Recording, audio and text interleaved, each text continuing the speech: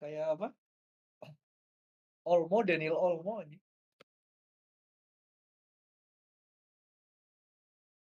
Source-nya dari mana nih? Bentar, guys. Sabar ya. Biar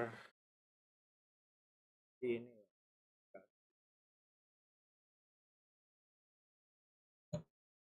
Source. Nah,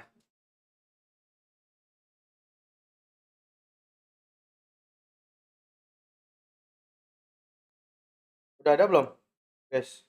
Tier 1. He walks into tier 1 range and aggroes from like far away. It's like there's a very small window where you can stop him from doing this. I would love to see some position 4/5 that is going to give them something to get out of the cogs. Snapfire is still available, so you can push him out of the cogs. Also potentially good against Hook, good against this member, so you're not taking the rot damage as well. Andalannya siapa? Rick. Yeah, are there any other supports that sort of do that? I do want to go back to the clock a little bit while we're thinking about that, because for me, I'm looking at the P-Vision bands. It's this Enigma and Lycan. And so then I had a question mark, is the Pudge potentially going somewhere else? Why are they so focused on taking out those two heroes? Is it a lead up protection to what they want? Or were they actually looking at this Pudge not necessarily having to be an offlane? Wah, ini andalan gua sih ini. I think if these two are supports, Clockwork and Pudge. Emang lo dukung apa, Fred? I guess mid Pudge is the idea. Like potentially, but I think they're just going to keep things. I mean, they must know something that we don't, you know. Yeah. But that's what I'm wondering. Like, we see it from Heroic very straightforward, just offlane, but P-Vision aren't necessarily showing that same sort of line of thinking. But either way, the snap does come out as well. Exactly what you're looking for, Lacoste, just something to help with those cogs.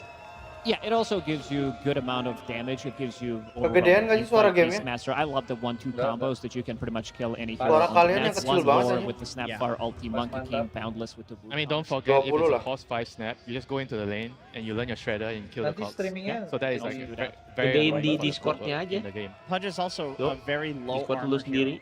So running into the lane and little shreddering him Kan at gua level 1 nontonnya is di pretty good. Have you seen itunya. the Blightstone build? I have seen the Blightstone build. I don't think it's that good. I feel like Little Shredder already does what you need it to do. I mean, the weird thing here, though, is like Pudge Clock is not going to be laning. That's why I'm not a huge fan of like the Monkey Kings and Undyings, these heroes that normally come in the melee offlaners.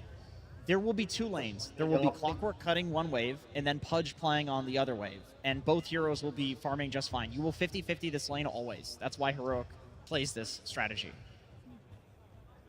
So I'm curious to see what P-Vision does. Like, I think that idea of like hard countering it with the Bane makes sense, or bringing a position forward that can help.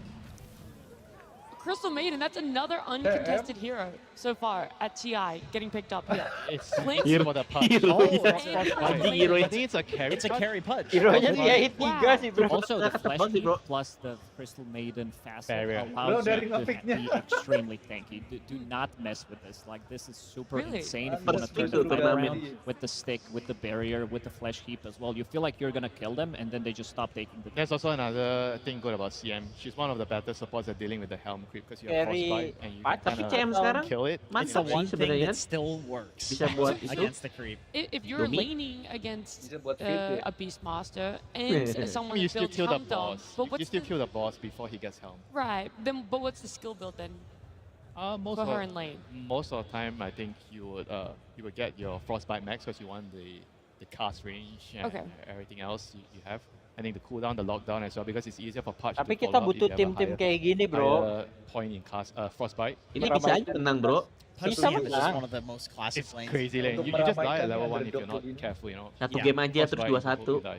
I love Pudge in the safe lane. I mean, I play at 5. I grief my games, but the tree spots that you can now hook into, you need like 2 trees to Quelling Blade to get out. Otherwise, you run through the tower. This is a very good Max-nya di layar ya. potentially Pudge carry. This is one of his worst matchups, you know. Lifestealer against Pudge. You can't really fight him because he does more damage, because you have a lot of HP. I mean, the only good thing about it is you can bite him during his rage, you know. Yeah, they have a couple of Emang BKB kalau first Mobile goals Legends turnamennya against the ada Life kedap Stealer, suaranya but gitu overall a juga good buat matchup. apa? Yeah. Pudge Core doesn't like to Baca, be bro, playing into open is some biar static damage, bacot-bacotan playing nih. into Ursa, playing into Kan Viper, layarnya playing cuma into 16 Life Stealer, these inci. type of heroes that can Ngapain? actually man fight him, and they're Nanti also going to be teriak-teriak Gak ada 16 anjing whether bro, this monkey 7 is gonna inch be anjing. played from the position 4 or the mid roll. It's still going to be 16. building into Diffusal Blade. 6,5 inci maksudnya Diffusal bro. Blade, and this is something that Pudge doesn't like to be playing into.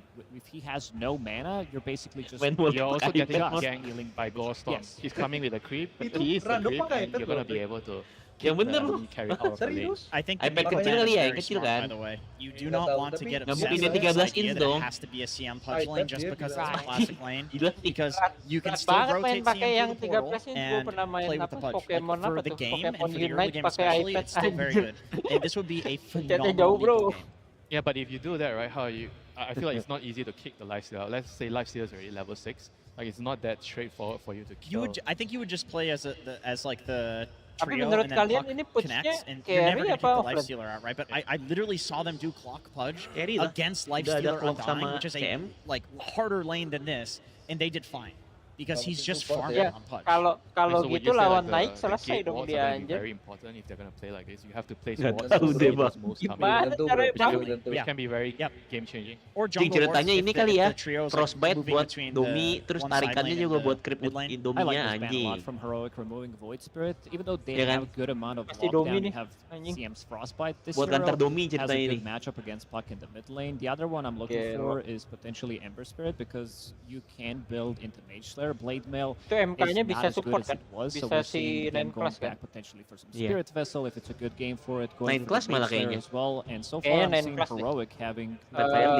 5. even though Pudge, if it's going to be Beastmaster core tengah. with the Rotten Core, he's still dealing good amount of right clicks, Yeah. but most of the damage is going to be magical. And by the way, the good shout on the Void MK Spirit mid ban. That movie. also means that they Enggak. think that it could be a monkey Itu I was mereka support. gonna nge-ban say, yang like, mid could mob. you not still move that monkey into? And it is a 9-class specialty hero Anjing, from tapi back mereka in the masih day. nge-ban Mipo I ya? don't think it's as good because the Simeon Stride, you need to level Berarti the takut jump carry-nya up to level 5 before you're takut getting put si the offline instant gitu? jumps. It's Iya. it's a lot worse, but I don't think 9 Bisa class jadi really pushnya cares about tengah, that sort of pucknya thing. offline kan? Kayaknya pernah deh. The thing is, they're gonna have Si to Heroic. reveal it, right? They're not gonna be able to have that flex. Is it a Monkey King mid? Is it a Monkey King 4? Let's go, Going into Heroic. this, they're kind of just gonna have the last pick and place their odds on exactly where they think the punch Hero is. terakhirnya aneh It's nih, still Mur. 2 carries that they're banning out, both Meepo and Terrorblade. I like Do Enggak you sih. guys like the Enggak sih, hero movie? terakhirnya nggak aneh, Movie? CM-nya carry kan? Class to Lucu play the sih. lane. Seems like a pretty decent. There's some good spells to Hero steal. terakhirnya siapa berarti ya? Offline Yeah, atau I like it. I pos? mean, Monkey versus Puck is Gak a jelas bro, hero-nya classic kayak matchup gitu. that I think Oh, bitch. no one in particular has done really well in. Oh, bener Nine berarti. and This is S. good. This is Nice something offlane. Position for Night Stalker? that NA team Eh? did use, Oh, and Huh? got banned a couple Iya, of berarti times best against bet it, I itu believe. apa? Night Stalker, like, Beastmaster tengah Puck berarti. doesn't get to play the game. It's Oh, a iya. very difficult matchup for him, forcing You have to buy B. by either Beastmaster BKB tengah. early on, Centaur 4-staff nih, does work, Centaur. but once you go in, like Centaur, yo. having a vision game, it also Heroic allows Centaur you to apa? have Lifestealer being Yes. inside of the Night Stalker. There's a lot of memes that you can actually do with the Snapfire, with the Aghanim Scepter, with the Infest, and then just spitting someone out, suddenly you have 2 heroes. Centaur We're gonna kucing. save that for the later stages, but I think overall this is a Udah very good melarikan Night Stalker diri. pick. Even though the Dari hero is lahir not the sama strongest right NS. now. Some sort of illusion hero would be Tapi so itu good here. jersey- Mukanya kayak Jersey-nya suram-suram ya, Still- Heroic ya. Okay, they go for Ursa. Ursa jing. Well, it makes more sense than why they did ban out Bentar that Meepo dulu, and that berarti Terrorblade offline towards itu. the end, wanting to lead into Pos 4 clock tuh, a 5 mid beast and ECM. an offlane. Tengah Night Pak. Nggak Stalker tahu actually putsnya was mau di what it atas is. apa di So bawahnya. that's the change of Oh, the iya, Puck, offline and the and 9 class puts loh. is still just going to stick Oh iya, to that Whisper. Monkey King for himself. And then Yuma having the Ursa last pick. Yeah, it's a very good carry to Good carry choice, matchup against the life Ursa. stealer. Yeah. I kind of Buat like it, and lawan it's also good against the beast in the lane and in the game. Bro, And I feel like itu overall, jersey-nya I'm not si so sure about the Parivision Night kayak Stalker. I know the montir, Night bro. Stalker has Liatin, his bro. play here against with the silence against the puck, but can he secure Puts Beastmaster? offline anjing, And he's gimana not nih, an bro? offlane Beastmaster. It is It's a mid beast. it's a mid beast. Heroic, So bro. it's going to be Udah support. kayak memer sih anjing. Again, we're Menang nih seeing heroic, bro. DM, he gets his lane griefed. Monkey King, Yeah, a double melee against Ursa and CM just doesn't sound that fun. Terus Even though Nightstick apa? Putsnya diketemuin sama Knights gitu, sama Snapfire. Facet, he does put a lot of pressure, very difficult to catch. Rata, because of the anjing. extra movement speed. Suruh main mole aja lah tuh well. si anak-anak. Want to see the lane shenanigans, I think, in this one. I don't think you can just straight up fight it 1v1. Yeah, the gate gangs are going to be very crucial Apa to Puts yang watch di bawah who ya can ditukar ya? stabilize the lane. I think Carry-nya it's di probably atas. more important for Heroic to get a I good agree. start and try to snowball with their heroes. Malana Whereas for lawan Puts di Paravision, they bawah. just want to like get the levels and try to play a slower game. nggak ngerti, And bro, eventually ini they're udah going to aneh have that banget sih dia overwhelming orang. vision to win the team Iya fights. kayaknya loh. Okay, well, it's that offlane Pudge, and I know you love Ursa Pudge, Hank, ditemuin so I'm sama gonna give Knights you a little ini bit di of time to atas. talk about it on the side of Heroic. Which set he's gonna use? That's what matters on. I can see on my screen here which set he's using. That's cheating. You can't do that.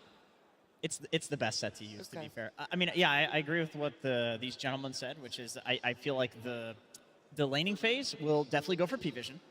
They're Kalau going to nggak win rusak that. anjing. But then after Ditemuin that, Knights. like after the 5-minute mark, once the lanes start breaking down, then we're going to look at this trio. We're going to look at Whisper, the Clockwork, the Puck, running around, CM going through the portal, and see if they can get kills in those moments. Like, this is how Heroic makes Kostum nih space for orang, you. bro. Pakainya Mario Right. Bros. Look, I was checking behind my shoulder because I already saw Slacks with one coach, and I was wondering why we weren't hearing from him, and that's because Slacks has both coaches. Absolutely, absolutely, my friends. I have brought the two biggest brains in Brazil here to fight it out. I dubbed this segment the US East server. Ladies and gentlemen, welcome, welcome. Now, you were having a conversation before the camera came on. What did you say to this man? I asked how spicy would the interview be. How spicy will the interview be? No, not too spicy, not too spicy. But let's go ahead and ask, Belum juga nih. why did you give them their iconic Pudge? Nih, udah mulai, Dok. Pretty risky stuff. I full respect Ya, them. jersinya So kayak the best montir way ya, to lu show lihat deh. respect is giving Jersinya them kayak the apa? best strat and beating it. Montir, bro. Montir. Yang mana nih? Yang kanan kiri? Spicy. Yang hitam. All right, last one, Yang last kanan one. And it juga, works for him. kayak You know, bocah a lot of 100% SMP. hero. Snapfire, Kalau yang you know, kanan the, dia the kayak Monkey kayak King. What do you think? seragam I penjaskes, bro. think we should give them the best strategy and beat it, you know? Okay, all right, gentlemen, give yourself a handshake here before we get into it. Let's get into this match between these very good friends and these two fantastic teams. Harusnya sih Putsi ditemuin sama NS ya solo ya, bro. Kalau nggak rusak anjing. Heroic. What a way to start the draft, Perfect. right? We get the Pudge coming through. I mean, there was no way they weren't going to do this, right? When you saw what they were able to do during the road to TI, you got to go with these Pudges and these clocks. The question is, are P-Vision going to be able to deal with it here on the main stage? That's the question, right? Because I think Schofield, for time and time again, especially at internationals, he has broken ankles. Even at other tournaments, of course, too, but he's playing his signature and a ton of signature heroes as we do see across the board. Master tiers, Ini paus apa? grandmasters all over the place. This will be an absolute treat, as we do see Kenapa sih? pointed out by our beautiful observer right there. Ya, Yeah, nggak tahu, bro. this has so much excitement in it because there's some heroes that maybe were not really countered so much, right? The Puck, limited disables on one side. They clean up the Yeah. draft with the Night Stalker at the end on the side of P-Vision to just have that type of lockdown. And this long silence could definitely be pretty disruptive. It's something that even Ursa doesn't like to play against at times. Yes, the lane for the Ursa with the CM looks fantastic, but as we've seen sometimes, lanes can be broken very early on. 9 Class has shown it, Schofield has shown it, that they just go through portals, they make all these crazy types of moves. So yeah, we're in for a treat. This early game is going to YouTube aja kalau nggak, Dok. YouTube aja. Iya, YouTube lebih lancar sih biasanya. YouTube lebih lancar biasanya. I mean, it's kind of a good matchup for them, though, because this is a team YouTube-nya that yang likes to mana nih? cause Ya, kalau chaos, likes to cobainnya make a nggak team make apa-apa. mistakes. And yeah, when you have Pudge, this type of hero in particular can cause mistakes. You get hooked past position. Some really cool stuff that we could have coming in as And what do you sort of make of the last pick from Coba Heroic lihat going YouTube-nya. for the Ursa to close this overall draft up? Comfort hero, obviously, for the side of Yuma, but it's a core-to-core matchup that they wanted. Because I was debating a couple other Ini heroes that apa? would be good for the 68.000 game, ya? perhaps, but I think they wanted something in particular that deals with Satanic. Because looking at the other 4 heroes, yeah, you have the bite that goes through, you have the clockwork hook shot that goes through that rage in particular. Really cool stuff that we could have coming in as And what do you sort of make of the last pick from Heroic going for the Ursa to close this overall draft up? Comfort hero, obviously, for the side of Yuma, but it's a core-to-core matchup that they wanted. Because I was debating a couple other heroes that would be good Ngaruh for nggak the sih nih? game, perhaps, but I think debating a couple other heroes Ya, that would ini be aja good for tuh, the game, jelas, perhaps, but mantap. I think they wanted something in particular that deals with Satanic. Because looking at the other 4 heroes, yeah, you have the bite that goes through, you have the clockwork hook shot that goes through that rage in particular, but you want somebody that can stand Yang rusak punya siapa sih? TV apa Heroic-nya? these heroes just don't match that core-to-core matchup the same. So I think they just want him to be able to Apa? scale. Yang lagi pause siapa? Talking about the bites, talking about the Wah, support, nggak so getting tahu. Crystal Maiden coming in. We didn't see this hero at all during the Road to the International. It's definitely not a rarity in pubs, right? This hero is played. Why was it not picked up until this point, and why do you think Heroic have gone with it here? To be honest, I can't give you a direct answer of why it wasn't picked up in particular, but in this game, you have great setup. It's a great lane as well, too, if you know that you're going to be playing versus something like a double melee. And I think I've seen a lot of games, Kalau main especially gambar-gambaran lihat tuh it's a anjing. double melee off lane. Yeah, they're going to creep pull, they're going to do some shenanigans, right? But Tuh at lihat. some point, CM is very good versus most double melee lanes, especially with an Ursa. So. Kita lah bro. So you think that Heroic, they do Anjing bagusnya kan tuh jadi sinar ya bro. match the pressure that P-Vision will put on during the laning stage, Bisa or betul. kind of heroes to heroes, it will still be tough overall? I absolutely think they can. Yeah, in just this top lane, I want to say that the lifesteal and the snap should come out advantageous, but I've seen Heroic play almost versus the same lane and came out ahead with the Pudge in the past. So yeah, curious to see how these lanes are going to be played. As we have an extensive pause we got. Yeah, because I guess that's because when we talk about the snap being in that lane and trying to deal with this kind of these Schofield clock movements, it is. Kalau menurut gue yang udah ngepick Beastmaster pasti menang gak sih? Or you just trying to focus on fully punishing the Kenapa? when they're left. Yang pick Beastmaster pasti menang gak They sih? mentioned something on the panel there. I don't remember who it actually was, but you Terlalu control the kuat, clocks, bro, so you can do Beastmaster. some little things to disrupt this clockwork. The cookie's not. Tapi ada Ursa juga ya. But there are ways that you can play around it. I think Ini kita satu suara semua kan? PV semua kan? Get a good position to pressure. Timur Heroic sih. That snap is. Gue PV. Did we see what was going on? Wah, Okay. kayak gue tadi gue sendirian ngepick Tundra. Some final things are lined up in the booth, making sure all players Menang are tapi ready ini to bro. roll. Something I'm looking Berarti yang lain kalah dong. I mean, we're likely to have some Yeah. dominators, of course, in this game. At least 2, potentially even 3, because we do know 9 class likes to build it. But Heroic, they don't have a dominator. Mereka nggak mungkin mati lampu ya di sana ya. They don't need no dominators. No, so maybe some of the victories Kalau they mati had, lampu ya nggak bisa definitely streaming. a lot of the wins that they Lep were getting tiba-tiba towards that second half of the Road to the end International stream really gitu. started to hit this Mati win lampu. streak. They were just doing it with kind of just raw chaos. Exactly. And especially around these 2 heroes, of course, that they have opened up the draft. So this sort of game 1 as well, it's going to be very much a test or a showing from them whether other teams and if P-Vision down the line in the draft in this series need to make sure that they don't let this kind of punch get through as the first 2. If Heroic can get this game 1 win, they're definitely going to have a lot of implications in how P-Vision is going to have to start their draft in game 2 against them. Absolutely. I'm so glad that we actually did get. I knew we were going to get it, right? The double coaches down there, they're such good friends. I think this is going to be a really interesting kind of thing that maybe dictates how the rest of the drafts are going to go for this series in particular. Because they might just give them everything. Both sides might just go, you know what?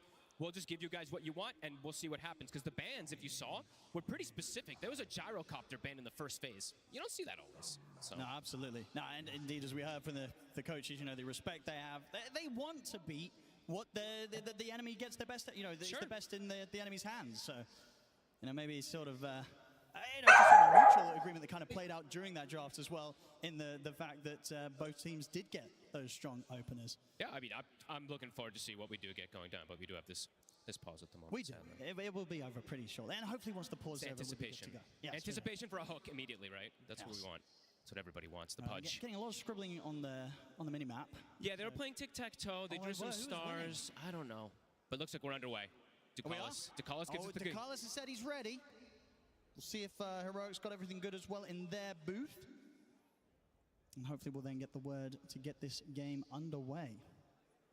But one thing for sure, I don't think this is going to be a game that's going to have a pretty slow opening 20 minutes, right? No, I don't think this series will, period, right? No. These 2 teams are definitely going to be looking to run at each other. Heroic maybe more so than P-Vision, who does like to play, as you mentioned, more about the vision, controlling the map. But let's go. Right, we're underway. Thank you very much for your patience, ladies and gentlemen. We're ready to get on with the action here between Heroic and P-Vision. And action we should definitely be getting. And look at this. P-Vision, they want to secure that lane in particular, right? They don't want Schofield to do his little put a sentry to make the lane meet at a weird position, get the cogs down to mess with things. So they're trying to protect their jungle as much as possible here to prevent these type of moves and maybe an early hook, right? So you see P-Vision, they will back away. Heroic places a deep early ward, and we are underway. P-Vision holding back, but still under the cover of smoke. Still difficult, really, for them to approach and try and make a play into this. So yeah, purely defensive. So making sure they don't get tripped up by Heroic as the lanes do set up. See, if Heroic wants to stick a third hero just for the start of the lane, since they do have that CM Pudge combo, they could trip them up to potentially go for that quick early first blood. That's true. Yeah, there's definitely a first blood chance. Play could be pretty tasty and a very good thing to go for, especially here on the main stage. Now, if you could start to shake up the enemy early, you could start to tilt them a little bit. Yeah, look, let's see the positioning. Schofield, he's doing what he does. He's going to immediately run in, put the cogs down, or just body block the wave until the cogs get closer. And that lane positioning, it's going to be, yeah, exactly where they ideally would want it. Let's see if Satanic catches the wave. We do see this combo is up here. Yeah, let's see. See if Satanic's ready for this. Heroic getting ready just in case Satanic steps out a little too far. They're going to go for the hook. They're going to be able to grab him away from the creep wave. They'll get him caught in the cogs. They'll have to skill the level 1 rage to back up. So no kill to be found, but a decent bit of damage there from that early setup. And an early aggressive poke from Heroic, showing that Satanic's got to be on his toes. And then we do see Dakalis does what we were mentioning, right? With the panel. Oh, Beastmaster mid, guys. So get that little shredder early so you can either kill the cogs or just be able to harass a hero like Pudge, who's 2 armor, super low arm in this hero. So we'll be able to attempt to counteract these moves. Now let's see how well he does. Because I feel like even in some of the lanes where you expect Whisper's Pudge to get punished, he ends up coming out insanely far. He does. So very, very comfortable on this hero in this position. Yeah, and let's see how many, I'm going to keep watching how many cogs they do kill, because, yeah, Schofield, he's going to be doing his annoyance. Gila itu bawahnya mahal banget tuh ya, Satanic ya. Gila sih, atasnya ditemuin tetap aman nice anjing. Pretty free time up here, unless some crazy stuff happens from Schofield and Whisper. And looking at the other lanes, Gak creeping nih Bang Le. it's similar, right? P-Vision does have very strong setup for the lanes. The mid Beastmaster versus the Puck is very, very strong matchup. The bottom lane is the one that can be a bit different, where the Ursa and the CM can take advantage. So 2 lanes that do look quite strong for the side of P-Vision at the start. I mean, and sort of take advantage to the point where is there kind of sort of a stage in this bottom lane where the Ursa CM can get kills? Oh, absolutely. Anytime that they do see a misposition, misstep there from DM, they could look for it. Same thing from 9 Class, but 9 Class also can do some pretty annoying stuff, as we've seen from him on this Monkey King, of going through the portal, bringing numbers to an area that is not as expected. So this mid lane, I've seen the Beast most of the time come out ahead, but also these Pucks usually don't fall that behind anymore in a lot of these matchups that they used to struggle, like the Earthshaker versus Puck matchup, which used to be a hard one. Now these Pucks just do fine because of curveball. So we'll see how no one does in this matchup with Analog.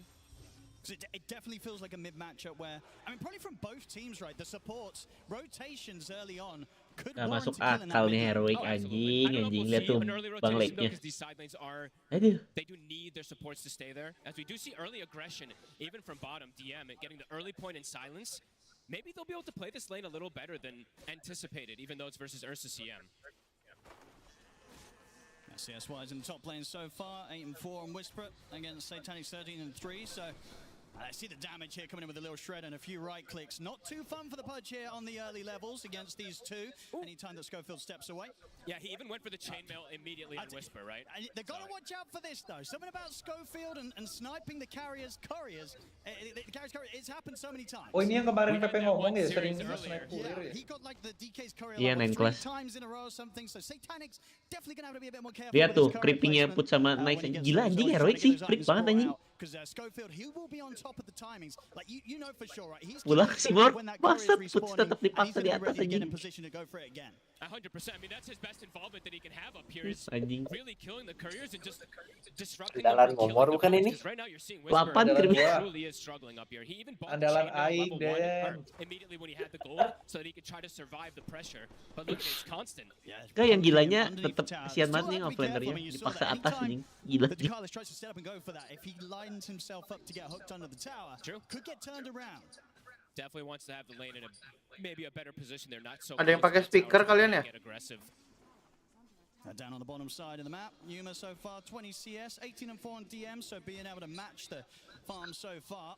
Oh ya, bocor ya? On this bottom lane, and yeah, Kecil doang sih, tapi is having tetap a slightly tougher masuk. time top, but as expected. To be expected, exactly. So mid Analog is handling his own 22-3 to the 26. A couple extra denies on no one, but Look at this seems to be damage, doing it just gets fine. harder now though. I mean, no one just stepping up and just absolutely beating the hell out of this puck. TPs are coming in. He's going pretty deep, no one. No one is very deep. It's taken a lot of tower hits as well. He went for the dive. Is he going to be able to get away? There's going to be the all back up in a couple of seconds.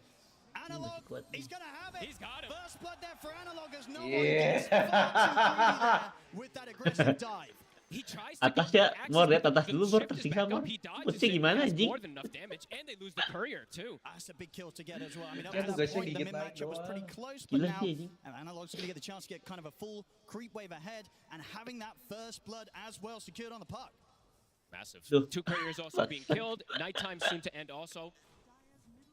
So DM, the bottom lane, will become much more difficult for him now as immediately they go aggro on this Night Stalker as the daytime hits. Oh, the swipes are stacking up. He will be able to push him back momentarily there with an Ironwood branch placement. So That was a really nice branch. nice little moves there from DM to stop Yuma from getting a couple more hits in and kind of give him a chance to break away from that blood grenade that was thrown out.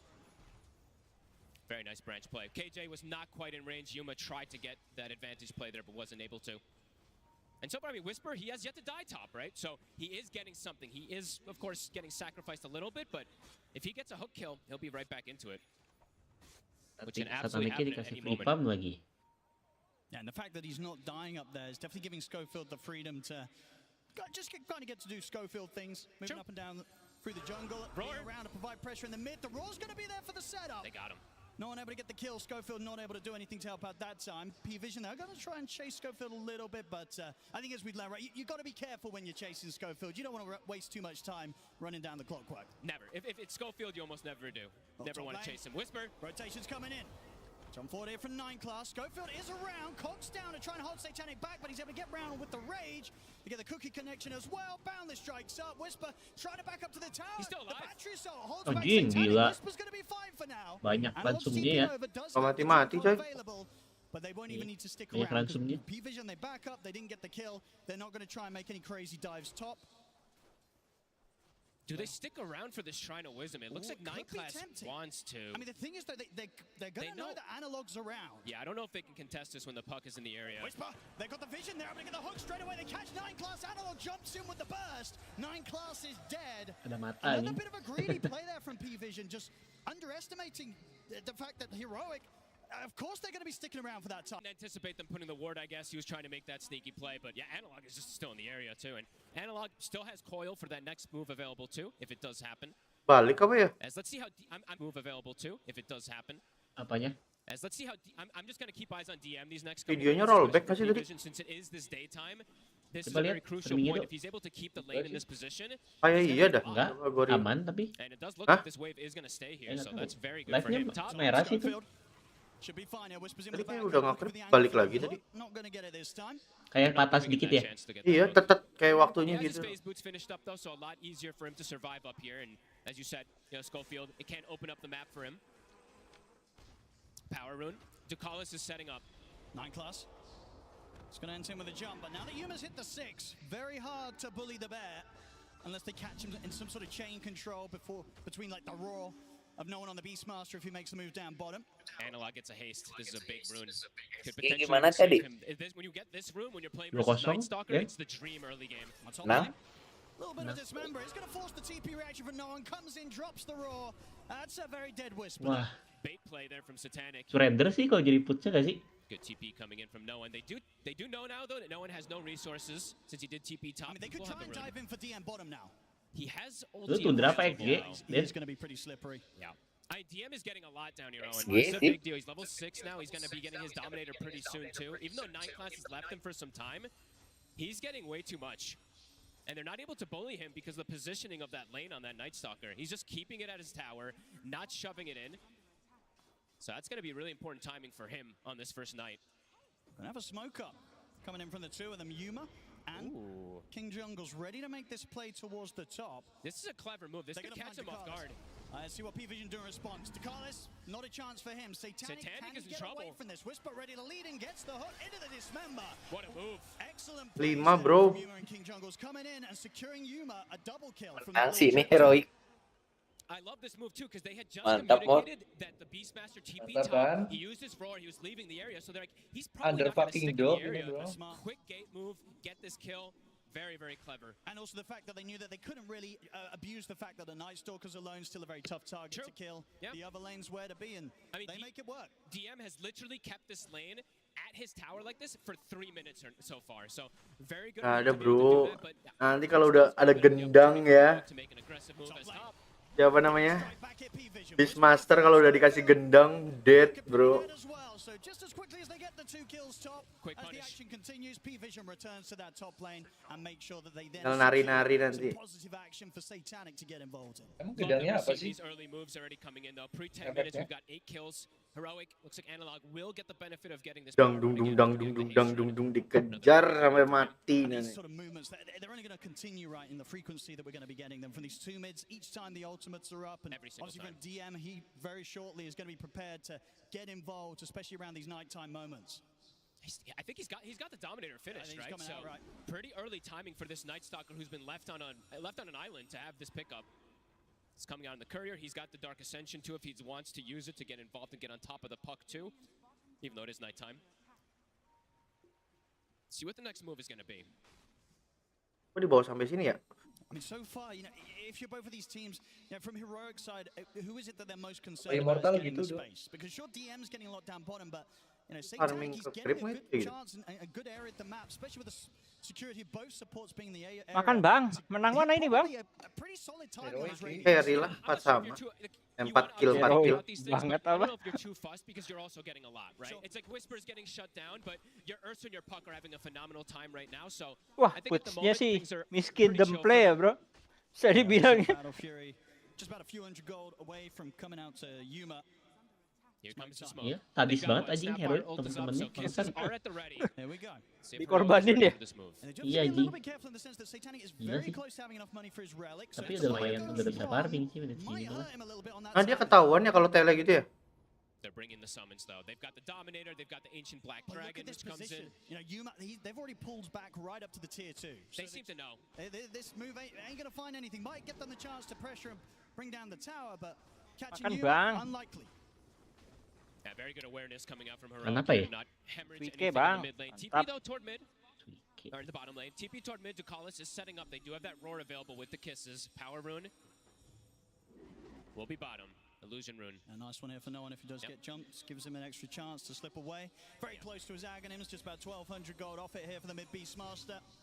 How's Top net worth right now. How's the stacks from both sides? I feel like it's been fairly even. I actually don't know if we did get a counter for that, but maybe a couple more on the side of Heroic. This is a tech that I've seen only Heroic do because they're the only ones picking Pudge, but we've seen this a couple times now. They do this, smoke at the scene with the Pudge to be able to farm the Ancients freely to get him a better timing. So that's pretty nice, yeah. It'll help his game. Super safe. He was struggling, he'll need that. So that will get him toward it. He will have at least one component of the Aghanims, but slowed down a fair bit anyway, still on Whisper.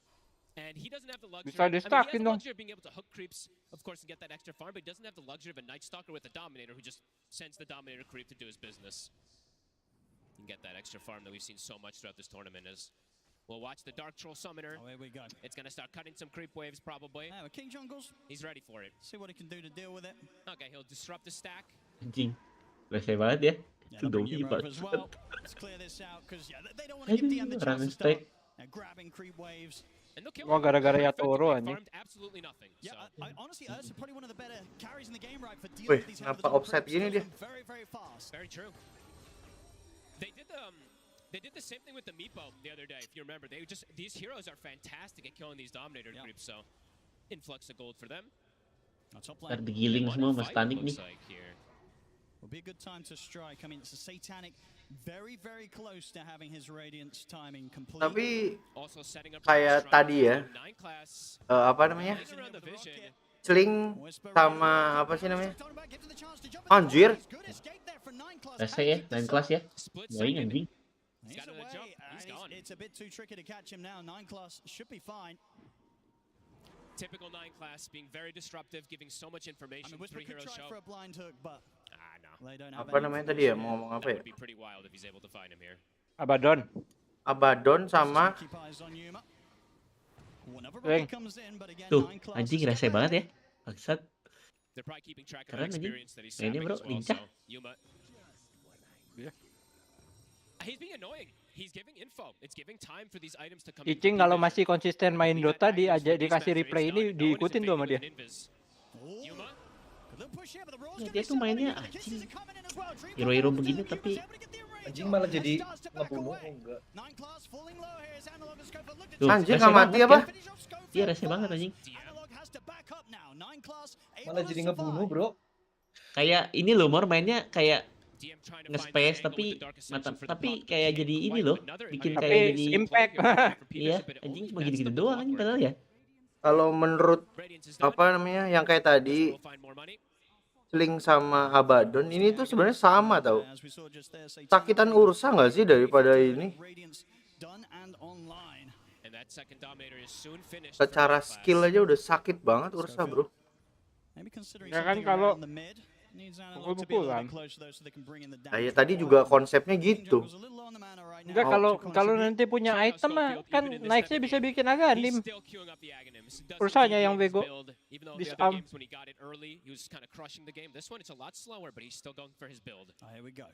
Gua pegang heroic sih. Harusnya ini PV udah ngebantai dengan hero-nya tapi masih 5 sama, bro. It's been hit by a scan, so P-Vision know what's coming. Can Heroic really still stand a chance of catching them by surprise here? The rocket for Vision. It's going to give the Can Whisper line up the hook. Ooh, not quite. But the Cloud does connect before the cookie jumps there. Hook shot comes in as well, but it's deep. Backup's coming in. Support banget apa semuanya. Destroyed Ducalis, but the TPs from P-Vision continue to come through. They're ready to turn. Boundless strike on a King Jungle. Satanic moves in to kill off the CM as they're ready to see if they can maybe catch. Kadang pada gitu kayaknya takut daripada apa pasti temennya bantuin soalnya. Daganim bro ya udah permainan gendang udah dangdung. Yeah, pretty hard to push Satanic and no one off the tower, especially with some of the ults expended by Heroic. And they had to use so much to get the snap. Satanic apa itu? As Ducalis. Tadi dong. Another one there. Finds Schofield alone up top. He's got the burst to do it solo. Wait, got him by himself. Look at that. Maybe a Dominator creep also assisted, but either way, able to find that grab. As yeah, we did see the creep. Iya lo. Kan? Pedihnya Ursa ini. Instan banget ya. So close. As close as it gets really. Loh, Monkey-nya juga Domi. When you look at P-Vision's heroes, they've got a good ways to kind of get Satanic on the lifestealer onto the front lines, and Heroic, obviously with his blink dagger, Ursa, Yuma, any sort of fight that happens. Oke guys, gue beli rokok dulu. That's going to be set up by this bug analog with Dream Coil. Yuma's going to want to make sure he's there. Now we'll see how the economy game goes, right? Masa bot anjing. Heroic playing a more honest approach toward the game, no dominators. Belum datang ternyata udutnya. Bisa buat. Ya pamat ada sekarang dong. Iya, gue mau ke Tidak ada antibakteri yang gimmick.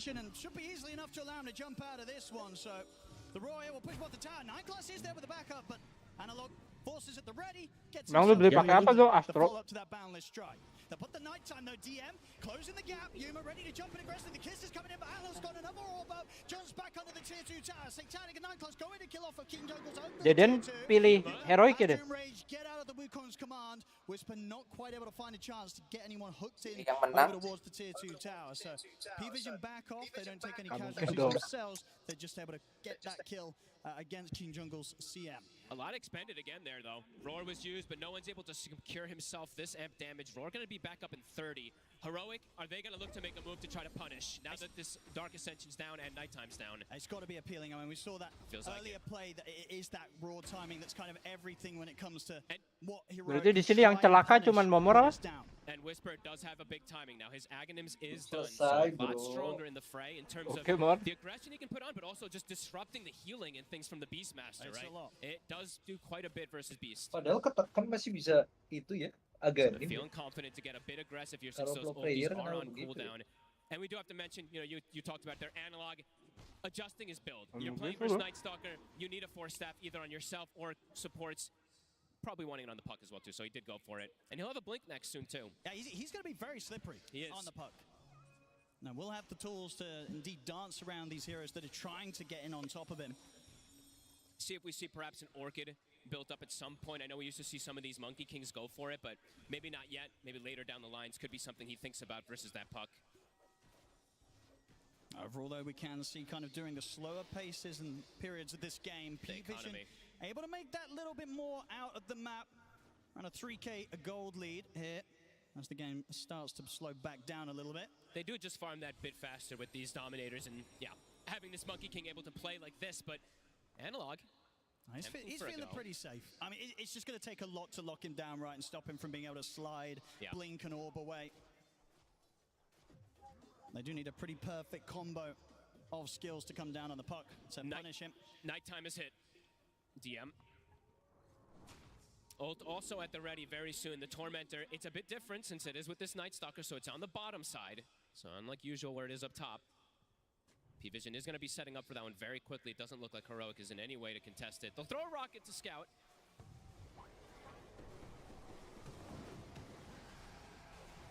We'll see the shard. Who gets it? It's going to go the way of DM. That's a really nice one to get for free. Bisa DM yang dapat. They'll make something happen elsewhere, though. Into the pit. Drop the freezing field as well. They need to speed this up. I think so as well. I was about to say they might want to use every spell as possible that they can to damage it. Looks like they should get away with it. Yeah, P-Vision, they do smoke up now, but it's a little too late, Roshan. It's going to all be Heroic. Streamer's going to have that Aegis secured for the next play. So, P-Vision, they get a Tormentor, they get a Shard, but Heroic do manage to find that timing to get the Ursa in the pit and secure that second life. Balance in all things. No one, a full BKB finished up now for this Beastmaster. He is going to be very difficult to bring down. Even though they have BKB piercing disables, the damage, unless the Ursa gets the fully free hit onto him, could be problematic now to deal with this Beast early. But could just be a bit of a slowdown time. Both teams might be content with sitting back, finishing up that next item. Yuma in particular, his BKB. Yeah, it's going to be so important just to be able to give him the chance to run in and not worry about having the silence come into play. Heroic. Getting that Heroic. DM is the big nuisance for sure versus that puck and the Ursa. They have to be very Gak mending main aja in nih. terms of this game. I'm wondering if Analog even at some point does pivot toward a BKB. Sure, not yet. Gak seru sih. One of the next items, even though we don't see it too often on the puck. Depending on how he gets tripped up from the Night Stalker, we'll have to see if he does want to adapt. Nggak ada yang apa?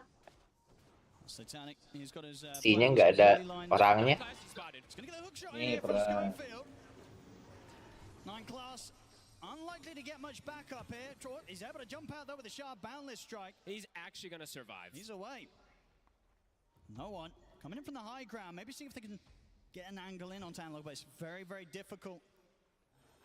Analog at the ready, and Yuma. He's going to be around the mid, ready to grab that bottle and hold on to this amplified damage room for the next team fight play that they'll look for. And you'd imagine Heroic, they're going to want to do something. Whisper, looking for the setup on a DM. DM popping the ult off onto the side of the map. He's going to be able to sneak away. Nothing they can do about that right now whilst the hook shot's still on cooldown from Schofield. So DM will get away. But yeah, there's 3 minutes of opportunity really for Yuma to try and force a play with the rest of the team. And you can see how aggressive he is. He's ready to try and find some action. With the BKB, Amplified Damage Rune, and the Aegis, I mean, P-Vision, they've got to be prepared for this aggression that Heroic's going to be looking for. They just have so much info getters, right? We see the Night Stalker and the Monkey King just constantly getting information. Again, they see Heroic. Whisper, some of the blink. He's only going to find the helm of the Dom creep. So they avoid the smoke immediately. Just from that little play there from the Night Stalker. Able to gather that information, as you see time and time again. I see Yuma there as well. Was maybe seeing if he could find the chance to get the solo catch on Ducalis, but Ducalis headed elsewhere. P-Vision's just avoiding until they get these timings. And they're getting a lot of the timings. The gold lead increasing with every moment here for P-Vision. Up to now 7K. Gold lead here, 23 minutes in. Heroic, they're desperate for blood, but P-Vision just aren't giving it to them. Just avoiding every single time. Satanic. SNY is now finished up too, so he's got that status resistance versus that bite in particular. So a lot safer for him to survive. Now Blink also for no one, so easier for him to pick and choose his target for the roar. P-Vision is slowing the game down into a more and more comfortable position to be able to fight versus Aegis. They're very strong in team fights. Nightglass. He is able to grab him off the trees. Has to dismember. It's going to be enough for slowing him down in the rot. So a little bit of action. The Heroics have to get back on the table there as 9 class gets caught out. It's been a long time since they've found a kill. It's just been avoidance from P-Vision. But look at the Dark Troll Summoner. 9 class dies, but so he lives on. Parivision. Yeah. And there's another one right above it, by the way, too, cutting the next wave that maybe was getting through. Let's see what Heroic do about this. They're trying to hunt them. I mean, what do you do if you're Heroic in this situation? You know, you want to find the fighting, you want to kind of get this action going, but P-Vision are just not letting themselves sort of trip up. That's a good question. You might have to start looking to play the economy game yourself, or just maybe go for more crazy type of plays for it, but that's a risky play. Going for such aggressive dives when you know the P-Vision's playing on this defensive footing. It's dangerous. Ya, Bang. Anjir, masih berani. Berani lah. Ricky belum 2 kintal mah gas terus. Malam-malam lagi ya. Itu cuma mitos, Bang Le. Kalau dari pagi dia gak makan ya nggak apa-apa lah, makan malam, Bang Le. Kalian udah satu rice cooker kan? Tadi Ricky nambah 3 kali. Makannya lauknya Indomie. Indomie lagi lauknya anjing. Tidak relevan berarti sih maksudnya waktu makan.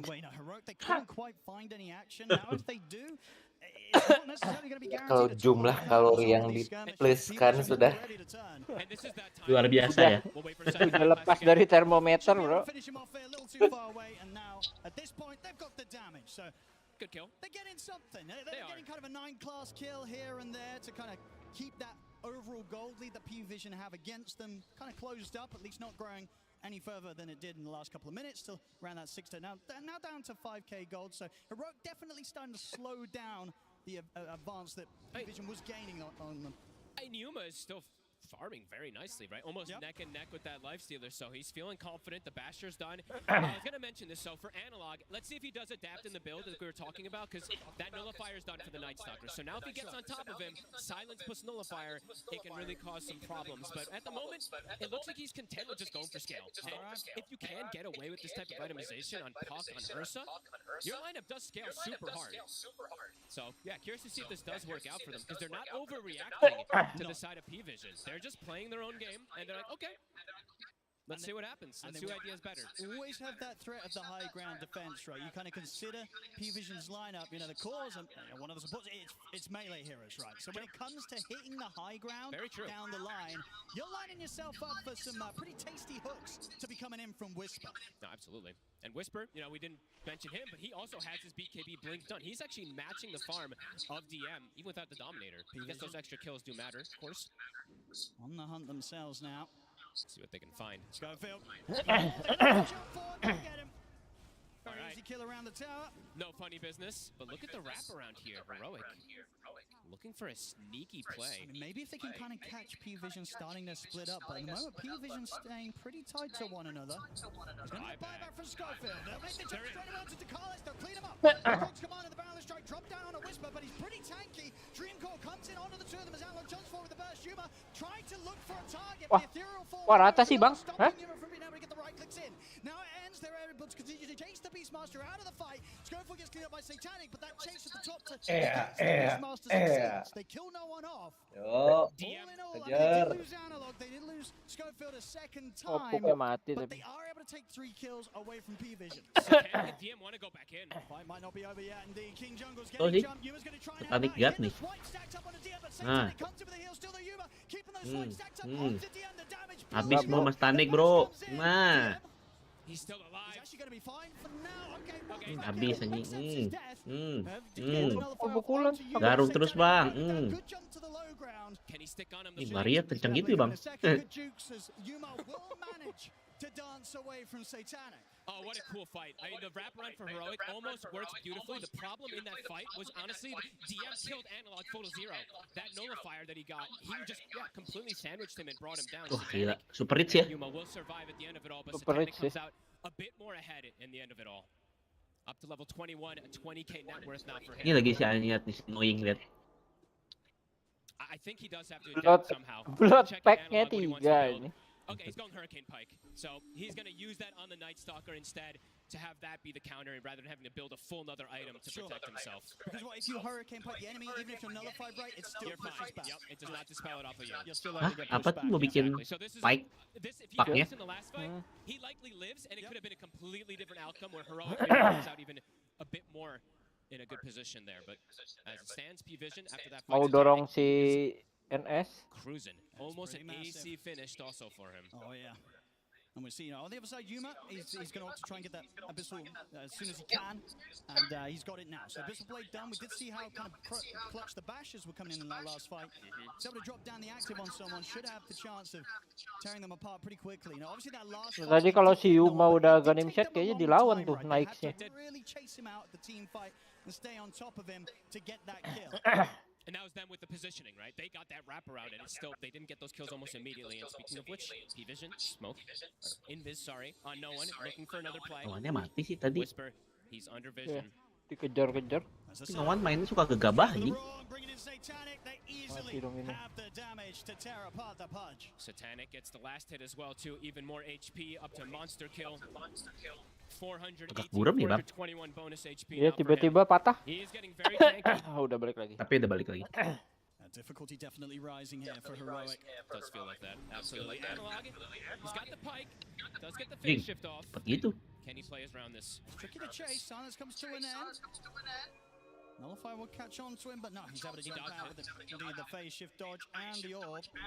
9 class is sweeping across, so Analog has to continue to play on his toes here because they're on the jump. The silence is back up. They get the jump on him, and this time Di mana-mana anjing musuhnya. Dikejar 4, 2 Rosan lagi. Oh, udah kelar si Heroic. They really are about 500 gold away from that AC now. Mulai acak adul ya, bro. They bought him a gem earlier too after that last fight. He's always in a good position to know if anyone is stalking him. Schofield.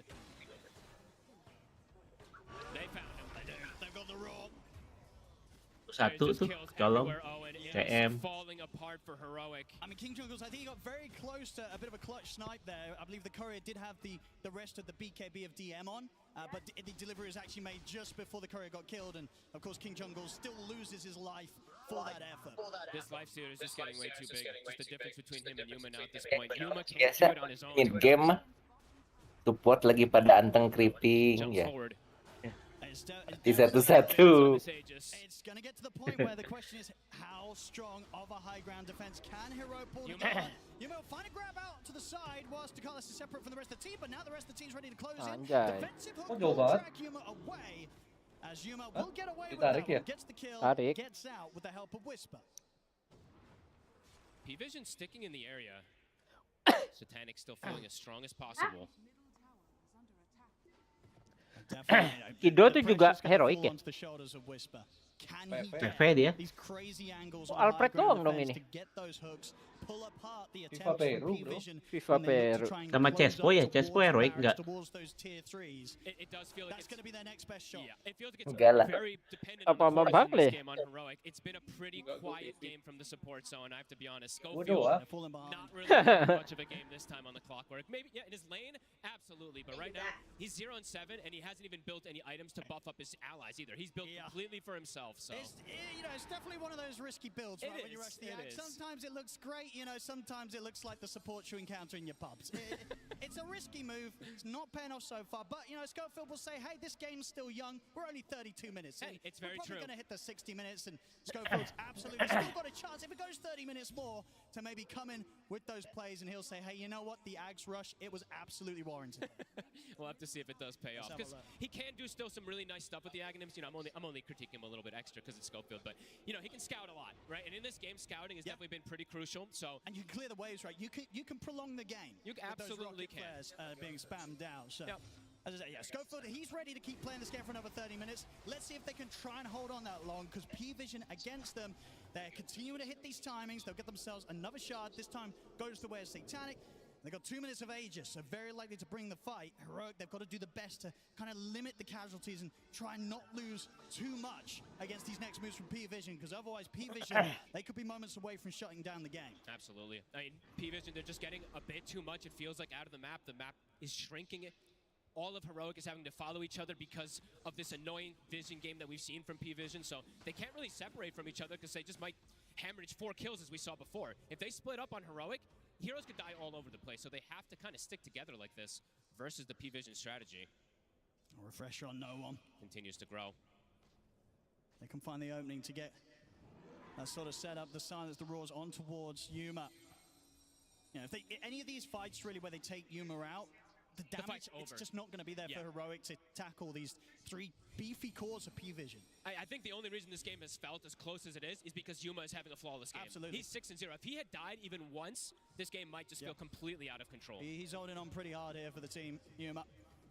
Another amp damage to spawn Satanic. Bang. Waiting at the bottle at the ready. Bang. He's gonna pick it up. Bang, double damage bang. So 1 minute left on this Hades that he wants to use this amp damage with. He wants to get in. 2 kali hit ini CM-nya Right bang. in there. So start to bring in the mid push. What's the response gonna be?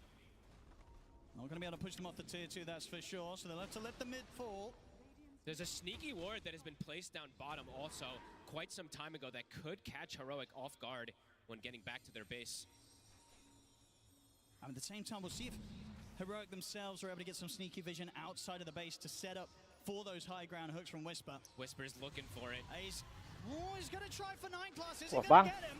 He'll get the dismember off onto Satanic, but Satanic is Bang, nggak ada yang follow up, They Bang. have to be careful about how they go about tackling the Lifestealer, and indeed they'll be able to pull back. They do not want to put too much into trying to go on this Lifestealer, especially once he still had a few seconds left of Aegis. Will start to now come to an end. Daytime will hit. Looks like P-Vision will back up with that. Continue to play that economy game as they continue to grow and grow and grow in terms of that economy. Seeing 9 class, he's gone full greed this game, as he tends to, but Diffusal into the Scotty next, so it's going to be very, very annoying to play against for these cores, in particular the Pudge and the Ursa. The fights just, they continue to feel harder and harder and harder for Heroic, and I'm wondering how and when it's going to feel that much easier. Perhaps it's when Yuma does have that MKB, but again, it does feel like it's starting to feel like him versus the world a lot in this one. Still just sort of little things like the ghost on no one that makes it hard for them to get jumped. He's going to try for King Jungles. King Jungles at the moment kind of juking him in terms of the vision. Noan tuh suka gegabah kan? Being put to waste. Still will get the roar though at the end of it. Allowing Satanic to Pos close 5 bro, and digituin. take down another. Permainan juga gegabah, Mor. You did mention that, right? Like, Yuma has to do so much, and he has no nullifier. So they can just mengerikan dance sih around sebenarnya it, Noan. either with these Anjing. Ghost Scepters or Force Bisa Staffs in throwing hard particular. ini. Very hard heroes to bring down. With the Mana ball, he can just tilted go through lagi and orangnya bounce kan ya? out of a lot of situations. Gameplaynya So, gegabah anjing. definitely hard for Yuma Rusia gay bro. in terms of how he wants to progress into this later stage. GPK tuh kan. Gampang tilted. Refresher being queued up next. I imagine what the plan's going to be. If Whisper can Marah ya. Aduh. Anjing, nice sih. Ultinya menyelamatkan nih. Dia pecah BKB nih menurut saya. Should be able to get out. Did cost him his BKB though. Had to use it. 85 seconds, no BKB, no one's in. Anjing, gila kan Noan kan? He's got another roar. He still has that at the ready, and double BKB if he wants to have it for the side of no one. Forcing a buyback again, that's 2 from Schofield. Gendangnya buat apa sih gendang? Damage, DPS, speed, heal. Di area tertentu gitu. Agak kalau dia mukul. Pasif itu teh. Pasif. He is massive, and there's that's the Sama Scotty. kalau ada ada Class. These supports. ya. Meningkat gitulah, makin gendangnya makin cepat aja boy. Tiap gendangnya dung itu nge-damage area. Setiap dia nge-hit gendangnya tuh. Kalau dia bawa bocil sih kayaknya sih, dia bawa bocil nih, bocil-bocilnya tuh sampai gebugin gitu kan ulti. Nah itu gendangnya kayaknya kalau nggak salah ya. Nambah. Bocilnya gebuk pun ikut kehitung gendang gitu. Jadi ya gendangnya ntar makin cepat getukannya, bubul gitu. Jadi DPS-nya makin kencang. Iya. Mungkin kan bisa solo roll. Kayak nggak jago tapi jago gitu. Itu area sama teman-temannya dapat gitu. Nggak tahu. Area dekat dia aja itu. Kayaknya sih iya, kayaknya area. Ditangkep bro, staniknya bro. Tuh lihat kan gendang tuh. Whisper holding back no one though will give the chance for Yuma to continue Ada carry-nya the bang, retreat. mundur bang. It looks like they can get away with it. They're going to try and go Sebelum for more rusak of the bang. balance. Bisa. Stop Yuma from getting his hands onto no one. What a play from the split second. He was a split second from getting that infest off and perhaps surviving. And it's such a risky time, as you said, to have the foresight to go for that play. Nice sih Despite the gigitnya sih. fact that your own Tangkap bro carry, his tadi. BKB was still on cooldown. That could have gone horribly wrong, but they get away with it and take away at least a 5k gold. You know, sort of lead that P-Vision did have. They're down to 15k. And Owen, look what just spawned. Roche is up. It's 60 seconds without the life stealer. If they're able to scout that, be absolutely massive for Heroic. What a heads up play. And I think that's, honestly, that might just be how they have to play for this game. They can't just like sit back. They kind of have to do these chaotic plays and find this life stealer. Very nice keep this play. up here, Heroic. P-Vision next time round, they're definitely going to make sure that the backup is ready. Balik nih. If Satanic does get caught, Ada even in harapan. the deeper areas of their Mod. map. Ini kalau dapat Aegis kayaknya event nggak sih? Minimal si Ursanya lah. And you've got to imagine again, when you go for that play and you carry Yuma still at the BKB on cooldown, that was probably Yuma making that call, right? It definitely feels like Yuma being that sort of solid rock that's bringing the team together. Banget ya. Yoi. In what so far looks to be a very difficult game still for Heroic. They'll finish the Roche. Aegis here for Yuma. They killed it before it could shift sides too, so good aggressive play. They're coming out Lagi mau pindah ya itu ya. Ya. Gerak anjing tapi. Bro, seperti digebuk di itu di ulti clock dan anjing. 2 kali gigit sih. Level 26 now. Satanicnya modar nggak sih? He's actually gone for the double Earth Shock, which I feel like most times we see the overpower lately, but an interesting little adaptation also for him. Bisa jadi. Maybe just wanted to have that extra bit of enrage too is going to be nice for these fights. A big step up in damage output also for Heroic. The Parasman now online for Analog. And this is the thing, right? Whilst there's been a little bit of a difference between the carries, Wah ini hooknya sih diem-diem sakit nih. Itu siapa yang kayak gajah itu bro? Ya apa? Ya apa? Yang hijau kayak butterfly. Parasma. Upgrade-annya Witchblade. Iya DPS. Berarti hitter magic gitu ya? Hitter magic. Sama ada di buff-nya. Tinggal ampli gitu. And they have this refresher shard on Whisper. This refresher shard sakit lah pokoknya Mor. double bite, full duration on the core. Yeah, absolutely. That gives more than enough time for Yuma to kill anyone that Whisper's got his hands on. And yeah, Cheese, right? Cheese for the puck. He essentially has a second life to protect versus that nullifier combo that can come out from the Night Stalker. Perang dong. I mean, looks like Ada Aegis. they're not afraid to fight still, even though this Aegis Cheese and Refresher Shard is on Heroic's side. They've smoked up themselves, and they're ready to try and get the top. They spent their gold too. No buyback on DM. No buyback. Anjing mau paksa perang apa bro? Gila anjing Precision nih. Mantap sih.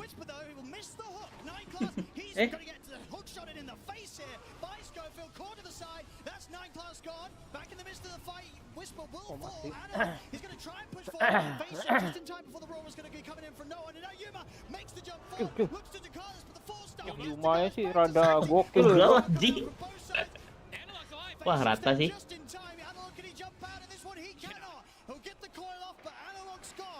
Ada Aegis juga rata bro, jelek fightingnya bro. Soalnya mati si itunya si siapa? Si Patch. Itu ngebait sama si 9 Plus juga tadi. Iya perangnya bisa. Tangkap annoying kan 9 Plus nih, tangkap nih. 3 orang ke 9 Plus. DM and 9 Class just sort of stepping forward. Heroic. They make the call to back off. I think as soon as they sort of popped the sentry down, saw that P-Vision had vision on Yuma, maybe trying to get back in at the end of that fight. Kalau main itu ya. Apa? Itu ya gue ya. Maksudnya kayak cashbox kan? Iya. Annoying ya. Hah? Bang Lea sampai ketawa lu. Still getting tripped up by the silence. Even with all these defensive tools that he's trying to go for, no BKB, no way to just prevent it completely. Yeah, now P-Vision, they're going to be more than happy to try and look for the play there. I mean, we saw them not afraid to fight and being able to kind of come out even on the results of that little bit of a skirmish. Now that there's no Aegis, no cheese on the Dia road, ngomong temannya. Tim Anjing hookshotnya mantap sih. Tapi hilang anjing instan, bro.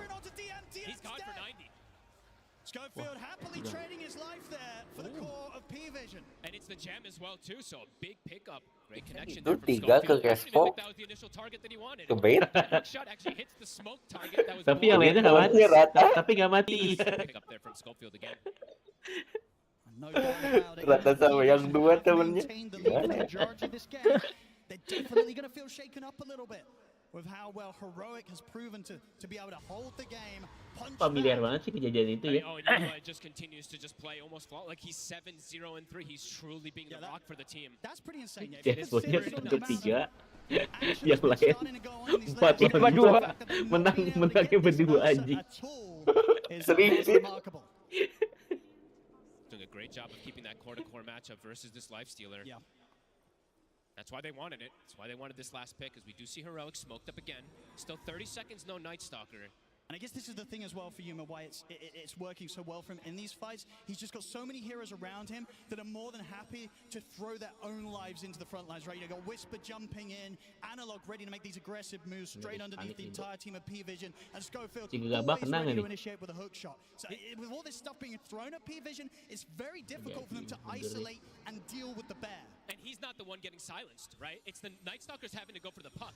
Because if Analog gets left alone in these fights, Analog might run rampant. So, yeah, it's a good way that they've been balancing off of each other of who tanks which spells. We do see Heroic still looking for potentially another play, but not going to be the case. Schofield just has to continue hugging Yuma. And he is just, using this Aghanims to just scout tree lines. Yep. Oh, tiba-tiba tuh 9 Class punya Skadi ya, bro? Asyik.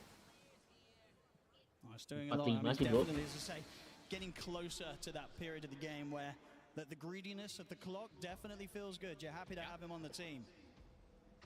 BKB also finished up for KJ, so that Frostbite, or that Freezing Field is going to start having some impact as well, too.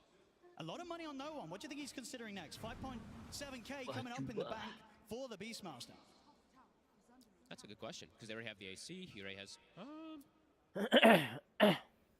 Tunggu M-nya agaknya. Act 2 bang lah. Act 2 kayaknya udah misi terakhir sih. Belum gue lanjut lagi. Masih berat, sakit banget. Lagi farming.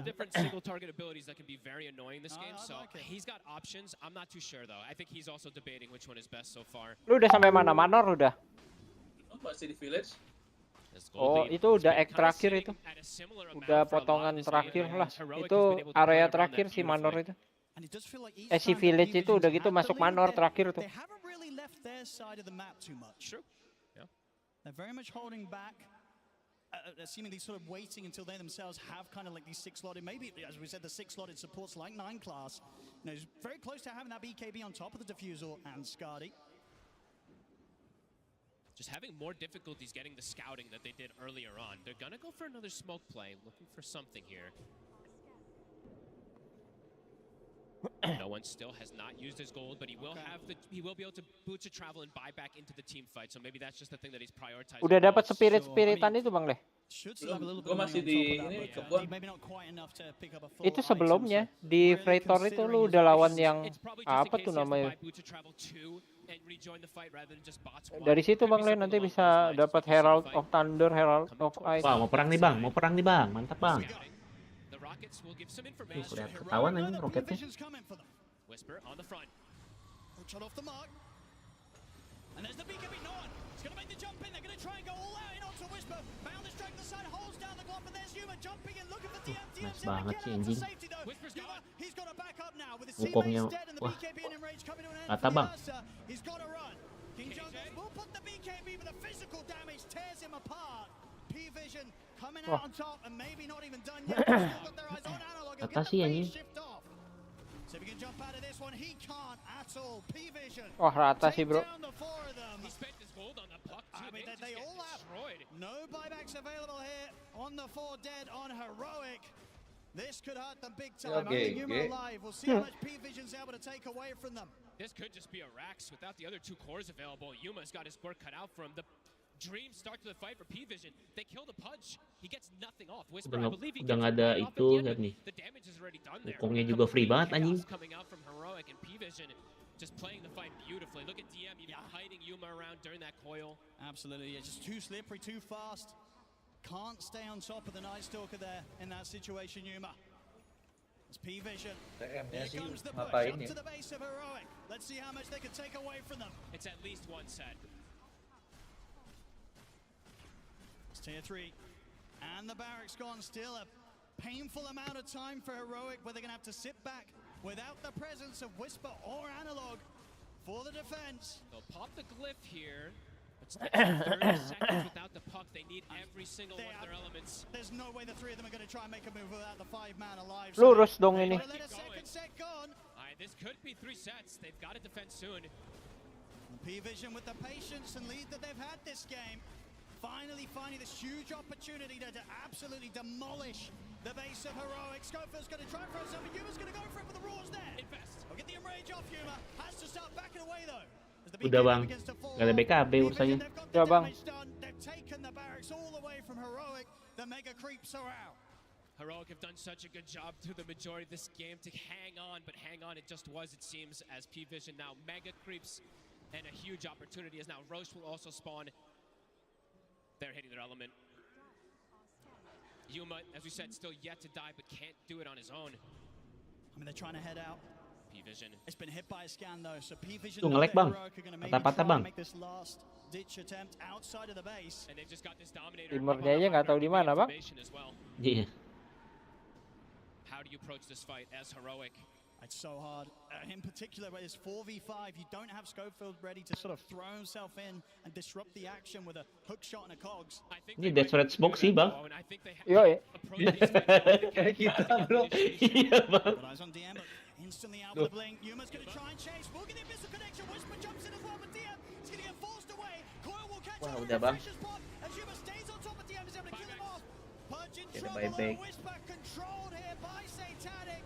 They'll get the buyback coming in. King Jungles will live for now, but Satanic jumps forward, takes him down. Yuma having a run with the last few seconds of the BKB, but P-Vision will stay on top of him. His Earthshock's down to the low ground. The missile from DM's back up. Yuma's dead. Triple kill for Satanic. Heroic, they tried to go for that last attempt. It does not work out. This Roshan, and very likely the game fogged. It's going to be P-Vision. Last war. They tried to do the chaos play, but they tried. Last war buat Kiki. Everyone just buys back. The targets that they prioritize, DM's like, I can throw my life, buys back, rejoins it immediately.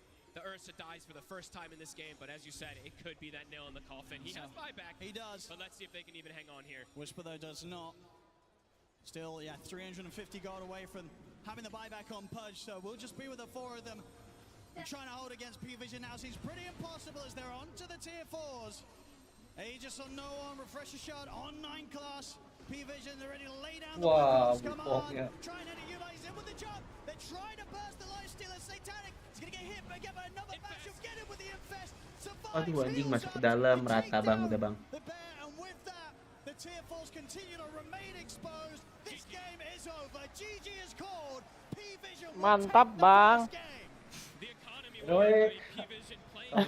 Sabar Heroic. As we've seen them do so much this tournament, it works again. Heroic, they really tried their best getting these type of chaotic plays, which absolutely worked at least 1 or 2 scenarios, but overall P-Vision, they had a pretty good grasp in a lot of this game. Yeah, the lead was just too much for Heroic to Sesi deal itu with. tranquilo. They just needed to find Ya, more Mor. of those plays. We just saw Tranquilo, such a long period of this despacito, game where bro. P-Vision, they really pushed up Pacito, ahead to a point that was pacito. going to be expected because of how strong the Vision game was going to be from P-Vision. Absolutely. I mean, the Night Stalker in particular, this last pick that they were able to grab up really was such a nuisance for something like Analog in particular. And DM, he had a crazy good game. So see what they do to adjust. Absolutely great play and great patience from P-Vision in that game to maintain the lead and know that when they go for that killing blow, it's a successful one. Game 1 to P-Vision. And it was a great game for P-Vision here, right? If you're there, 2-0. cheering for them, you're so happy. Jadi cepet Falcotnya nih, aku pengen nonton Falcot nih. Every core was having Oh masih ada the lagi time of habis their life game with ini? us. Ada bro. Langsung Falcon Tidebond, TP Kayak itu. Falcon Tidebond terakhir apa? Terakhir BBNGX. tuh BBNGX itu nggak usah ditonton sih. Ada yang pilih NGX di sini? Ada tuh asing banget anjing. Good luck sih. Anjing. Heroic sama NGX sih. Itu lebih gak masuk akal dari heroic PV, bro. Kido juga freak sih. NGX-nya sampai lower bracket final loh. NGX-nya. Gila, sangat ini ke Habibi ya. Si Ghost jago gitu, Ki. Siapa? Ghost. Ya jago, nggak siapa bilang nggak jago. Jago Bang Le, cuman Nikma tuh nge-throw-nya sih udah bisa dibilang parah ya. Kurang makan babi, bilang aja gitu anjing. Ghost kan Chinese, bro. Parah sih, rasis aja. Yeah, I mean, at this point, I feel like this is the Yuma rotation.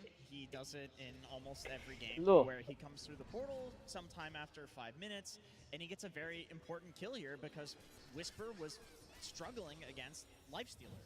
They pick her to counter the Lifestealer, and it almost worked. Like he didn't die until like very late into the game, where they had to literally throw like 3 heroes' deaths into buybacks in order to kite out all of Yuma's abilities in BKB, and then they finally killed him, like at the very end of the game.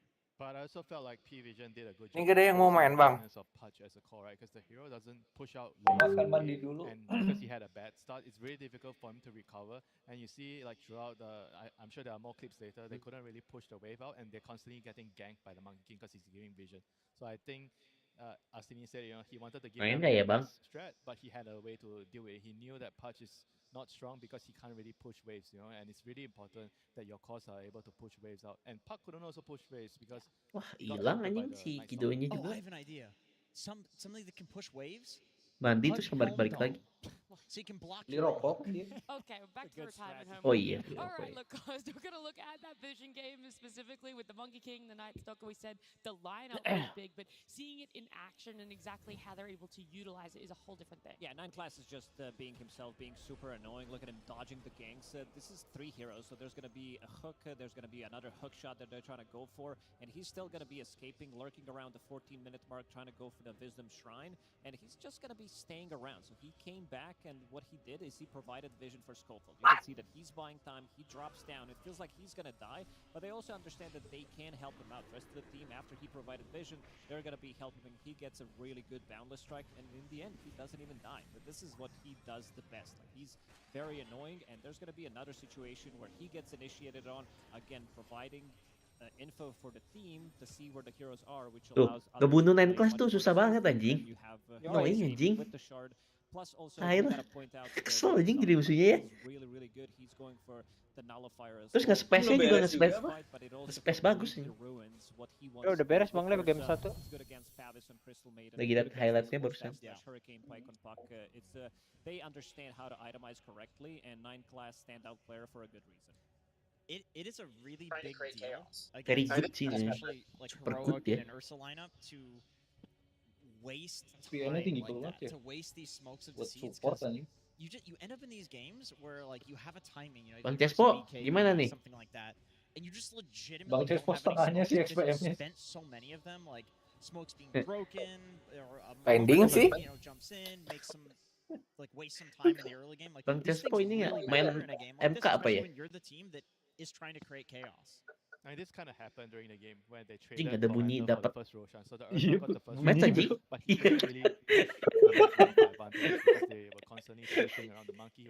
Tuk kayak suara jamnya itu tuh nggak? They basically couldn't really do anything with the first Aegis. They just blocked. Habis accept kan? Terus kan udah 10/10 tuh. Suara clock. I felt like that was a huge problem in the game for him.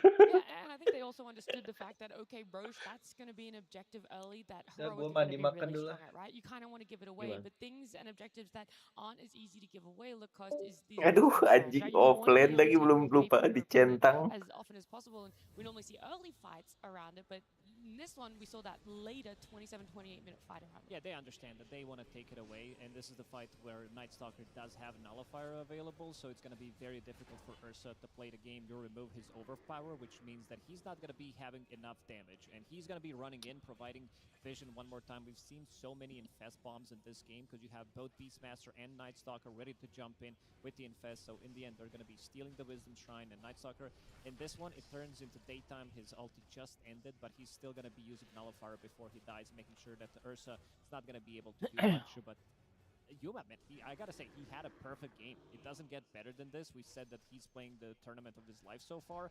Dying first time 50 minutes into the game. He was very slippery. Even though he played into a really difficult matchup. You're playing into Beastmaster, you're playing into Night Stalker. These are not the matchup that he likes to play into. I mean, even Lifestealer with the Ags, we talked about it. Like, you can kite out the Ursa in Rage with the Lifesteal Ags. You infest, and it's not affected by status resistance, so it's not exactly the matchup that it was before. We did see, like, one time, I think, or a couple times, like, he was able to do a lot of damage. Right here, for example, like, finally you get this, you know, BKB piercing disable from Whisper. Obviously, Pudge does not do enough damage to kill a Lifestealer, but Ursa's like, okay, don't mind if I do. And this is where I think a lot of people were thinking, like, are they doing it? Are they coming back? But more annoying P-Vision shenanigans, like able to slowly kite everything out and only lose Satanic there. I think this is something that they're very good at, is when they do lose a hero, they will retreat tactically, you know?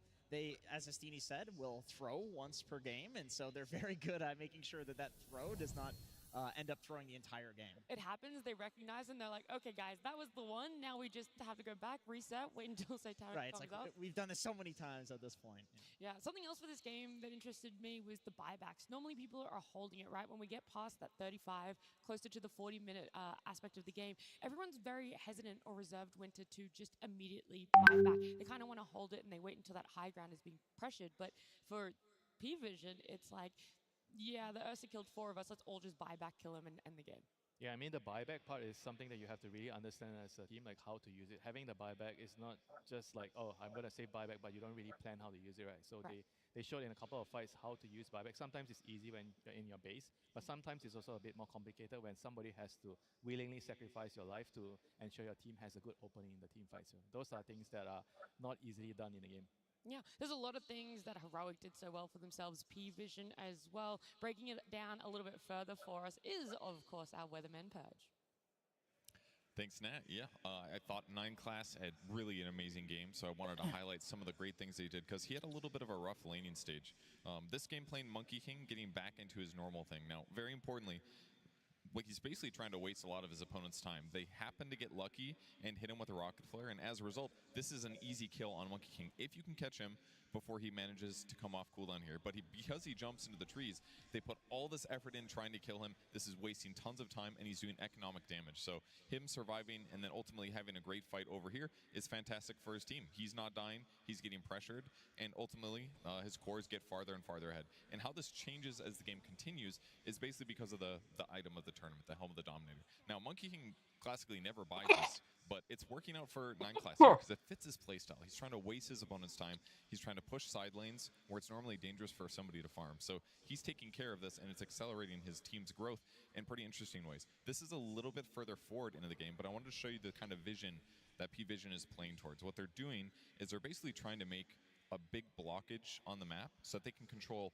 I should do it a little bit more like this. They basically get to farm all of this by themselves, and that space is going to be smaller than the left side of the map. So that means as the game goes on for 5-10 minutes or so, they're just constantly getting more net worth per minute than their opponents are. And this further gets cascaded because 9 Class is using his trolls in interesting ways. He's sending the skeletons out to spot where his opponents are. That means less of his teammates are getting ganked by pressure from the enemy lineup. And check out what he's doing with these skeletons as well. 19 minutes, 30 seconds in, he's even hiding the Dark Troll there. He's not necessarily pushing with it, and he's sending the skeletons to block camps, similar to what a Broodmother is going to do. So that's further decreasing the GPM that Heroic has. They have less of the map already, and now they're getting even less gold out of it. And this is why P-Vision started getting more and more net worth from this point of the game onwards, and made their game just much easier to play. That is just insane to really think about, right? It's always been about utilizing the observers, and now we're wondering, Helmdom coming in, that's great for pushing out or stalling waves. That's something that you can delay the game with. But now there's a whole nother aspect to it of supports getting it, prioritizing what sort of creep they want, and now blocking cans with that's incredible. That is just incredible. I don't think anybody was thinking about that. Using the skeletons to block camps, like, that's one thing, is people can complain about Helmdom, and yes, it's running rampant, it's in every game. this is a high skill item. Like, to use at this level, there's so much that you can do with it. Yeah, normally you would only be able to do this if you're Naga. If you're playing support Naga, you send illusions in block camps. Nature's Prophet as a position 4/5. He can also go and block multiple camps at the same time. But this also allows you to not get enough farm, because you talked about the lane pushing. Now you don't have your own camps. Crystal Maiden, Clockwork Pudge, these type of heroes, they want to be playing very active. They want to be on the other side of the map, and these are not the fastest farmers in the game. So P-Vision did a very good job choking them out of the map and not allowing them to get that farm. Yeah, avoiding fights, making sure there was no map for them. It feels like a lot of things are going right for P-Vision, but Heroic, one thing that I do know is on their side is a lot of the fans in the arena, and I believe Tsunami and Arvo are down there trying to check in and see how the fans are doing. I mean, as far as I'm concerned, I have sided with the winning team so far because Tsunami? What do you want, Avo?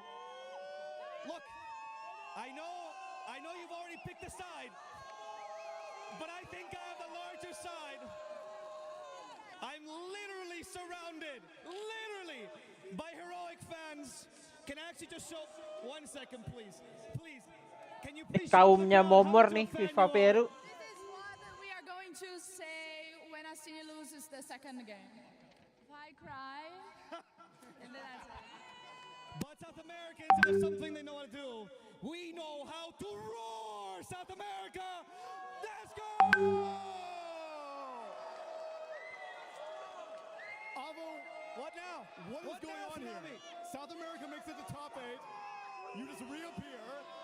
And yet I also find that P-Vision very excited here. They see the Oracle. Tell me the story behind this. Astini can do all the predictions. He do the best picks. Wait for us, Cafortado. He knew to let the Pudge and the Clockwork through, and he beat it, Avo. What are you going to do about it? Okay. It's hard to compete against Astinissimo. It's true. He's also Brazilian. He's also part of us, okay? And as true South Americans, what we do is we claim anyone that plays well. Anyone that does well is from Brazil, is from Peru. And today, I want your whole stadium to roar for South America. Please, a big shout for the greatest donut tournament. It's the International.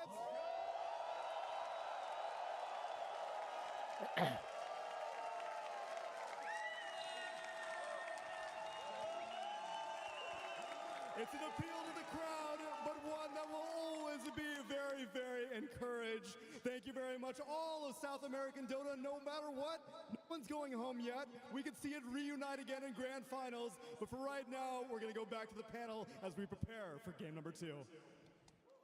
Thank you both so much, Tsunami, Arvo, getting everyone on their feet, getting some more cheers out there. I know everyone is just cheering for some good Dota, and that's what felt like it really happened in that game number 1. Very good back and forth, whether you want to look at it on the deepest levels, Jenkins, or if you just want to look at it at a surface level and be like, yeah, Pudge, under tower hook, I like that. Yeah, 52-minute game. It wasn't like a stomp either way. I think if we're talking, maybe like 5-6 months ago, P-Vision is supposed to stop Heroic, but now we have a top 8 international stage game between these two teams, and game 2 could go either way, because I feel like that game, that went pretty badly for Heroic, given that they had their, arguably best strategy, and like it felt like almost none of their plays connected. Things could go a lot better. Like if Cavs can, work out the kinks, I think game 2, give them the same thing, they're gonna take it to them. Yeah, just shake it up, It's hard to say that, but it's not elimination. These guys are in the upper bracket. There's still so much potential for them. There's a lot of chances. It's not over by any means. They get to have this fun between the two coaches, really kind of like ego check each other a little bit, Lacoste. Yeah, for sure. I think Cavs, he did tweet it out yesterday that they are ready. All the prep is ready, and seems like, coming into the second game, I want to see that prep as well, because this one didn't really work out for them, especially against a team like P-Vision, who kind of managed to outmaneuver them on the map, choke them out real heavily. I want to see slightly more aggression. I want to see them create that chaos, because 10-15 minutes into the game, we only had 8 kills, and this is not how usually Heroic plays. So I want to see them try to put them in a position where P-Vision doesn't feel as comfortable. Yeah, he's going to play a really important role here, deciding whether they're going to stick to their guns and make minor adjustments, or they're going to just completely change up their draft, right? Because we saw in the first game, they had a lot of problems dealing with the speed pushing of the creeps. You know, they needed something like, maybe something like along the lines like Ducks. You know, we saw plays Ducks here. So you can have one of the core heroes just shadow pushing the waves out so that you can fight, because they like to fight. They like to kill heroes. Yeah. But if you don't push the waves out, you can't kill the heroes. To be honest, like, I don't think they should change anything up, because if a single smoke gets broken, like just one in a game, that's a blunder in my opinion. Because you know there's a Night Stalker on the enemy side. You know he just pressed ult. You cannot walk into a lane and press smoke. To me, this is a little bit of maybe pressure getting to them. Like, I guarantee you this is a talk that they had backstage. Yep. I guarantee you they talked about dealing with the Monkey King better. Maybe they ban the Monkey King, whatever. 9 class is going to do the same thing no matter what.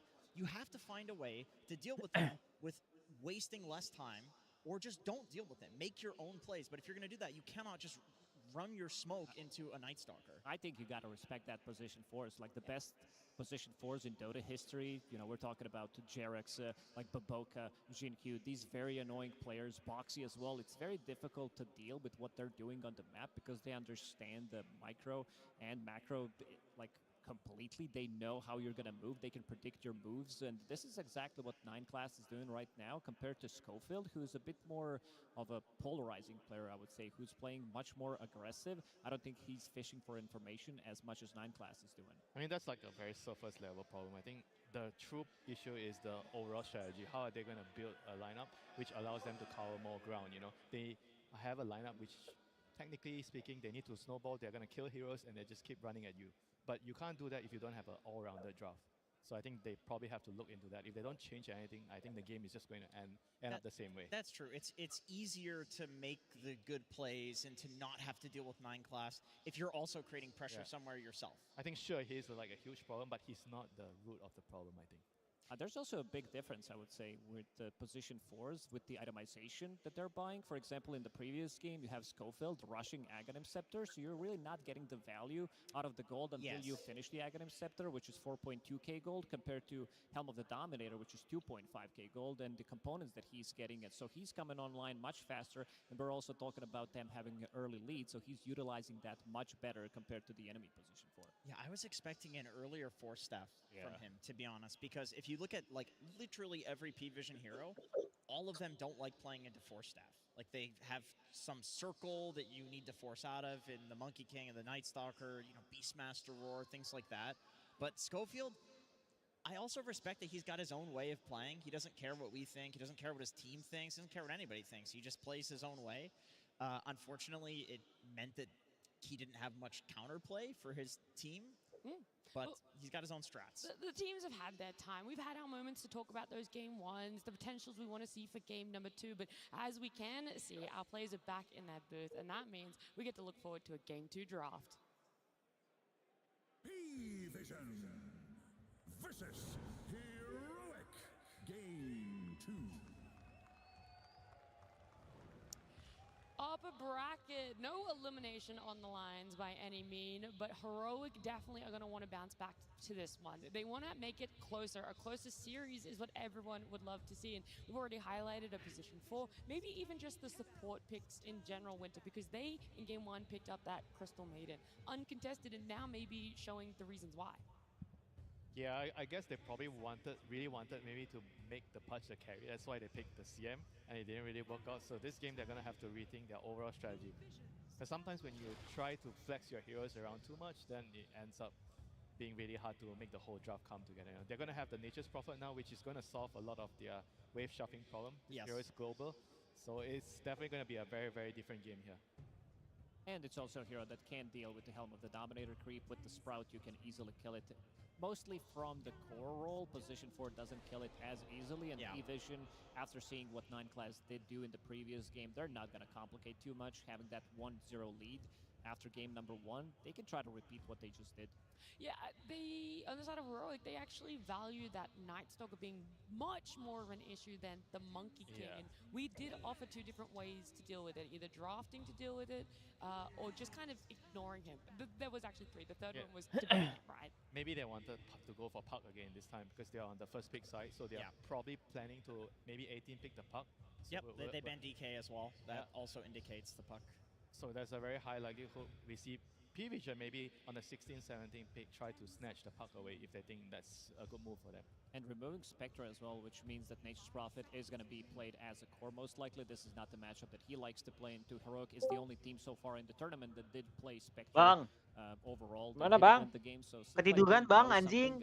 Oh, bisa, pantesan aja kita cari-cari streamer mana ini streamer. Yaudahlah ini Kido udah nge-stream. Whenever you're playing to Nature's Prophet, you kind of want someone to be able to shove the isi game anjing tadi.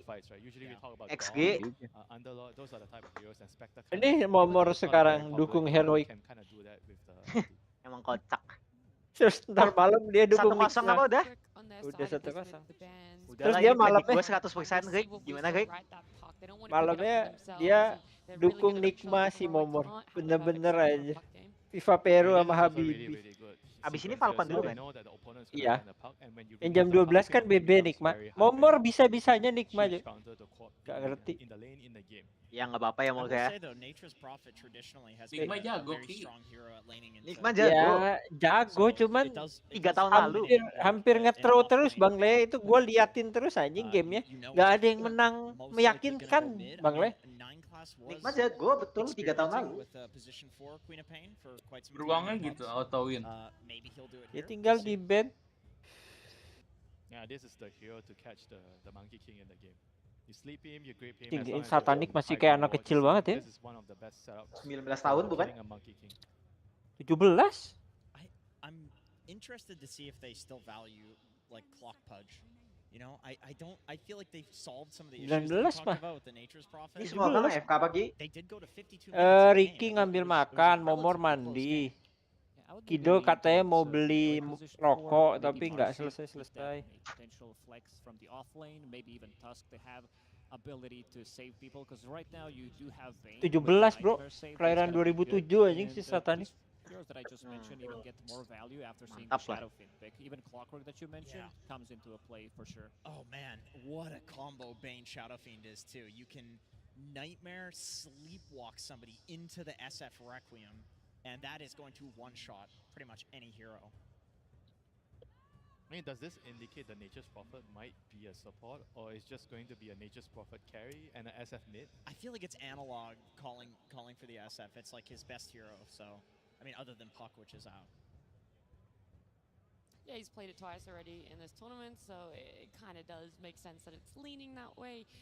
I do think maybe just trying not to flex too much could also be a strength for Heroic. I mean, but at the same time, I feel like if P-Vision chooses to go for like some Tusk, Spirit Breaker here, those are heroes that are really good at punishing mid SF, right?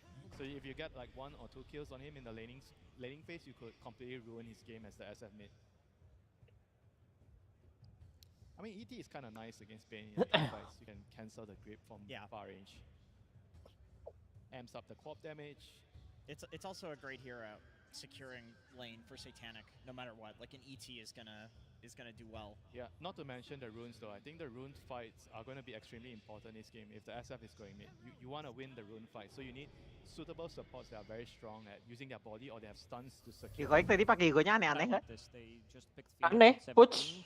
Not Puts showing ya. where the Phoenix is gonna go, not showing where Emang Monkey's anjing, gonna go, so Heroic. having the flex Toxic open play. between potentially 4 or 5 with Phoenix and ET, and also BM is the one who did play offlane Phoenix. We saw 33 played as well, so definitely a hero that could potentially it's a come. scary lane, no? Phoenix and Monkey King. Yeah. If your SF is carry right now, you're gonna be feeling the hit, right? Yeah. Or even a Nature's Prophet. Even Nature's can die to that. Does Phoenix really hit that archetype? Because we talk about it so much. DM kind of gets left alone in that lane, right? We're probably going to see 9 class on a Monkey King again. Is it going to be okay for DM on this Phoenix? How much? I mean, the thing with that is you don't really need much help later. As long as you get through your weakest phase, which is I would say the first couple of levels. Wih, itu Kalis gua poinnya berapa nih? Kok fantasinya nggak bisa dibuka sih? Your couple of levels, you get the Lotus. I think Phoenix wants solo levels. Wah, nggak tahu deh. Level 6 as quick as you can. I think Monkey King could actually just allow you to do Cing, didn't ranked solo bro. Iya, bosan katanya lihat heroic kegampangan. Phoenix kill the egg. I think it would Nggak kayak also gitu be Den. well in lane against like Elder Titan position 5. At this pick, you want to use the 18 on support? Iya diajakin gak ada yang mau. Maybe the next pick, but it's probably not going to be there anymore. Gue melek cuk. So what is the Mars adding for value? Nonton sampai malam dong. Lu baru bangun jam segini. Dari jam berapa tadi? Asu paling 2 jam gua tidur. Setengah 6. Lebih. Jam berapa tuh? Setengah 9, 3 jaman lah. Gue tidur itu game satunya PV anjing. Oh, game satunya PV berarti sekitar jam setengah 7 lah. Ya kan, sejam berarti? 2 jam. 2 jam. Kayak lah. Ih, fantasinya nggak bisa dibuka anjing. Lag, kebanyakan yang akses pasti. Snapfire Mars lane, Arena into Snap ulti. I'd be very shocked if P-Vision lets it through. There's a lot of things that they're going to have to think about for themselves because it's the same issue. You don't want a tunnel vision that they are looking for a support. Ini maksudnya apa nih? Presentil gue 52 ND itu apa? Hah? Presentil? Iya. Oh. Yeah, you never want to like lock something in. Gak tau top 52 berarti ya? It literally was played as a support just like 2 weeks ago. Berarti lu dapat apa tuh? I was playing it a lot. Yeah. I'm still playing this. It is still a good support. It's just that with the prevalence of Dom and being able to, kill the creep as a core very easily, it's like a free Midas. Top 100 apa gua masuknya berarti sekarang? Mungkin. Mantap, cuk. But when you look towards the picks winter, do you think there's more impact coming from another core hero for heroic or more impact in that? Gue juga nggak ngerti apakah makin kecil tuh makin bagus atau makin gede makin bagus. And it also kind of gives you more damage into the arena, so it feels very natural to go for the Snapfire here. I mean, they've opted to ban out the silencer. I mean, it's kind of okay. It would have been a pretty nasty silencer pick. It's like super high win rate against Queen of Pain. Enggak dong, harusnya 95 TH persentil. Yeah, both the bans are kind of to protect the Quap in the game with the Abaddon to remove the poison. But I still think Snapfire is like more important than those 3 heroes. I think I'll be okay if I'm heroic. If I'm taking that trade, I'm fine. The only thing is like it's a question of itu Kido yang gede banget tuh. Ceban. Kespo deh, 11.000 anjing. Gokil. Koki mereka fantasinya bagus anjing. Tapi kenapa globalnya 2.700 doang ya? Ya itu mah ekor Koki. Disruptor? You want Disruptor? You want Disruptor if you want to pick a 5? I'm still leaning maybe towards melee position 5s if they want to run it, with the Bane position 4, and then you have Shadow Fiend from the mid lane, NP with either Tusk or Marcy, even Clockwork that Jenkins mentioned. Yeah, that will actually make sure that the lane is a lot more stable for the Nature's Prophet or the SF. Well, with not a lot of time left, Terrorblade's the last ban for themselves, and it feels like they still haven't solved exactly what they want last pick. We're kind of shaking his head. Does he still faith in you, Jenkins? I mean, I still think Snap is it's the most obvious. And they go for Ursa. So, okay, we will see Nature's Prophet support position, I think. It's very hard to predict when it's... So what's the idea here? So he can actually mirror the Monkey King moving around the map? And you kill the egg. Like, we were talking about Snapfire to kill the egg. Ursa is one of the best cores, the best core in the game at killing egg. Well, 2 wins on hard support on a position 5 Nature's Prophet so far this tournament. I mean, this is King Jungle's best hero. Yeah. So I think it's a matter of, like Yuma said, I played an amazing Ursa last game. We lost at 52 minutes, but he had no deaths for pretty much the entire game. He's feeling strong on it. It's a really good Ursa game. you have faith in him, like you haven't lost that at all. Yeah, 100%. And he's calling for it. I think they've solved a lot of the issues that were in the previous draft. You know, I want to meme about the pudge. I don't think that was the issue. I think what Winter said definitely was, like, not being able to push out the lanes. Oh, this is gonna give them a lot of tempo, a lot of explosive Wah, damage. EZ That's gonna game be dong coming ini. out. You Iya, have ET, kayaknya that's si gonna EZ amplify game your ya. damage from Queen of Pain, from your Phoenix core, which is gonna be dealing insane amount of magical damage, and then you have Templar Assassin with the Tadi ET seru aura sebelum on ini. top of that. So the heroes are gonna Seru be sih, dying very sampai mereka And the kalah lane fight setup 2 kali is also very, berturut-turut very aja strong for langsung P-Vision here kacau. with the TA, ET, and the Phoenix Monkey King. I could see them kind of getting a good advantage out of their side lanes, and then you have a Corp to run around and snowball the lead even further. You know? So this game could either be really, really quick win for P-Vision, or Heroic is going to be able to drag the game. Jadi mah kalau yang di arena juga bisa di laser. Yeah, I Di agree. heal. I think P-Vision's got a really good mid-game timing for sure. Kalau But if pindiknya it ke arena does go tinggal late game, telur. if Heroic can get there, Iya, dipukulin like Ursa SF anjing. with Mars Arena and Ursa damage, like They're gonna win. they have Iya a sih. lot of scaling in many different ways.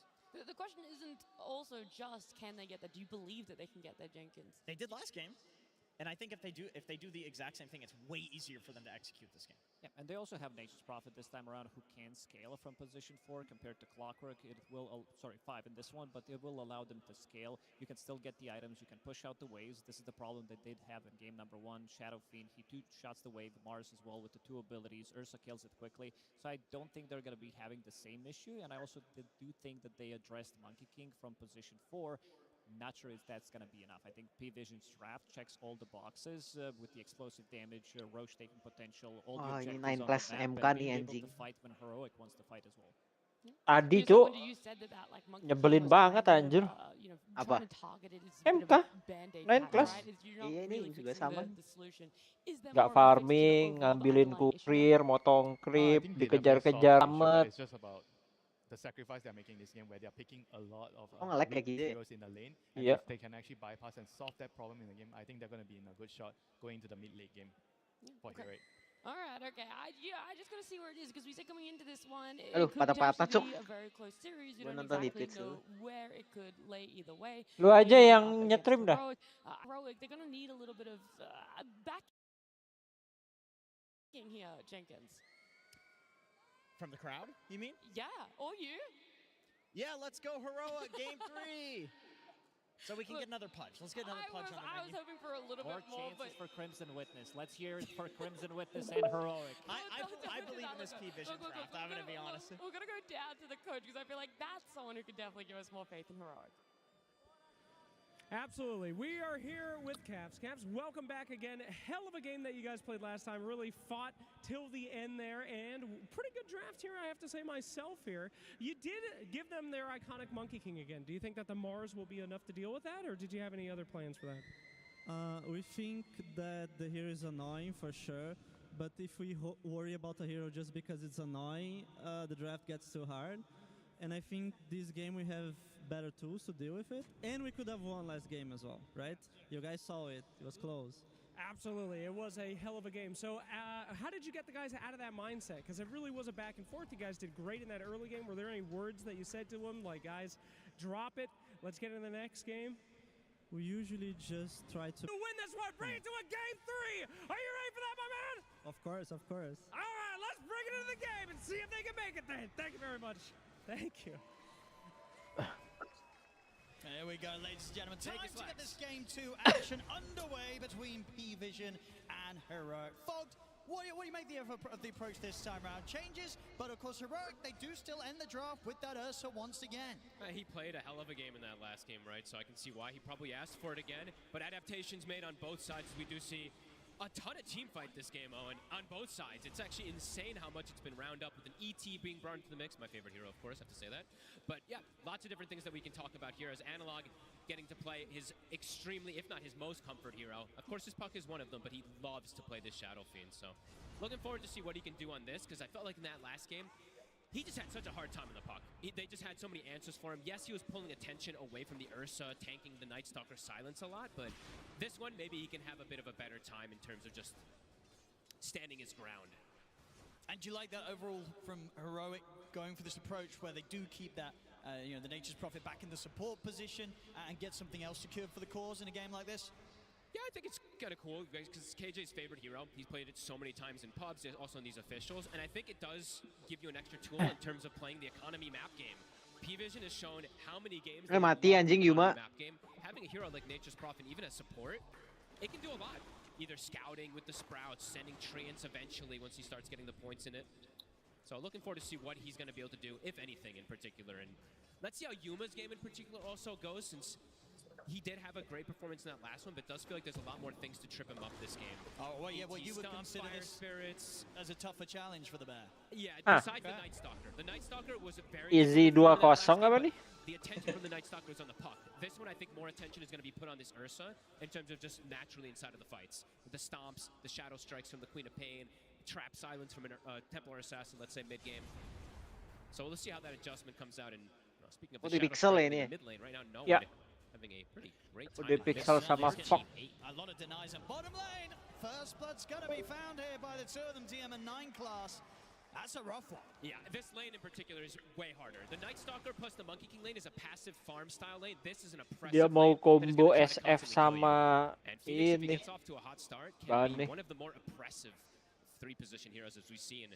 I mean, that's the thing, right? Because in this lane, as long as DM has dive up, he's never going to die against his Nature's Prophet and Ursa duo, right? No, unless there's a third hero, right, that rotates in. But I don't think Schofield can really leave too much. He has to stay top, since he wants to make sure that he can give his Mars something, because that's a hard lane for the Mars playing versus the ET. ET can constantly set up kills onto you. And we saw last game, obviously, you're very much a fan of them finding a way to get the Lifestealer in as the carry pick this time round, getting that TA here for Satanic, another one of his strongest heroes in the carry position. They're going to be feeling pretty good about getting that through this game, right? For sure. It gives them so much hybrid damage. Now they have so much physical. They also have a ton of magical. And they have ET, which just loves to have this type of hero that thrives off of that extra minus armor, too. Definitely looks strong. For most teams, I mean, not everybody picking the TA, but again, it gives you, map control, vision control. Another kill here for the two of them. Yuma, the earn charges, giving up kills is dangerous here. It's going to get just tougher and tougher for Yuma really to survive through this lane. Anjing, kelas banget sih bangsat. How do they sort of keep him in a position of farm down it? He might just die, honestly. It's very likely he might just die almost immediately. DM Anjing nih 9 class emang bener-bener ya. Anjing. He's able to dodge it there with the Earth Shot. But yeah, this is not a fun spot to be in if you're the Ursa. Kosong nih, bro. Easy game ini mah, bro. Got an early bracer that he goes to try to withstand some of that pressure, but yeah, it feels like this is going to be very sad for Yuma in terms of this laning phase. Gets his self canceled immediately from the urn. Anjing, nggak mati lagi. Ada yang mati, lihat. Iya, lu lihat. Ngehe banget ya emang MK-nya. Can they turn it? So if they can get the swipe stacked up on a 9 class Sprout to block him off, Yuma's got to be careful. Fire Spirit connects, and that's going to allow 9 class to just trade back with him and survive. He gets away. Another one. Oh, this bottom lane, it's painful to watch. Fuck, this is getting nasty. This can actually be the big problem with picking something like NP5, the greediness in the lane, but it's mostly just this Phoenix, how oppressive the hero can be. Ursa walks up, eats multiple Fire Spirits. They have another Urn Charge immediately. So they can look to continue this pressure. I mean, and as you said as well, that it's just malah mati nih, ada no one. For Schofield to leave so the top to be here. He might have to, honestly. Like, this is disastrous. Jungles, he's tried for this play to see if he could kind of catch 9 class backing off, but now he's going to die for it. So it's just going to be another kill for DM, now dominating. 5 minutes in, 4 kills here on the Phoenix. This is really problematic. You have to do something to fix this. DM is going to have the earliest Spirit Vessel of ever, maybe. Definitely the tournament, but he's pretty close to having it already. About 700 off, and he's buying small items in between. It's a really good Vessel game, too, whenever you're playing versus something. Here's Schofield heading down to at least provide some sort of extra presence for Yuma. You have to. What they can do, they get the Nightmare drag back, but he has got the dive up DM. And 9 class is here ready to help out. So DM Wah, jadi Ursa nangis sih anjing, bro. Udah surrender anjing. Iya anjing. They have to back off. No one will cancel the TP, but they Gue jadi Ursa sih udah bilang, gue tolong gue. Sampai vibrator anjing. 20 denies here from no one against Analog's SF. That's pretty crazy, because out of all the heroes, you don't normally expect to get that many denies against an SF. An unbelievable start for the side of P-Vision. Yeah, this is getting crazy.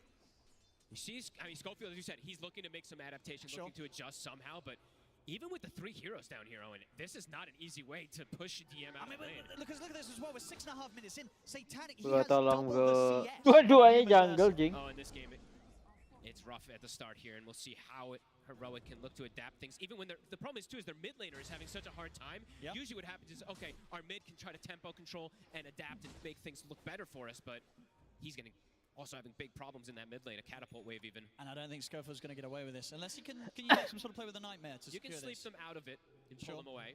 Let's see if he can. He might just, okay, he's going to show himself. He did it. Oh, there we go, easy. He did it the perfect way. A little bit of something, but he doesn't have a TP, so he's going to just have to try and walk back to safety.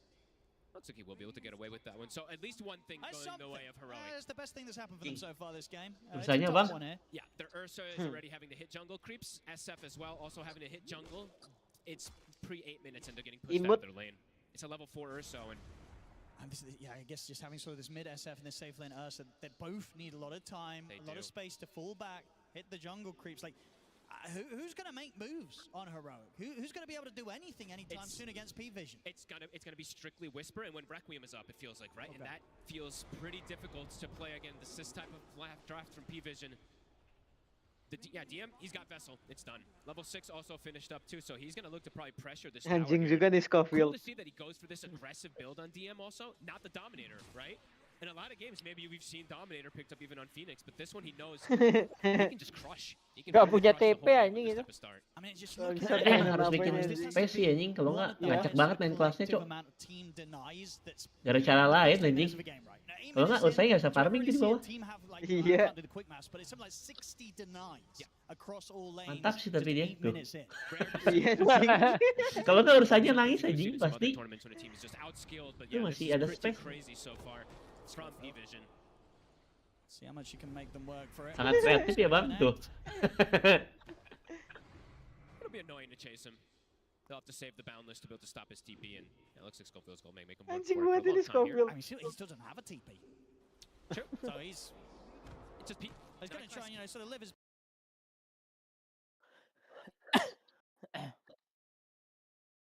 Gara-gara itu jadi ngebunuh ya. Trying to be a nuisance. Just do they even want to call for anyone else to gank this? Is the Kalau question. nggak, Maincast annoying banget. Nggak hantuin urusannya. Wah anjing. Lepas mos sih anjing urusannya. I could go for a little walk around the forest with you. Yeah, why not? Just gonna chase him down. Jingko SF-nya Dragging multiple waves. bahunya gede gitu bro. Epic lah. Jarang ada yang pakai. Jarang yang punya. Siapa yang punyanya teman Tuh, kita ya? tuh lihat tuh. Lambert apa ya? Emang set lama itu punggung apa bahunya? Enggak, itu set tahun berapa ya? 2021 apa? Tapi nggak bisa dibeli lagi. Yang kotak itu loh, kotak TI. Waktu itu ada yang ngasih ke gua sama, iya. Ada yang ngasih ke gua sama. Yang mirip kali bro, bukan yang itu. Enggak, yang itu. Gua sama Lambert apa ya? Yang dikasih ya? Lupa gua. Gua dapet yang Pango aja, dikasih orang lupa gua siapa. Anak Discord aja. Gua dapet Pango yang ada burung kakak tuanya. Siapa yang ngasih ya? No one able to get the money from that one. Well, at least he's being annoying. It's gonna come in. He's got the arena set up. Into the spam with the Nature's Wrath burst. They're able to take him down before he gets any sort of chance of popping a supernova. So nicely done. First kill for Heroic themselves to get here in this game too, and it's a nice one. They got to start doing things like this, right? Being a little more chaotic, as we said even in that last Cuman game. kepalanya bukan itu, gara-gara digabung sama Arcana. Kepalanya sih biru-biru juga. Slight little moves aren't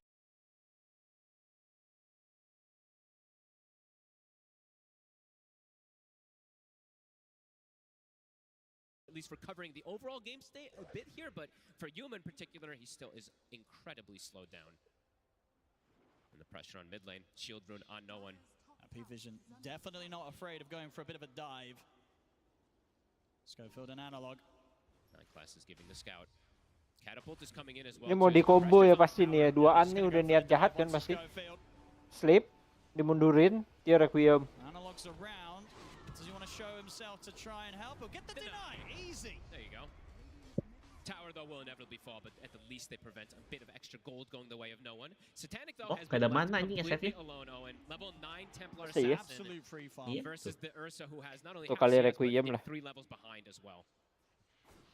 And the question is, how do you pressure the Templar Assassin with this type of draft, right? It's probably just wait until you hit these timings, in particular on like the Nature's Prophet. Sure, but who actually kills the TA?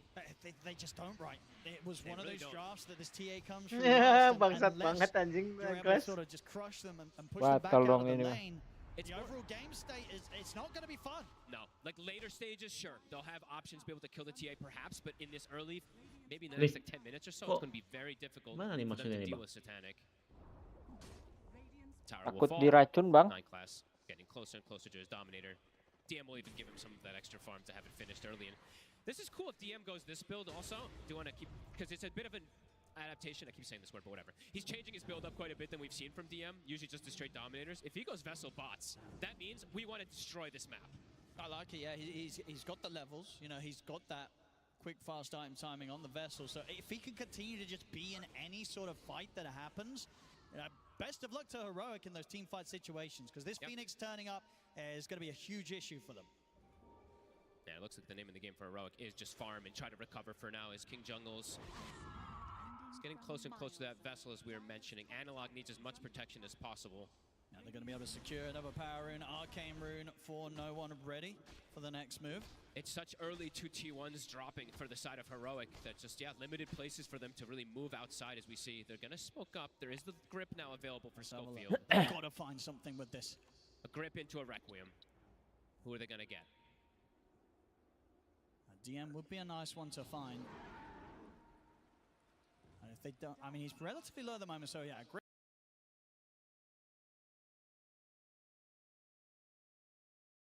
A Requiem would absolutely do it. Yeah, they did see him on that ward too. Can Schofield get the grab? The problem is 9 class is ready with a Boundless Strike to put a stop to it. And there it is, puts a stop to the grip straight away.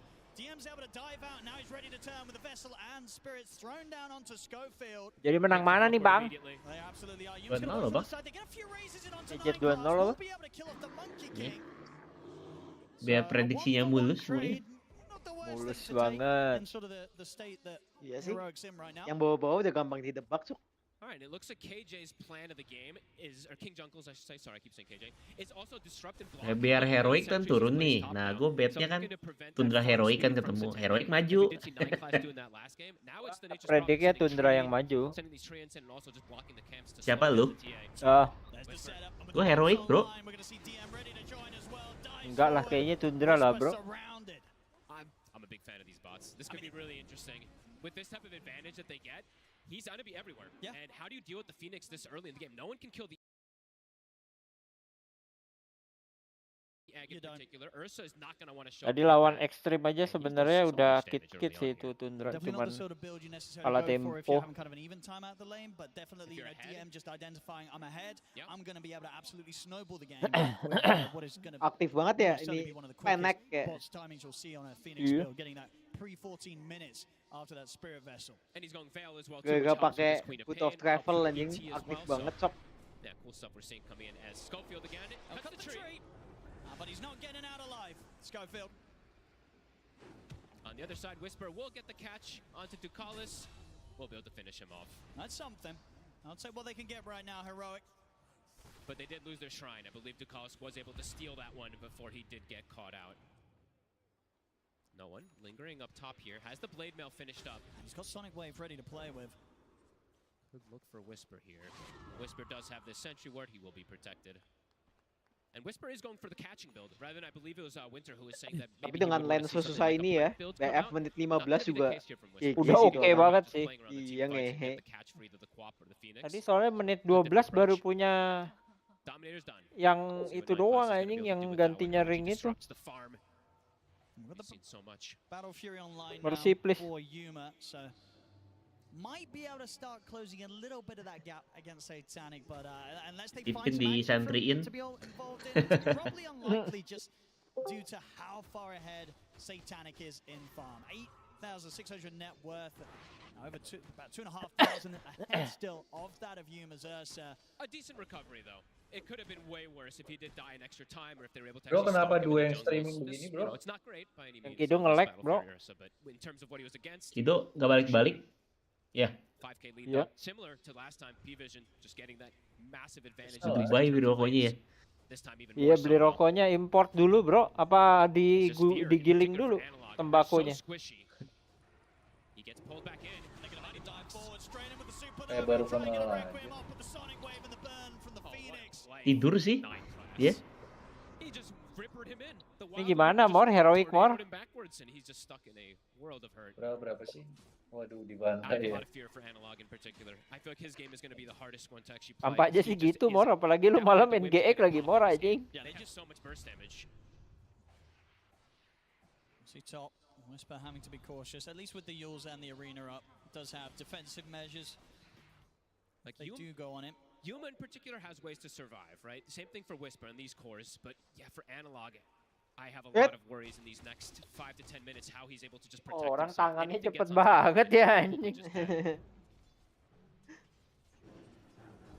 Saya banget ya. Lu MK anjing. What's the next play gonna be here for Heroic? He's just gonna keep tipping him. Emosi lu yang gue nontonnya kesel banget anjing, susah banget ditangkapin lu. Blocking that farm. Akhirnya, bro. Enggak dia lompat-lompat. Lompat-lompatnya anjing.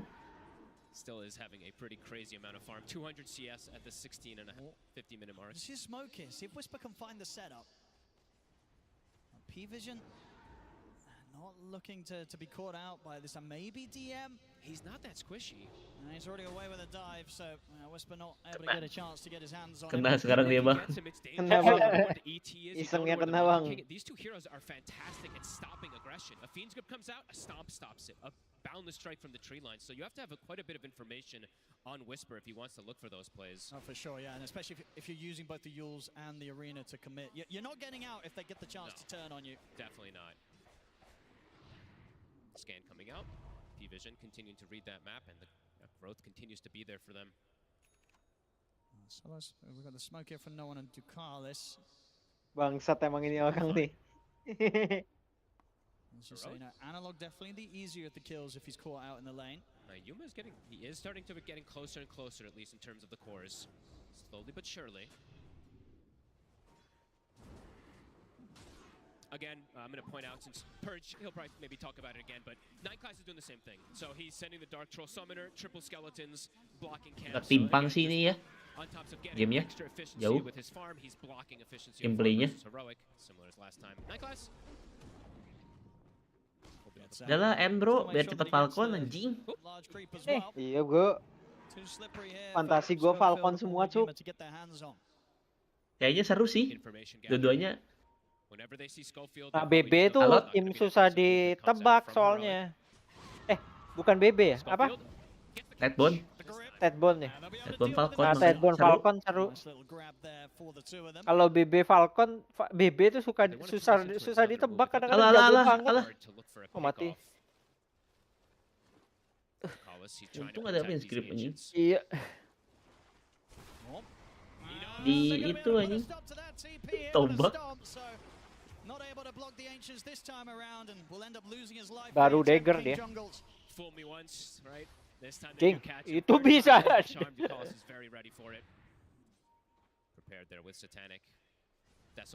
si MK aja sih. Bisa ada centaurnya 9 kelas tadi di situ.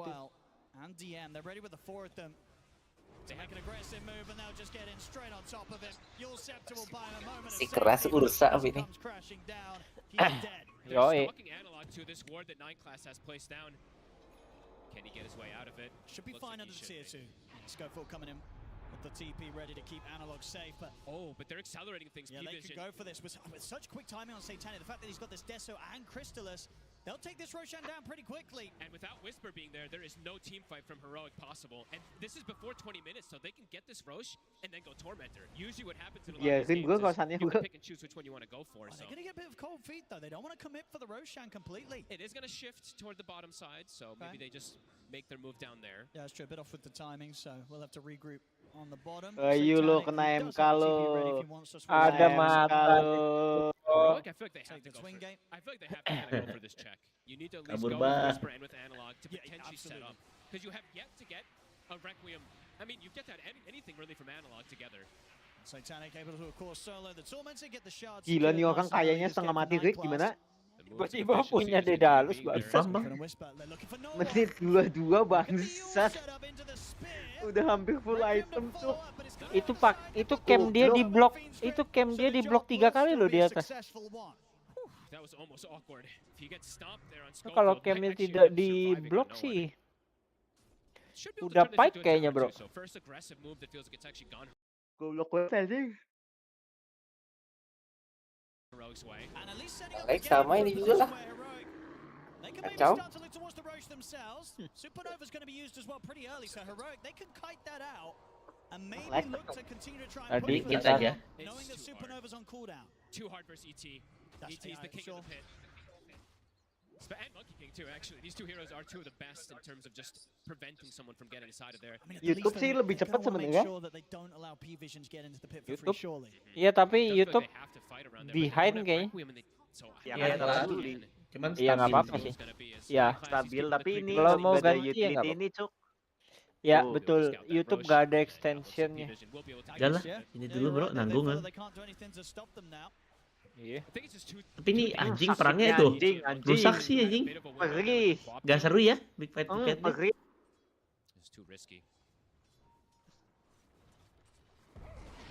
Kayak kita membantai orang-orang Rick biasa. Bang N. Mati lagi nih. Angin si annoying lagi. Whisper. We'll be able to get the TP out. No secondary cancels. Kali ini dia takut bang. Saw there. Yeah, he's gonna start two-shotting heroes, and he's gonna get closer and closer to that shard, which is also very devastating to play against. As something like Bane or even Ursa, just these little silences can be very disruptive. Heroic. Looks like they're attempting to mount a defense down here. Schofield. King Jungle's even looking for aggressive TPs here. That will be. Udah tahu tadi kena sama MK, kenapa dikasih lagi MK-nya? Aneh makanya.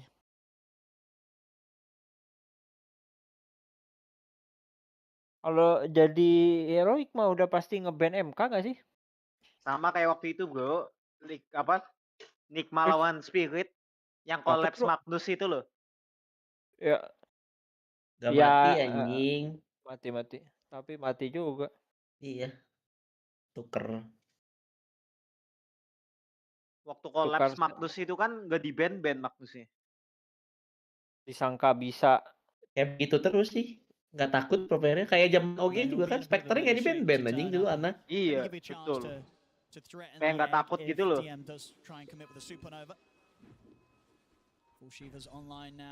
Udahlah ya bro, end bro, ketik anjing. Team fights just continue to look way too difficult for Heroic. Needing to buy more time. Like you said, the BKB's done for Yuma. He has a lot of protection. Analog needs his desperately next. And he is pretty close. Udah sesuai jadwal nggak sih? Apa dimajuin? Enggak, dia langsung mulai kayak tadi aja. Iya, jedanya 15 menitan kan? Siap-siap. Ya udah jam 9. Kalau langsung GG langsung cepet Den. Suruh colok-colokin ini ya.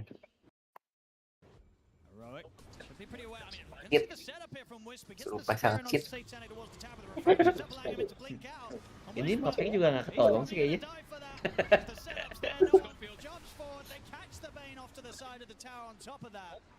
They'll be able to keep this push going. It's clinical from P-Vision so far this game. Yes, they've hemorrhaged a couple kills here and there, but overall, every move is patah loh. Kalian patah-patah nggak sih? Iya. Gue patah-patah sih nggak, cuma rada burem sih.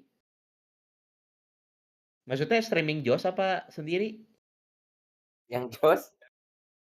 Hah? Ya rada burem, patah-patah. Oh iya ya, sedikit. YouTube aja apa YouTube? Di sini aja lah tanggung. Si lama ini. Lihat. Anjing. Dimainin monyet, jing. 10K lead continues to grow. Aduh. Emosi nggak sih Scofield? Itu kayak emosi sih ya. Everything looking up right now for P-Vision. Everything looking up, and even for Yuma this game, right? Yes, he's recovering, but it still is a very difficult spot that he's been put in this one. Gak, dia nge-spy juga jago anjing. Playing versus that TA, always not even the easiest target to burst down and Sama Ru jago mana kalau nge-spy. Plus Ru siapa? Spirit? Iya. Ru kan nge-spy-nya juga goblok banget. Rue. Kalau Urakan yang jago pos 4 ya saksa tuh kalau misalnya Urakan maju ke nggak jelas gitu ya. Kadang-kadang bisa dapet anjing. Malah jadi bagus. His first BKB usage, and he's getting body blocked. Indeed, looking for the body blocks, buying time for 9 class closing. He had the Requiem to push them back, but still getting slowed down. Boundless is in, Heroic loser fourth. P-Vision just playing with their food now. Pretty much a perfect fight from P-Vision. As the Aegis is almost going away is when they make the move onto Satanic, and it isn't even close. Heroic gets destroyed there. P-Vision, they're making it look easy, Owen. Another move, KJ, he's spotted as well. 9 class. Drop the Wukong's command. Satanic ready to bring in that extra bit of damage. Tries to finish off, in fact, with style. They're looking for that side blade off the trap. Styling on the back. Just the net worth on the TA looks ridiculous. Yeah. Closing in on 20k net worth here, just 26 minutes in. It's just such impressive gameplay from P-Vision this time around. Yes, last one they had this economy war that they were just constantly winning. This one, it's not just economy war. No. They're just finding kills everywhere, and there's pretty much no moves that Heroic can actually find hitting because of how commanding that early game really was from P-Vision. This Phoenix pick, it's been absolutely beautiful. Yeah, they crushed that bottom lane so hard. Yeah. And DM knew exactly what to do with that sort of stuff. Yep. All three cores are having a pretty much flawless game from the side of P-Vision. Another tower taken. Ya udah no hope sih. As the map just getting completely taken away from Heroic. And poor Analog having one of the rougher games possible here on this Shadow Fiend. Shows up with his first BKB usage and just dies immediately. Has only really found one connection with his Requiem. Hero emang gameplaynya mirip si 9 class itu? Nggak nonton, jarang nonton. Iya. Oh. Satu ini, satu aliran. Nge-spy gitu-gitu. Persis lah. And look how quick he's able to just scout them. And DM's TPing over as well. 9 class just ready. He's just ready to go in on them. Start dancing around them with the boundless strikes of the Primal Springs. TP's coming back in for P-Vision Heroic. They've got to try and get out of here. Hero-nya sama nggak? Apa beda? Ya lebih kayak Weaver, Bounty Hunter gitu. Beda. Iya anjing, MK-nya bro.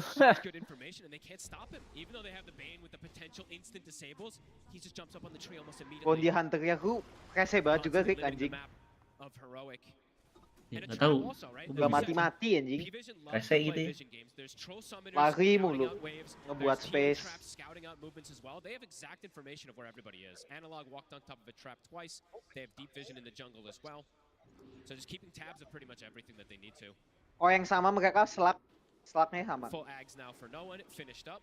Oh iya, slug sering suka lihat sih. Rue. Limited moves that Heroic can really do. Falling further and further and further behind. Cuman 3an kayaknya main slug ya. Si 9 class. Rue paling saksa paling yang main juga ya. Iya. Iya. Be able to get their spells off, but the question will also be then, do they even have damage, right? They'll have these defensive plays to at least work around, but might not be a... Tim Cina yang pos 4-nya konservatif pasti itu aja. Itu kayak Singkyu kayak crit tuh sama gameplaynya. Iya, tipe tuh. Sama banget tuh. Hero-nya juga sama, hero-nya. Rubik. Hero pool-nya. Hoodwing, Rubik, terus apa? Si Kadal. Oscar, Tini, gitu-gitu. Kadal. Snapfire. Ya, sama tuh, percis gameplaynya. Lebih ke team fight ya. Enough with this deficit that they're at. They're gonna smoke. This is pre-BKB on Whisper. See what they can... Astagfirullah.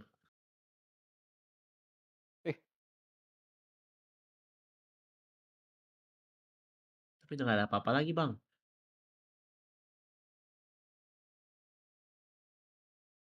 Rugi. Karena one. Because they're getting outplayed, outmaneuvered, out everything. So it feels like they do have to get something. Because in terms of just if this game continues with this grasp, it doesn't feel like it's going anywhere in their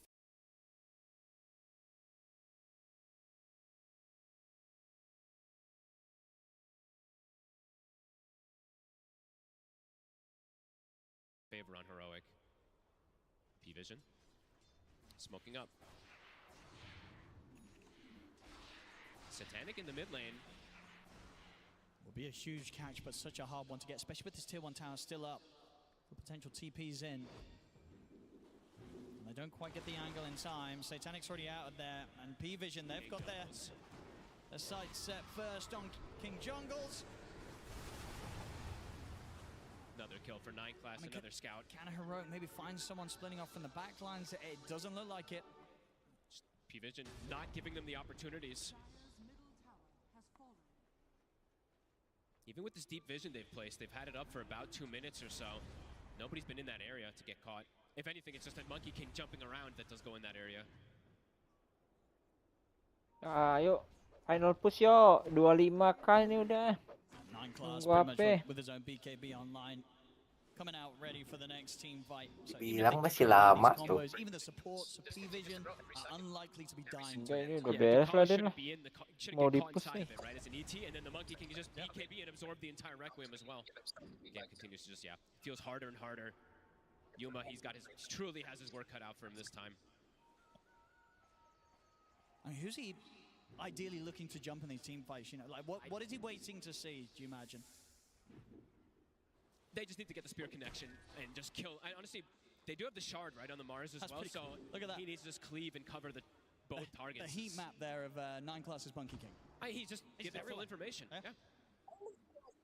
It might be something teams have to look at to get rid of because it feels like it's his best hero right now as well. So, they get the jump on Wisp, but talk about 9 class picks up another. He was just bottom. He was just in the bottom jungle and he appears there already. Oh my god. Nearly got a chance to put a stop to that TP out. Analog lucky to get away. Hey, look at the pace that he can just cross the map. It's like it's faster than a Nature's Prophet teleporting. Ini main probability-nya 99% kali ya. Vision. Mati lagi anjing.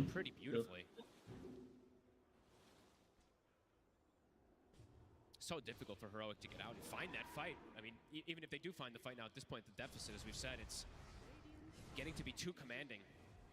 Yeah, they're just not getting anywhere near enough out of the map on their side. Heroic. Hey, P-Vision just playing it so clean. Satanic goes, gets another Tormentor while his team is farming the map, and it just continues to grow and grow and grow this lead. He's more than happy to keep farming. Yep. 307, yeah, coming up to 500 CS here, 31 minutes in. They haven't been able to kill him, and it's pretty hard to sort of foresee a situation in which this TA can actually die. King Jungles immediately has to TP out. Yep. They'll have to expend literally everything, right? And even udah kali ya bro, ini aduh, GG cuk.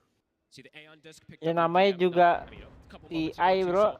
Yeah, I don't know. You were mentioning which targets do you focus fire. I don't know who you can actually. Mending GG istirahat ya sih.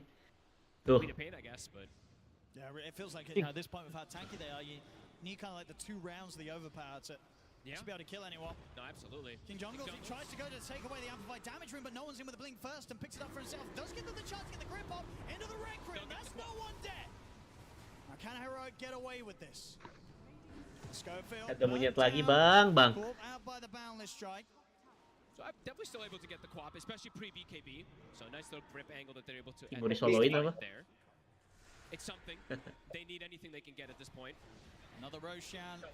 Likely to be gotten unless Heroic wants crazy play here with the 4 of them. They used Requiem and they still have Arena. Let's see if they can get any type of steal potentially. King Jungles is going to go for the TPN. Satanic jumps straight away over Yuma. Yuma, he's in with the bash going towards Satanic, and now he has to back out. BKB and Rage coming to an end. Yuma's got to run. Look at this Rage. They're just able to snipe him here. Satanic hitting him with that extended range he gets with the Hurricane Pike active, and now ready to go for more. They've got the Yule set up onto the Analog. Absolutely smashed to bits there by Dekalis with the ult. Anjing. Dilempar kecap menit 2 menit 37 aja. Udah bang, ketik bang, astagfirullah. Very dead. He is about to hit 25 on. It's only 33. Gila sih. He's got vision on towards Whisper. Spear off the mark. It is indeed so. 9glass able to jump forward. Lihat tuh, udah bisa di-kill lah ya. Nicely done. At least survives. Mantap bro, 2-0 bro. Prediksi aing mulus. Habis ini nih. Nah, habis ini nih. Gua tight bond soalnya bro. Every single minute it just goes even further and further up. Gua Falcon sih. Gua tight bond kalau nggak salah gitu. Cek VAR dulu, cek VAR. And for Heroic, I mean, their growth just completely got stagnated as well. Even just any type of farm, the Ursa and the SF dead. Iya, gua tight bond. 60 seconds. P-Vision catapults forward even more. King Jungles will continue to be very annoying as we see with his treants, denying runes, but heroes are just dying. Yeah, Satanic just cutting them down with the side blades. It's a painful one, Owen. It truly is for Heroic. At least they were sort of able to hold on a little longer than the game 1, but this game 2, it's been way more. Loh, ini mah dibully, guys. Memang, Bang. Bang, udah bang, GG bang. Bang beli rokoknya di mana, Bang? Bang. Dah tuh, dari tadi anjing. All 3 cores continue to scale. Their Monkey King is a core as we mentioned. Midnya siapa sih? Siapa? Sakitnya, bro, Satanic. Telat banget tuh. Iya, dia baru sampai mana tuh? Gua 3507. Nggak jadi menang. Jadi menang. Ini tuh yang kata Momor bakal sampai final sih. Untung gua ubah ya. Rusak banget ya, Mur. Mainnya, Mur. Rusak sih. Goblok lu anjing. Woi. Lo udah selesai nih? Iya. Wah guys, sorry guys, streamingnya 2-0 guys. Emosi sih mukanya. Tuh. Oh, gue tuh ini juga sih lah. Support juga. Beautiful draft and beautiful gameplay this time. Play from P-Vision. Yeah, getting that TA. Oh, harusnya 10-60 aja pakai. That TA in for sure. You know, Satanic, as I said, he made that one look pretty easy. Getting close up towards the 1000 GPM. Unreal. By the end of this game on the TA. Kira big match bro. Lama nggak nih? 15 menitan ya? Habis ini apa? Falcon apa? Tidebond. Hah? Tidebond. Tidebondnya tulisnya gimana sih? TT, tim Tidebond. Oh, tim Tidebond. Very impressive showing coming in from Heroic. Gonna have to make some big adaptations. Bone-nya tulang apa, Tidebond? Bone. Bone D, pakai D. Iya. It's almost sort of like, what do you even do when he gets his hands on a hero like the Monkey King? He just seems so comfortable in just providing so much. 2-0 guys.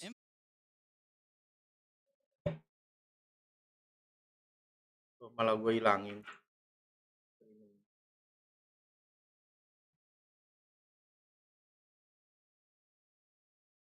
As we see there with the Dominator micro that he's done multiple times now. What a game. And no one right on the mid looking terrified. Coba kita buka ini ya, Dota kita ya guys. Skornya gede nih. Satanic sama crushed him. I mean, this sort of level of performance we're seeing from P-Vision, I think this is definitely what kind of coming into the road to TI, into TI, is what people were expecting from this squad. We've seen this level of play from them throughout the season. We know they can get when it matters the most. I mean, they are absolutely terrifying in multiple different playstyles as we've seen now. This is a team they have to watch out so much for. Yeah, well, as you say, Heroic, we'll see how they're able to pick themselves back up down in the lower bracket. Belum masuk, bro. Skornya mah nanti update-nya pasti. Atau berapa poin sih? Emang udah masuk belum kan? Belum.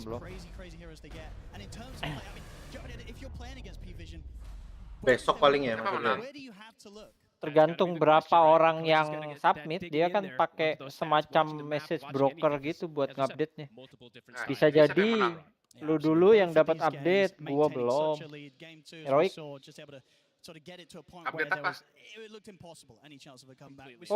Poin Dota kan ada bettingnya, betting nggak pakai duit di game. Yang menang siapa dapat poin.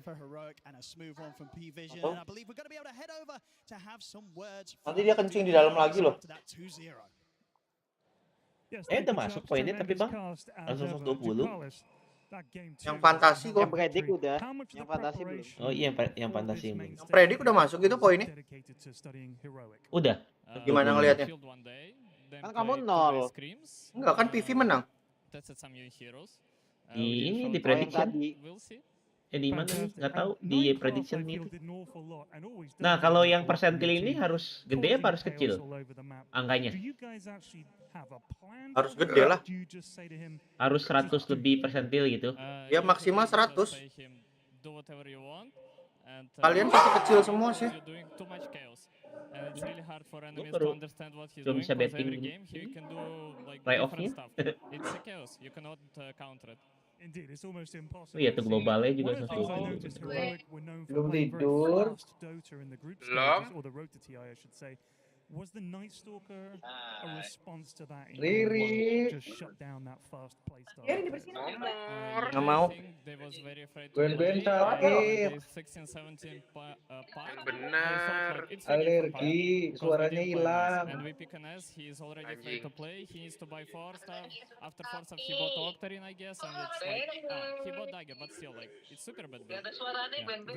Siapa anjir? Suara dia. International, obviously 9 class and Satanic as well. How are you guys enjoying it so far? We're enjoying every moment because it's really fun to play in front of crowd. Not much tournaments, so we right now play in front of crowd. So we are really cheerful for everyone who came here to watch our games, to cheer for us. So thank you guys. There you go. Let's hear a cheer for Ducalis. Congratulations. Look forward to seeing you the rest of the tournament. Over to the panel. Thank you so much, Ducalis. He's talking about it. There's not a lot of crowds these days. The chances to play in front of it. He's soaking up every moment and going through in the upper bracket winter. I mean, this is the best place to be. Yeah, I mean, it's every player's dream, you know, playing in front of a crowd, playing at TI main event. Everyone gets to showcase their signature hero and win the game. Or potentially, habis bang? Show people that there's more heroes Lacoste that they're gonna bring out. That's terrifying. Apparently they're scrimming with even Udah Oh, this team is super bersih. well prepared when it comes down to some secret Udah diberakin lagi strategies pula. that they're gonna be running because Belum. they have way too much. Like they had do so much Lagi preparation, proses. and we can see this coming up. Especially with this Monkey King Dominator, it feels way too like it Anjing does skor so many begini things gede that masih can kalah kinda itu. be annoying on two different sides of the map. Like it's I mean, not would like you say, Dominic, they are one of the teams that benefited the most with how the Berisik, Glenn. Suara lu jelek. got turned off Apa tuh, from Den? public, so they were able to develop a lot of Mik lu very rusak different ya? strategies from Enggak. everyone else. Yeah, I'll be honest. I felt like game one that Monkey King may have been something Beda that suaranya. like kind of flexed to 9 class Sama aja, because Din. it looked good. Didorong aja bang. But Menurut then saya. the more that we saw it, game one and game two, I'm realizing this is something that they simply think is really good. I thought Monkey with the Simeon Stride facet being nerfed wasn't good because you needed levels, but with the Dom, it's like it's worth getting him to level 8 to get the max level jump because the amount that you can do on the map, I agree. I don't know how you deal with that. And the fact that they have more in the tank that they haven't shown other than this is kind of crazy. Yeah, the Monkey King was a big one. They just kind of let 9 class go, but I wouldn't say he was necessarily like the shining moment here, Winter, at all. It felt like, yes, it was in the offlane, but it felt more for that offlane Phoenix. DM on the Phoenix was amazing, phenomenal start to end. I mean, again, you know, I just want to reiterate what I said before in the previous game where they shouldn't be too focused on this position for Monkey King. They instead have to really build on their draft and make sure they have a playable draft. Like this game, I felt like the last pick kind of didn't really work with the whole draft that Heroic had. They went, in my opinion, too greedy, and they didn't really have lanes that were playable. You know, it's just very, very hard if you don't do well in your lanes. At least one of your lanes have to be okay, you know. But all 3 lanes kind of have very, very bad matchups, and yeah, it wasn't even them playing bad. You know, it's just the matchup was very difficult for them to play. it was an interesting pick, you know? We were talking about Snap as a potential counter to Phoenix. Like, they did need something to kill the egg.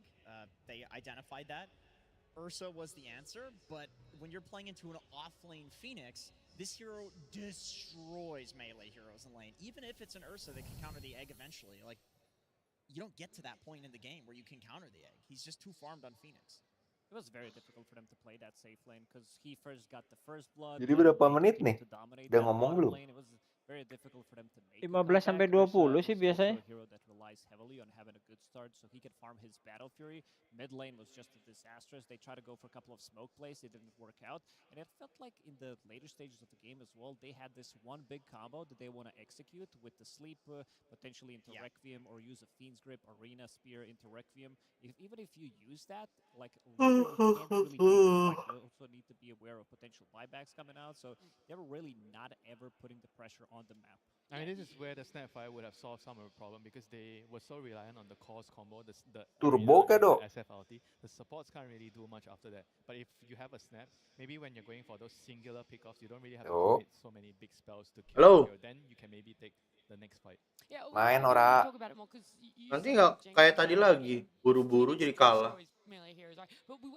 Ya udah, turbo aja. Kalau ya udah. Main apa turbo?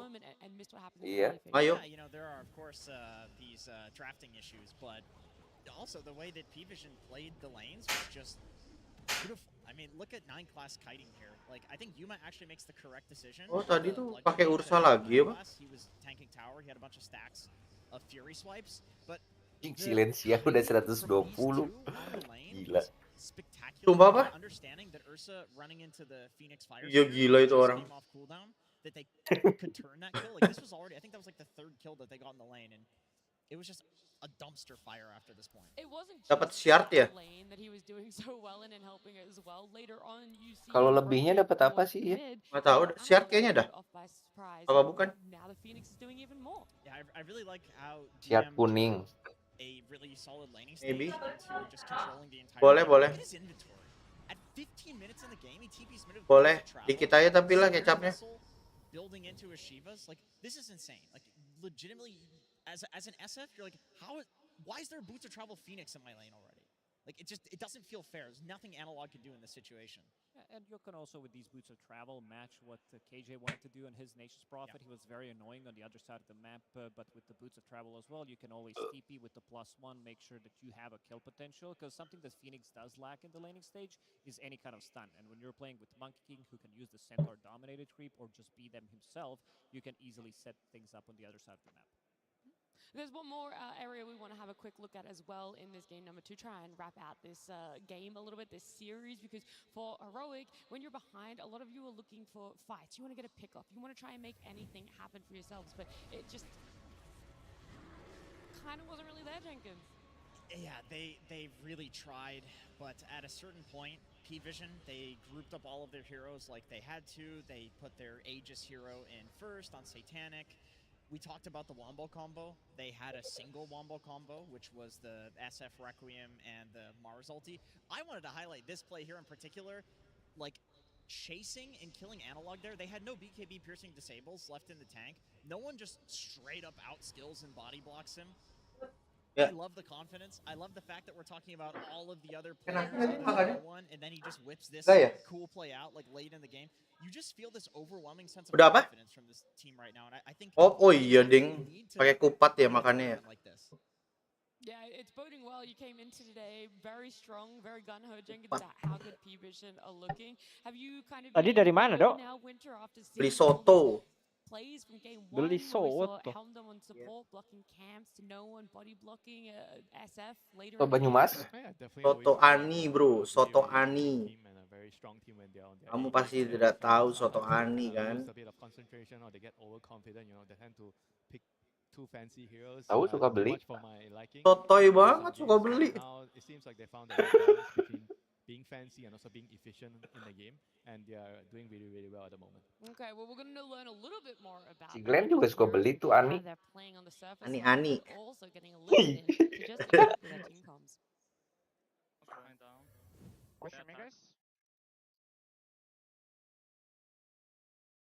Mau fight nggak sih? I'm ulti. I'm killing Ursa, guys. Ursa is dying. Ursa is dying. We should kill Ursa. very Nice.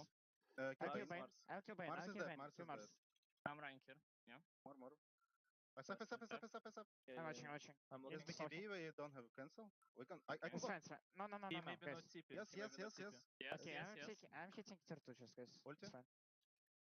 He's cancelled. Guys, I will chase. Very good. Nice. Okay, good play. Nice KS. We can kill top. I think my team performance at TI so far. Mana Den? Funny enough, like very bad. KS to go our, gimana? Standards. We won the last small online tournament before this. And we've actually crushed like everyone. And in scrims we actually had a 80% win rate. If I had to choose one word to describe it, it would probably be tenacious.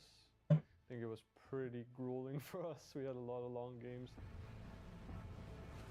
Weaver spotted, hexed up, the damage incoming. Oh, it's just too much to handle. Now Batrider lassoed too, but he's dead on our screens. Mac picks up the double kill. Malrini's in. He jumps forward. Black Hole's there. Weaver's back. The Earth Spirit, down he goes. The hardest series were surprisingly enough Team Nemesis, our first series. Honestly, like I don't think it's about enemies as much as about us. So I think that was the first game for us that we were like, oh, we just entered TI, like, oh, now games matter. I think the hardest series for us was probably Tidebound, just because it came after Extreme. I think we played against Extreme and we felt like we should have won, which was like tough for us, but like it happens, and it's, you know, where it's like a group stage for a reason. And then against Tidebound, it was more like we did the same thing again, you know, and that one kind of hurt because that was a chance to get into TI, you know, and we wanted to just get there and get it over with. And then when we lost that, and then we finally had to play Spirit, and it was like, okay, we might have lost our chance, you know. It's really sad that either one of us, like both of us, were grand finals in the last two tournaments, and it's really not nice the fact that we had to match against each other. Spirit, you know, like it's a team that you never know if they're going to show up in best form or worst form, and like we had to just kind of try to be our best and then see if it was good enough to beat them. So when we beat them, it was very, like a big relief. Most looking forward to play against will be Tundra and Enigma Galaxy. Would be it was like I was actually thinking about it, like my dream matches would be like play Tundra in lower bracket finals and then Enigma Galaxy at the finals and then win both. Tidebound it's a great chance for us to kind of get over what we did poorly in the group stage and see that we fixed it and then move on in the tournament. And I think if we can start with a win against them, that's a good like catapult into the rest of the tournament.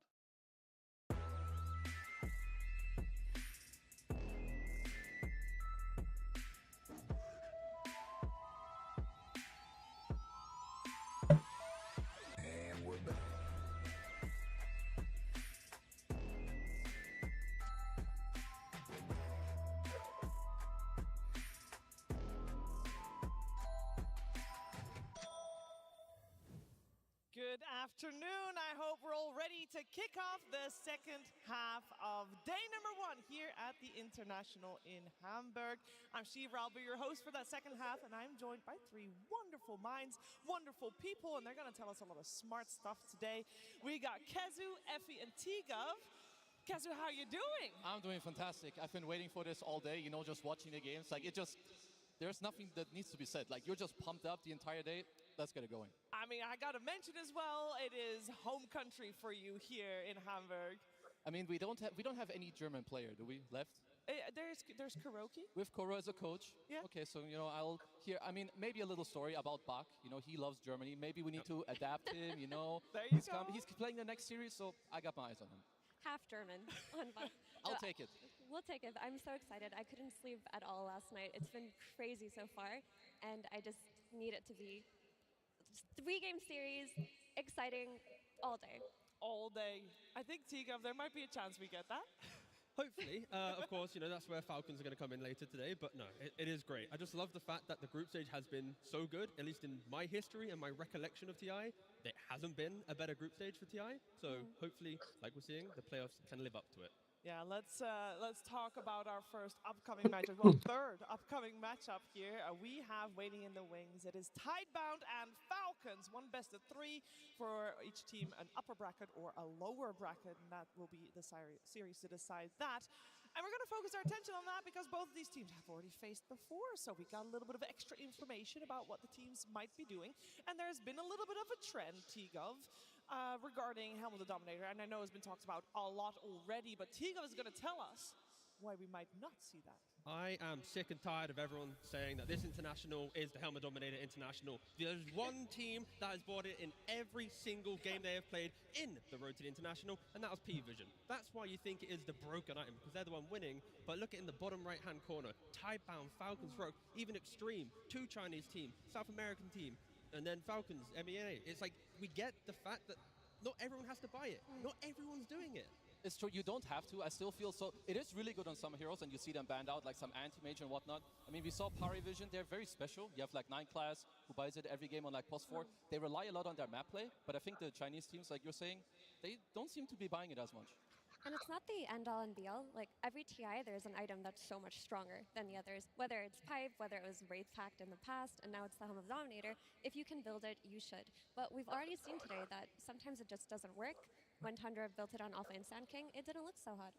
It did not. I'd say we're just in the return of like creativity at TI, because I think if you look at previous TIs, a meta kind of existed with all teams. In this tournament, we've got carry Tinkers, we've got the identity of Heroic going for Pudge. Like, every team feels like they're entering the tournament going, this is my strategy, I am winning TI with my statement. It's not as if we're watching 12, 16 teams try and copy the same thing. This is why I think everything has been changing slowly throughout the year, the stats being changed, this and that. Like, this is why this tournament is so good. And everything has been changing, and some of the teams have been changing here in the top 8. And I know some people only tune in for the international. There's no shame in that. You're absolutely welcome. Love to have you. But then you might think, you know, who is Tidebound? Because I don't know this organization, but let me tell you, you definitely know the players. Yeah, like when you look at a combination of 3 players, at least in the Chinese region, Y, Bak, and Nothing to Say have the most experience as a 3-stack. And even when you look at second place, of course, Q when they're on the other roster.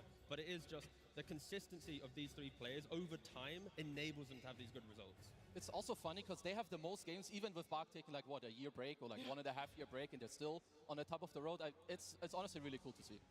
And also, this roster, 4 players, with actually the removal of Bak from it, got 3rd place at TI12. So they're no stranger to this stage. And maybe with recency bias and how the last year has gone, we've forgotten that. But they are very heavy contenders. And honestly, it's just been a year of Chinese Dota not being as good. It feels like more in our memories, but the results are recent. Yeah, it feels way more, because I think it's also something that, I mean, when I started playing, or probably many of you started playing, it's like the Chinese region, you know, the teams, your Vici Gamings, your LGDs, your IGs, they were there, they were always present, but lately they were not. Now they're back.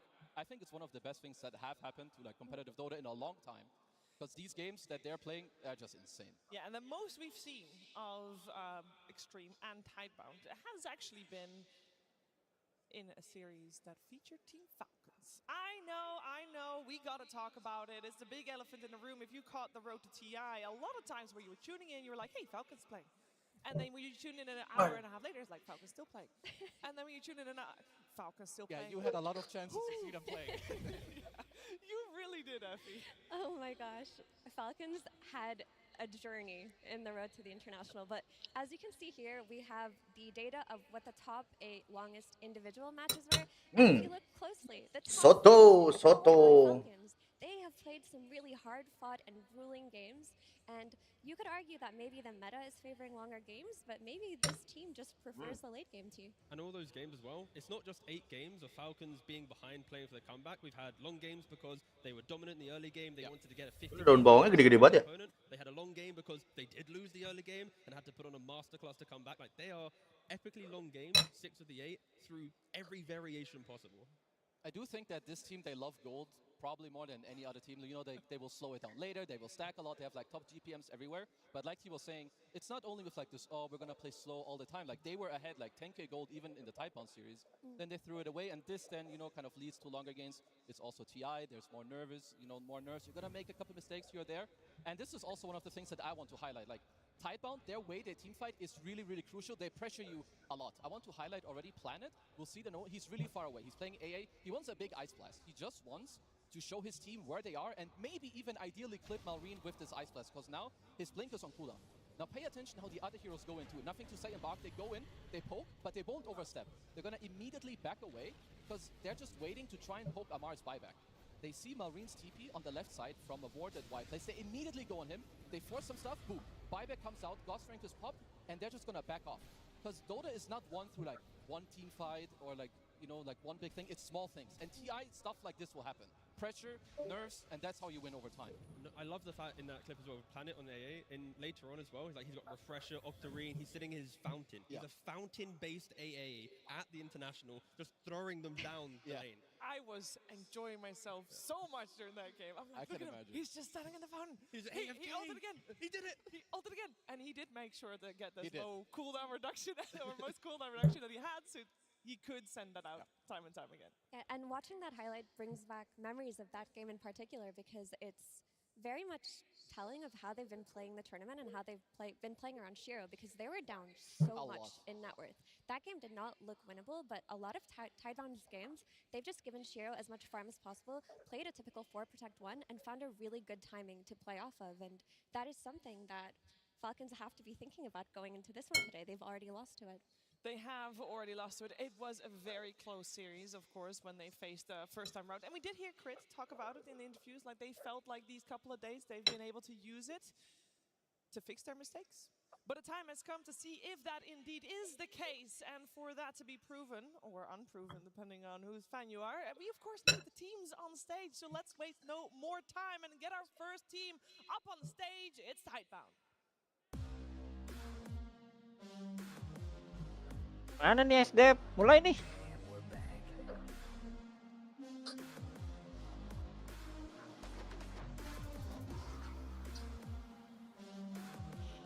Kido ngebela mana? Redbone atau? Falcon lah. Falcon?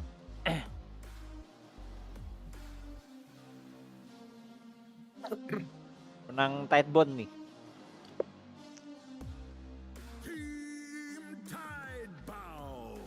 China Dota supremacy, bro. Buka ya, bro. Yoi, I believe in China Dota supremacy. Dirujak sama Marlin, bro. All China final, bro. Dirujak gua sih. All China. Tangannya siapa sih ya, Tidebone? Nothing to say.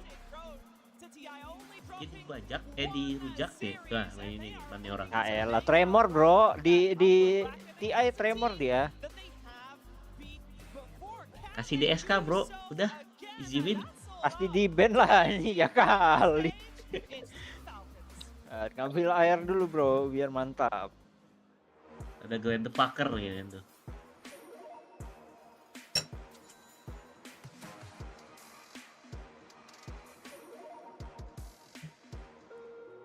Choose wisely and crush those responsible.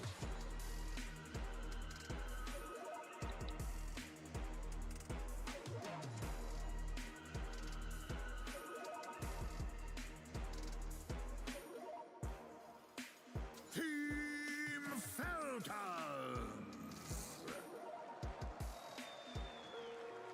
We got Peter, Maureen, ATF, Crit, and Snaking as they have practiced hard to make sure that the results we saw in the group stages from them will be top tier against Team Tidebound. Team Falcons has taken the longest route to get to this stage, but they have definitely earned their spot, and there are a lot of people that are having Team Falcons as their favorite in this upcoming best of 3. Let's see if they can make those predictions come true. I will spoil the percentage a little bit from you guys' predictions in the client. 61%. That's the amount of people that think Falcons is gonna do it in this best of 3. And I also think, Kezu, it needs to be said that both of these two teams are kind of playing under the same formula. We got on both teams 2 TI winners, a TI winning coach, and a couple of not inexperienced players, but having the exact right Tuh amount. lihat, bro. For sure, like, and this is Malrin, really bro, good mixture, belum like, mulai udah the panik. new kids on the Gimana? box, the Zoomers with, you've got the experience, whether it's the veteran players or a veteran coach to really help them Tenang, out. But I bro. gotta say, Falcons, Oh, lihat I thought they would come Tidebone into the sangat tournament maybe a little collected ya bisa But I think dibilang ya. since then they really, like in my mind, they powered up a lot in their recent games, and with all the game time they've had, I mean, they better make use of it. But you mean you couldn't account for all of the 60+ minute games? It was pretty tough, I'm not gonna lie. But I feel like until 1 or 2 weeks ago, I didn't even see that many dominators. I know we don't want to talk about it too much, but it is one of the reasons why games are kind of long. I feel like the games are long for Falcons because they are making their own mistakes and because they are disciplined enough to understand the mistakes and then to make the comeback. Other teams, when they make the mistake, they will eventually lose because they've made the mid-game blunder, right? Like when you look at some of the Marine options that he's had had some shaker performances, but it should look a little bit shaky. The Beastmaster as well, where he's been roaring Lotus and Lincoln. It's like there's been moments where Falcons just haven't looked that dominant. A couple days break from the road, they have the highest chance of any team from going leveling up. I feel that's why I'm somewhat favoring them because I'm just expecting them to fix the mistakes they had. Yeah, they've definitely had a lot to learn, and even in their series versus Tidebound in the road to the International, you could argue that it could have been theirs. Oh yeah, for sure. Very easily. That second game, it looked so good. It was just 1 or 2 fights, like some stuff went wrong, and Tidebound, they just brought it back because them too, they've been looking really good. And I feel like for them, it's also a bit more as of recent. I didn't think they were that good a couple months back, but they've also improved a lot. Of course, pedal pogs and more practice for this event, and they're looking good. They didn't think so either. Like, if you talk to Bach at any point, he was just thought his team was bad a few months ago, and here they are. But that's just Dota. Sometimes it clicks, sometimes the patch eventually clicks. You find a tournament where you're learning faster than you expected, and all of a sudden, you're one of the top teams of the tournament. Yeah, and as we are talking about this matchup, we do have to mention a matchup that we're going to look a little bit closer at. Yeah, because first of all, I mean, they share a lot of heroes. They actually play a lot of similar stuff, you know, like the Blink Initiator, the fast tempo guy from mid, you link up with your supports. But also when you look at their unique heroes, there's some really cool stuff, like the Nothing to Say Tinker. They busted out a couple of wins with that. And same for Marine. His Monkey, they flex it. His Timber, they also flex it incredibly good. And the good old Earth Spirit Mirror, which granted, it did lose, but it looked good that game. I mean, the thing with the Tinker, though, is we've seen it been picked up by Tidebound against P-Vision due to the mini-meta of P-Vision playing it in carry. Yep. And then since then, Falcons are like, wait a second, we respect this so much, and they throw it into a first-phase ban. Maybe in this series, they're not going to, I'm going to say waste a ban on it, because they can draft in a way where they consider it later on as an option, because in that best of 3, it was like Tinker Marcy +1 was like the ban every single time. Like, they over-respected, potentially, the Nothing to Say Tinker. And I think that one's very unique to Nothing to Say, though, because it's not like, oh, we're going to ban Tinker because we respect that it'll potentially flex to support, as it has been in the last few years. It'll potentially flex to carry, as P-Vision has popularized. No. You see this team, you see NTS, and you're like, this is a Tinker player. He got famous. He initially got scouted into professional Dota because of his Tinker gameplay in pubs. Versus this team, is it worth letting it through, really, and enduring a 50-minute long Tinker game? You might as well just ban it, too. That's what happened in the best of 3. You know, they lost it. So maybe backs against the wall. They got the regret of losing to Tidebound already. They got to think it. But no, I agree. If I was in their position, it's like, do you really want to lose to this OP hero on Tinker? I mean, that's what you gotta do. Maybe it's the upper bracket for now. So if you want to try out any stuff or think that you can beat one of the household strats of any of these teams, this is the time to let it through. And with that in mind, we talked a little bit about the Tinker coming out from Tidebound, but there's one hero in particular that's been banned time and time again against Falcons. It's a hero that doesn't really get touched by many other players. I'm talking about the Chen, Kezu. That's a hero that Snaking has really shined on. Yeah, I think that like this team, they use the map so well. Like Snaking, also his Ench is very, very famous. Like the way he plays it, the way what they do with the map. Also, they lane together. Skeeter's usually on a strength hero. They use mana very well with the mana burn creep, and just he sets up the map in a way where his team can then just have more space to farm, open it up early, help your team. So I feel like this is one of the main reasons why I believe they're still undefeated with Chen. And it just looks incredible. I mean, it's the same logic why we see P-Vision wanting to play buy Helmodom in every game. You have a Chen on your team, you have the creep already, you can send it down lane like Kezu's mentioning, and you have to respect the auras. Like, if you look at the 30-40 minute mark of a Chen, there's a Pipe, there's a Greaves, there's a Locket, there's so many little things available, and a lot of the heroes that Snaking are playing are buffing up other people, right? You've got the Enchantress that can buff up his heroes, Pugna with healing, you got Snapfire with cookie saves, Bane with sleep dodges, and then Naga Siren with the sleep. Like, everything he plays is to ensure that when ATF or Marine or Skidder go crazy, he's there to go, you know what, I'm just going to make sure you're not dying and you can keep going. Yeah, and of all of the heroes on the list, after the Chen, the one that looks most formidable from what I've seen is the Pugna. Like Pugna in Snaking's hands is he will farm the dead lanes, he will be pushing, he will be sniping couriers even, doing tower damage wherever he can. And as these fights progress, like he's providing that sustain. Also, versus teams that rely on spellcasting in the early mid-game like Tidebound, they want to play the active supports with an NTS hero. Netherward is super annoying to play against, so this definitely has to be a priority pick or ban for either team. It's also like Falcons, I would say that they have like very strict and clear roles for their players. So like Snakey, he's going to be on the Chen, Eng, Pugna, like have a good lane, open up the map, and then like play the dead lane like you were saying to like help his team. So if you're Typhoon, I mean, you have to choose. You obviously can't ban every hero, but in my mind, Chen in their hands looks so good, you should take it out. Yeah, it needs to be banned, especially because Y's been playing hero like Ogre, right? Do you really want to play an Ogre when the enemy team has a Chen? Like, Probably not. Probably not. Unless you have like some insane Gyro Cup to carry and Bloodlust, like it's not really a good matchup. So I think banning Chen feels like the first step for Typhoon being confident. But you know it's the Y hero that we haven't seen yet that is quite good against Chen lineups. It's the Elder Titan. He hasn't busted it out at any point yet, so that could be something that comes out today. Yeah, and with us talking about all these heroes coming out from support, I do feel we have to address that the two styles at which the supports are playing, the support duos are playing, they're so vastly different, Effie. Coming out from Planet and Y, it's a completely different hero pool also from if you take Crit and Snaking together.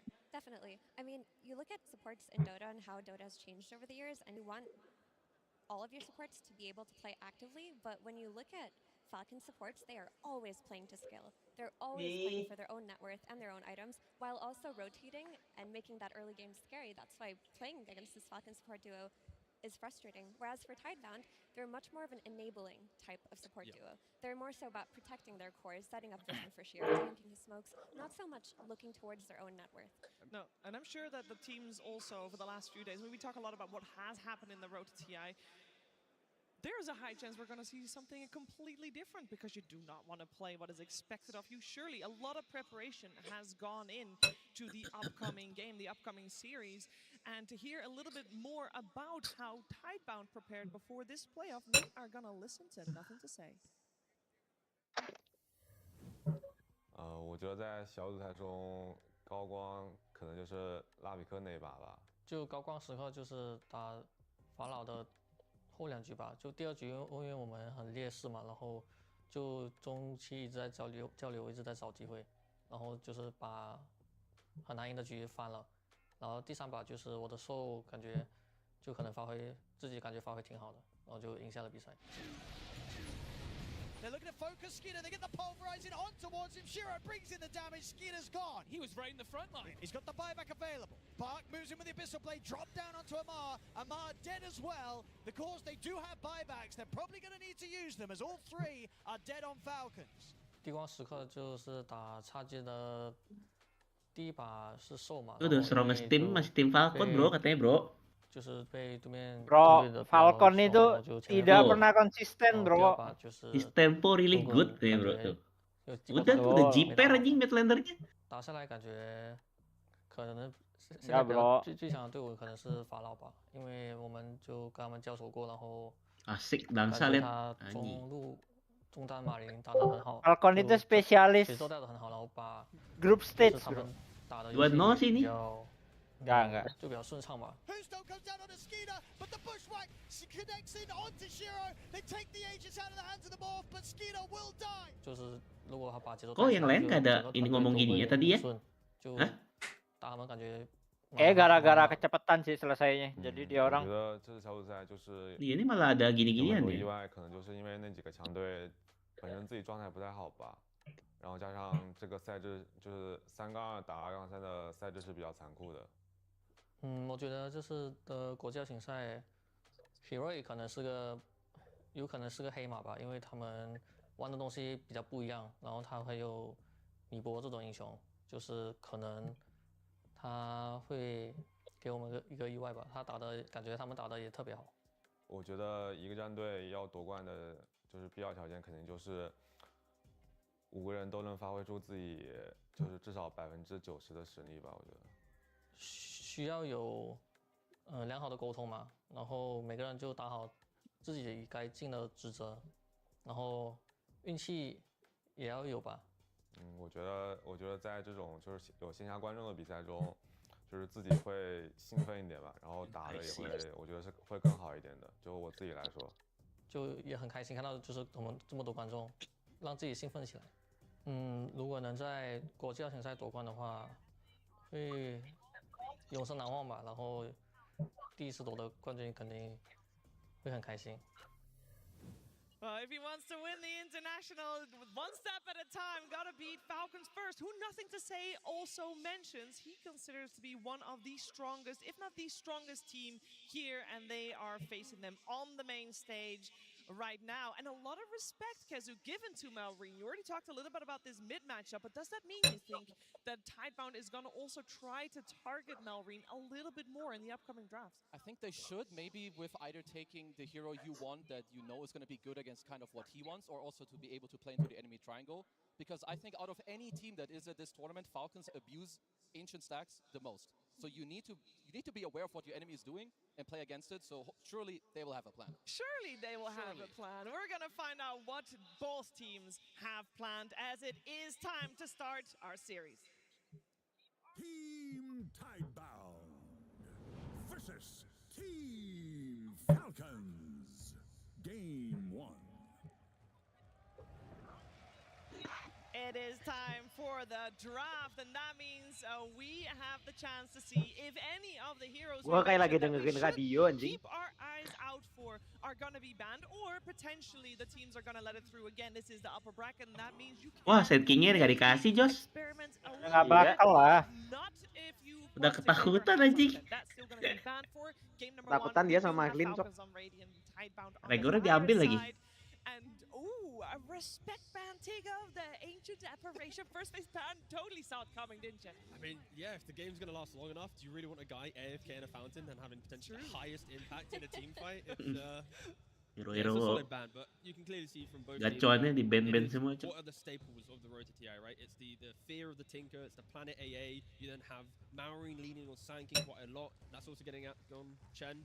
Oh, the Shaker's back. This is my favorite part of TI. This is literally what I live for at TI, by the way. We haven't seen Planet play much of anything else outside of the AA. Like, all of their drafts have been easy to build around because you have this ancient apparition that teams are not really valuing outside of you. You take it away early, and now I'm curious what kind of support they're going to look to replace that archetype. Something with very heavy damage to follow up on their stun hero. The main thing from that, though, is I think Tidebound is a very traditional team where you kind of know what's coming. You know the offlaner will be the initiating utility guy. You know the mid laner will be a playmaker. You know the supports will be, like Effie mentioned earlier, sacrificial or map play. Like, I think because it's so predictable, their lanes need to be strong. They need to have the first 10 minutes of the game controllable, otherwise things can fall apart quite quickly. I mean, there is stuff. I believe Planet has busted out the Phoenix, and I also think that Phoenix overall, like the Chinese teams, they play that very well. It's something I could see. I think for now you see a lot of emphasis on the supports actually, even in this ban stage, right? With the Eng, there could be a partner ban that we talked about before. Very good for Falcons. They do also pick out of phase, something we have to note. So if there's one hero you're looking at, you have to be a little afraid that they could take it first. But if we're going along the Mana nih, traditional Bang? aspect, then Bang mana, Bang? we're probably just going to see this Snapfire or Hoodwink. They've been the two most popular fours. They just give you King kan follow-up pasti damage. first ban. In the past, though, Planet did used to love his techies. Berarti ini udah pasti Beastmaster tengah karena Amar nggak pernah micro. I'd like to see that for sure. Of course, with Hoodwink not being NTS Earthshaker nih, bos. enter the next phase wanting to take that for themselves. It continues down the line of skirmish, which we see with Sampai sekarang Tinkernya aja masih di ban ya NTS ya. Seseram itu kah? Dia terkenal karena itu tuh. Iya. Tapi kan udah puluhan pet. Is usually first phase and versus the Chinese teams. It's something that Bach has played a lot, actually, in the road to TI. I believe he played like 3 or 4 times. He had very good performances on it. So I wouldn't be too surprised. I mean, of course, we'll see it later with, like, you know, maybe their double pick in terms of what they want to do. But with what you guys said, I think Hoodwink Snap, really good out of phase for Falcons, just follow-up damage. Because that's just usually how Falcons play. Everyone also knows this. So shouldn't be too much of a surprise for Tidebound. Yeah, for now it seems like Falcons is taking a little bit of time. They only have their one ban to protect their upcoming pick. And it is a matter of, we mentioned all these heroes, and every single one of them is very viable for both teams even. So you got to really make sure that you plan ahead. And they end up removing Shiro. Ini juga si Snapfire bikin Domi juga gacor ya. continuing down the line of the skirmish, the Nanti damage, bisa right? dilepeh. Very simple. You raw guy, monomachis, it's done. You then have the wave push, where Super you meta snap lah. the Beastmaster, Iya, very quickly cocok push away, banget so bro. you have that additional information to know Kan where ini Tidebound susah are, banget if mau they're gonna be farming hutan smoking, are they kalau making a support play around the Snapfire. Shaper? These two heroes kind of lock down the map play very quickly. Yeah, and I think the question of this Beastmaster is still up in the air because, as you mentioned, T, these lanes are going to be very important, and the one that I would look towards the most is Shiro's lane because of the way that they've been playing the 4 Protect 1 and him favoring the ranged carries. They need to fix something like a gyro that could potentially punish the Beastmaster from the off lane, because if you leave Ammar his devices on this hero, he will not leave that lane. He's just going to farm there and apply pressure for 30 minutes. He does not care. You need to be able to soak that away or maybe make it harder for him to enter the game doing that. I mean, what's hard for Tidebound from the spot too is that Falcons, I've seen Malrine play a lot of mid beast too, like both in this tournament but also in pubs. So if you go for the gyro, which is a great answer to beast, and it would play very fast with the disruptor, you have to keep in mind that they could flex. So make sure you play that into the pick as well. That's why picking double support here for Tidebound would keep that quite alive, right? Falcons then have to respond with their own 2 picks, and then to close the phase, Tidebound can then lock in their carry, right? But with Disruptor pickup, again, they're going to have to show something. Disruptor could go 4, they then pick up an Ogre. I'm a simple man, I would happily see Ogre on the main stage at TI. Does a lot of things that you're mentioning. We mentioned Shiro being ranged hero. You just want that kind of insurance policy. He makes people clap. He gives love to his cores. Ooh, which is good. Or you could be 5 and dying, and then you could grab ally people when they're getting roared. Like I do think you need some kind of save for Shiro. Udah berapa because the lama way nggak they lihat play is Muerta? so centered around him. No, I like it a lot, especially because the style of fight from Falcons is so kind of obvious. You know when it's like when they're there, they're fighting. Throw it down, but no, they go for a Muerta.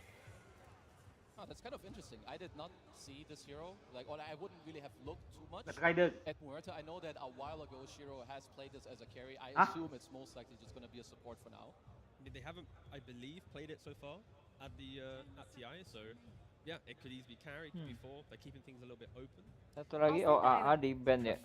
Bannya?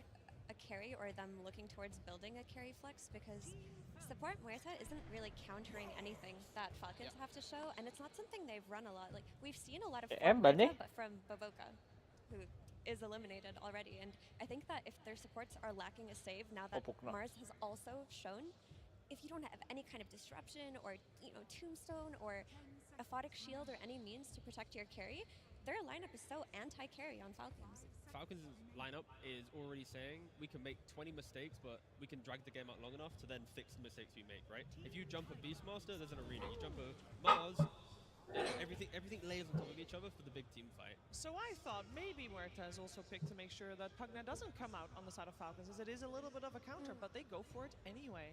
It would matter more, I guess, if Tidebound would place it as a carry, and I think Falcons are kind of daring them to do that, because it's a pretty hard Muerta game, I would say, against all of this AoE. I mean, if I'm Tidebound now, if I look at what Falcons are kind of showing me here, I most likely want a carry that buys a BKB, and maybe an offlaner who builds a pipe. Because when you go into Snapfire, Mars, Beast, who probably buys an Aghanims, you better have a way to fight back. But what you just described is also a big problem for them, because if they buy BKBs and pipes, do they actually have the damage to deal with the utility from the support duo? When you have life drains from the Pugna, with the cookie, with the heal from the Shard as well, like there's so many little things to play into that Tidebound has to itemize to survive the Mars and the Beastmaster, but then they also need to itemize to do the damage to deal with the supports.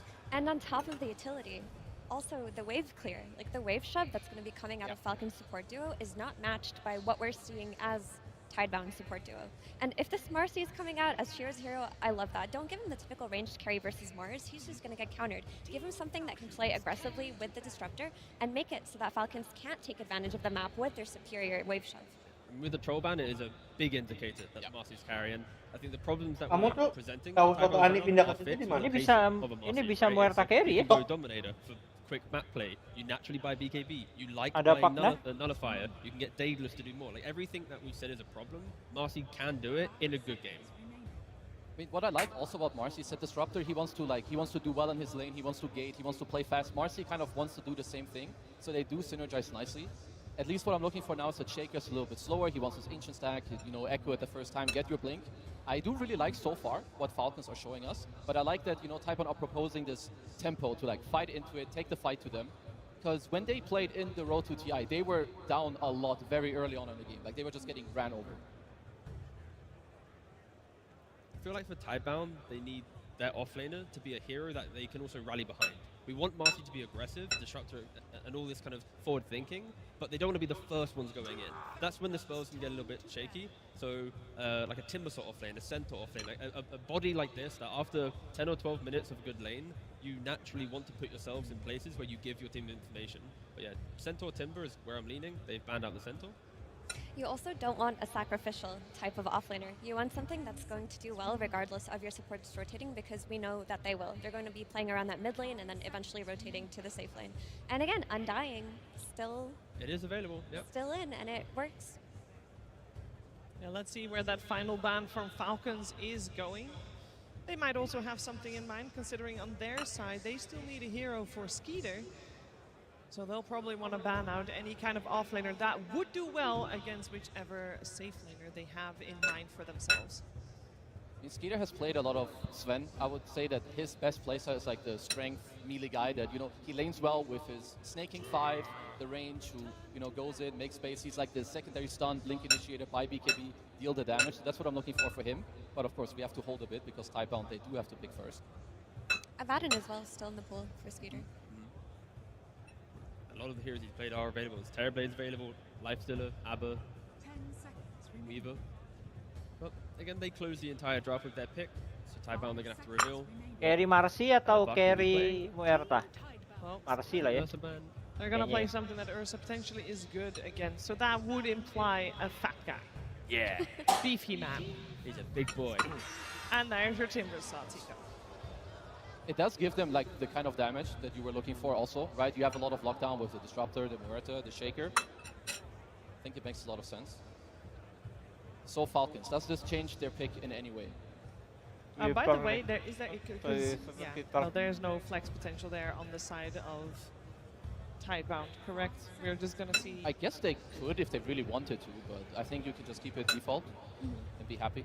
In this position, Skidder would probably lean maybe towards the Weaver for laning, but then in the game, you got Disruptor, Static Storm, the Marcy, the pacing might just punish the Weaver, blowing him up. Yeah. So I'm sure a lot of you saw that stat pop off. 0% win rate so far for the Timbersaw. That's painful. It was only one game, right? That's 7 games. Oh wow, that's bad. I thought it was 1. I was like, no, that's a 7. Right, but how many of those losses was on Buck, right? That's the real Oh, yeah, only 1 for Buck, but not 7. See? Yeah, you're good, you're good. Forced 50, he's winning this game. Yeah, okay. That's definitely how that works. Yeah, it works with TI, yeah, don't worry. It just feels that Timber is not as reliable as he used to be in terms of outputting damage, in terms of the itemization that he can do. His item build has become a lot more straightforward, and now that he was in the position to get counterpicked, you just get this Gyro in the end who, with Rocket Barrage, can just beat up on him in lane. I think for Tidebound to enter this mid-game comfortably, they really needed box lane to go well. They needed to be able to sack him and then play with him later. If you're putting this Gyro on the Timber lane, that makes it a lot harder. And now you're just looking towards Shiro to be the hero to bring you into this game, and not the offlaner. I just want discipline from Gak ada yang dukung Amar, bad guys. initiation, a simple misexecution. There's so much turnaround potential for Falcons to beat you in the team fight. So if Tidebound do have a lead, they need to make sure that every drop of goal they have is a successful pick-off, a successful fight. Like, they can't go even in these engagements and feel good. I mean, what I like a lot from Falcons, and it's something that makes their drafting so good, they don't only care about this carry matchup. Like, a lot of carries will be like, oh, I can't play Gyro into Marcy, she's gonna, you know, beat me up. But no, you play for your lane, you slow down the enemy draft in Typebound with the Timber. I think they have very good lanes, very solid team fighting. So for Typebound, we know they're disciplined, we know they have good team fighting skills too. But I would favor Falcons in this one. I really like what they're going. Well, I have to ask a question here, Effie, because the first couple of days of the Road to TI, Marcy was first phase banned all the time. Literally seemed like she was going to be the hero of the tournament because obviously she uses Helm of the Dominator really nicely. Made it through, second phase, gets picked up. Why aren't we not favoring the Marcy team? Is it kind of figured out? It's not figured out in the sense that it's bad. It's still very good, but you know, solutions like the Troll Warlord, for example, have come into play, and they've done incredibly against her. The ability to match her pace with another Helm of the Dominator hero is also happening throughout the road to the International. So while she is very good, she's not a insta-win hero. And if you look at her win rate, it's like sitting at 52%, 53%. Yeah. It's fine. It's a great hero, but it's not going to win you the game by itself. And do we feel that Falcons have figured it out in this game in particular? I really like what Falcons have going for them because outside of having a more cohesive draft in terms of team fight, their laning is really strong. And if you look at Tidebound, they're still lacking saves. They have no save heroes at all versus this Arena, versus this Roar. We're going to find out. It's game number 1 time. But before we head into that game, of course, we're going to check in with the coach. Kalungnya agak nim, cuy. Talk to AY 2000. Thank you very much. I am joined by the coach pembawa of the acaranya Team yang perempuan, Falcons, lihat nggak? AUI, and let me say your reputation precedes you, because I know 3 years ago in Singapore, you, Snake King, and Skitter were terrorizing everybody with Wraith Pact. And now I come here to Hamburg, and everyone's hot on Helm of the Dominator. I talk to you guys. Why are you not using the nerdiest item so far in Dota? Mexican kayaknya loh. It's like a skill issue. Like I think the item's broken honestly. They don't have hotkeys. I don't know. Soalnya bagus sih, warna biru gitu, biru. Even maybe like a Wild Wing. I saw Skitter got trapped at some point on a cliff. Yeah, he got trapped with Weaver ulti up. Like I don't know. All right, it does add up then, but they are very good at what they do, which is playing Dota so far. Let's go. They take a long time to do it now. So currently it's 5 p.m. or 17, I guess, for all the Europe. Ketutup anjing. Detik 6. 8, 9, 10. Wah, gue baru 8, 7, 6. Ya udah nonton di jas aja barengan. Gue lagi streaming soalnya. Oh. Kita refresh dulu ya. Itu babinya hijau-hijau gitu geli ya. With Synderen. Menit berapa sekarang, guys? I think this is the best series of the day. Honestly, I don't have to be biased, but even the fact that Falcons can't micro, they're still very high skill players.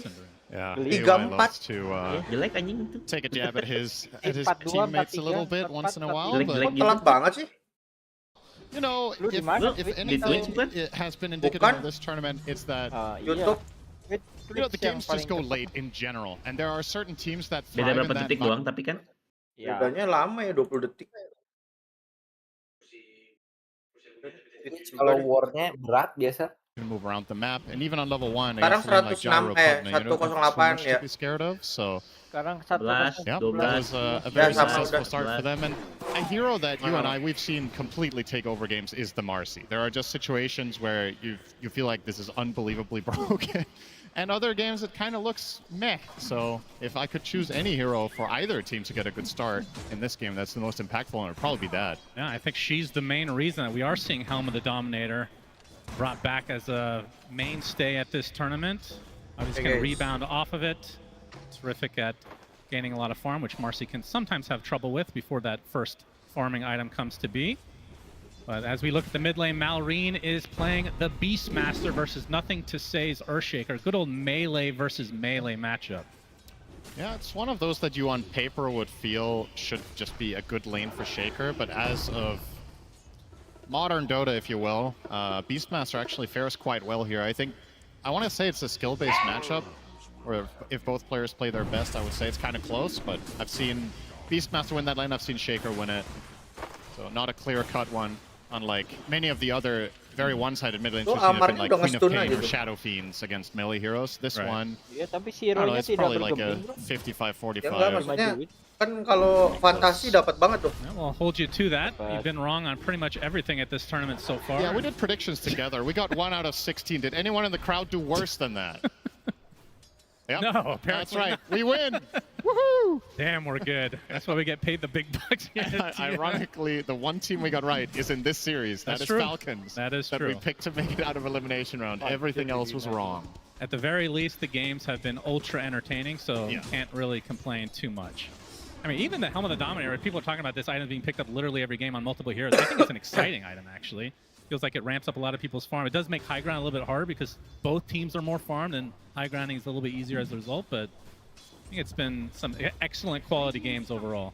A lot of the time what Dominator does as well is it just forces the teams to take out the trash a lot, right? Like you always have to go and defend your waves because there's some pesky creep keeping you at bay, and naturally that will a lot of the time lead to stalled out games, which is a little bit ironic because if you think of Dominator historically, you think of a pushing item, right? Yeah. That's an item that you buy to 5-man, but a lot of the time in this tournament it's been used as a farming amplifier and just a split push tool.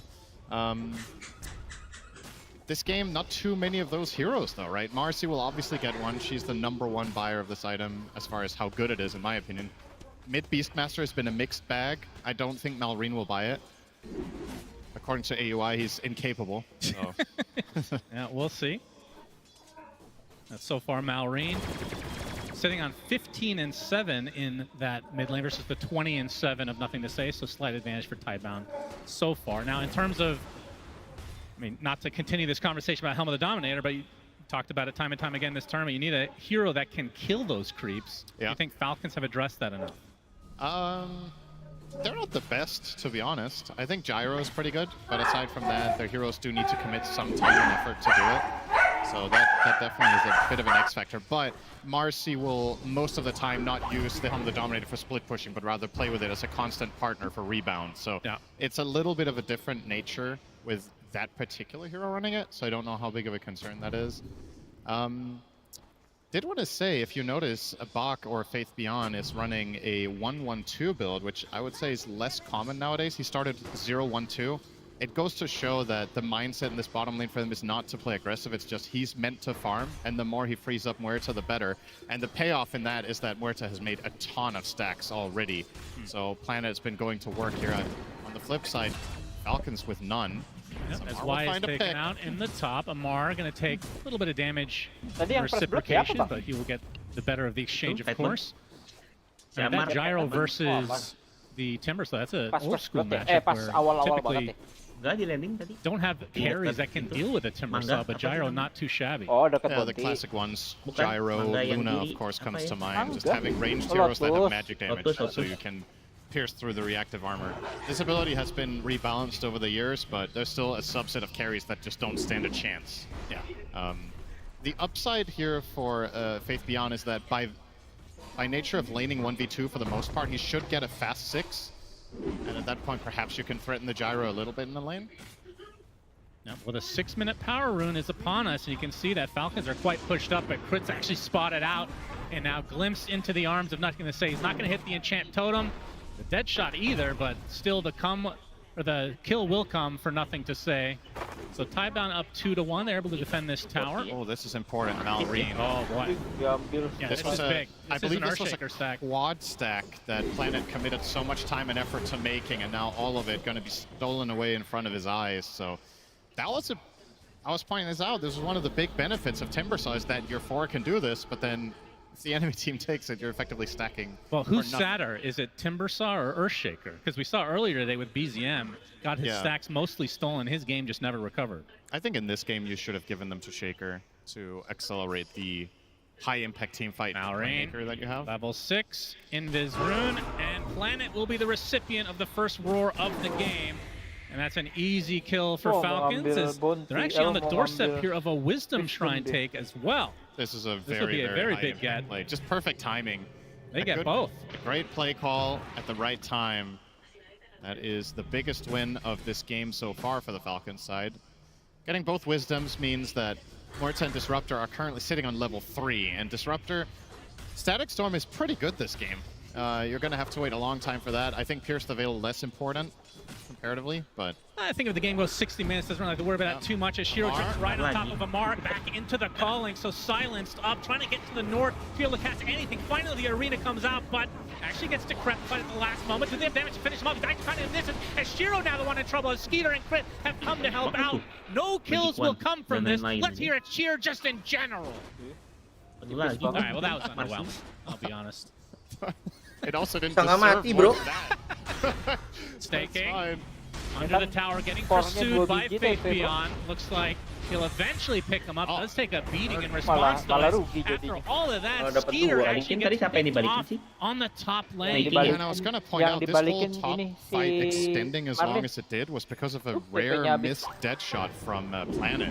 But in the follow-up fight, they do get an even bigger kill in the Gyro. Help Malrine get the rune, but they are outnumbered. That's 4 versus 2. Using that haste rune to flow back to get to the north side. Be careful though. Getting some bottles up as Nothing to Say is going to continue the pursuit, but all for naught. We'll have to let the Beastmaster go, but still, great exchanges overall for Tidebound. Yeah. Shiro starting to create some separation here. 3-0. He is up by about 600 gold over the opposing Gyro.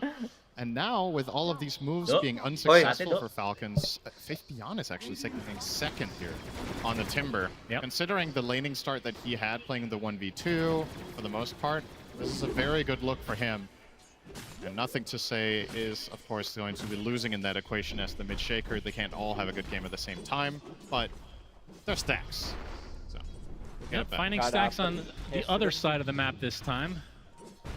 As Falcon's very aware of the triangle at this stage, and Crit's aware of this as well. So he's going to leach a little bit of XP as a result. I mean, at this early stage, lagi ngejar-ngejar Marlin, padahal bro kita udah mati nggak? Whose shoes would you rather be in right mati, Bang. I think overall the game plan of Tidebound is unfolding a little bit better, specifically because of the gyro move top failing and leading to a death for Skitter. Gak mati, Bang. But there's no real cause for concern for either side. I think all the cores are at least somewhat enabled. Shaker is a bit behind, but will find his way back into this more than likely. Falcons only having 2 kills minute 10 is maybe a little bit surprising though, but they have taken mid tower, which is a big objective, and surely top is on the menu sometime soon. Beastmaster loves to make this rotation, whether he has a Dominator or not. Yep, Shiro found by Crit. Gonna be able to take a Satyr for himself. Amar looking for an opening, but not gonna follow through, it seems. First item will be the Blink Dagger, no big surprise. Kemarin tuh Instagram Quartaro saya udah naik motor baru tuh. And looking at Shiro's farm right now. Hijau gelap gitu ya. Of course has the helm. Bawaan apa ya? Do we see any variation on the Marcy build these days? I think every carry Marcy I've seen this tournament went Dom. But then after that, there is a little bit of variation. Sometimes you rush BKB. We've seen some one intermediary item. And after the BKB, I think there's a decent amount of room for creativity. Basher is classic, but you can see something like an Orchid in games where that is good. You can... Yeah, okay, that's not a lot of variety, is it? Daedalus sometimes, I guess, but... It's not always the same. Okay, well, nothing to say has a bit of a stack. Not the biggest we've seen, but this will be a nice juicy Echo Slam for him. Didn't feel as good as I thought it would, if I'm being honest, but he'll get some nice farm at it nonetheless. Oh, ini mah motor pertama kali dia debut. The sound plays a big role. It really does. It's not really the same when you echo the... Pertama kali dia masuk MotoGP. It's kind of an interesting thing that we've been seeing, though, because you can't really contest this if you're the other team, because if you get in the middle of this, it's just going to add to the echo. Yeah.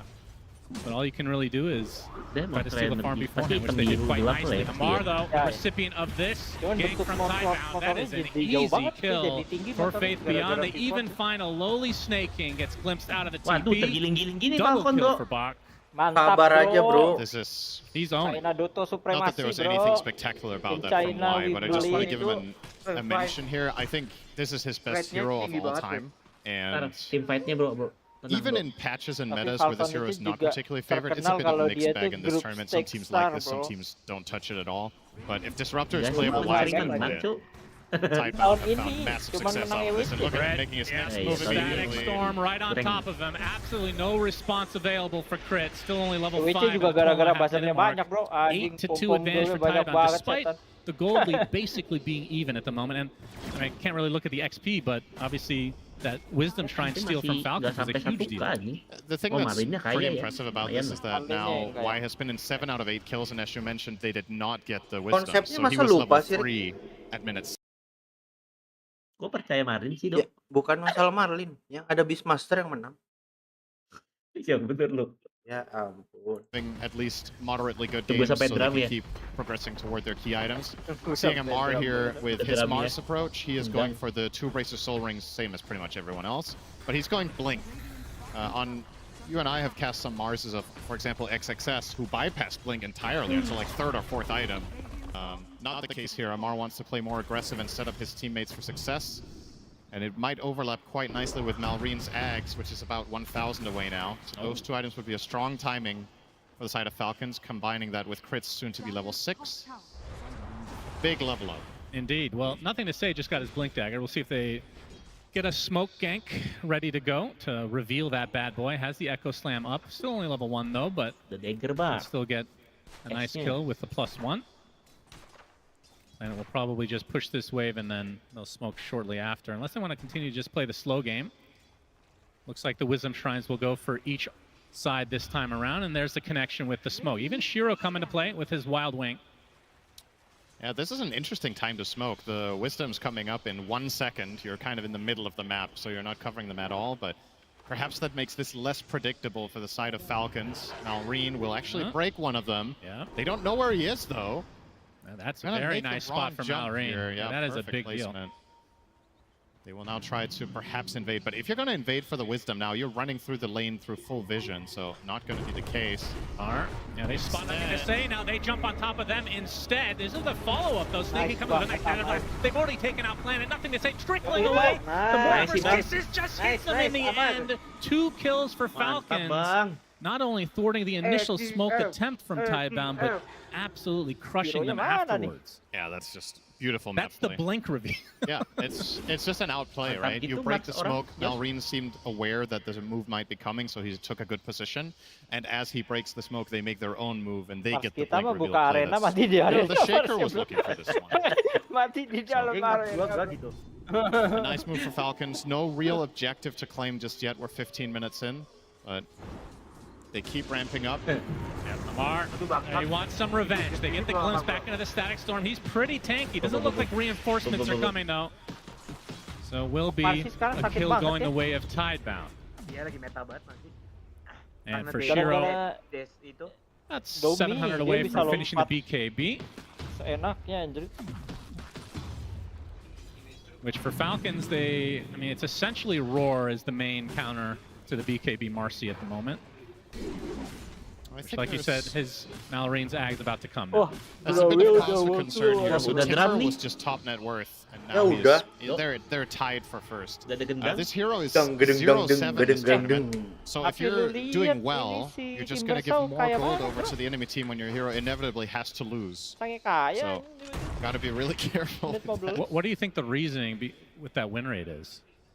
It's a good question. I don't personally think the hero is particularly bad. So it's not the biggest sample size, 7 games, but still, well, it's not the hero's fault. It's the player's fault. Then, well, we cast Bach playing this against Extreme Gaming. That game it didn't work out, but I don't know. I feel like we're going to see this hero a couple more times here on the big stage, and it's going to grab a win or two. The conditions in this game, in my opinion, are pretty good. He did pick it late and has some solid info. Went for the Kaya Sanj and now eyeing up BKB. Started with a casual Ring of Health that he's not converting into anything. A lot of the times you'll see this item used. Yeah, that's interesting. It's quite rare nowadays, as a matter of fact, to just buy a value ring. But wanted it for the laning. You could turn it into a Crimson later if you really want to, and against the Gyrocopter, not too bad, but maybe not the most traditional item for a Timber Saw. Yeah, the more traditional one will be Lotus. Playing against Roar, it's kind of nice. Smoke revealed. Shiro leading the charge as Crit gets to the high ground, and he's going to get glimpsed back into the arms of Bach, and he gets deleted. The Roar counteraction from Malrine. Do they have the damage to cut through Shiro? He bought the BKB and dies instantly. First BKB of the game for him. Amar, though, stuck all alone. He's going to get bursted by Bach as it looks like Tidebound now on the retreat. The buyback came out from Crit in the meantime. So this is now a 4 versus 3 situation. That's a lot of damage from the chop from Bach, and he takes out Snaking easily. Now Malrine on the run. This is such a back and forth affair. Gets slowed to a crawl. Nothing to say with the enchant totem. As Bach again up front and personal. The cookie's not going to hit, but the last proc from Planet is enough to kill off Malrine. So despite losing their carry, pretty much instantly Tidebound able to bounce back quite a bit. Honestly, that kill on the Tidebound is just a beautiful sequencing of skills from Tidebound in that. And yeah, this was in spite of Shiro barely getting to play his hero in that fight. It was a really nice shot call from Malrine to go for the Roar and the burst on there. They had just enough. If they have 10% less damage, Shiro starts getting off multiple volleys of attacks, but not the case. Sticker jadi stiker ya kan.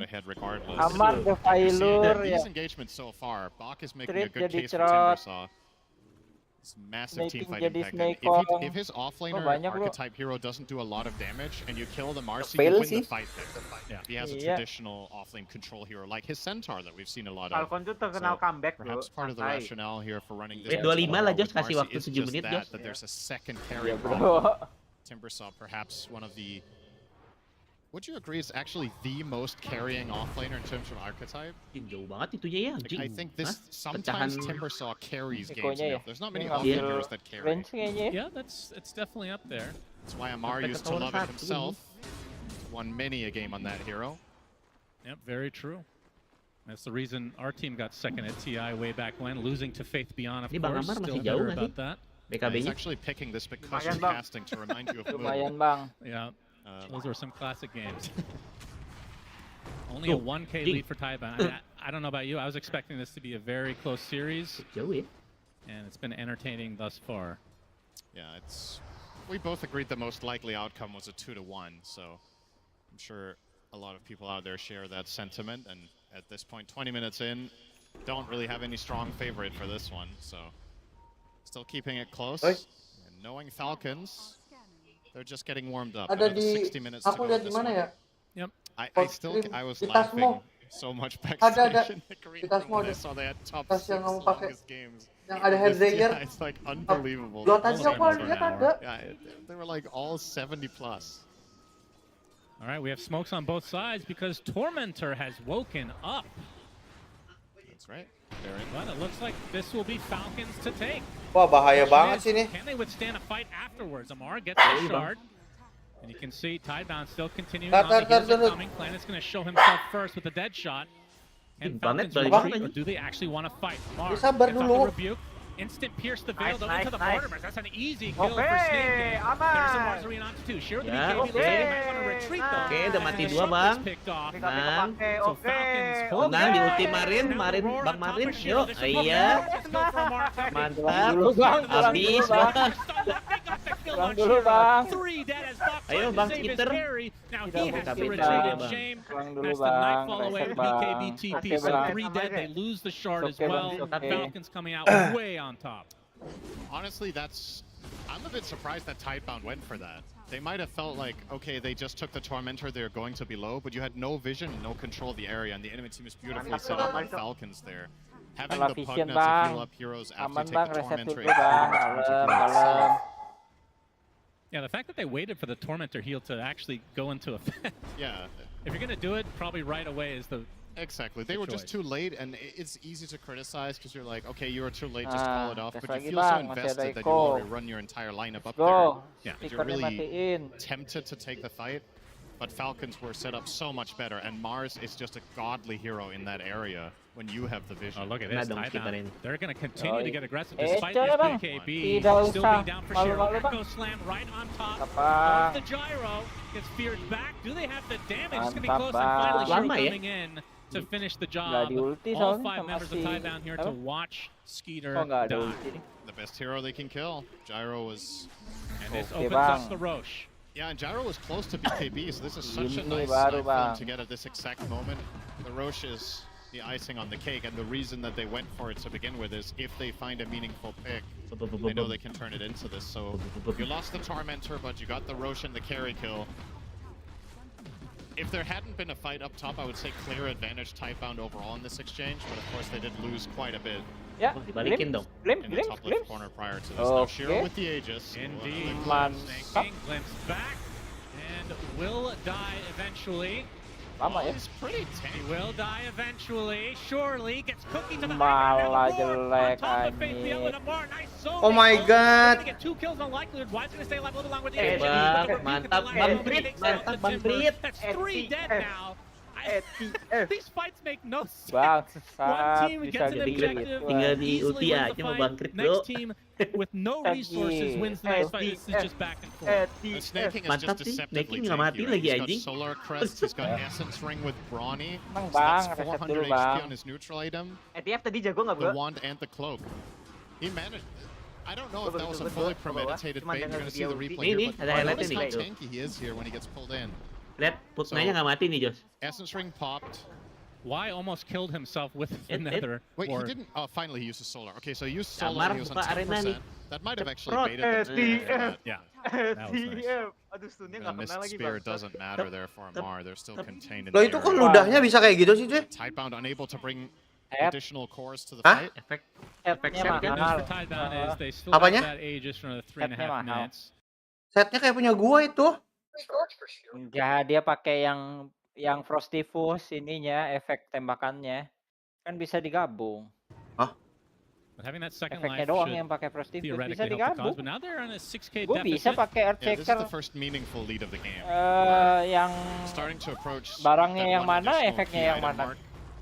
Skitter has finished his BKB, which is a big one. Itu lu dong kalau And you're pukulan approaching a Mars, actually projectile-nya queuing up terbang bisa Refresher berubah warna next. gitu loh. He does not have all that much mana pool for this. He has to be careful with Dia the pakai, usage. Obviously dia running 3 punya points in kadal bulwark. yang Frosty Usually you Fuse see yang Mars just natal, take one yang bulwark and then apa stats yang Tapi dari specifically kamu to banyakin allow stun themselves ya, to go Tiaf ya. Refresher earlier. I feel like this is the stunnya fastest kurang nih ya. refresher that I've seen on Mars. If he continues, third item basically. Udah mau ini RO. Like we've Belum seen rules in the kalau past. di dalam arena pasti ke stun, Jos. Skill 2 skill 1-nya nyetun semua. Brawl it out. Kok There's enggak no dong, fire geraknya now. tiba-tiba jauh, Bang. So don't have to worry as much Happen, about Bang. decrepifying. This is a really important item that they've been lacking so far, and now Yang kaya siapa being sih? able to dispel the Solar Malrin, Crest yang and kalah Decrepify in one banget go is swordnya si definitely big. But the problem that Tidebound has found themselves in a lot of fights is locking down the target so Shiro even gets to attack. And when he does get in there, he still needs to worry about the roar. So it's not that easy to set it up. And Falcons with, in I would say, you know, classic Falcons fashion now. You're playing against Aegis. They're going to just be farming the map, pushing the lanes, trying to stall out the game. Beritanya buat apa sih ES? Probably knowing that, I guess that's an interesting question here is there a clear favorite if this does go the hour mark? I think that's a valid Langsung BKB dulu dia tuh. whenever Falcons enter the Yeah, game. would you like to talk about tier 5 neutrals? Force yet? BKB. We can do that. They have such like a massively big subset of their games go the ini kali. distance, so Arena might as well bisa start planning nyetun for dari it. jauh. Yeah, who would you choose then? I feel like it's kind of close, really. Disruptor Ags is a true wild card in the late game. That's a concern you have to deal with against the side of Snapfire kan di Ghost Rank Planet, ya, of bro? course, can start scaling. His Muerta is currently going Atau ini Aegis into Ghost Ags, which is very Snapfire hero STR. Once you get Octarine as well Bukannya as universal a ya? full Gleipnir, this hero becomes a true Universal. late game menace. Universal kayaknya loh. Kayaknya universal deh. Cooldown AoE control. Universal Shaker kayaknya. is a late game monster, so they definitely have some of their own. But of course, Falcon's side, you've got Oh, yeah, Gyro, universal. you've got late game Beastmaster, 2 arenas, Snapfire. Yeah, we Late game support. have seen that hero pop off. Ya, ganti ke Even Hexclick without the anjing. right click variation. Just that Apa-apa, 25 talent with the globs. Ya, gua mau Crazy stun deh damage. anjing. Gua butuh stun. Of course, that's 35 minutes away. So So much to look forward to. That's I right. mean, we both know we're going to get there. Falcons sure can't end games. That's something we've learned at this tournament, no doubt about it. So far, they've not been in a position to. So, in this one. In the tournament, speak for Kok menang sih? True. Just 30 seconds on Aegis. Shiro and company look like they want to make a move potentially. mainnya They banyak. take some boars. They kill one of them. Gak denger Den suara lu Den. Looks like Lincoln's is going to be the next item for Lu Shiro. suaranya Gonna get balik-balik bored terus, a little Den. bit too often. Yeah, Lagi di HP Den? itu. makes sense. Does feel like a requirement this game. And he's also chosen a vast serrated Shiv. Harusnya so he lu does have a little dukung more attack range. dukung It's clear Amar that kalah. the recipe is in is Banyak. I'm struggling to Itu stick kata on Denny. targets, so he'll do whatever he can to Kok bisa find gitu? the opportunity to do that. Kalau Neutral kalah plus berarti Lincoln's gamenya would be bakal a big lama. help. What can they break Kalau Lincoln's gamenya lama, with? chance Prep, shootnya semakin homing besar. missile. Ini malah dukung mana? Gimana ya? Ya udah nih, Sederhana 21, 21, 21, 21 biar banyak gamenya gitu. It's pretty good this game. A lot of the Iya, time when you buy logika Lincoln for a sederhana specific sekali. target, there's still Ya Ya santai udah, ini game 21. 60 menit juga nggak apa-apa. Udah, that could crop 21 up. ini Here bang it's kalau not gitu that bang. many. And keeping in mind, Iya, Snake 21, 21, 21, 21 Lu kalau nggak siapa sih, Rick? Kok Skitter? Skitter marin snaking gua. Anjing. Anjing. Falcon banget. Dia apa lagi? Believer. Mending kalah aja. Mending ke bawah Somebody dulu was anjing. there, not the case. Falcon Retreat believer now. banget Now it gets anjing. awkward when you've broken your Semua smoke or all your in. initiative. Jadi kalau menang sih cuma 4 game ya. And like you said, the Agnum Scepter online for All Planet. in And this is a banget. huge deal. This is, I don't know if you'd agree on this. This is a top 10 Lu Ags udah for me. sukses yang It's tadi so soalnya. good. crazy good. Tapi gua Amar Being able to Amar increase the width of the dead Malrin shot sama by a very, very high degree. Dukalis Suk. It's actually an Kali interesting item sih on carry as menang well kan? when you go for the Jadi other facet. aman lah. Now he has BKB. supernatural, or rather he has dance. BKB-nya mana Gets anjing? glimpsed back into the arms of Shiro. Mantap Hero-nya yang gak BKB Shiro aneh anjing. Jangan ngegeng amat bro, didn't bahaya bother bro, with the jangan ngegeng BKB and amat. suffers the Serius. consequences. Uh-oh. Hero-nya yang nggak BKB Tahun banget. doang, bro. To be fair, he's been dying in BKB. Oh, bisa every gitu ya? time. What if I don't hit it this time? Kayaknya dia itu. Same result it seems. Jos, Anjing nih, gue keras banget. Jos, itu combo yang dinanti nggak sih? Spear dulu baru ulti loh. Gak bisa bro. Anjir, gue juga Oh, gak bisa. Itu mesti cepet tangannya, bro. Just have to. Soalnya aku auto ini quick cast. If Falcons are gonna Agenanya burn the nggak roar kelihatan on you during your BKB, Gampang they bro, probably asal can't yang burst harus 200 to nempel 0. hero-nya. Gyro more or less a split Jangan damage jauh. carry rather than the focus fire single target. And you are freeing up the fight for your timber saw to carry it, right? Bach has Coba Den, pakai Den. big items to get in there and Udah tuh, lihat aja game sebelumnya. Game gua. Yang pakai Max ya, bro. But if you just die on Tadi the yang spot solo there, Max, you're not allowing your teammates to easy shine in the easy fight. game. Easy ya. As Malrine will be going for the refreshers, so lots of refreshers planned on the side of Falcons. Oh, it looks like, yeah. It looks like Amar is still going for the refresher first. I thought he might change his mind when he realized Abis ini his Pango mana. please. Amar yuk, Pango yuk. Oh, you're right, he does have an Yeah, he bought an in-between item. Okay. I feel like he is almost the only player in the world who buys this item on Mars. I could be wrong, but I just connect this item with him in particular, using it as an intermediary way of getting that mana that he needs for the refresher. He uses it for the extra cast range on Spear, of course, and the cast range on Arena should not be underestimated. lagi nih, There's Bang. just some Mantap, nice Bang. additional plays with udah Blink BKB Spearing into tuh Arena anjing. being easier to pull off. Oh, Planet forces the issue from Amari, gets off his ult, gonna force a BKB out Mantap of sih Amar sih Shiro. anjing. There's the roar from the other Gila side. sih Amar sih. Do they have the damage Kebet this ya. time to cut through Amar Shiro? sih emang mantap He's a bro, really low anjing. time. Another death for the carry. Nggak of main Tidedown anjing, is blocked with MTS-nya that juga. Aghanim Scepter, boom boom time. Gets off. Oh, the use actually Musuh activates lagi. the BKB. Zoning-nya mantap ya. And now the rocket Iya, rocket on him. antik Shiro sekali buat sort of tadi, trying to anjing. save the offlaner. It is not happening for Tidebound. And now why on the Next retreat? game, He's holding a bro. gem. This would be a pretty Marcel big kill for Ben aja. Falcons. Looks like he will be able to walk away, but still Falcons super happy with being able to kill Shiro first again. Nggak beres It really aja. just Jaman, seems tapi like the hero-nya nggak deciding banyak factor sih, of this Mars. game so far is Mars Pango. does Shiro BB have Pango. Jaws and how do Tidebound respond? Itu Their lineup Underlord. doesn't have save, so BB bisa whenever BB Shiro's kan. caught, you can't just protect BB. him. BB nggak ada Haven't stun lagi, optimized Jos. defensively either. Iya, bahaya, From Cok. where to having Atos Kalau add dia to the pakai BB, disruptor going for sekitarnya Blink, there's biasanya no hero-hero Solar Crest, yang there's no nggak Glimmer Cape. farming. Kalian tuh batu ya. Beastmaster adalah jawaban, masih dipertanyakan loh. Are you approaching the fights correctly? Should you just Masih apa full dong on Beastmaster YOLO in tuh? with your timber Iyalah, saw gila apa to itu? try to draw attention to yourself?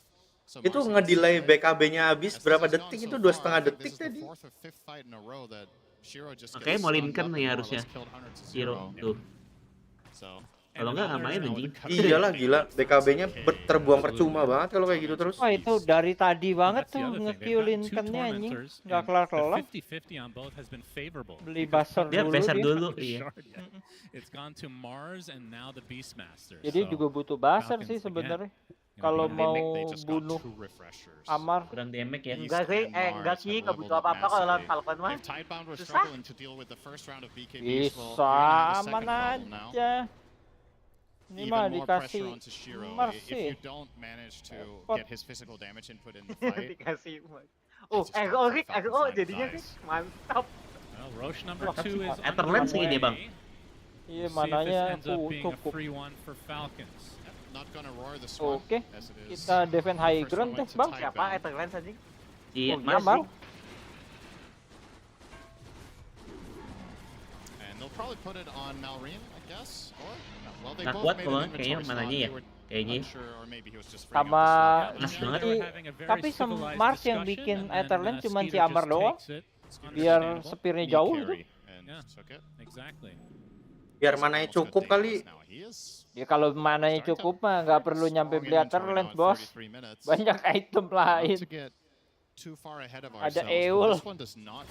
Arenanya pas, bisa dari jauh. Ya, dari jauh. Kurang bisa kalau dia deket. They want to be here all day. Go home at 2 a.m. Why?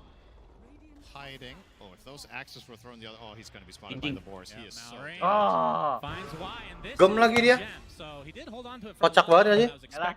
Next game. A nice pickup again for Falcons, getting pretty much everything they want on the map. Now, in terms of the Lincoln's timings for the side of Taiwan, because it does feel like the war has just been the end of these fights. Nothing to say.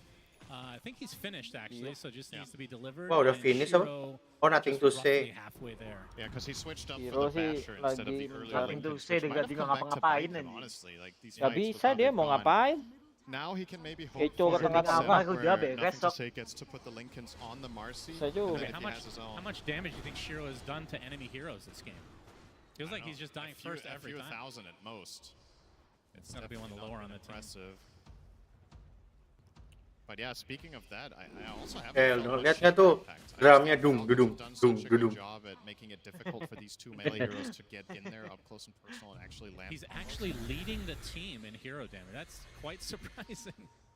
That is surprising. Barely. That is concerning, I would say.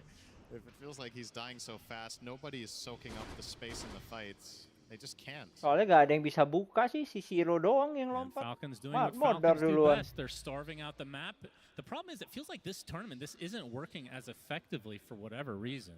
Typically you just methodically take the Roshan, you push the lead, you get all the tier 2s, then you wait for the next Roshan, then you finish the game. It was like that for a while, but the high ground has been quite difficult. We've seen many leads just evaporate with the first high ground push.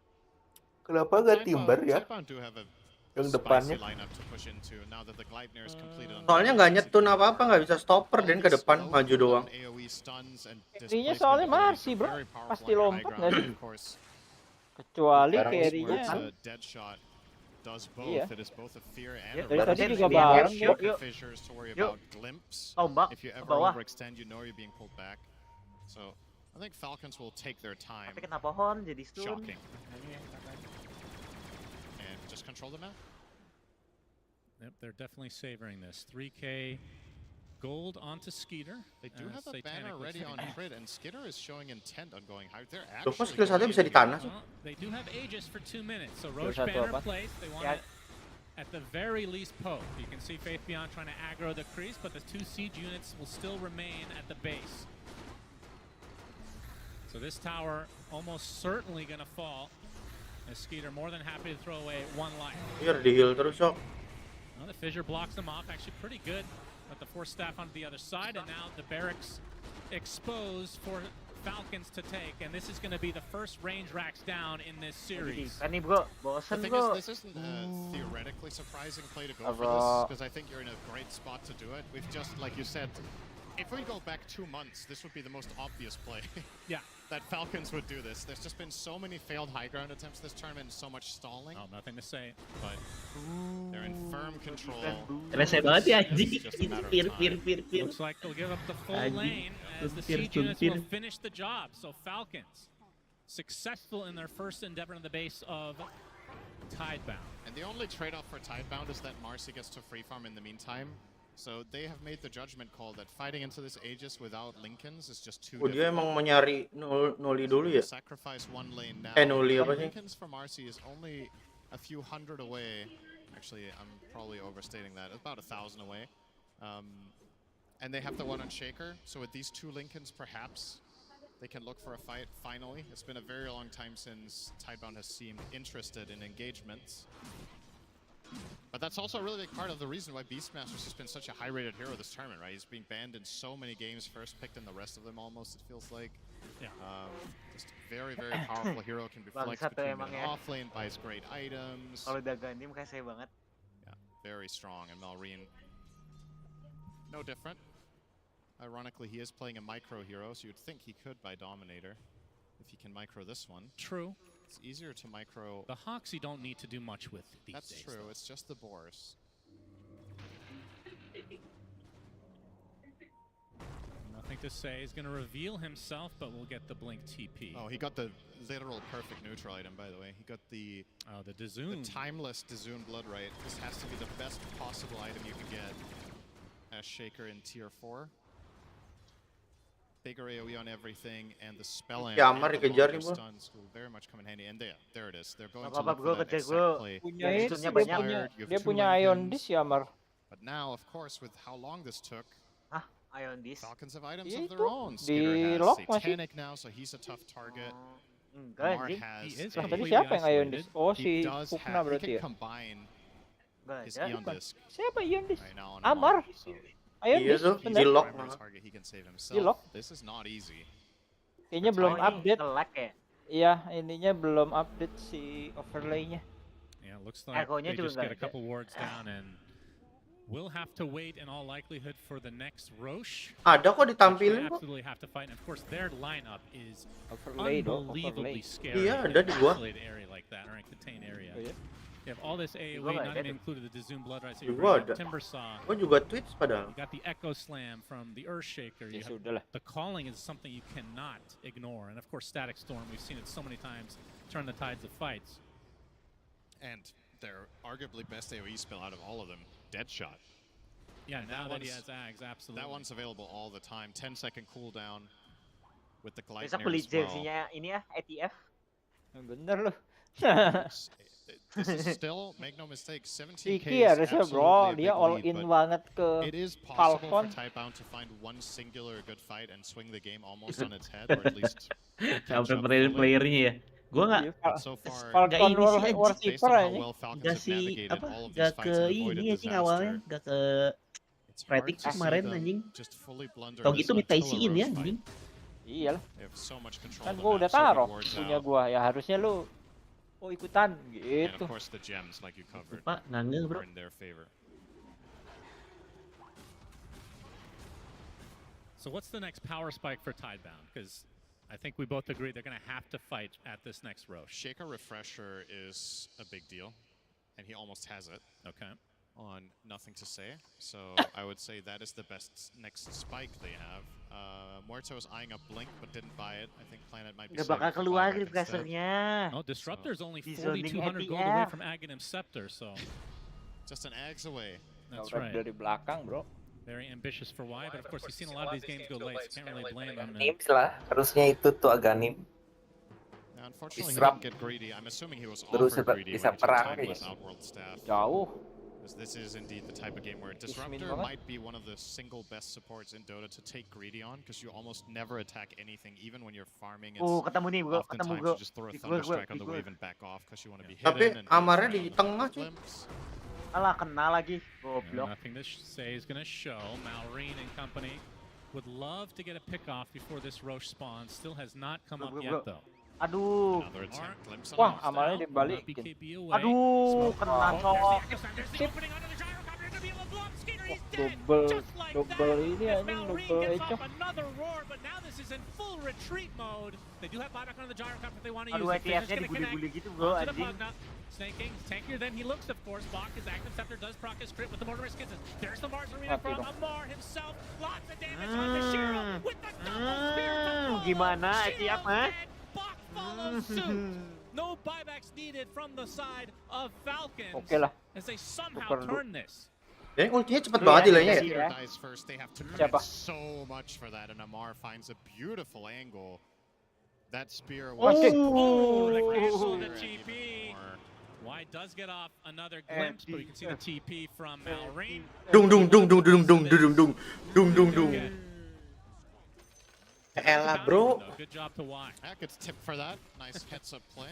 Gila kalau udah double ulti. Masih sempet That was dead body loh dia. timing for Typhoon, right? And they lost that. At least. Batu aja. It looked good at Lumayan first. bangsat Raw at gitu. best. Itu skitternya udah And ketangkep it masih is, bisa of balik ya. course, it is Mantap a anjing. limitation of their lineup that in order Gak to ada burst and commit apa, on this udah gyro, keluar since semua he is di as double tank as arena with mah. 4,300 Ya udah. health, Kok you mau have jadah a gitu lot of lu. stuff. Nep. They used multiple BKBs, they used refresher on Shaker. Masalahnya BKB-nya Marcy udah used all the in majority buat of her nge-kill ult. Zero. And when that BKB Zero. Marcy runs Skitter. out, she Kalau kind of misalnya seems to tadi get kited a lot. tadi Yeah, Malrine-nya this ikut game, so might mati have di to bawah, itemize mungkin to solve ceritanya that beda. problem. Currently thinking about Abyssal, that would Ya, help. Marin ini nggak mati tadi lari kenceng anjing. Kabur. Dua BKB. This opens up Ulti Roche. langsung kabur dia tadi. Ulti yang kedua. Okay, they really want this speed. Terus di heal sama snaking. Yeah, don't blame them. They Iya, kind of perlu get lagi it. darahnya. They have the outpost. Okay, if the outpost was not under Falcon's control, this could have got really interesting. Wah, udah deh. Gak bisa nge-kill tuh. Mau butter si Skitter. Si Hero-nya gak bisa farming. Jauh banget. Makin jauh. Susah. Beda 3.000 goceng, 7.000. Ludahnya 2 kali juga, bro.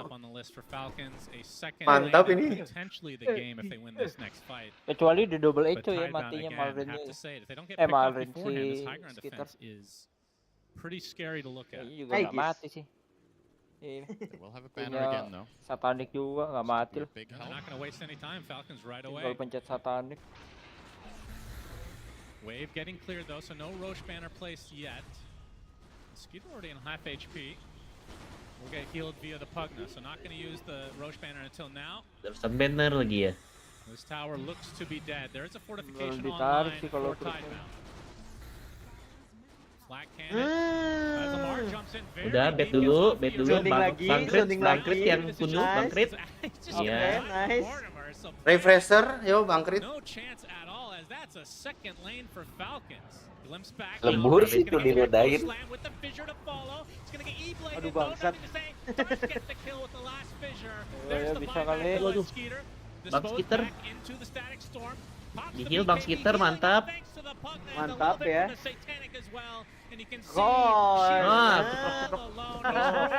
Bisa bro, kalah banget bro hero-nya anjing. Falcon bro, kalah tim bukan kalah hero. Kalah hero bro. Kalah tim. Enggak, kalau kalah tim kalah gara-gara Beastmaster. Iya, susah banget dari tadi. Debatnya aneh banget. Beastmaster kuncinya dibilangin. Udah jelas ya dok. Masih diperdebatkan loh. Udah 2 game loh ini. Pasti rese banget pada ya. Aduh, gak kena goblok amat. Bisa kali dibalikin. Genderang perang bro. Satu lagi. Genderang. Bisa kali. Kerja anjing. Nge-throw di gitu bisa kali ya. Kayak gitu kok nge-throw cuk. Gaskan bre. Bre masuk konten bre. Bentar lagi nih udah ada lagi nih ultinya Bang Marin nih. Tuh. Kayak gol. The Pugna life drain has been such a big deal. Tidebound would have been able to defend themselves. Nggak bisa ditangkap aja di belakang bangsat. Enak banget gila. Kayak gol. Oh iya, mungkin dia pick PS buat Pugna kali. Cuman Waduh, modal dong. Oh ya, agak nim ya itu Timber.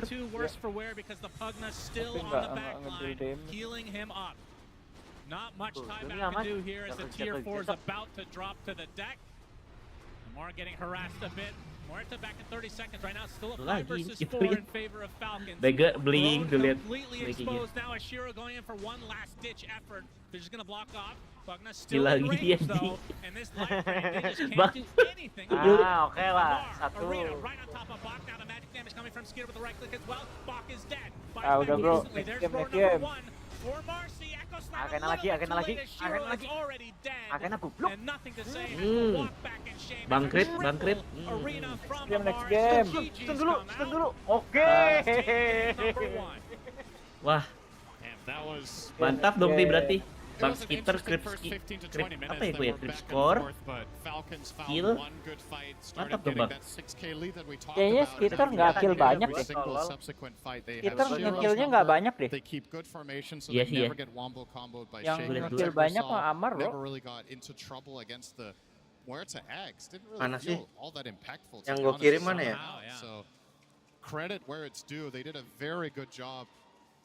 Gila, kills, wah bro. Lo lihat punya gue ya bro. Lihat punya gue bro. Si Marlin bro. Stun, teamfight, kills, dead. Aduh gila banget sih. Teamfight Marlin. Mantap sekali gue, stun ultinya di stun. And one of the Fantasinya terbang-terbang ini mah. because to be honest, I'm here for it. You know, I'm here for the 70-minute, and I'm sure that you guys Oh, are also fantasinya here nggak for bisa the dilihat sih, 70-minute Bro. games. But Iya, gelap. they thought it needed fixing, and they fixed that. Lagi ini paling nanti pas semua udah tanding baru di refresh. To make a comeback in this first game of best of 3, a lot to break down here with Kezu, Effie, and Tigov. This game, it did feel very smooth for them. Yeah, I feel like Falcons weren't ever truly punished, right? Di Loku bisa lihat. Oh, yang di Discord ya? Yang di Discord ya. Di Discord kamu tahu kemana sih, Dok? Di rahasia, di bawah di bawahnya yang itu. Oh iya. Mantap kali lah itu. Pasti kayak kemarin lagi nih, meleduk. They had like a couple of okay plays like here, right? With you had Y who did pretty good on the Tadi supportnya siapa lagi? Si siapa? Siapa sih namanya? Birunya sayang ya, Dok, smoke use ya. Tapi kan ada smoke use. Dia nggak pernah smoke use, Suk. Ya itu musuhnya pencet kan. Iya. Yang penting bigunya sayang. Yang penting stun lah, stun sama team fight cuy yang penting. Tadi dia pakai apa Dukalis hero-nya, ingat gak? Dukalis pakai Elder Titan tadi kayaknya. Sama apa? Sama apa ya? Sama apa ya? Yang pertama apa? Gua nggak nonton. Gua nggak nonton. Yang pertama Elder. Ya Elder pasti nyetun kan? Pasti nyetun, pasti team fight. Satu lagi apa ya, kayaknya hero chef deh. Ini tim mantep banget nih tadi nih yang ini. Apa Pugna ya? Bukan. Nih di sini nih. Amar datang lagi. Snapfire kayaknya, Snapfire ya. Snapfire. Ya Snapfire juga nyetun. Wah, nice banget. Let's go game 2, bro. Or the whole game is waiting for Falcons to hopefully make a mistake themselves. Yeah, it was tough. And in that highlight, just kill 5 doang. Again, Marcy BKBs jumps in, gets word. Crit-nya malah yang kill 9 gara-gara ulti. And the kisses have taken quick work of her. They just could not activate this hero at all. And the stats from snaking are insane as well, right? Like he's got 27,000. Apa nih? Fight-nya ya, team fight ya. Nearly double, if not triple the net worth of Y. Like when you look at the counterpart between the disruptor to the Pugner, it is snaking just had such a out player. Yeah, also his itemization, right? At some point, he had an incredibly good game. He's an 80% Oh, ada of all what flash the ya? kills. He farms Gak them. bisa Then, dilihat like, sih ini he had fantasinya. such an early Lupa. play. During the draft, it was like maybe they can pick an offlaner who can buy it. They just get it on their +5 support, which GPM. is, kind of unheard of. So yeah. GPM sih udah pasti ya, si tadi sataniknya terutama terus kan. Sataniknya mantap tuh GPM. Iya. Stream pause ya? Ya. Gue lagi ngelihat. Berapa tadi gua? GPM-nya 300% lagi gua, gila, mantap banget. Gua lagi liatin Aganim sih. Aganim apa ya? Ada kan, Den? Aganimnya kan? Yang baju hitam lo lihat tuh. Kayaknya dikasih nggak sih? Apa dia pesan sendiri ya? Bikin sendiri biasanya mah kalau kayak gini. Tapi itu pinnya Aegis kayaknya dikasih tau, dibikinin. Kalau pinnya dikasih, kalau pinnya. Kalungnya juga dikasih pasti. Di Shiver. Apanya? Yang cewek yang baju hitam? Iya, yang cewek baju hitam itu emang suka bikin aksesoris Dota dari dulu. Suka pamerin di IG, dia bikin-bikin gitu. Bagus itu, Aganim. Ini sih gokil banget loh. Gara-gara maksa Tormentor tadi, itu kesalahannya. Ini kalau nggak salah mati sendiri apa ya? Oh enggak, di Echo ya.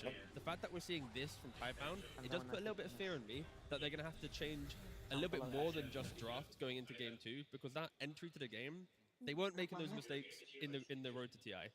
Like, to me, there's something weird between how Marcy and Timber interact together, because when Marcy pops her BKB, she needs to kill, which means while she's BKB, you're gonna do everything in your power for Falcons to stop her. And Timber during the start, mana nih? If you BKB yourself, yang baju macan, mau liatin Aganimnya. Yang baju hitam monyong. Baju macan. Baju macan. Jadi malah ngincer yang lain dong. Yang baju macan sih kayaknya nggak pakai Aganim ya. BKB dia itu. So what we have here is, at 6 minutes, Ada they tapi just ada picked up kalungnya and they juga just itu. walked through BKB. with their bodies. You have Snake King and Malrine. They eye up this hard camp because for Shaker, it's very important to have stacks. If you don't have the hard camp stack, well, first of all, you're gonna lose gold and XP, but it also makes it harder for you to then later on farm the Ancients. With Malrine's Invis, Ini juga nih langsung di ulti.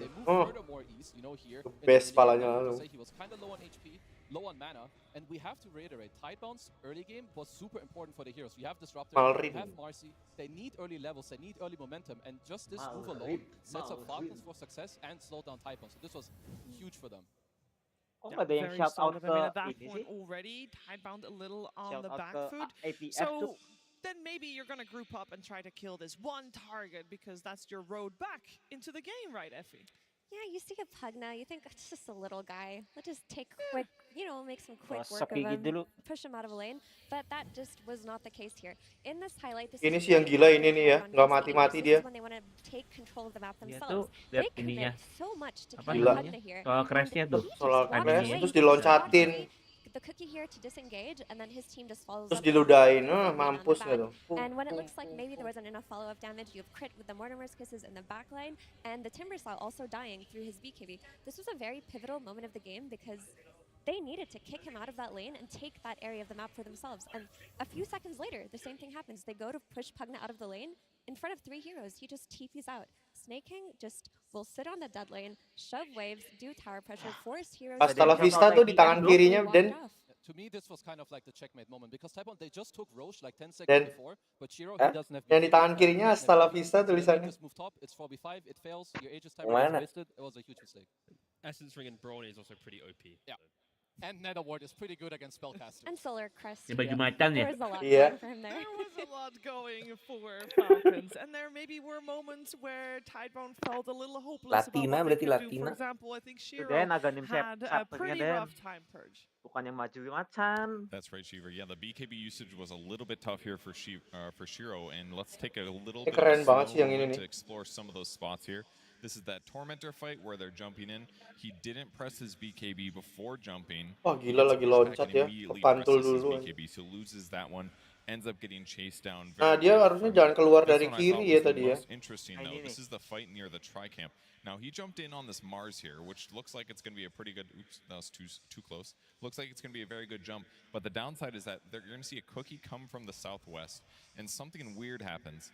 The second that the cookie hits the Mars here, it instantly stuns kestun. Shiro. Makanya nggak So BKB ya. normally that person is going to fly over Kestun, the guy, langsung and by the di-spear time sama he dia. lands here, that's when the stun happens. For some reason, the stun started early. Tuh, That means Shiro dia didn't get this kestun, makanya nggak opportunity to press kepencet his BKB. BKB. So that was like the second or third fight in a row where Di his ultimarin BKB ended juga, up anjing. not being very good. So these kind of cascaded so many fights in a row here where he was forced to press a BKB and not necessarily the best moment. He's already Mantap down banget to nih. second banget sih BKB at 30 BKB-nya. minutes. Dia dagger ke They had atas to loh work anjir their banget way tuh. through this. So very tough game for him. BKB-nya The habis. BKB usage was so crucial for him to do his damage. Lo BKB tetap bisa di ulti ya ternyata. Bisa. Nge-damage nggak tapi ngeluar damage nggak? Apa cuma stun doang? One thing that I still very clearly Kayaknya remember stun doang about deh. our talk before Stun this doang. series even began. Kazu, we talked a Makanya lot benar-benar about harus link Shiro kan, and his Dok. ranged carry. Buat ngatasin itu ya. Yeah, I mean, This is not a ranged carry. no, usually that's what they go for, but maybe they wanted to like because the Tapi Tekkens stunnya lama Falcons had a banget few days to ulti decide, we're itu like, kan. okay, we want to Beastmaster. play a bit faster, maybe try the Marcy, which obviously, as we could see, it 3 did not second work out. kali ya? I mean, one or two Lama lah times he punya. got maybe a little bit unlucky, like he got cookie stunned because he disposed, and then because of how cookie interacts with those spells, you get insta stunned. I mean, that's just unlocked, but the rest, yeah, this is not his usual hero. I mean, there's a lot of layers to this where I feel like Shiro playing the Marcy brought life to the rest of the draft as well. Where like Wise playing a Disruptor, you know he's going to play more Starved. I feel like the matchup of Tidebound and Cukup banget Falcons, anjing if you sih put itu. Shiro on too much scaling, you will have this issue of everyone scales on Falcons and then Tidebound have like everything only on a couple cores, right? So I can see why they're trying to adapt coming into this game. You know, Falcons will be changing, especially after the group stage, the best of 3, but yeah, it's Shiro needs to probably not play Marcy in the next game, or they have to clean up their initiations. It definitely looked outside of their comfort zone, because even if you look at the other melee carry that he played in Juggernaut, that's the hero that plays for the late game too. It just farms, plays to scale, and will try to hit a critical mass and then carry his team through a certain point. With Marcy, it was the opposite. He was the hero they were playing around while Timbersaw was making a comeback from his bad lane. And then it kind of seemed like they were going to depend on the Timbersaw for the damage to come through because Marcy's eventually going to fall off. She's going to play versus Solar Crest. Aslinya She's going to get kecil ya, kited. bajunya bikin And gede. it just didn't work out for them. I think the 4 protect 1 strategy is what they Kok do best. bisa ya? Kok bisa ke sana ya? Aganimnya, Dok. Kok bisa ke sana ya? Sampai diukur, Jos, anjing. Iya. Despite, I mean, obviously we're on the Diukurnya same pakai apa tuh? Jengkal tuh, jengkal. Is that a shortcoming Oh, of the jengkal. hero, or on hindsight, Gedean si Aganim, bro. what they could have done instead of that? If they have this style, they have to play more aggressive. As you mentioned, they do 4 protect 1. That could also be a problem for them where they get outscaled. But I like the aggression. They have the concept. Gila itu mix sama pala hampir sama They sih. gave away a Pugner, they gave away a Mars, they gave away a Gyrocopter, a Snapfire. All heroes that play counter-aggressively beautifully. So if you aren't flawless, you will be punished. And again, they just didn't have a good game. Itu It was sih a bad game. model headsetnya gimana ya? Kecil banget ya. They can do 4 protect 1. They could do the same draft. Like there's so many things they can do because it can only go up after that first game. Loh, kok nge-pause? Buffering. Ini mirip BCTM ya. Stream gue pause, bro.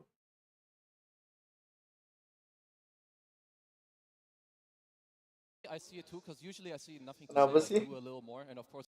Saya bakal carry aja. Clear. You lose a couple lanes in this game and everything's just ugh. Everything falls apart, and everything did fall apart for Tidebound. Effie going forward, I mean, bad game go next. So how do you feel like they should approach the second game that we're about to see? I think they shouldn't overthink or try to point fingers or anything because they did have some great moments. I would just look towards taking out the Mars, honestly. I was thinking about this, but Mars as a hero counters a lot of Shiro's hero pool. His gyros and his SFs and his PAs and whatnot. They don't have if they can maybe take it out of the second phase, not give Falcons those good kill combinations, like the Mortimer's Kisses plus the Arena, like the Mortimer's Kisses plus the Roar, and make it so that they can just play around their safe lane in a way where they're not going to lose if they have to congregate there. It'll be easier in game 2. I actually really like this point because like Shiro's hero is mainly range. I think it's also Amar's best hero. It pairs so well with what Crit is playing, your Hoodwink, your Grimstroke, your Snapfire. And I feel like this exact lineup we saw from Falcons, like when they were dominant throughout this entire year where they won LAN after LAN, this lineup looks very reminiscent of what they used to play back then. Oh, masuk lagi mereka. Well, I'm sure a lot of talks were happening backstage. Ya bro, masa pulang ya kan? Mereka kira-kira ngapain lu, ngopi dulu gitu ya? Jadi itu vlognya Spirit gak ada yang nonton ya? Ada yang nonton nggak?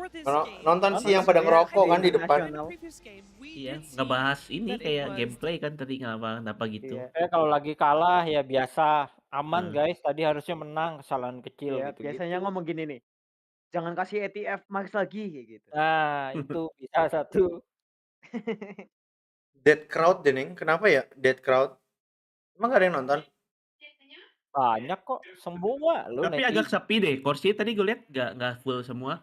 Ya bagian kalau pinggirnya. Hari pertama mah day 1 mah Iya pasti sih. nanti final ramenya mah. Lagian nih weekday ya, yang tapi nonton di Eropa juga Dota masih ini ya rame banget ya. Masih rame. Yang masalah yang datang juga bukan orang Europe-nya langsung juga. Iya, seluruh dunia tiketnya sold out loh. Masalahnya ini kan weekday, orang juga ya ini mah kalau di Asia mau datang nggak sih? Nonton sih. Gas bro. Singapura yuk gas. Asia gila berarti kalau di kemarin aja di Singapura pada nggak mau nonton anjir. Ya itu kan kemarin lagi COVID. Singapura bukan TI kayak ya? ESL gitu juga biasa ada Kuala Lumpur gitu kan. Tahun 2021. Oh itu kan COVID tuh. Ikutan apa deh? Kualifikasi. Ikut open qualifier nih. Gak apa sih. Kita paling nanti kalau ikut ya lolos pun kita di bet yang kayak wild card kemarin apa Nemesis gitu tuh nggak? Iya. Pasti paling bawah ya Dok. Iya kacau banget sih. Dan jawabannya bener gitu kan yang kacau itu. Now a lot of our talk has been going on about how we want Tidebound to be able to improve going into game number 2. Of course, they're the team with the game down. They want to make that comeback. On the other side, you have Falcons that just had a fairly easy, fairly smooth first game to this series. Of course, they want to repeat that result. They also know that Tidebound's gonna react and do something different. Kalan rambut sih ini But is mainnya. there something, Effie, that we want to see that they'll just be able to do again from this game, even Siapa? with maybe a different drafts? Any kind of Pendek concept you want banget ya to see? anjing. Ciro mah kasih aja morphling Ya udah. elah, anjingnya Shinchan sok main Dota. Mirip sih. Mirip sih, Cuk. Namanya Shiro. Shiro kan Oh, anjingnya. anjingnya. Iya. Iya, namanya Shiro kan. Shiro kan artinya putih kalau bahasa Jepang, Bang.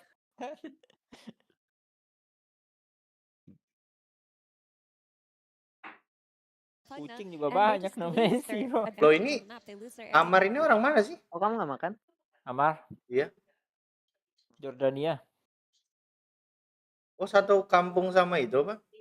Miracle. Miracle. Ya. Apa? In the next game with maybe a different pick, a different band, and just play as it did in game 1. Kalau nggak salah kakaknya Amar ini dulu satu warnet sama sebelum prospek. Sama Miracle. Ya, iya kan komunitas Dota di situ kan nggak banyak, nggak gede. Pasti ada warnet topnya lah dulu.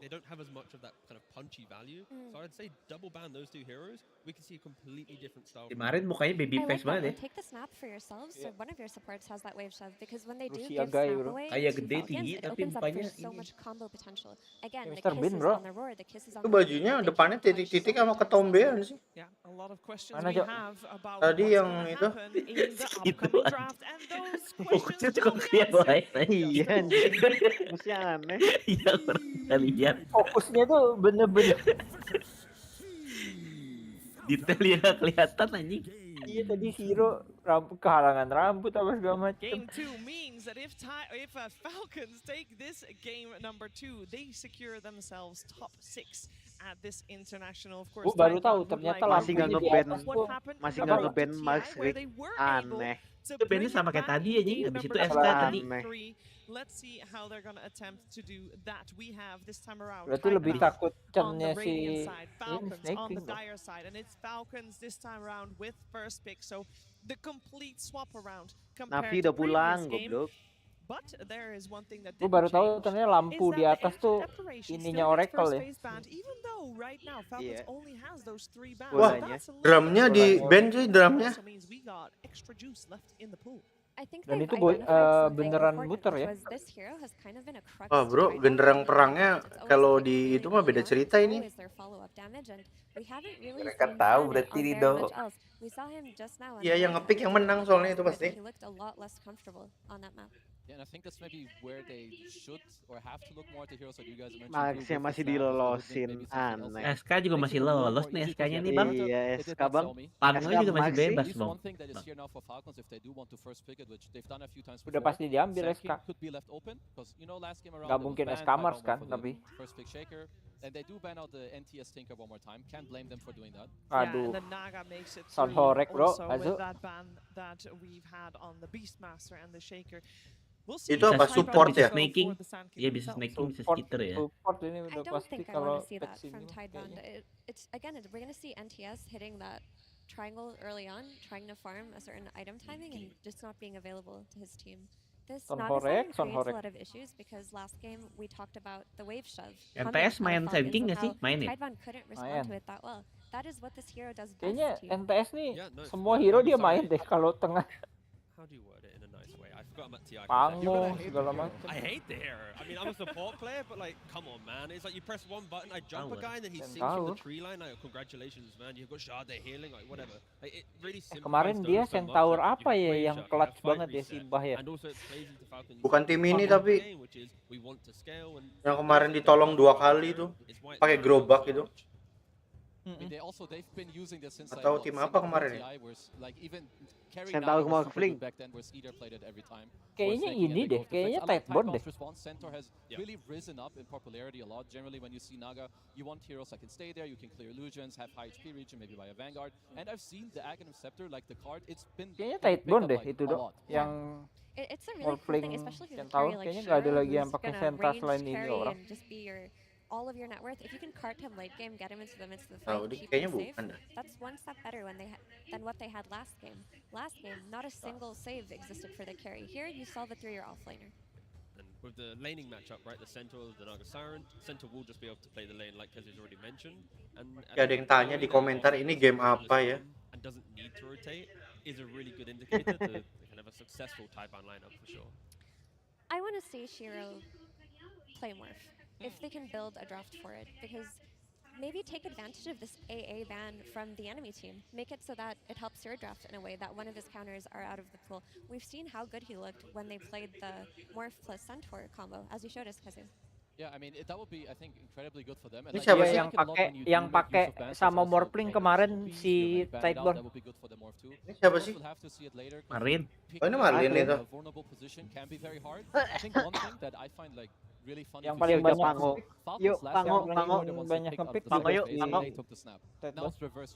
Tiga kali pick dia menang semua. Tadi Shiro Morphlingnya 2-0 sih. Tuh, kayak Shiro-nya pakai NTS nih, NTS. Kayaknya nggak mungkin Shiro deh. Apa? Pango good banget nih. Tinggal dilariin deh. BB hero poolnya Shiro itu MP bro. Iya sih, MP Morphling.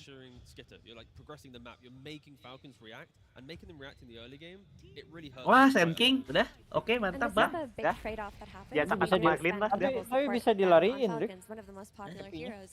Lihat berdangsa. Kemarin beda bro, damage-nya ID-nya di boost. Iya, Marlin sih sakit banget gue pakai SK. SK-nya aneh bro. Aneh ya. Keluar kita yang pakai kayak gak ada damage. Sakit kan? Lu nonton gak ada sakit kan? Iya. Damage-nya sakit aja aneh. Oh, Marce di band kan akhirnya. Berarti apa deh? BB. Tapi kalau biasa Mars, BB, Pango biasa kan? Ah ini butuh stunner Pango. Apa lagi ya? ATF tuh apa lagi? Razor biasa paling ya, Razor. Enggak, udah nggak pernah pakai dari patch ini. Underlord? Underlord ya. Oh ini Underlord juga bagus sih, cuman nggak ada stun ya. Siapa lagi? Ini game Underlord sih harusnya. Ya nggak sih? Iya, bisa juga sih buat counter itu. Underlord atas. Pango. Pango bisa dilariin, Rick.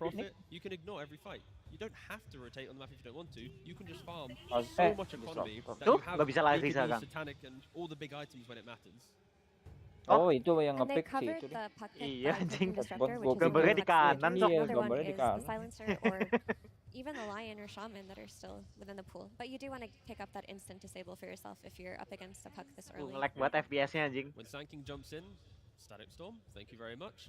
Kill him. Ketek-ketan sok. Centaur has to be the damage soak for Taiban. Like positioning is key because of course how explosive Falcons are. If your Prophet's out of position, if anyone's out of position, they will just Amar get apa lagi ya? Timber paling Amar biasanya mainnya. Timber deh jarang banget sih dia. Underlord. Timber benar dia sering Timber.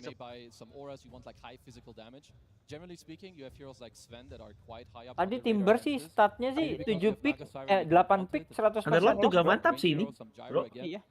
100% 100% loss di TI bro. Si ini jangan Underlord please. Stunnya nggak ada kick anjing. Timber juga nggak ada stunnya. Buat ngikat itu ada Sand King, Jos. Tapi lu dapat stun ya? Maksudnya lu nggak dapat stun itunya ya? Iya, jangan. Pango aja udah Pango. Bagus ini Pango. BB tuh anjing, tai. Yuk Abyssal yuk, bikin Abyssal. is there enough damage right now with Taiban's heroes where we were? Satu lagi berarti terakhir nih Do they harusnya. actually have any damage? Scaling? Skitternya apa? Span berarti skitternya? Span. Iya kayaknya Span sih. Tapi kayak si Tideburn ini nggak mungkin ini nggak sih? Nggak mungkin last pick support nggak sih? Kayaknya tuh Furio ini support deh. Kan bisa juga sih, pos 4 bisa aja. Dia tuh ngebandnya udah carry-carryan tuh mereka. Also keeps Si tempo, will ini, be incredibly si Falcon. tanky, and if a pipe comes out, Morphling he's really kayaknya. doing damage early game for Typhon. Bisa ngambil SK. Ada tambahan. Morphling mantap sih. I would be leaning that direction. Susah di burst. If not, then we're looking at a 4 position to fix the damage problems. And that's really hard. Yeah. That is, especially with like Snap and other. If Ancient Apparition was available, perfect hero. Lovely. But not. Semut sih kayaknya. There's a prospect of Siapa Skitter? carry Doom, but Skitter bisa again, jadi it just does kalau not Skitter. fit Tidebound's playstyle Cuman and biasanya how kalau they play misalnya Shiro. Amar BB, I would be Skitter looking, pasti I mean, carry yang like what I see for Taiban, and of course they will see di the ultimate ini lineup, so they can carry look for, yang you know, the damage issues, dikorbanin try to fix it, buat but also nggak get the farm. carry matchup. But I also am a fan of the Amarnya Nature yang Prophet being a farm support. sampai You do nggak play bisa the carry, so dimatiin. anything that gives you static, high physical damage that is going to lane okay is what you should be looking at. If we're looking at carry, it could be like a Medusa just to try and Medusa outscale, juga hold bisa. the high ground. And if you want Oh dia mau ngepick Ursa bro. Offlane. Pusing dia. Makanya ini bisa pos 4 sih last picknya bro.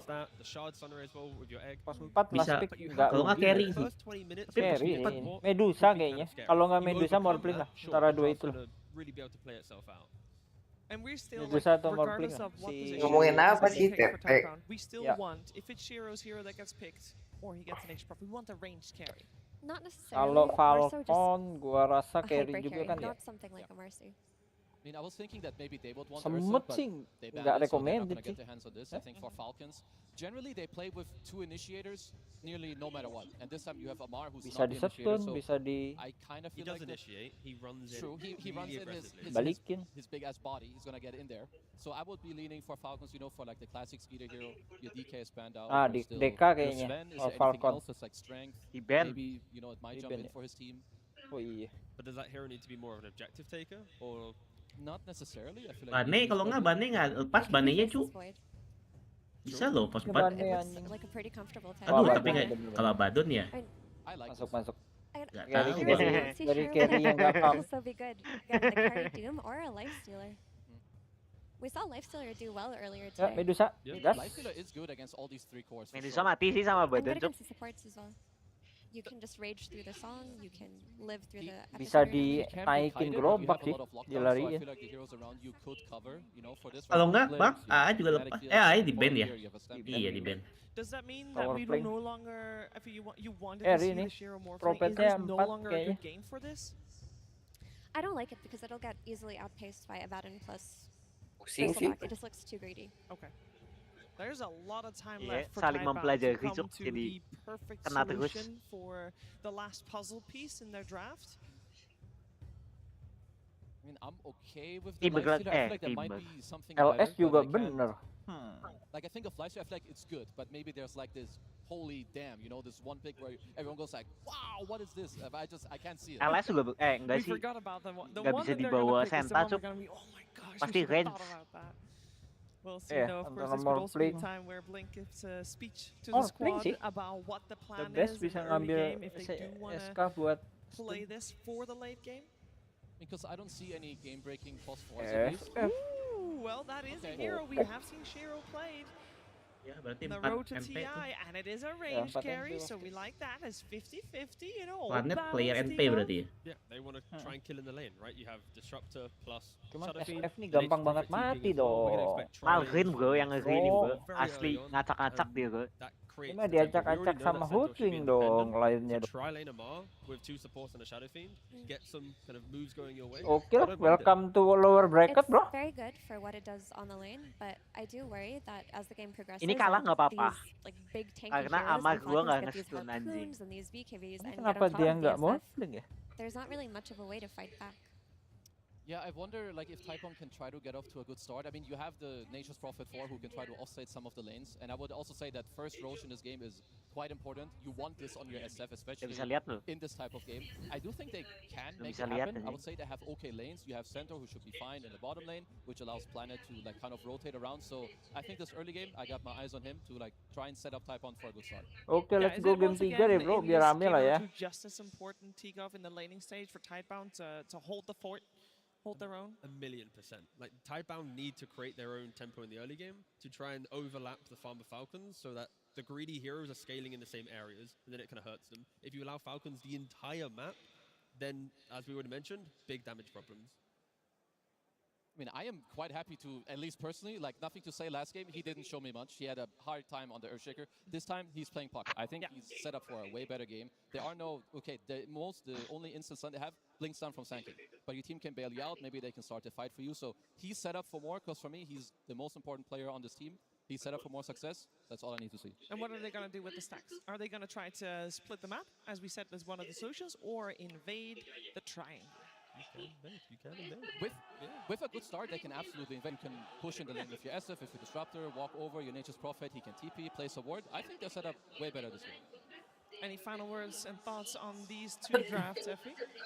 I just worry that if Tidebound don't come out of lanes with like at least a 4K net worth advantage at minute 12, I don't really see how the game is going to be played out for them, because they're going to get outscaled and outframed.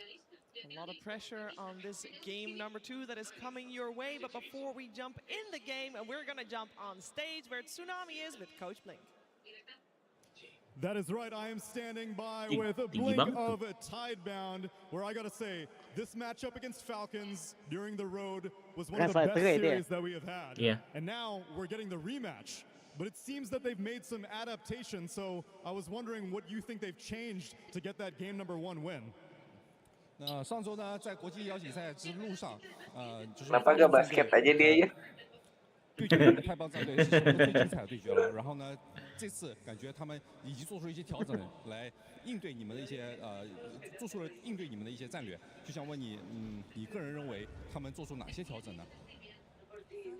他首先是他们班人吧，他们开始帮我们狼人，帮我们冰魂，帮一些英雄，就是他们可能会去深思熟虑的一些东西吧。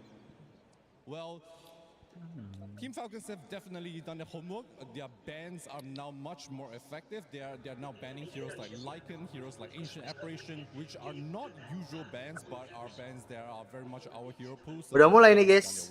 They have been doing their homework indeed, and I was wondering if I could get your perspective. The Western audience. Apa bro? Ini adalah kemenangan bro. Crit sudah pakai itu. Pakai apa? Hoodwing. Marinnya pakai apa?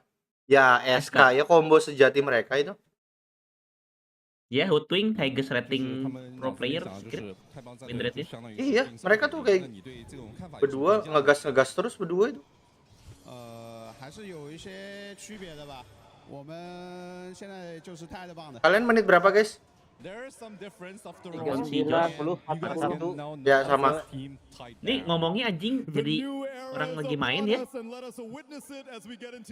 Kecil anjing layarnya. Thank you very much. Thank you, Tsunami and Blink. Welcome to said game number 2, Tidebound versus Falcons. Winner of this moves on to through the upper bracket, while the loser goes to the lower bracket. Cinderin. Wah. Dan yang Amar pakai BB. Oh yeah. Now, to be fair, they did lose. No stun today berarti. Iya cok. Amar bakal first item abyssal bro. I know we were teasing this. Demi fantasi apa? Demi fantasi. Cocote. Carry-nya Abaddon. Aduh, males banget nontonnya sih. Ini carry-nya Amar bro, santai. Iya, carry-nya Amar. Peter mah pengalian isu itu. Swiss stage. Now, as Blink said, the Falcons have done some very good adaptations, and that's obviously one of the concerns that you have as the teams coming out the winners or the highest scorers of those stages is the other teams get some time to figure out how they beat you. And this break that we've had in between the Swiss and the final stage here. Keren juga kudanya ya, warna hitam gitu. Prepared very much so targeted at this opponent, as they should. It's their first one. You've got plenty of time to figure that out. Will be interesting to see in the future days when you have less time how fast you learn from the few games you get to see now from here on out. Iya, dia nggak bawa sentry lagi. Really show a bigger adjustment. I would argue Falcons have made a much bigger adjustment against Tidebound than vice versa in the strategy. I don't. Jadi first blood kita with what Falcons are getting to run in these games. Yeah, I completely agree. And we were talking about this the other day, the fact that historically Chinese Dota has been extremely good at late game Dota, whereas kind of in the early stages they've been struggling as of recently, but it feels like Falcons, if it does go late, they're no strangers to this type of gameplay anyway. Apa tuh tip-tipan? Thank you. Gak di ini, gak di sorot aja, nggak kelihatan ya ngapain. Iya. Thanks lagi diketiknya. Dapat 2 deh bontinya kayaknya. Crit juga tarik. Itunya apa? Now, as far as the lineups go, I do think it's more likely this game that this one will be slower, actually. Tutorial dipakai terus ya? On the panel about the tankiness of Falcons cores if things go according to plan for them, but I don't necessarily think a mid-game portion for them will be that easy. However, it's also going to be the easiest task for Tidebound to build a big lead. Because how will they find multiple successful fights where they come out far ahead? Listrik lah lo. Tough to see. You have disengage of Naga. You've got a Baden who's like the hardest carry in Dota to kill. Ambil talentnya apa dia? Back off lane. Belum ngambil talent. Maksudnya ngambil apa sih? Set ya. Extremely itu powerful in kayaknya this tournament apa and yang last few months at the very least as a position yang pasti bukan yang bulatannya jadi lurus kan ada 2. Pasti bukan yang jadi tembok itu. Tadi tembok dia. Bukan. Tadi tembok cuy. Area. Yang merah area. Bulat cuk. Bulat tadi. Tadi bulat kok. Iya, bukan lurus. Maksudnya lurus. Specifically because of the spell casting, like casting spells with Prophet is very simple, but using its map presence correctly. Mati nih. Amar taking a lot of raises, wants to get aggro though, pops the stick as Shiro now is the one he's pursuing, but this looks like it might be the death of Amar. First planet goes down, that is a huge deal, so first blood actually going to Falcons. Pecah itunya. Shiro getting the kill onto the core. He's going to be at least a little bit satisfied with that. Still, it's a 3v2 situation. That's a great result for Falcons in that exchange to get the first blood and just overall trading. Even if they didn't get the first kill, it's still quite good. Kenapa dia tadi bisa itu ya? Amar is an absolute master at bristleback. I think one of the things that sets him apart from most other bristles, in my opinion, is his ability to. It's small moments like that, those snippets where you just watch how he turns his hero. It sounds so basic. But honestly, if you look at his gameplay on this hero against the majority of the field, even other like top 5 bristleback players, I just think he's the absolute best at these high pressure moments where he is the target, at rotating around, getting as much mitigation as possible while still doing his output. A lot of the time, the best player on Bristle is literally standing still, like he did there. So pretty cool to see. So what kind of build do you want to see from him this game then, with the lineup in mind? I mean, currently he's eyeing up Blade Mail. I think that's a very good choice into Shadow Fiend and Puck. I think you just want to reflect a lot here. Aside from that, Sanj and Yasha seems fine. I think BKB should be on the menu at some point. Lotus Orb could also be very good, which, you know, when I list all of Bristleback's best items and I like all of them in the game, it probably means it's a pretty good pick for that game. So, not sure I have a favorite order, but I do think Lotus, Blade Mail, and BKB should all be in it at some point. 6-minute power rune. Malorine's going to be sprouted and will be greeted with a shield rune activating right underneath him. So, suaranya jadi beda ya? As he's going to get the burrow. Oh, going to say a bit as he's sitting at 43 and 5 versus the 41 and 2 on the puck. So, extremely even in this mid lane. Is this what you would expect in a normal puck versus Sand King matchup? Probably. The way Malorine played the lane is he just cuts waves, right? He pulls the waves together and then sandstorms them, so effectively he just trades. Maybe sometimes you can come out slightly ahead if you also integrate neutral camps well or whatever, but yeah, not too surprised to see this overall result. Is there going to be a play for the Wisdom Shrines this time? It doesn't. Well, as I say that, Malorine and Snake King are going to be greeted by Bach next to the tree line. Sand King tries to get off his ult, but it's instantly canceled. Coil is going to be expended. Malrine does not activate the ult as of yet. Tries to burrow strike out of the glimpse, but it's not happening. It's nothing to say. He's going to greet Snake King. Likely a death to his name is Skeeter. Now to 1 versus 2. Malrine's going to try to accompany him at the moment. Snake King, one more right click will do it for nothing to say. We'll be able to clip him with the illusory orb, but the bigger kill is onto Skeeter. Malrine, though, with the epicenter, misses the burrow strike, but still gets the kill on the Centaur, and he takes the Shrine of Wisdom as well. So despite being outnumbered, Falcon's getting the better of that. Just like in game number 1, they get both Wisdoms minute 7. I was not expecting them to actually be able to get it this time, though. I mean, the thing is, malang was actually ngejaga ready for Snake King that. anjing goblok. Yeah, it's a pretty good showcase of some of the things. Kayak dia pikir pasti nggak berani komit, udah kepisah-pisah gitu, ternyata maksa. So you just run over there with your tanky heroes and with a Photic Shield, and who's going to kill them if not Shadow Fiend? You've got a bit of poke damage from Puck and Centaur, that doesn't cut it, especially with Bach's skill build of 3 points and Retaliate. So, yeah, to be really fair, too surprised with that outcome. Yeah, I mean that is pretty normal though. You've got to get farm on Centaur. Oh, of course. I'm not blaming his item build or his skill build. I'm just saying you just don't have that much damage to kill the Sand King there. Refleknya ya, Kind of had to disengage when he got a Photic Shield on him and he just pursues. Dapat uang dia orang. As Tidebound will find a nice nifty stack that Falcons have been working on. Of course, Falcons one of the more active stackers in Dota, and Shiro even coming in to clean it up. So very nice state there for Tidebound. Yeah, that's a good steal. Well, we get to see the Centaur Helm of the Dominator. I believe he went that in the game that we cast as well. I think it does so. amplify his farm a decent amount, but this, yeah, with the 3 in return, like you said, this is going to be farm mode for Faith Beyond right now. The funny thing is we've seen a lot of uncharacteristic traditionally heroes going for the Helm of the Dominator, right? But when you think about it, it actually makes a ton of sense on Centaur, because you get HP regen, which is what he really wants in lane. You get 6 armor. This hero has very bad armor, but very big strength growth. So your EHP per armor on this hero is second to almost none. And therefore, if it is a patch for Dom, it just makes sense for Centaur to be the one to pick it up. Makes sense thematically as well. With Stampede, you want more animals, aside from your teammates, of course, to be able to take part. Such a beautiful spell. Remember when that used to stun initially when it came out? Oh yeah. Good times. That was when you peaked in MMR those 2 days. Yeah, I was ranked 6 in the world. Thank you, Sin. I was not going to bring it up, but since you did, I will. No, I didn't bring up your Soalnya ranking. amarnya BB sih. Dia kalau BB mah farming. Something like that. Malrine trying to defend this mid lane. Has that sandstorm up, of course, with that facet that applies the blind when he attacks. Can be quite annoying to deal with. The fact that that works on towers is crazy, by the way. Bikin apa sih BB? But it is interesting because I can't think of another spell that works similarly like that. Lotus. You can't stun a tower, can you? Or maybe there is actually a spell that can stun technically. We'll have to think about that. Off the top of I'll give you the rest of the game to think of that one. Is Mask of Madness now online for Shiro? You can see the pressure being applied to this tier 1 as Shiro shows up with Planet as well.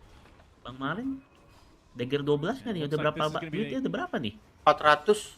A nice pick off for Tidebound. Will it turn into anything else though? Malrine, he's going to be spotted. Glimpse back into the kinetic field. Nice pushback, going to slow them down a bit. Coil applied, but that's not going to really turn into much as the numbers have come from Falcons. Skeeter leading the way. Oh my goodness. Okay. Has not leveled his ult as of yet, so 12 berarti selalu on time nih, Bang. Udah kayak ada alarmnya ya, Bang? Iya, pasti 12. Yeah, I'm surprised they just let them have that tower, considering you got both Wisdoms and the 2 enemy supports are level 5. Bawah You're dong. oftentimes not in a position to just brute force like this. Iya ke bawah ya. But a successful play call. Soalnya pasti Falcons were nyari uninterested hero in nih bringing bareng the resource si. in. Let's be honest, if they really wanted to defend that, they could have. That was a choice. If MR TPs, I think you don't lose that. You just place the bristle back in front, and that's the end of it. Instead, they're letting them take the mid tower, and now Bach up top as well. Decently big wave with siege creep too. Absolutely. See if they do anything about this one. Centaur left to his own devices can certainly push to a decent degree, especially with a helm on top of it. Not going to tank up the tower for now, as there's still a siege unit on it, so this looks like another tower for Tidebound, playing super fast in this game too. Gimana sih? Udah 2 tower sih? Tanpa pegang tuh. Right on my, a little bit of poke here. The rotation from nothing to say a little bit too late to be able to find a coil. Tuh, udah dagger Bang Marinnya. Move of his own together with Oh Mallory. iya. That's that blink reveal. Tadi 400 duit siapa? Get Puck. The blink epi into Bushwhack Bukan. stun combo. Tadi nggak mungkin. The 12-minute rune is bottom. It's a haste as there's the stun onto nothing to say with the Bushwhack to follow. Tuh kan, kombonya banget nggak sih berdua itu? Udah dagger ngeri banget Bang nih. Udah ngacak nih Bang, bentar lagi Bang castle lagi. Kemarin tuh gitu-gitu doang kerjaannya anjir. Wah, dibalikin cok. Glimpse onto a Mar. Not sure why wants any of this smoke. Oh iya, Sand King-nya udah OTW kan. And Mallory will greet him.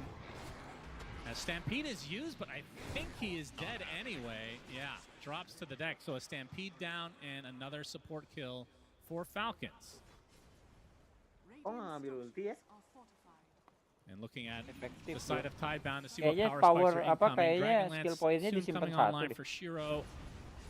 Faith Beyond, Blade Mail not too far away as well.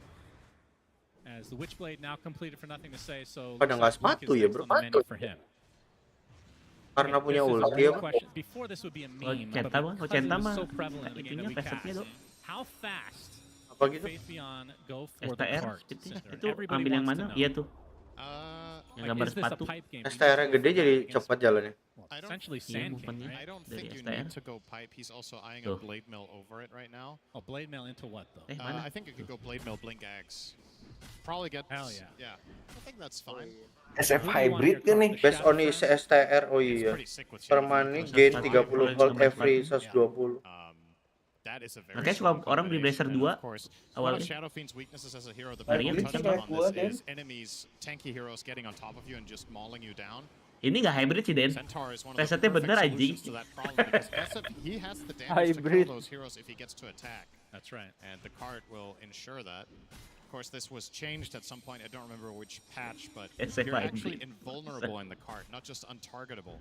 So you can drive through the Yeah. epicenter sandstorm and not care. You can tank all the quills. SF-nya ngambilnya apa? To sit in that cart, you're all good. Present a Dark Lord, temporarily reduce more armor, nerbi, hero are killed. Very relevant in this game as well. Terus Shadow Fiend die. Faceless Void. Asik.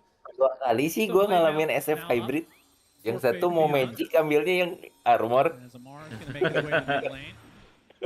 And another stolen shrine potentially. Wah, kena nih, lihat nih. Shiro as a Shiro, Epicenter's coming from. He is not ready for this one. Bushwhack Ceprok, follows Stampede, but the sharpshooter is enough Jadi again. kombonya Falcons get away with maut. murder, and the Makanya train tuh is kita harus coba sih. Of course, no offense to Snake King, he Nice. actually off the song anyway. Even the Wrath of Nature's not enough. They use the Glimpse and the Static Storm is home, but the Illusory Orb is enough. They use everything to kill the support off as Skeeter shows up a little bit too late though. So Planet does Wah, end up diomelin trading the nih. Wisdom Shrines, but still the bigger Supportnya kill mana on kok top nggak of ngambil? almost survived. Ya itu supportnya di atas bro, satu nyolong, satu mati. Guys. Naga has pretty good base armor. And Kopi dulu guys, I think kopi he dulu just guys, popped everything he had. He kopi probably dulu had guys. one charges, used polywalk charm. Kopi apa Song ya? heals. Kopi. Ini opletku, mana opletmu? Anjay. Yeah, but looking at the Tidebound team fight that's gonna eventually come, if the stars can align, since that seems to be the theme of this TI. Coil into Requiem with Siapa sih yang nonton? potentially helping you out in that pursuit. Nggak tahu ada Siapa 3 tuh? orang. Being able to snap Nggak, coil yang on komen multiple siapa? heroes. Randop. A lot of upside, and with that static storm to make things even more difficult. Tumben amat ngopi You can gitu. see the potential from Iya, Tidebound's lineup. udah He is di 2 hari ini hype on the kopi terus. Centaur, though. Okay. So this will be a much delayed. Gue lebih blink. seneng Of yang course, they hitam can sih, Den. somewhat Eh, rely siapa? on nothing to say Rick. to set up players, but it is Susu. nice to have a Susu secondary apa yang hitam? option. Yang hitam. Close one. Glimpse. Indeed. Katanya kemarin. We'll save Keren yang Planet, susu. but Oh, Satu sure. lagi This is dong. a much bigger kill. Trying Tadadadadad. to kill Requiem, Ah, but it's menang. not happening. Skeeter gets the kill on Eh, Shiro. yang hitam Second ya, death salah in ya? Just a couple minutes now for the SF. he's having a really Kalau colorful yang day susu. today so Iya, kalau far. susu lebih manis aja. Arcane game number 1 did not go well. Tapi This lebih game suka on yang SF, the yang two bungkusnya deaths kuning. might not sound like much, but Bungkusnya this hero dua-duanya kuning bukan? is the perfect target for Bukan, kalau Falcons yang to susu slow mah down coklat. if possible. Ya itulah pokoknya. And similar to game number 1. Jadi yang mana, Dok? Yang hitam apa yang coklat? Yang susu apa yang enggak? Ini kemarin dia ngomongin susu kan? Iya. Yang katanya kalau tergantung air, iya kan? Iya. Yang bikin statement gue yang bingung denger ya. Yang mana? Sekarang dia bilang lebih suka yang hitam. Tentukan. Dia katanya lu bilang kalau pahit minum air putih aja. You can see, I can see the future. Tentukan dong. You have vision. That's good. That's right. Bro, yang kemarin dia bilang itu, kalau mending air putih aja. Tadi siang dia ngomong. Oh, tadi siang ya? Yang jilat lantai? Yang pahit? Iya, tadi siang. Gue bilang gue lebih suka minum kopi pahit. Jilat lantai aja lu. Jilat lantai. Itu aja sih bisa kepikiran sih. Iya. Aneh banget kan tebak aja. Kan ada perbandingan yang 1 banding 1 ya. Minum jamu, ya kan sama-sama pahit gitu. Ini jilat lantai. Dia ngapain tuh di atas ini? Oh, mau bunuh kurir, lihat nih. Dapat nggak nih? Dapat. Skitters on track here for Stampede is not online this time as Amar finds himself a half man, half horse, but why is in the vicinity of a big gila ulti. Wah, nice banget ya ultinya, Cok. Cuman nggak ada damage the first to fall. Planet trying to kill off somebody. He finally gets a support. Looks like he's going to die shortly after, though, as the song to try to reset. Shiro on the outskirts looking for the Requiem. Will get it off to get the fear. Decent timing. Ensnare applied to the pocket of moment, though. Nothing is stable. He's found in the tree line. Burrow strike applied. Still stuck in the trees. Can they find him? They ping him out. Finally, udah mati nih. Ada Bang Malin. Anjing. Boleh. Looks like the pursuit will finally come to an end. Is that was all over the place. Kok bisa ngeblink sih? Kan bukannya kena radian ya? Tapi itu orbnya mantap ya. Jadi keselip di tengah, nggak kelihatan ya. Tadi MTS. Iya nggak sih? Iya. Yang nggak kelihatan tuh tadi nggak tahu dia kalau ada di situ. Lord Psyche sih bang. Tadi padahal udah bagus banget sih ultinya si Disruptor, cuman kurang follow up si SF-nya. Tadi udah ulti sama Coil. Kalau ada Requiem itu lagi kayak gitu. So it's a little bit of an unlikely hypothetical to really find that type of fight right now. Farming gila ya. Find yourself in the back foot. Hang on, nothing to say. Sharpshooter again. The glimpse back onto Snake King gives the space needed for nothing to say to retreat. It is hard for Tidebound to land all of their stuff because there's the threat of song at any given point. Now in that example, Snake King was caught in the storm, but you cannot rely on that happening every time. I mean, this might be a game. That's drums. You know, this might be a game where the 3 cores from Tidebound all have to get BKB because of the song potentially. I mean, the fact that Pipe is being bought by Bach means that that's not going to happen anytime soon. Yeah, it's far away. That'll be like a 4th, 5th item for him if the game gets to that point. Malrine. He's going to be able to pop the epicenter. That is way too easy onto Faith. Kombonya murah banget dari kemarin anjir. It looks like the rest of Tidebound might want to stick banyak Ada ulti nggak? Masih ada Magic One juga itu. Dibalikin tapi nih. Refresh. Itu juga mungkin glimpse ya. Wah, perang deh. Oh, are they contesting this? No, the Centaur taken out. They know this is happening, but jangan bro, Peter yang dapat sih. That's surprising. Talk about that in just a moment. Kinetic field with the static storm onto the Sand King, but there's no follow-up at all from Tidebound. They have to run away. This is such a good shard to get for free on Core Abaddon. Yeah, how did that even happen? He's 3rd in net worth on his team then, or he was at that point? Well, Crit bought his own, so he was competing against Naga. And Amar also has his own. He bought his too. Itu Natur Prophetnya lucu banget anakannya sih. And if you subtract 1400, lihat nggak tuh bunga terus kakinya daun. He was eligible. his other teammates are just that far. Lihat yang merah bunganya, lihat ya. Falcons are one of the teams that actually purchases shards a lot earlier than. Mana ya? Tuh dekat. Lihat nggak? One of the nerd stats from AUI 2000. One of his preferences, Skeeter. Under the tier 2 tower, Coil will snap thanks to the glimpse. Skeeter's ult is now down. Wrath of Nature coming for him. Does hit, but now the reinforcements have arrived. Burrow strike from Malrine. Bushwhack not going to connect this time, and a sharpshooter does. The Stampede does not get the distance needed. So another punish from Falcons. Iya, dari kemarin kayak gitu terus kok Marlin sama Street. Gila sih. Hero comfort lagi, bro. Semuanya anjing. Marlin gua sih stunnya luar biasa banyak ini ya, bro. Iyalah Sentin. Fucking fantasi anjir. Oh itu. Tuh. Lihat kan? Gua punya itu. Lucu itu tuh. Itu makanya banyak yang pakai loh, kayaknya. Banyak So itu. if they're unable to force it without it, the play probably doesn't exist to begin with. And it's just a big waste of time. I mean, sure, you might not lose any kills or any heroes in the process, but you just know in the back of your mind, Falcons are. Naganya kok jelek ya dia pakainya. So they're beating you on efficiency if these moves fail. Yeah, well, now Faith Beyond has the pipe. Obviously, we talked about the fact that he opted to go for that before Blink, so it feels like they have to get something out of this. He's queuing up Crimson too. Well, you don't need Blink if you know you're going to get Magnum Scepter at some point, Cinderin. Dota nggak ngeluarin skin yang collab gitu loh. I mean, the fact that you kata can PUBG. full range now with somebody in the card Iya, that makanya. works. Terus So- ada Valve sih nggak pernah collab gitu ya bro, CS-nya juga. nanti Naruto jadinya anjir kayak Mobile Legends. Iya. Dia tidak mau sell out bro. Naruto Jujutsu itu lagi mau Demon Slayer do. Apa Mobile Legends? Iya. Demon Slayer, oh my Udah siap god. di Diamond lah gue. Serius? They don't have their sights Iya. yet, but they have an idea. He's up Hero-nya here. apa, Burrow Jack? strike finds him. Genjutsu. Bushwhack to follow, and Muka banget another sih. sharpshooter kill for crit. Nge-kill apa mid ya? tuh. Goodness. Muka banget. He has 4 kills right Nezuko now. itu tuh apa ya? on the hood Hero ring. apa sih?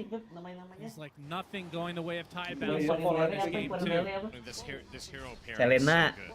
Collab sih Coba siapa aja tuh? begini. Hoodwink plus Centaur.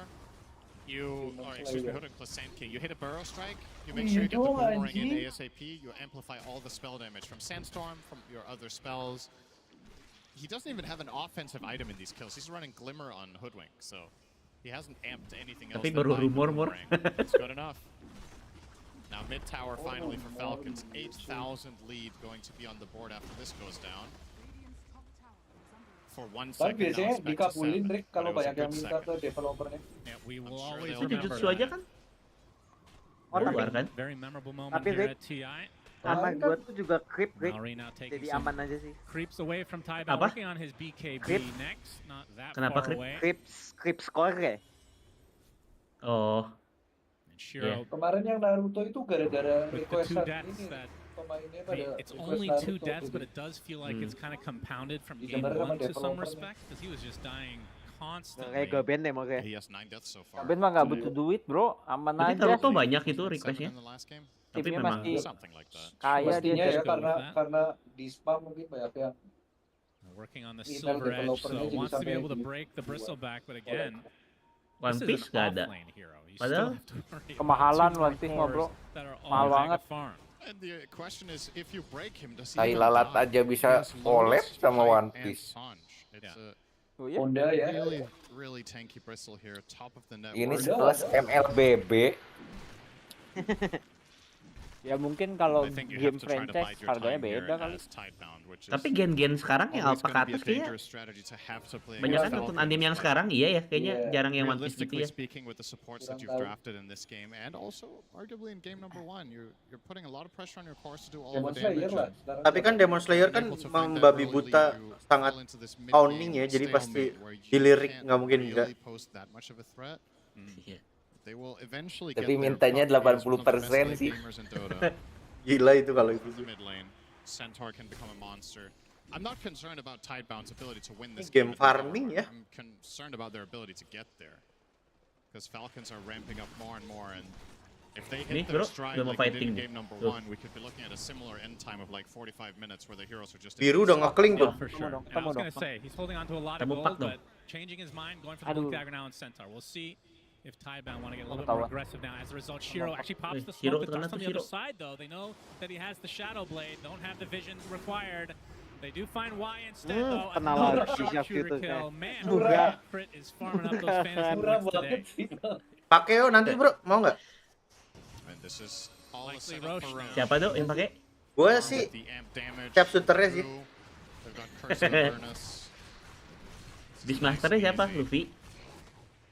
Beastmaster Luffy. Combo murah bro. Anjing nggak mati bang. Tipis banget bang. Tapi udah BKB. Sentanya pipe ya. All that Falcons care about, and they're going to secure it now officially. They just have to pop so much in escape, right? If there's a hoodwink ult there, the puck is 100% dead. That only worked out because Crit had sharpshooter on cooldown from the previous kill, which is, you know, ya semua orang juga tahu, nggak usah dijelasin lah goblok. Komentator caster anjir. Tugasnya dia buat ngebacot. Iya. Dibayar buat ngebacot. Kecuali dia refresher, harusnya gue bacot gitu ya. Ini gua mau buka lagi nih. Gak ada SK-nya tapi. Yeah, for sure. Ada itu gue belakangnya. Jauh.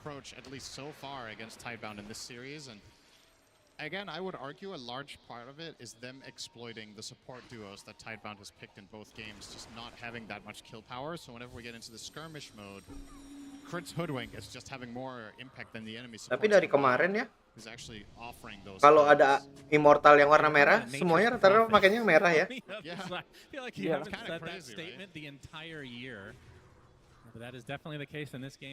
Pada sombong anjir. Wisdom again for they will take it, and on the other side, the sharpshooter makes it a little bit more difficult as Crit's going to continue to stand inside. Burrow strike a little bit too late, but at the very least, they will secure their own shrine as well. So 3.5 minutes on this Aegis. Are you surprised with the Aegis onto Amar? No, I think it's the perfect choice. I think Abaddon doesn't need it this game with how it's played out. And syncing as BB and Amar, a lot of the time BBB bro. with Bristleback, Amar is playing almost as the carry of the game. So they're going to send him in front, and he can create all the space in the world knowing that he cannot die twice. Iya. So I don't Tahu Nikma anjing kaget lu semua. He's level 18. Bisa aja sih. Soalnya BB full kill tip. Kalau udah kebantai, ketik GG JPK-nya bro. Dari 15 juga. Ngomong-ngomong kalau BB-nya menang, kalian benar semua dong. Iya dong. Kecuali Asimor sih. Gua enggak sih. Gua Tundra. Nah, Tundra. Iya. Nikma, nanti Nikma. Ya, gua picknya Tundra yang pertama, jadi kan salah satu. Enggak sih, gue ini kan salah. Ke bawah. PV bener nggak? PV bener. Falcon yang menang gue salah. Nah, PV sama XG, lu PV apa XG atasnya? Gue yang atas kan? PV lah. Amat lah ya. Ya salah di awal doang. Kecuali ntar NGX-nya gagal. So far playing it safe. Kamu NGX apa BB do? BB. NGX merangkak tapi dari bawah. Kasih more doang. Itu yang rusak kalau udah salah ya. Kan nanti lawannya Tundra. Tundra sama BB memenang Tundra terus. Apa sama Nikma mah? Nikma nggak pernah menang lo. Lo udah dikasih 4 hari kok. Kali NGX pulang di awal udah dikasih dari roller berarti kelar do lu. Udah dikasih ini kok. Apa? Ya kalau kan NGX tuh sampai lower bracket final ya. Nah, anggap aja NGX-nya langsung kalah nih. Enggak, gue tuh kalau PV kan di atas PV lawan PV-nya turun ke bawah. Ya karena lu BB kan Jos. Iya. Terus NGX-nya di bawah langsung kalah. NGX PP, gue NGX kan salah. Iya enggak sih Kido ini mah Enggak, gua enggak. Kido NGX-nya menang terus kan? Iya. Enggak. We'll see. I mean, it's percentage Merangkak based. kata lu. Iya, tapi yang menang nanti PV. But percentage based healing when you have 3 strength or 3 Iya, kalau nggak salah heroes coba at yang your mana. cores is insane It's combo. very good. So as Iya tuh, PV lawan NGX nanti yang bawah. Lo PV kalau lawan siapa? PV nanti lawan Falcon kalah, dia turun ke bawah. Oh di semifinal berarti? Yes. I thought Heart was bad. Anjing, berarti NGX menang 2 kali Iya, gitu. berarti gini Jos kan BB lawan NGX kan anggapnya kalah NGX-nya, turun ke bawah dong. Nah NGX-nya di bawah kalah, lebur anjing, tapi kan menang. Oh, nggak masalah, apapun lawannya kan yang penting PV yang menunggu. Oh lu bawanya PV juga, PV dari bawah. Di NGX-nya tuh. Enggak, kayaknya sesuai prediksi. Ya bener lu dong. Siapa nih itu? Siapa nih? Prediksi apa tuh lawan? Apa? Tightbone lawan NGX lu megang siapa? Tightbone lah. Iya kan? And there's a Crimson Guard. Berarti kita beda di mana sih, Rick? Sure about this Crimson. It's okay, he's going Ags next. We're gonna see Cart this game. I promised it to all the viewers. Ntar gue liat gue dulu ya, gue juga lupa Let's aja. hear it for Cart, everybody. Lu XG Tundra apa? XG? XG Tundra. XG Awalnya. kan ke bawah. Oh XG Tundra. Gua XG. Nah, PV Heroic. PV Heroic, PV Falcon, BB. Sama. Berarti bawahnya Tundra sama Heroic. Gua Tundra. Nah, gue Heroic itu di bawah. BB Heroic lu apa? BB. Gua Tundra lagi. Nah, beda di situ berarti. Nah, tapi yang seru itu lower bracket round 3, lu apa? XG lawan BB gue. Nah, gue Tundra lawan XG lagi, ketemu lagi. Tapi gue pilih XG. Anyway, Lo finalnya apa sih? Finalnya gue Falcon XG. Oh, gue PV soalnya. PV-nya juara 3 berarti kalau di gue. Itu nggak mungkin bener semua sih. Dewa cok kalau bener semua anjing. Iyalah. Timing is unfortunate. 0,1% kali orang gara-gara Spirit kemarin nggak ada yang bener 16 kok. Has a solar crest with drums and 4 staff will be getting Greaves relatively shortly.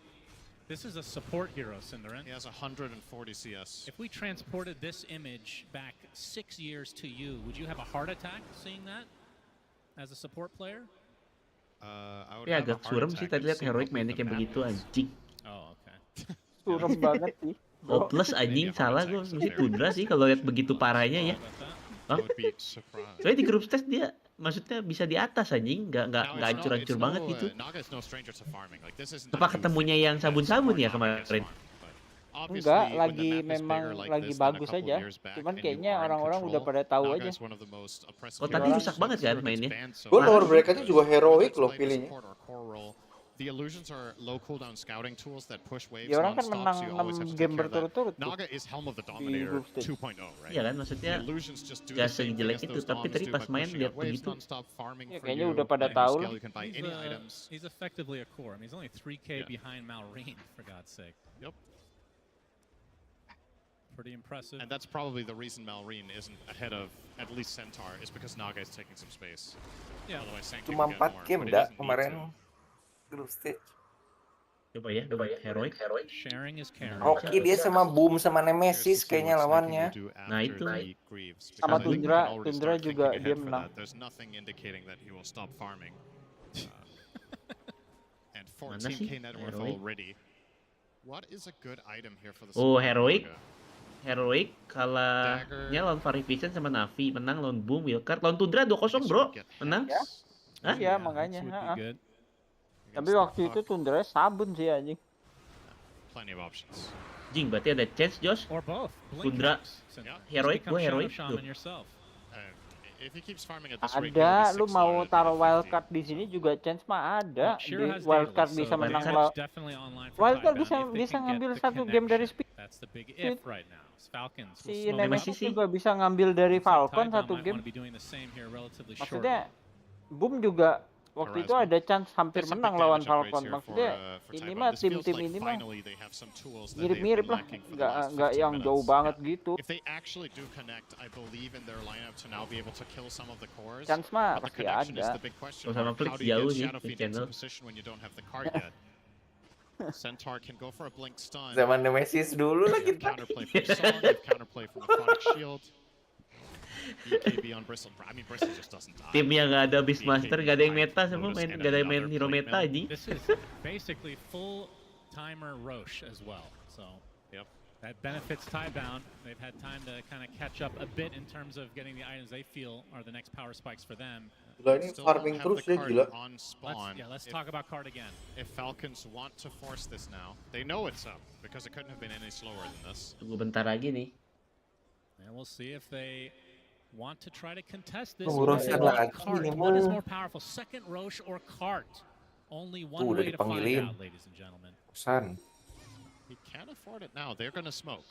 So big moment here for the side of Tiebound. Oh yeah, he's getting it on the way. Workhorse about to activate. The crowd is going to cheer so loudly when it's in his inventory. There we go! We got the Workhorse cart! Enter the cart, nothing can harm you any longer. Workhorse ya udah ada ya? To be able to use it properly, Cinderin, there's still ways to go, but the important thing is he has the cart now. You and I thought the crowd at this event was going to be cheering for killed Dominator creeps, but it turns out it's the actual Centaur. That's right. Not the dominated one. The scepter in hand, the smoke, highly uneventful, just breaks and they're not really following up on it. But the standoff begins. Now this ward that they've placed above the Roche pit here for the side of Tiebound could be really powerful, but well, if the fight gets pulled away from there, it doesn't do very much exactly. I really hope this cart does something, or else we really did a shitty cast. I think either it's instrumental Oh, or ini udah game sejam, bro. Oh, ini terpencar gini It kayaknya. needs to not be okay. I mean, we want a Pada big play. takut-takutan We want it to be complete. Yeah, Faith Beyond is no stranger to this, as we talked about, so we're not worried about the execution. It's more, will he have the opportunity? As Falcons, with this 14K lead, pretty massive. I think it's worth pointing out the win expectancy graph of this game is flatlined in the last 10 minutes. Falcons were gaining and gaining and gaining, and now we're kind of stuck in this 3-1 favorite stage, which I think I could get on board with. I see a possibility for Tiebound to pull off a good fight, but definitely Falcons are in the driver's seat and have the easier to execute strategy at this point. Itu penting loh anjir, Morosan.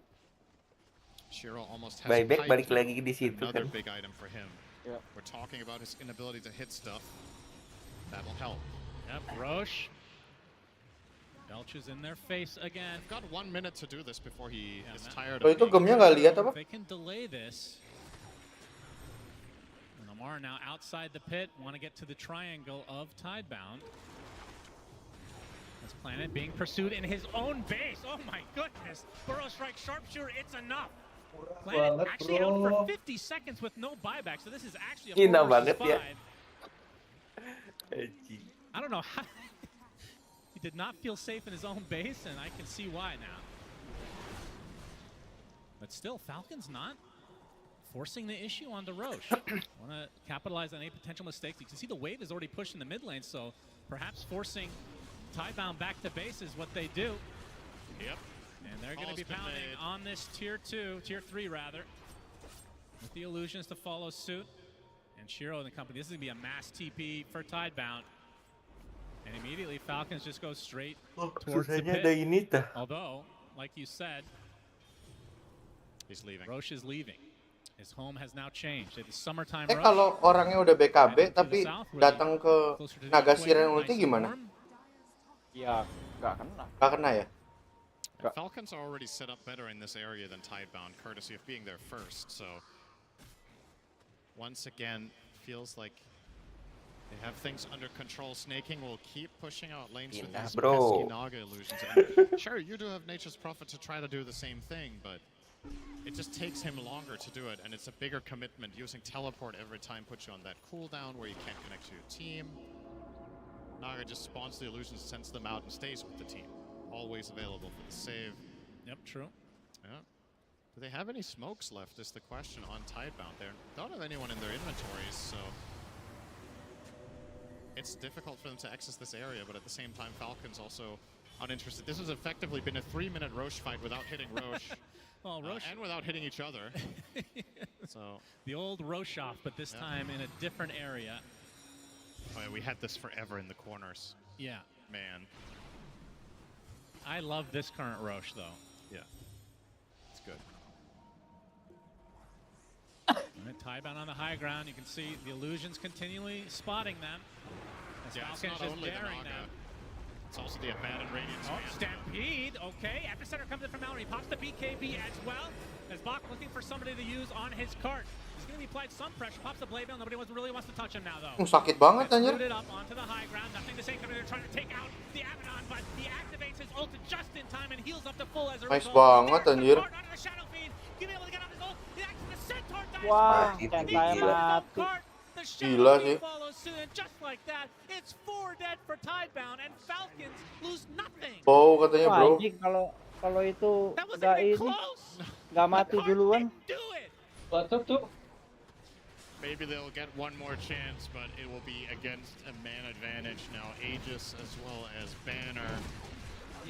Wonder who they'll put the Aegis on. Saw Skinner take a lot of damage Batu with banget that di si engagement, Marlin. to stay alive. It will be a Kalau kalah Mar diem again. deh. And it's sieging time. You've got plenty of time. You got 50 seconds before Oh, yeah. Shiro's up. So Kalau I think bottom high dia ground malu-malu. already is on the menu. They're barely even Bangsat. scratched. All their heroes are looking full right now, and they still have Song. So in reality, that wasn't even remotely close. Now Hex comes out for Hoodwink. He almost has Refresher on the Naga. This was the previous fight, of course. I mean, the fact that Anjir, the stunnya tapi Destructor gets taken kesananya out yang before the bagus fight banget really itu. begins kind of spelled the doom for Tidebound and didn't have enough money to buy back and TP in. So Falcons capitalized. Now they're up 24K with the Aegis advantage, and now pushing that bottom lane. Can Tidebound do anything to repel the forces of Falcons? This is going to be one lane for them extremely easily. Not exactly Waddle a it away over carbon to mid. copy of the previous game, but it's feeling really similar Yeah. overall. Similar time for the overall high ground, going for the Oh killing blow iya, here in about Amar kenapa 45 nggak pernah minutes. bacot lagi? Pernah hampir dicekek kan? Executing the map. Sama. It gets broken, Itu but sama just gonna shrug it off. pemainnya siapa tuh? Second Lupa gue. lane in the sights Orang for Rusia. Falcons. Oh, Disamperin pas lagi makan tuh. Ya gebuk bae palanya kenapa? Takut lah. Kenapa harus takut ya? Ya biasanya kayak gitu lah. Di game doang beraninya Jo. But the Burrow Strike connects. Bushwhack to follow. That'll be the death of the NP. And again, 3.5 minutes on the Aegis. Falcons have plenty of resources to work with as Amar looks like he's going to finish off this second barracks very shortly. Another Hex. The Burrow Strike actually misses, but they find the connection. On to nothing to say. The Stampede is not enough. He is out for 90. No buyback. As Falcons now to the third lane to try to get Mega Creeps and close the door in this upper bracket match against Tidebound. And it's looking like it's going to be a 2-0. What a stellar performance this game has been from Crit on the Hoodwink. Bach gets off the hood stomp to try to break the Abaddon, but he already has his ult on his Amar. Bad draft sih lagi sih ini mah. Onto the Shadow Fiend in retreat. They just call GG, and just like that, Falcons 2-0 Yep. extreme in this upper bracket match. Enak banget ini. And this individual game more so than the first, not even remotely. Wah, close easy to what banget ya. they did. God dang. Maybe had one singular successful move, ending the game with Udah agak 5 aman lah ya. kills Bener-bener. at minute 45.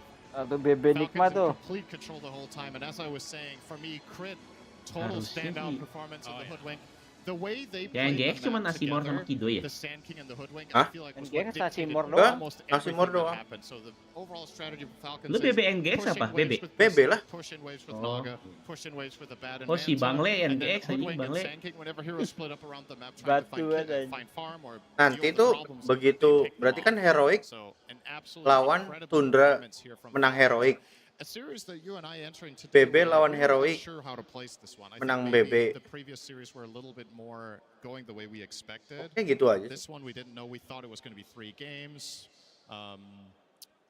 It wasn't. Yeah, it feels like Falcons have really leveled up as you hear the crowd cheer as they exit their booth. but just a masterful performance.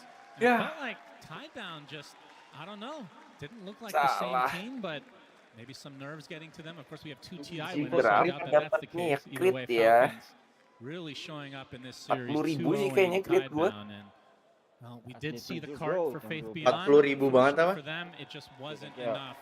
Iya sih. Falcons completely starved Tidebound out of the map the entire. I mean, this felt like a 40.000 prototypical apa, Den? Falcons game from, let's say, 3-4 months ago. Yeah, Itu just sih that, crit. again, relative to the length, to the game Player length nya. this patch, this is equivalent to Falcons winning in 30 Itu minutes playernya crit. half a year ago. Iya. Right? Like this was way below their average game time of the tournament, sitting at about 54 minutes. So today, both the games they won, Oh, they did di it lock about 10 masih. minutes faster than they do on average, and Apa sih? against an exceptional opponent. So Fantasinya gue nggak ada gambarnya bro, kenapa ya? Amar. Iya, Semuanya. iya.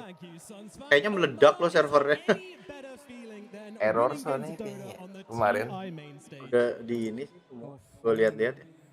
Had these games before, and you know, winning Ya, these games join twice, party. you still looking forward for the grand final. You got your eyes on the prize then. Well, I do want to ask you, is it a little bit different this time now that you've moved into the drafting and captaining position? Is that a little bit of extra pressure? Because we have seen some pretty strong reactions from you in your longer, more stressful games. Oh, Yeah, I mean, good it feels fantasy. nicer this time because you know when you put the music in settings, it's very like all these drums. So when I'm captaining and drafting, it's a very nice feeling actually. Good stuff. All right. Well, last time you met Tidebound, it didn't go quite this well. So, was there anything about the series last time that you learned and you were able to take forward and get you this pretty clean win the second time around? I think it was stop throwing because we were throwing a lot. And, Salah we pertama won berarti our salah games for no reason. semua ya And bawahnya we ya. played 2 fast games like compared to before, you know. Gue salah pertama sih. Oh, maksudnya yang mana sih? Oh, kalau yang 4 ini salah gitu, 4 kali predik ini. Roll bang. Rollnya bang. Iya. Gue sih udah save lane gue. Gue support deng, ganti gue. Gue kan ini crit. Bebas berlima, Cuk.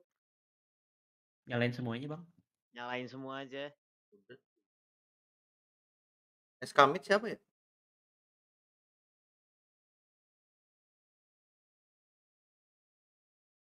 Tadi pakainya talent yang mana lagi ya?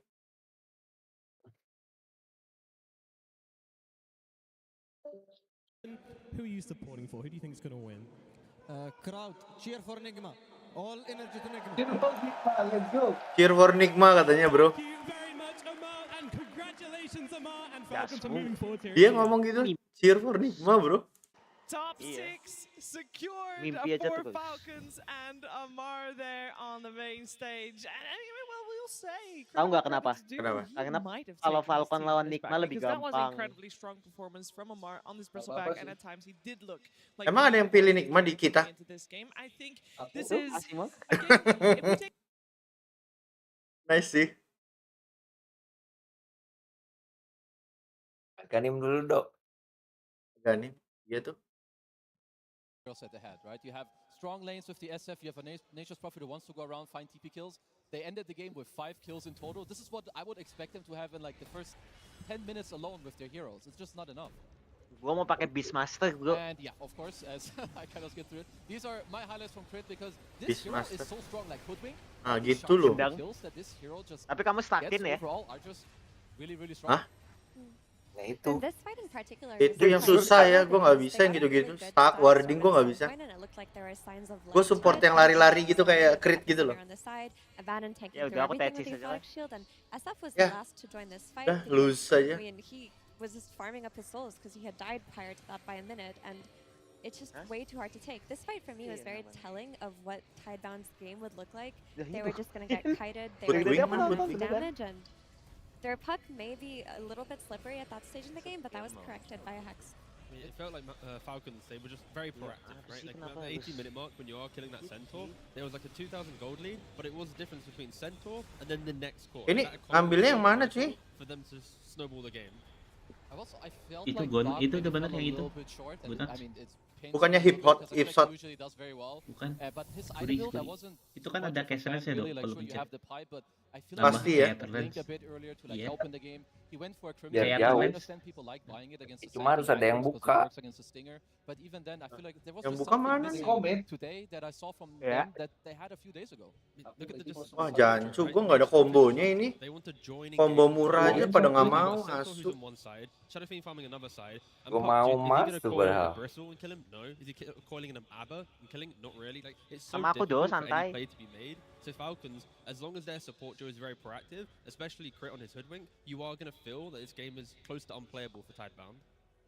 It just feels Tuh, that ada kombonya, today Dok. they didn't bring Mana? in the kind of draft Sama Fisher. cohesion that we've been seeing from them from the road to the international. Nggak It bisa. felt like mostly it came from their support duo, not necessarily having the ability to Harus play make nunggu enough dia or do dagger enough dulu, damage. dekat-dekat. But a couple of their key heroes got banned out. The one in particular being Ancient Apparition, which I Sama think aku do, opened up for a lot santai. of their own Ngambilnya counter apa plays and dulu their sih? own timings. They couldn't find a hero that would replicate what AA did for them in that draft. And it really showed because then they were looking towards Shiro's hero to correct for some of their side lanes not being built the way that they wanted to, and Shiro didn't get the kind of games that we're used to seeing from him. Yeah, we also saw Shiro heavily targeted for a large portion of this game. We were, or the Kalau ngelempar pohon caranya pakai apa we sih? wanted to see the 4 Protect 1 coming Kontrol out from apa LT Tidebound, gitu. and therefore with their strength, Pencet-pencet aja. having Shiro be the carry, the ultimate carry of the game, and he just didn't get the chance, Effie. No, he didn't. And I understand why they went for the last pick, Shadow Fiend, but it was all on him and he could not do that much. This is a beautiful smoke from Falcons. They were really on top of making sure SF couldn't have a game. They pre-prepared for this. They were waiting there for about 10 seconds. They smoked 20 seconds prior to that. They killed him. 1 minute later, they also bring their carry to this play. They go and they set up around to where they think the SF will farm and just make sure he doesn't get a good entry into that game. A key thing in both those clips, they did have scan available. Kalau nggak ada skill satunya, yang ke tanah dok. Skill 1 mau jadi pohon bukan? Iya. Ya, jadi klik aja bang. Kan gua udah ambil skill 2. Yeah, very clean to WoW, clean work from the support. Yeah, You already tinggal mentioned deketin it, Kezu, pohon, skill but duanya Crit's lah. Hoodwink definitely did a lot Harus of dekat it. pohon I berarti ya. feel like he plays so well on these heroes, and I mean it's always set up in the draft too. Like the heroes Marine plays, he will set up the stun, he needs the follow-up damage, and like with what Effie is saying, like they missed this from Tidebound. They did Wah, not autis have banget on sih. their position 4, and we can see it here. You have Autis your banget stun, sih. Dia pasti klik kanan Ricky nih anjir.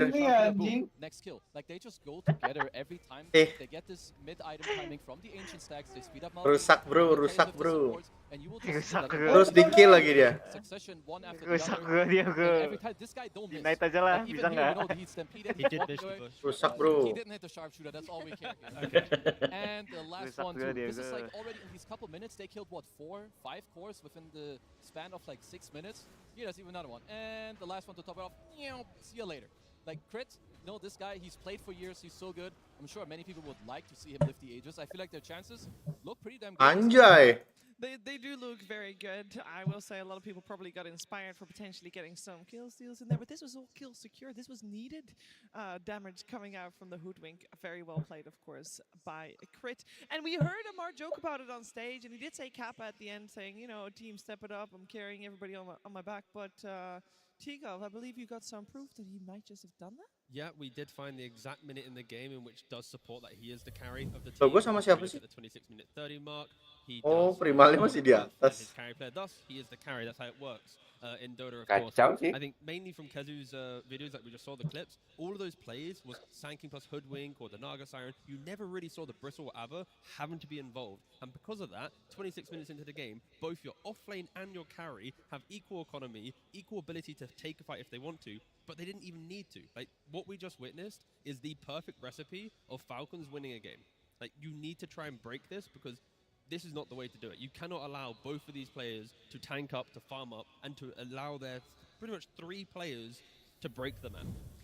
That pipe pickup by him as well was quite big because there were damage issues on Tidebound. Like we saw them trying to make plays like going for the glimpse back into static storms and having it fail, having a hero just sit there and not die. Apaan tuh? When you bring the pipe into the factor and your main damage dealer is Puck plus Throwing bro, Static throwing. Storm, you don't really have that much going for you. And when you're creating an early game tempo kind of lineup, you need to make sure that your damage exists in multiple forms, because one aura can just counter your entire team. Yeah, and what I love about Falcons is that I feel like they can change their roles. Like in one game, you have Amar, who's the playmaker with the Mars. In the next game, it's Melreen, but it's always one guy who does it to make space for the others.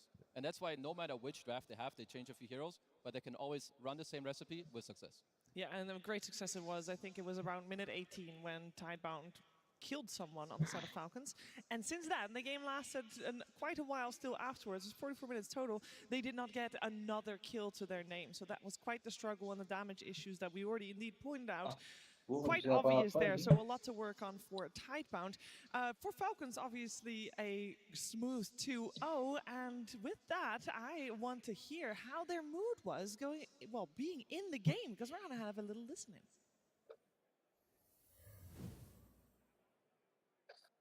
Use the SF1 on me, guys. Stampede, I'm going more. I'm fine. I'm zoning SF. No pike on SF. Tuh, salah gue deh. I'm chilling. Profit here. He's canceling. You finish on Furion. I'm going. He used No cart. zero. He used cart. I'm going No on the cart. save, No guys. cart. He will cart him. Oh, diklik kanan ya. Yeah, I'm killing center.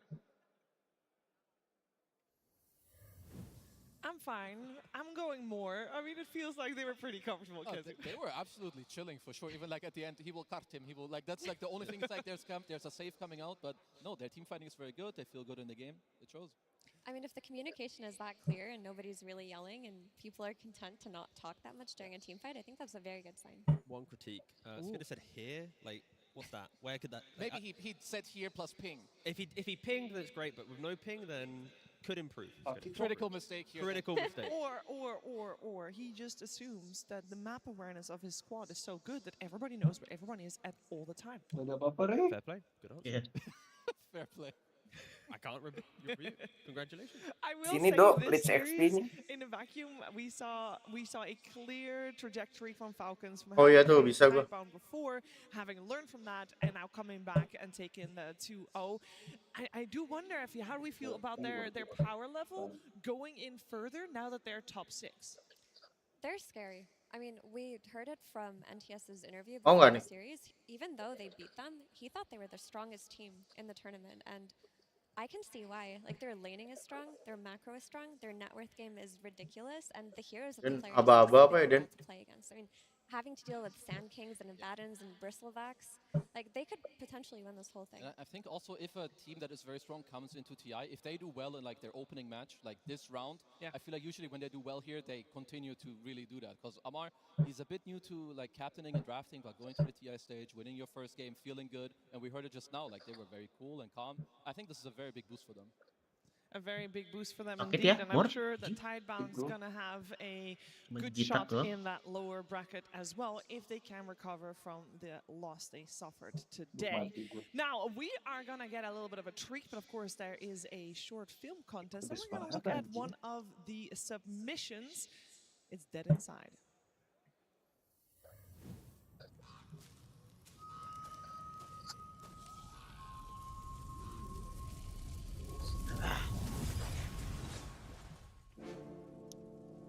Ada tick, ada stun.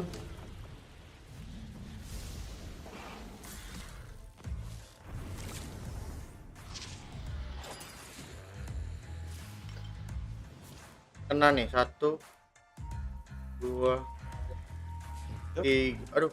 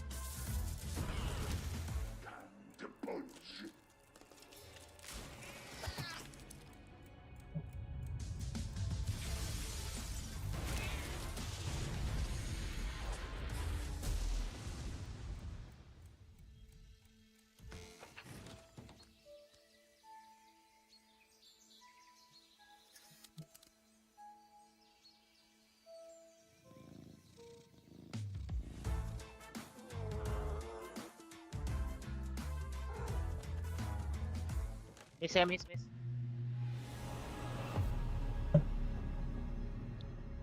Di bawah. Di bawah. The cat distribution system is at work in that one. It's definitely one of my favorites, but of course there will be plenty more to look at over the course of the next 4 days. 3.5, I should say, or maybe a little bit less. Aduh, nggak sempat ikat Eken tadi. 3.25. Bro, itu nggak ada yang TP, bro. Dapat duluan kan? Nice. Of course, it's time to jump into that one. We are gonna get ready for BB team. Carry on this way, bro. A best of 3 and another series, Tigov, that has already happened in the group stages. Yeah, and I think we need to ignore a little bit of group stage based on the fact that Taiwan look really dominant. They come to here. I want to copy paste that to this series as well. I want to see how much teams have changed in the 3 days, and I think hopefully based on Amar's interview as well, and also I believe they had the biggest cheer this morning. Nigma. Oh yes, they of did. all the teams. I make sure to turn up the volume. Me and Owen were listening, like who gets the biggest cheers. It was actually a little bit more Nigma Galaxy favor. The second one I would say was Falcons. Like Extreme were also Extreme were actually very loud. I was a bit surprised, but I feel like they deserve it. Yeah, I will say, salah lihat. Galaxy at the international, guys. This has never happened before in the history of Dota 2, Effie.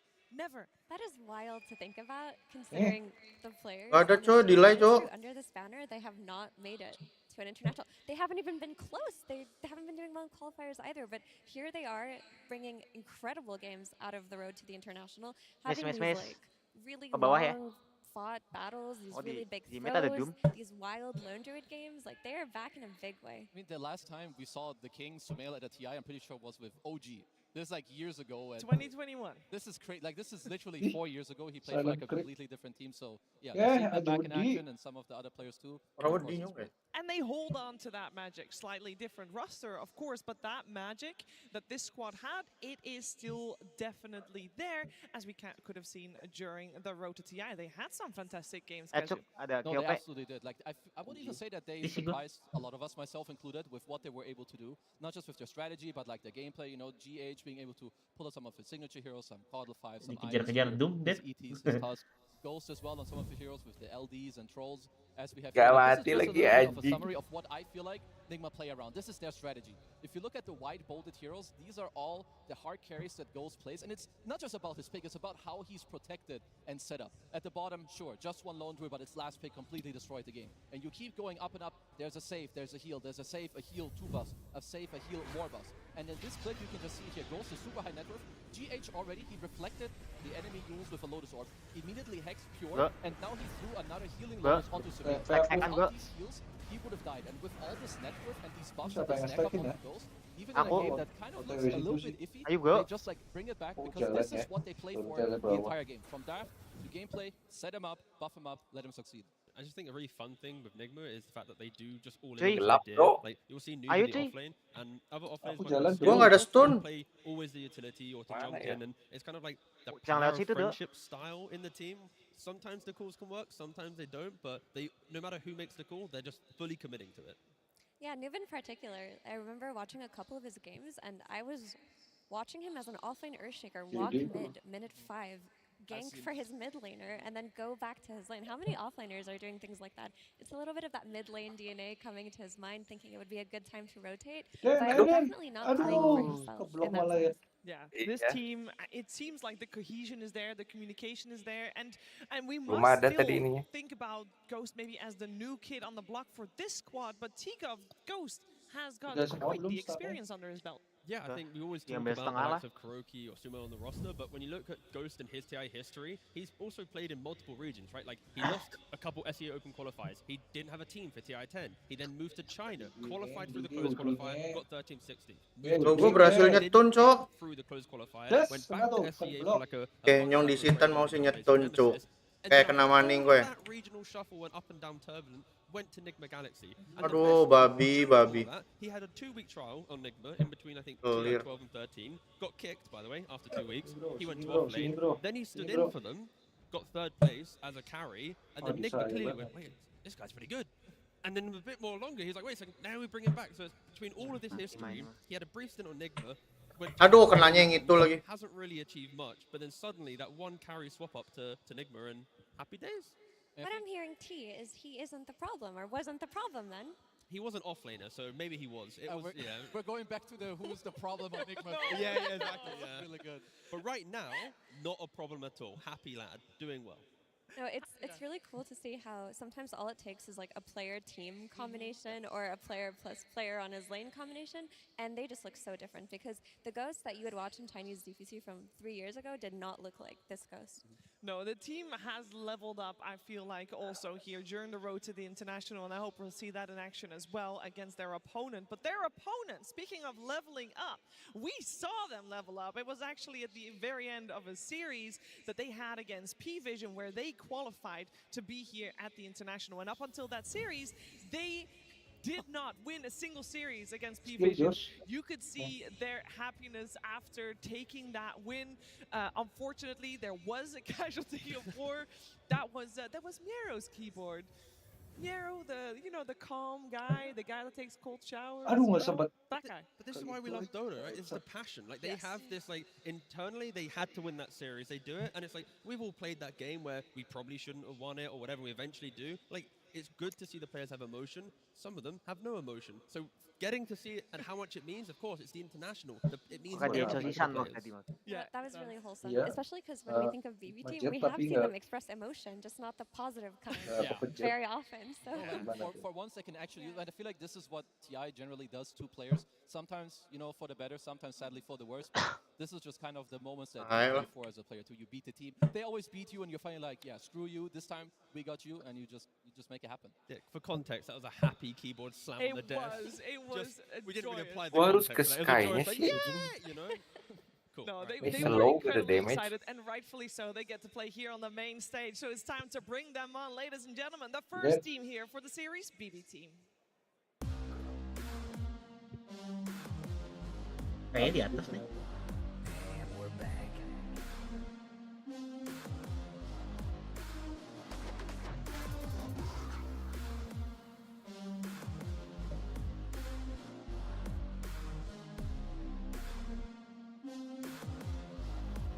Yuk atas yuk. Sabar sih, gue beli sentry.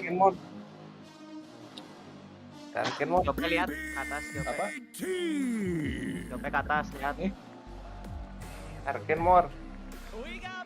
Jope ke atas lihat.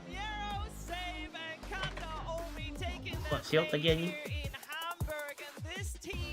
So much potential. We always talk about their potential. Can this be their best result yet? Bisa diapain enggak, Dok? Gak bisa. Gila, hidung bang. And we're gonna see if they can get some revenge from the team that started the road to the International. It was BB team on the losing end. Let's welcome in Enigma Rusak Galaxy. sih.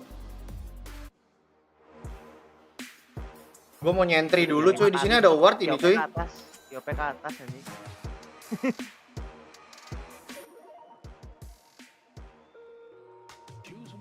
Dia tahu banget kita itu posisinya tadi.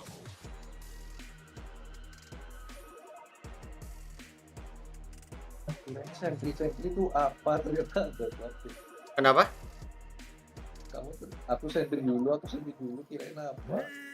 Ah anjing, ada ward lagi apa? Wardnya di mana ya?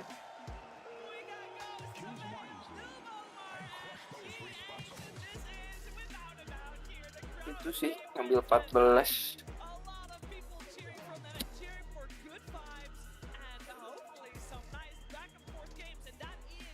Ada tum sini ya? Ada.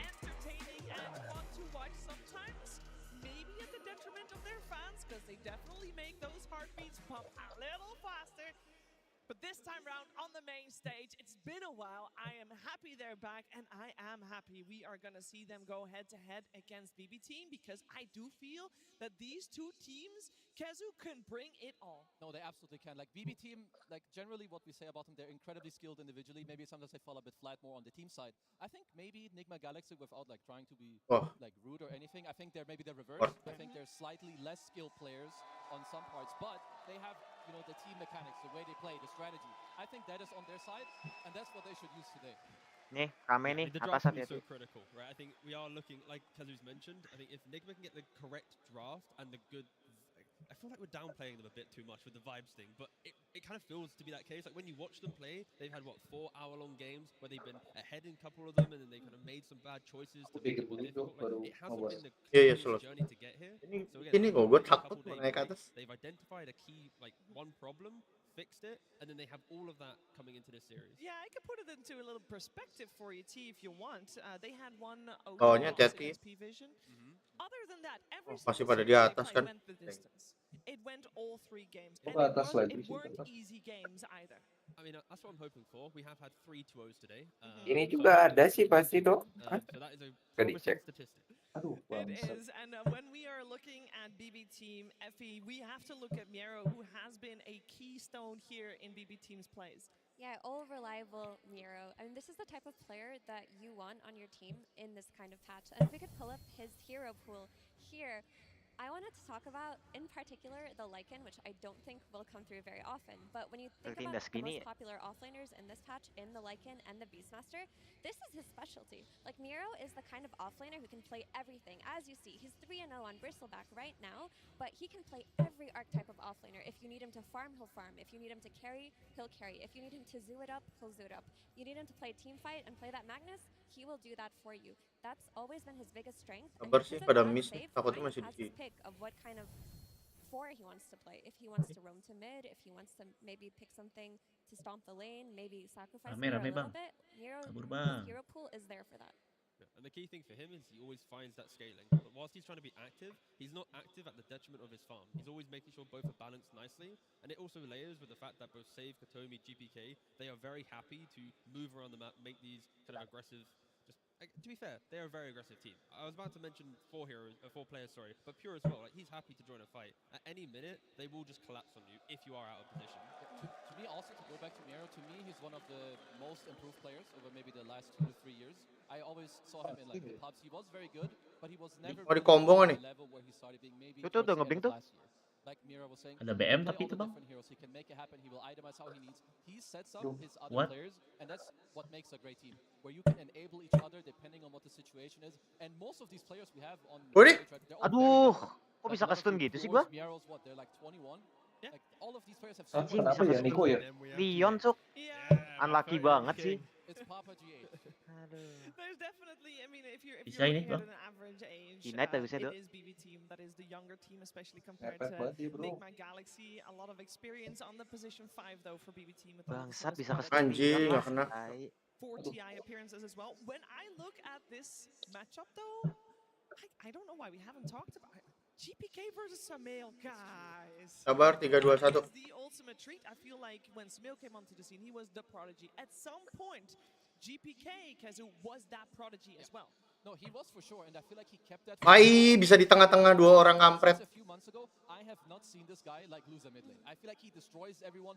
He can play mirror matchup and he will beat you back. Yes. So it doesn't really, and they play through it so well. So yeah, this matchup, I'm gonna keep a very close eye on it. I agree. In terms of lane mechanics, GPK is the strongest in this Bisa round. double It just kill gives itu me padahal about aku what lah. kind of day they're Anjing. having on BB Team Iya, because tapi of tiba-tiba the mental gitu hit aja. or miss with how they play around him. Because I've seen him be Unlucky thrown to the bastard. wolves at times, especially at TI. There have been TI main stage games where he's just getting camped by 3 heroes, and I don't know what's going on in the side lanes, but hopefully BB Team can get past that too. A key thing as well is they're relatively honest mid laners, right? They're not really utilizing later picks in the draft. They're not trying to get the one up with a Huskar or something. Anjir. Their opponent. They are just picking, I want my Storm, I take my Storm. I want my Invoker, I take it. That shows confidence that your supports will be able to come to mid lane. No. Lagi Hex. So I think both players will have this logic of, I want my hero, I don't really care. We're not going to suddenly see a major shift on that. But I think supports will be the game changer. Dado, Because sini they're so gantian, Do. equally skilled. It just takes one rune contest, one smoke gank, one TP. Aduh, bangsat and lah dikit lagi Hex either of these players anjing, can break a anjing. game. Also, I've seen a lot of games where Sumel's just popped off, but then he won't buy a defensive item. Like a lot of the games during Road to the International, he'd be on Puck versus something like a Shaman. He'd be destroying the entire game, but not have like a Yules or a BKB or anything. Just go straight for that Blink Plasma. Then all of a sudden, one fight, he gets caught. He's dead. Bro. And suddenly, there's a big throw. I mean, there's probably like maybe it's because he often has like some Tusk or Bane, so maybe he's like really trying to like maximize Iya, the Ricky. DPS going up. But like you're saying, when you miss, Awas domnya dagger ya. it can really throw the game quite hard. So you have to make sure that like you you know, get through those mistakes, sort of like talk about what is it that you want. Can you play with me to like enable me? Because yeah, both these teams, I feel like when they play well, they play incredibly well, but they both have tendencies of missing as well. So with that in mind, do we want, especially on the side lanes, do we want those lanes to be somewhat freed up, if you will, for the supports to have the space, Tigov, to roam, to help out their mid laner, if it's that important for that mid lane to do well? I mean, it's natural based on, we saw the hero pool for Hero. A lot of his heroes can be independent, right? Seram. Yeah, and that's going to be the key thing. What will Noob play? What will Miro play? If Noob's needing a hero that needs help, we're testing the crowd here. Gila, ini dikuasai banget ya. Anjing, mau beli aja susah banget. Gua nggak di skill nggak di apa-apa. Gak salah baik ya.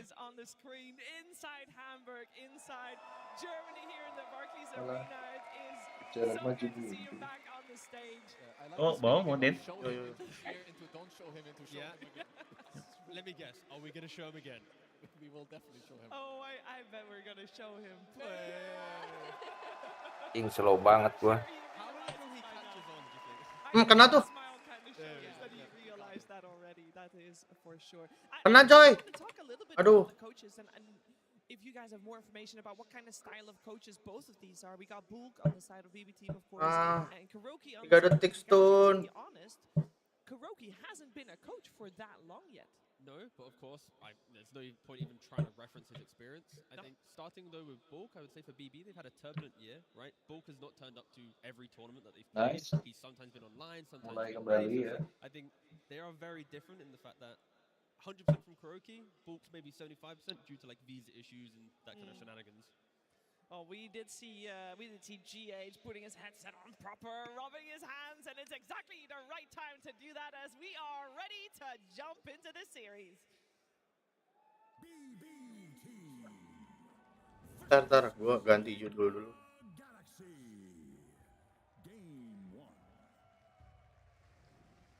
Is this the most awaited Enigma series of the day? I think for Galaxy. me it is. I will say the predictions that people had inside the client are heavily BB team favored. I'll tell you right now, BB team is sitting at 78% with Enigma Galaxy on the 22. But with in mind the series that they've had in the group stages, this should be, in my head, one of the closest ones. Who did you predict for this one for your fantasy? Uh-oh. Go on, Shiva. Who Yang ada Doom sih, Bang. Come on. Tell Ini asli, Cuk. No comment. Okay, so one beat. All right, Kezu, who did you put? BB team. Tadi gue sekarat banget, Bang. I didn't have a mouse and keyboard, so I didn't do my... Kopi. Am I the only one to put Nigma in my... Okay. No, kok bisa Yang ada Doom sih? Yeah. Mau coba Tahu balik. Iya Ciko ada. Gue udah cuekin. I absolutely Mau would. ke atas. I do. I'll tell you why. Because Ini udah di-clear belum gua work-worknya? That Masih gelap gitu ya? That is true. All right, let's focus our attention what's going on here with the draft as Mau we are dipasang apa in it. We pasti got di BBT Word Radiant lagi. and Enigma Galaxy Aku on kayaknya their masang side. di Ini sini, and Bang. it Ada is a Leon. Shaker that gets picked up first by BB team. We talked about respect for the mid laners. OTW, jauh. Yeah, sorry, bud. No puck, no SF, no Queen of Pain. Sentry anjing ini. also just opens up a comfortable pathway to this being a mid Earthshaker. Like, it's mostly Enigma that's been flexing the Earthshaker to offlane more than any other team. It's just been an outright mid, but it works. Ini tolong. It works, you know? It does feel a little bit disrespectful, though, towards Enigma Galaxy supports, that they're not throwing a single support Cocot. in there. Well, that's true. Tela. Like Nigma, they get like their free pickings maybe next phase. They get what they want. So, and we saw, I believe, this exact same. Dia malah loncat, gue lagi keker, Jok. First pick Earthshaker. I believe it was Falcons who responded with Beast. You have the option of flexing it if you want. Noob a lot. I would say that this is one of his probably better heroes. I like him on Beast. I like him on Mars. You get the team fight going. You make it happen. So I feel like Nigma should be pretty happy with how this is starting. Ini mah bukan crit. Kritis. Gini nih, bro. Kerap. Midnya nih ya, cuy. Ini asli nggak sih? Asli. Terdiam sih. You don't want Noob on your team to be even in net worth or behind in net worth playing catch up. That is the wrong way for Nigma to win a game. They need him to be, leading the charge, taking the early tower, having the early pipe, the aura, and then you keep skirmishing around him. Yeah, and speaking of respect, the respect for the supports is still shown with the banning out of the IO. Nigma has been one of the teams that have reoccurring IO plays in their road to TI, but not this game round. Yeah, Keeper of the Light as well. These are two specific heroes that are only Nigma which is incredibly interesting because if you look at these bans coming out of BB team, I don't think we've seen this replicated versus any other team. We've never seen like a triple mid laner ban into an IO ban in the second phase. It's usually, oh, Beastmaster, oh, Undying, oh, Nature's Problem, Bane. Nggak nyampe kayaknya wardnya sampai situ. I guess they just Siapa yang make masuk? sure that Nih. good time, even though I feel like against Storm you're okay, but just opening up some options. Maybe there's something else. Maybe their two next supports are kind of susceptible to this. Aduh, salah pencet jadinya kan. It's really nice when people can come to your lane and help you out. You have this mid to play around. Maybe he gets a rune. We get some respect on the hoodwink. I like that. Okay, locking in the Muerta early on. Omar, he likes playing it against Shaker, having the AoE silence on the ground, even just hitting him with a dead shot, like anything to break Shaker's initiation will help a lot. Also just a very strong lane. All of it, like if you can deadshot back the support hero into the boars, they're dead. Jarang nggak bro? It should be pretty happy. I mean, because they have played it before. I personally have not been super impressed with Muerta yet. I think the stats were what 0-2. Hilang You know, if it's one of itu kosannya seperempat. Remember, Udah bergulang seperempat. you're at TI, you want to be comfortable. You don't want to like feel too pressured or stressed. Di sini ternyata bro. All in all, I like it. Di Rosa Tadi gue cek nggak ada loh. Naik ke atas tadi gue. Kalau yang enchant totemnya bisa ngegempain sih apa? Agak nim ya. I think they just have a different archetype of mid laner on BB. Like they have this Invoker Storm type of player who's always going to be able to output damage, whereas for NTS he's more of that melee hero mid lane, or that's what he's been doing for the last couple of years. I like the Wind Ranger pick. It should be Save's hero, most likely. It's a hero that from the post 4 is quite good. When you do play support with a Shaker, you like heroes that can stack the triangle, Wind Ranger, click one, power shot the other. You have long range, you get follow-up damage. I like what I'm seeing so far from both teams.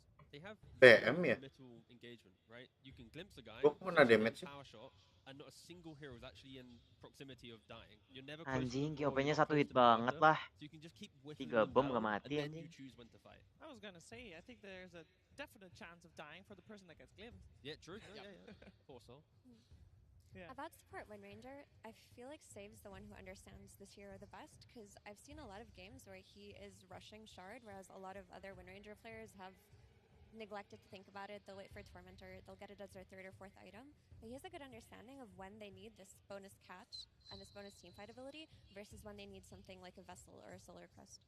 No, for sure. Like Save also, like him and Miero, they're like one of my favorite offlane duos. I think they both enable each other so much with the heroes they play, but also how they lane together. They win unwinnable lanes. They really make it happen. So Save for me is also one of the standout players when it does come to BB team.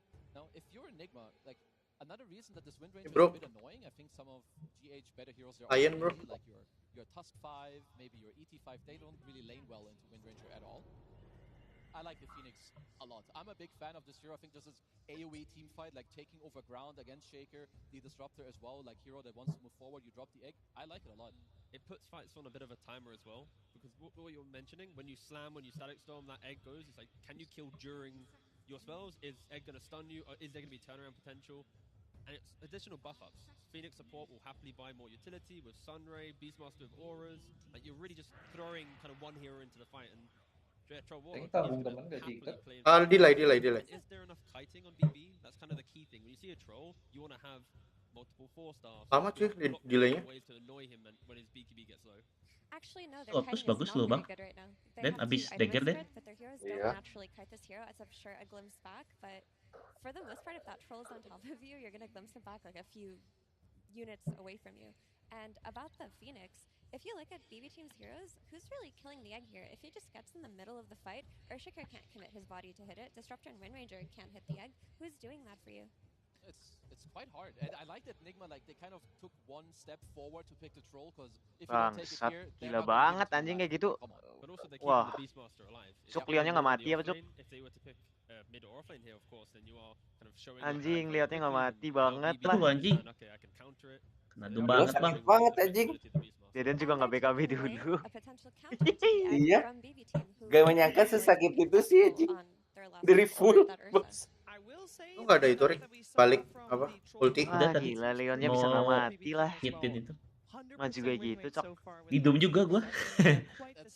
That's a pretty scary win rate, I'm not gonna lie. Like if you're a BB team, you should look to address this hero. You could put Shaker mid. There are some hard counters that I don't know if Sabar bang, sabar bang. There's Doom. It's like one of the best ones. You Doom him, obviously can't heal. It's hard to flop a hero who is Doom because he can't satanic. Maybe they want to look for something else, a carry to carry match. Kelihatan The problem with Doom though is the pacing of the game becomes very slow. It's the mid Shaker that needs to farm. Amatir banget ya Pak. Kenapa sih? Kok bisa tanya tuh kelihatan dikit lah. Glimmernya kelihatan apa? Apapun kelihatan kalau dikit aja. Pak. For big fight, it is a little worrying. But they do go for the Abaddon. Wih, ke bawah. Sure, it's there. You can frontline, you buy Radiance. Eventually you'll be able to ignore the troll, kind of soak up his. Itu nggak mau di stun nggak diawain bro. Aku mau loncat nih. The first kind of 20 minutes of the game. If the lanes are even, I'm expecting Nigma to control a lot of the pace in this game. Pada jauh-jauh sih cok. Alah nggak kenal lagi lah, tai. Hidup aja belum gua. Nyatli ya? It is. Not enough, but it's like it's good building blocks to be able to kite him. But once Troll has a BKB, a blink, and he's targeting the hero he wants, there's no issue, right? It's early on, yeah, it can be annoying. Shaker walks over, fishes him in laning phase. Winrun has Winrun, but in the wider game, you're expecting the Troll to have that kind of instant kind of wow factor. Okay. I wanted to say about the Abaddon that I like that he addresses the issue of a hero that can just kill the Supernova, because that looked like a big win condition for Enigma's fights. There was really nothing before this, so you could just aphotic shield the Spirit, you hit the Supernova, and if they go on you because you're the one hero hitting it, you've got your borrowed time. You're fine there. Also, you're playing against Beastmaster, so you can be that save for your Earthshaker. If he's getting roared in these fights, you just aphotic shield him, you're removing another one of their fight conditions. So this Abaddon pick solved two issues that Nigma were creating in their team fights. The issue of the roar and the issue of the Rich sekali QP-nya ya. Very rich. Kill banyak banget ya awal.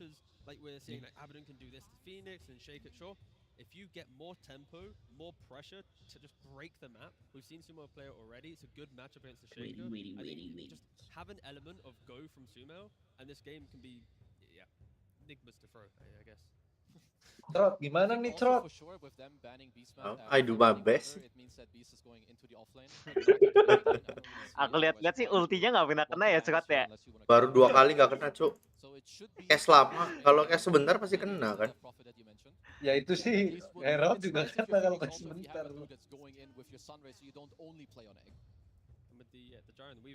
Harus ada stunner bro, damping biarlah instan gitu. Ini stunner bro. Tapi kita kan nggak ada combo tadi. Let's go bang. Iya bang. Saatnya bang. 2 second bang. Iya bang. Main mana bang? Mana nih? Bebas bang. Open aja bang. Gua follow up. Asli kayaknya mid ya. Asli itu bang. Chopping yang belakang. Choppingnya bang. Gak bergerak bang. Nih open aja bang. Let's go bang. Aduh. Alah Echo-nya bang. Kenapa aku yang nggak bisa beli? Bang Echo-nya bang. Rusak banget sih ini sih. Games of their own where they can be that lone druid. But what I like that this lone druid is providing is that it's giving them tempo and a way to overrun Nigma, because yang digadang-gadang Echo-nya. But there's going to be a period of the game where Troll is just farming with his Battle Fury. He's not going to be fighting early, especially when there's like an Abaddon to counter the roar. What's the win condition there? Lele bang. He's farming while that beast Lele bang. is taking over a side of the map. If your lone druid gets a couple of items, you just play behind him. You can take everything from Nigma here. I could see the DP that you mentioned. I could even see an Invoker, something that helps you deal with the lone druid and like. Coba back ko bang. I would not mind it. There's that Invoker. Mati dia bang. Invoker for everyone. Now Helm of the Dominator Invoker. Yeah. Inti.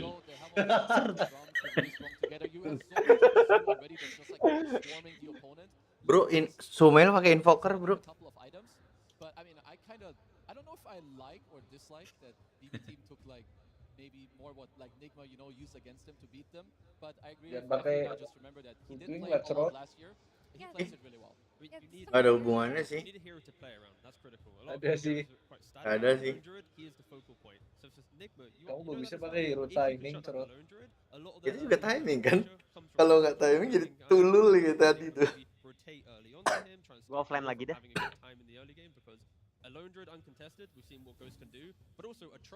Kayaknya udah saatnya aku mengeluarkan hero andalan.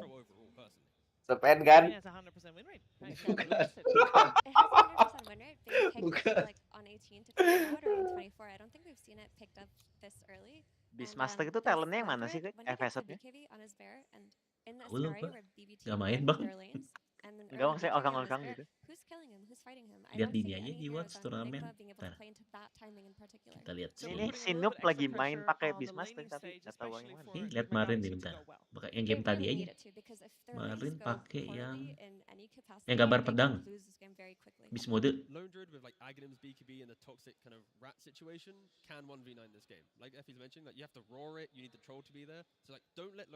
Pakai beast mode dia, Jos. Ayolah. Kata Kido pasti menang kan kalau pakai itu. Do, lu carry lagi do. Lu sekarang lihat ini gimana? Ke watch. Terus turnamen. Replay. Oh, turnamen. Terus view. Lihat game ini. Game berapa? Game 1. Kok download, Rick? Enggak. View apa? Diklik itunya timnya. Diklik timnya. Jangan klik watch ya. Nanti kan keluar tuh hero-nya atas bawahnya. Oh, iya. Terus match detail. Oh, kamu carry. Bebas lah. Gua Andi sih. Tapi ntar gimana? Andi support ya. Beastmaster-nya di ban, udah gue pelajarin. Mantap lah. Lu aja lah, Fred. Oh, lu itu tuh. Pas ya bang. Apa? Luffy, carry Luffy. Apa ya? Nah, lu kan lagi sama carry dong. Tadi siang. Udah ngopi oplet itu biasanya fokus loh. Malam ini gua enggak. Lu aja Luffy. Ya. Ya itu kamu pick dong. Oh gitu. Oh lagi TI vibe-nya. Vibe TI. Vibe TI Jos. Hero-heronya. Oh, lagi. Kalau ini mah gak ada gagal bro. Terawat gini Rick, ada pinnya. Iya.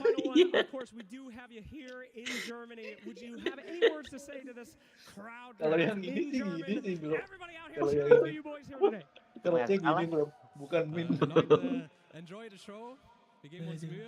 Pernah gagal bro pakai ini. Bro ini siapa yang mau dikurung ya bro? Mereka nul talisman gak awal-awal? Enggak gua. Magic One, Tego, Falcon Blade. Iron Branch. Item awal ya.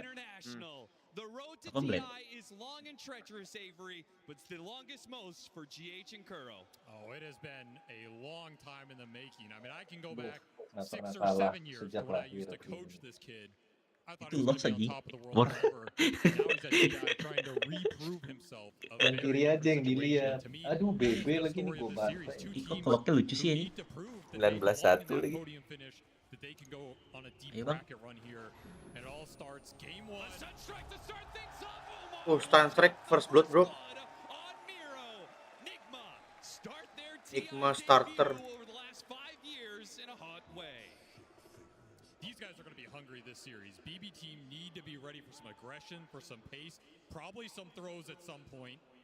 And then you need to make sure you close that out if you're either team in this series. We have seen both of these push games to the limit and both of them have that game slip away. They have a lot of TI Perasaan experience. nggak ada yang Frostifus dah. Time to put it to Nggak use. salah dia itu Really tadi. enjoyed these last 2 picks in the draft.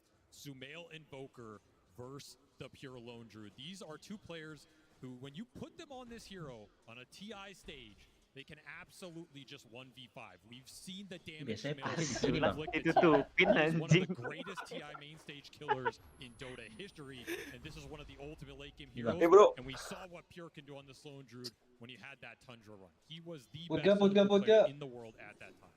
Despite all that TI experience, this team is coming into this matchup as underdogs, right? Matched up against Bro, kok BB nge-crash ya, team, a bro? team who has Alah, also alah, been alah. working Alah. year over Kesini, year kesini, over Bang. year, particularly Sini, the Bang, sini, duo Bang. of Pure and GPK have Sini, been Bang. working together for Sini, quite Bang. some Itu. time. They have been hunting Nah. these ages for so Gue bukan long nge-crash together, ternyata, and gue while tadi they kan have download, had terus success langsung in buat quick various play anjing. tournaments, they just always cannot seem to Wah, close it si out Aus double when it kill comes nih, to nice. TI.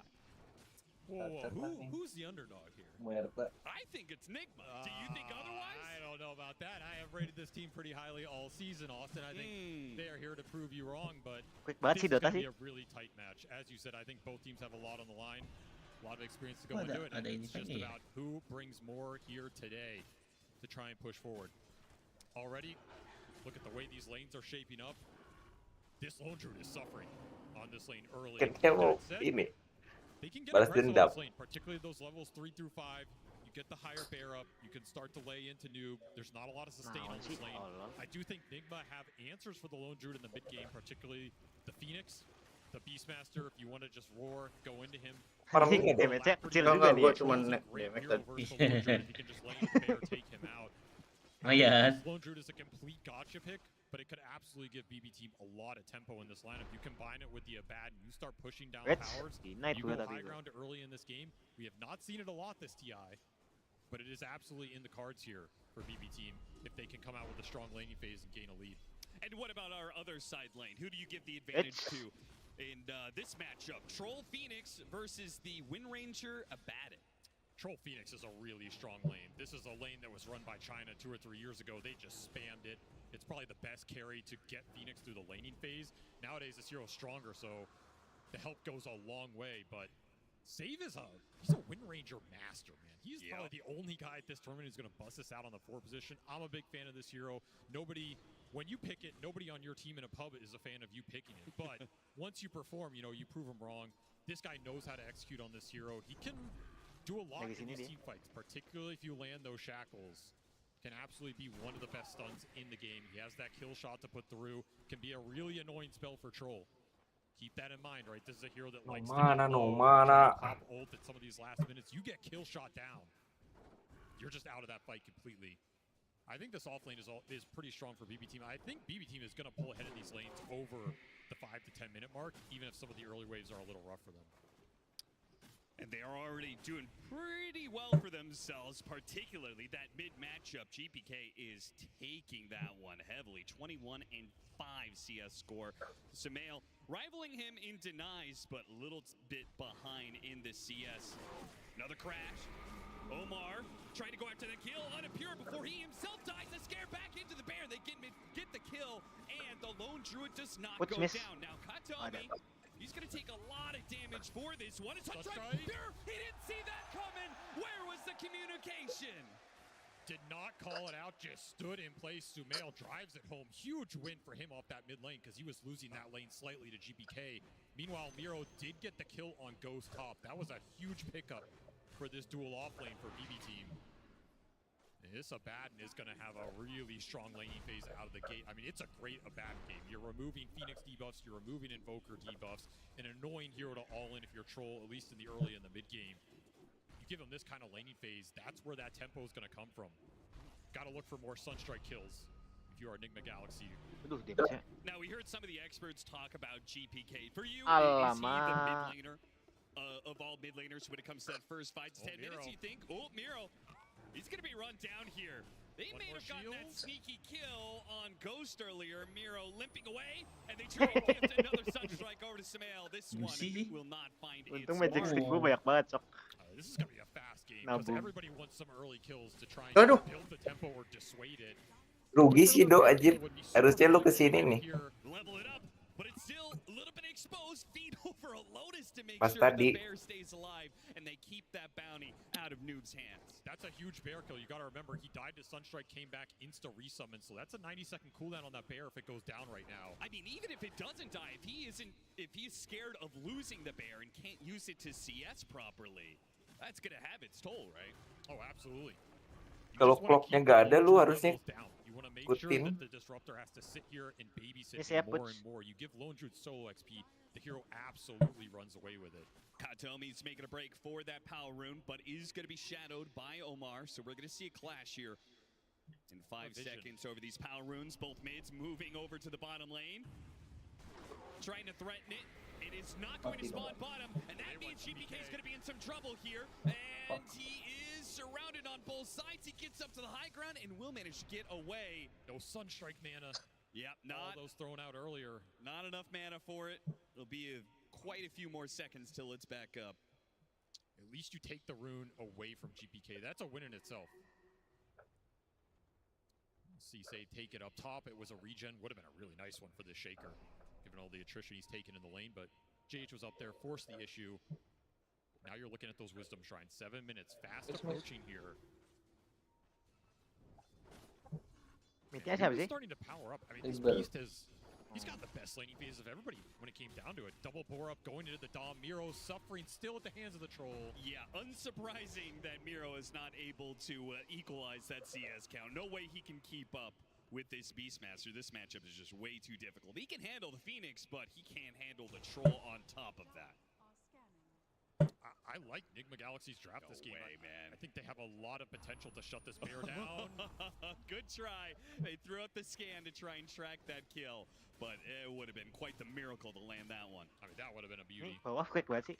Takes a few warm-up ones, you know. That's true. Sumeli's not been on the main stage for a little bit. You gotta give him a little time. Bawah nih. Pushed out of position. Katomi Balik dulu deh, ada mana? to be able to block himself. And Pure, little miss micro there. Ada Resummons his push. bear though. Not going to be punished. Does create an opportunity though. Like every time you Siapa sih resummon itu bear ya? in the early Core-nya? laning phase, as we see those shrines split. If you're Nigma Galaxy, you're thinking, can we gank this guy? Can we kill him? Take him or the bear off the map for a long time and get the tower pressure with the Beastmaster. This is the biggest pressure point on the map right now. Ya, You sikat yuk. need to think about support rotating through the gate, and in fact, Nigma Galaxy, they're bringing both through that gate. They're bringing GH and Ghost to the party. Oh, this is going to hurt real bad. Aduh, If ditos Pure ya. dies here, loses another bear. It's on cooldown for 95 seconds. He cannot afford to go down here. He does have a 6. He pops a true 4. Still Oh, bisa sampai 4 ini ya, Bang? might be able to overwhelm him. Get some help from Iya, ini GPK, semua. but he's still slain. Gila GPK nih, takes out setting Noob berit gitu. while the trade out is there on Pure. Now trying to run down Banyakan Omar nonton as well. TI GPK mau will ini collect dia. the extra kill on top of that. It's a Gila 1 sih ya. for 2 exchange. The bear is going to be on cooldown for a bit. Avery, is that worth a 1 for 2? That feels a little underwhelming for what you wanted out of that gank. Particularly, you're bringing 4 heroes down there with the beast timings. If you Bantu guys. OTW gua, jauh, jalan nih. Still delay 3 detik.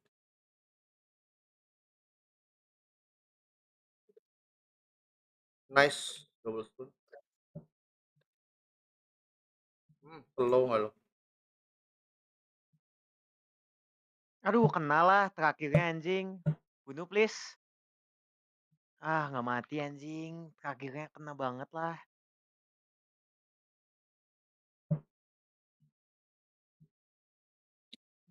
Anjing. Gue udah gocek-goceknya mantep banget anjing. Sama sih.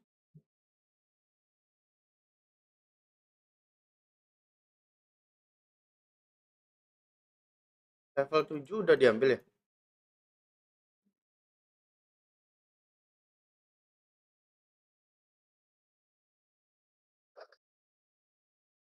Ke bawah.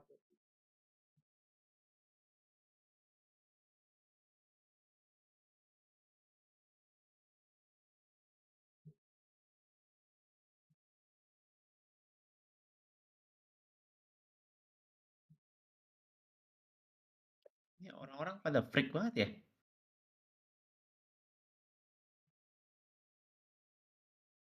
Ekor support. Ada mata nih.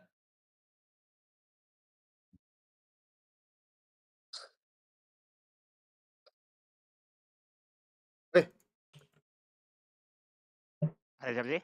Putga.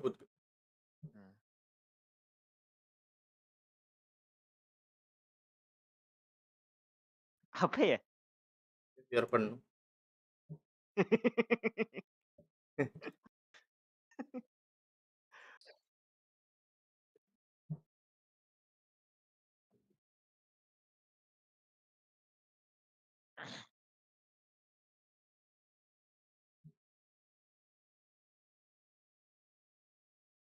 Aduh.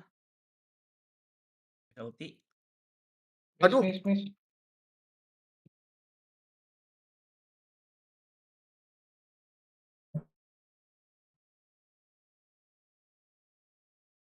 Udah nggak ada sorip, Jos.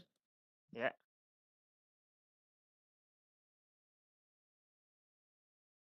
Quick banget sih ini.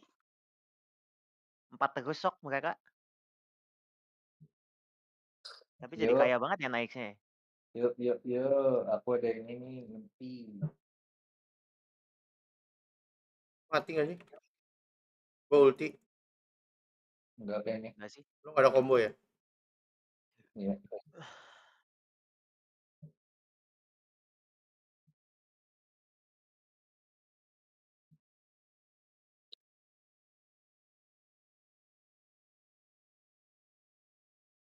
Tahu dia. Tower kali.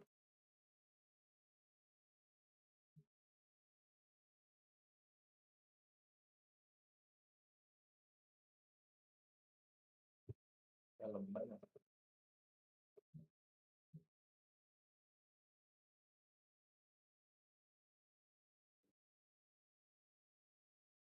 Macam-macam dia. Kurang.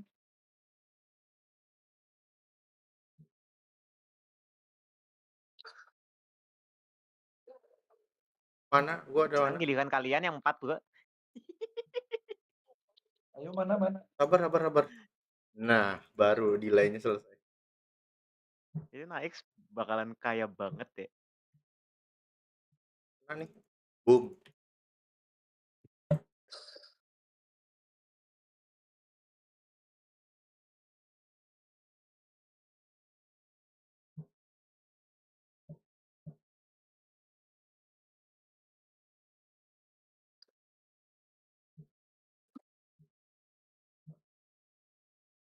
Ikat sih. Ada ulti nggak? Gak ada. Aduh. Itu sekarat banget, Bang. Cing, tipis banget ya. Satu hit banget anjing. Aduh. Pula. Kalau udah bau tuh bau ya anjing.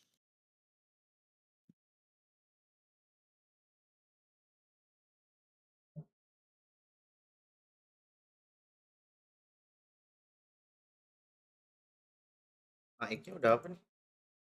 Udah rapi ya.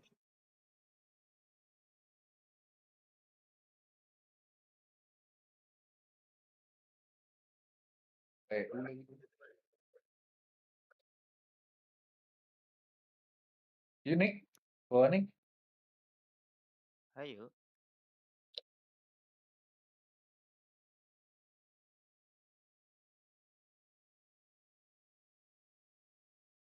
Smoke ada gak? Langsung aja. Usahanya tower gitu, perangin. Iya. Nah, yuk, ada top. Niko baik nih. Kesini nih. 14. Iya. Gue udah mata nih. Yuk kesana yuk. Sabar, hati-hati ya sini dari kiri nih. Tuh. Yuk kita naik gitu. 3. Yuk. Ditabrak, Cok. Sabar. Kurung, Den. Ditabrak nih. Kurung, Den. Kurung gitu.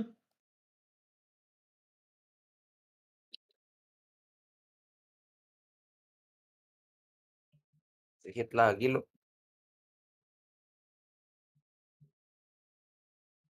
Gue lempar nih.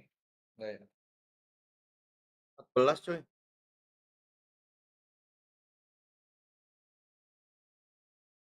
Mau ditarik tuh.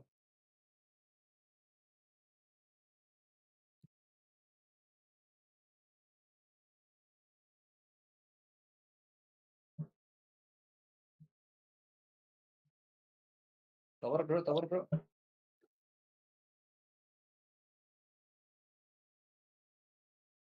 Kayaknya perang lagi nih. Dia di defend kayaknya ini.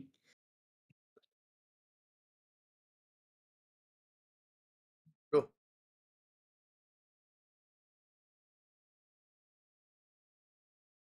Wah, rame banget, Cok. 4.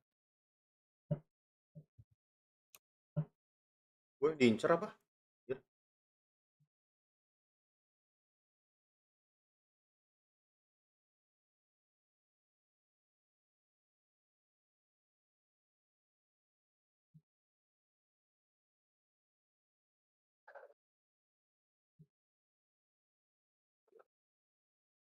Kabur sih. Anjing. Gue gak ada apa-apa. Kayak TI sih mereka anjing. Pergerakannya. Angin nggak nih atas? Enggak ya? Tentu tidak. Bawah aja, Pak. Sabar. Tunggu gua. Mati itu makanya. Iya. Gak ada damage sama sekali ya. Ayo kejar, majuin. Udah. Mati kalian. Tadi tungguin gua sih, Mor.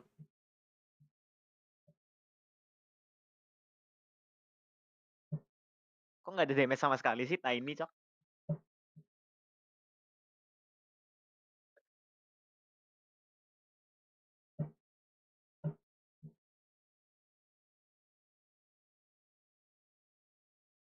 X bisa nggak?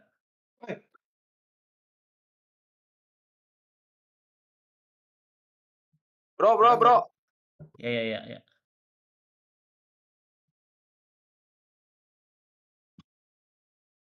Ujian. Naik sih. Gaskan bro. Tuh naik dia bro. Yo sini sama gue nih. Gue dulu. Tahu dong. Hitan ulti gue bisa miss nggak, Greg? Yuk 1, 2, 3. Anjing kelar. Iya magicalnya bisa miss nggak? Tergantung hit lo. Nggak, maksudnya itu Radiance gitu tetap bisa miss ya? Bisa miss. Maksudnya damage-nya nggak masuk. Iya, maksudnya bisa miss tetap kan? Iya, getokannya. Kan ini cuman ibaratnya berubah jadi magic itu aja kan? Iya. Aduh, gua klik mana malah dagger deh.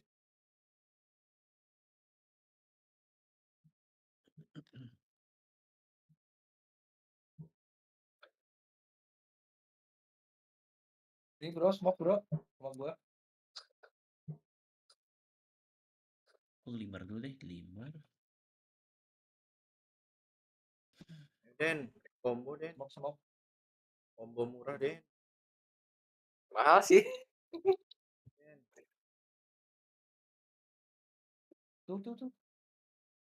Ayo kanan. Naik apa? Naik. Bisa kill 2, Cok. Mau pancing dulu gitu. Sekarang tuh bro. Den.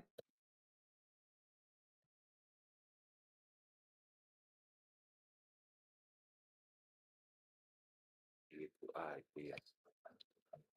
Tuh nggak ada sorip, Cok.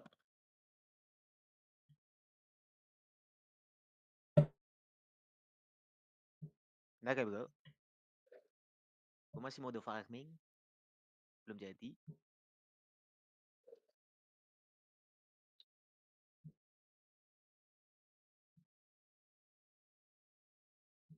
Oke.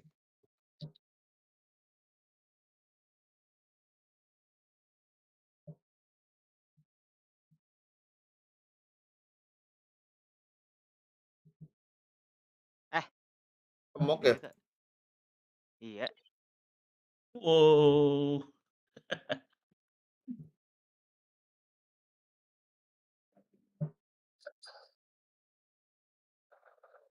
Dikejar mata ini. sana. Guanya nyangkut anjing. Lo nggak ada Tom Jos? Coba. Yolah, itu 10 detik lagi kan?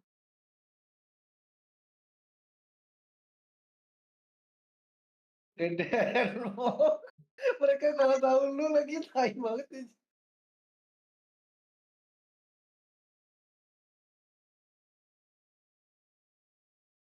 Ayo Dan, lompatin. Belum ada arenanya. Oh, perginya beli.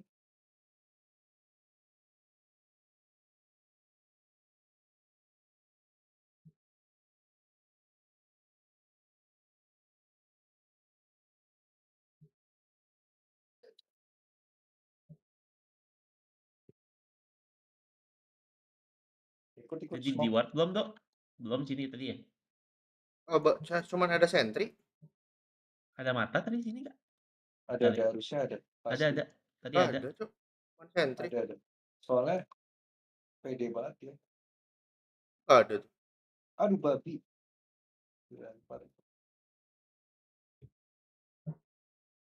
Nggak tahu di sini ya. Ada kan? Sentry doang.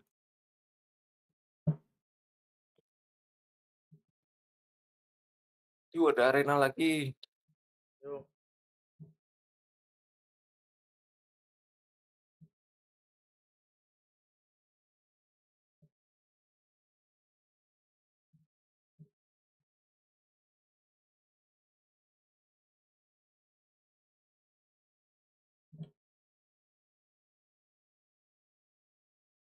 Gua smoke.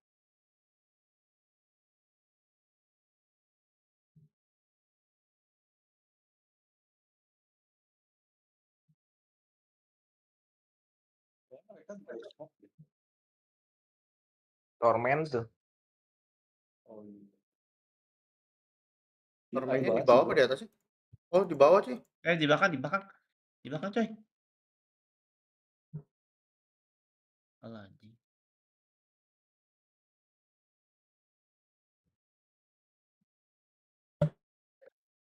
Aduh, 1 hit lah, gila.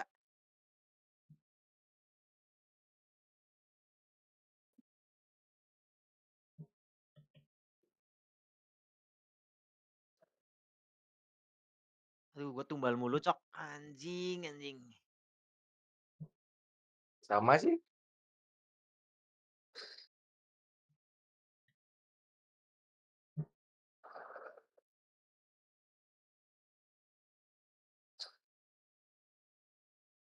Mati pertama anjing, asu. Itu nggak ada bebek gratis ya?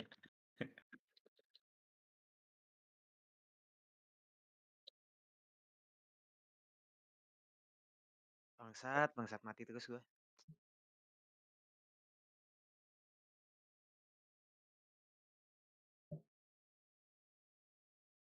Kurang damage juga gue anjing.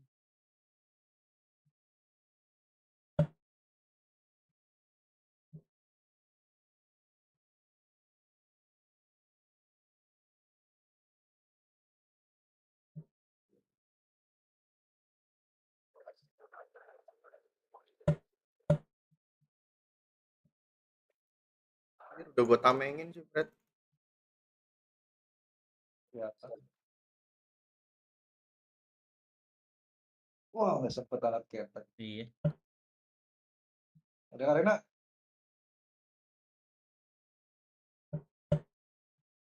Now. Go 40 biar menyebar, Bang. Keprak, Den. Prak. Tolong, Den. Udah menyelamatkanmu, Den. Dia udah mati. Saya juga udah mati aja. Oke.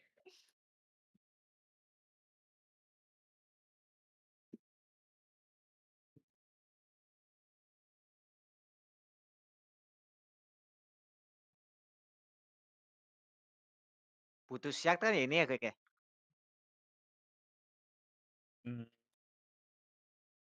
Butuh sih, tapi butuh itu dulu sih, rank dulu. Ya. Tembakan lu biar Tetap jauh. stack-nya kehitung kok, lu ngekill tetap belum ntar langsung stack-nya muncul.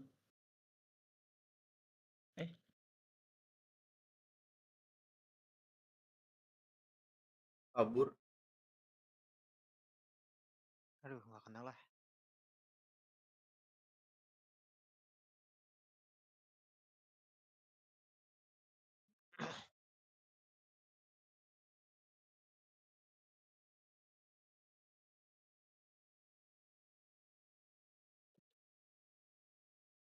Dikit lagi masuk nih. Gue beli shard dulu deh untuk menyelamatkan ya bang.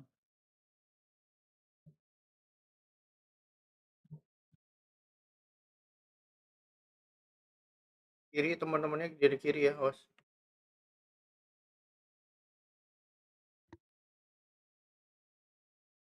Gue nggak mau depan lah.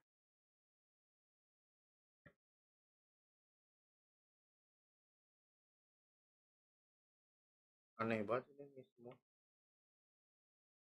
Bosan apa? Hah? Udah kan?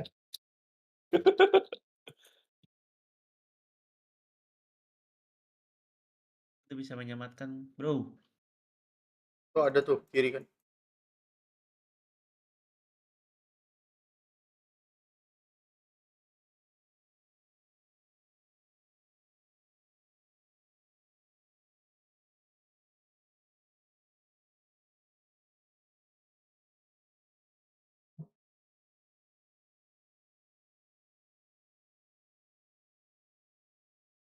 Musuhnya kampret sih. Gila ya. Naiknya juga farming.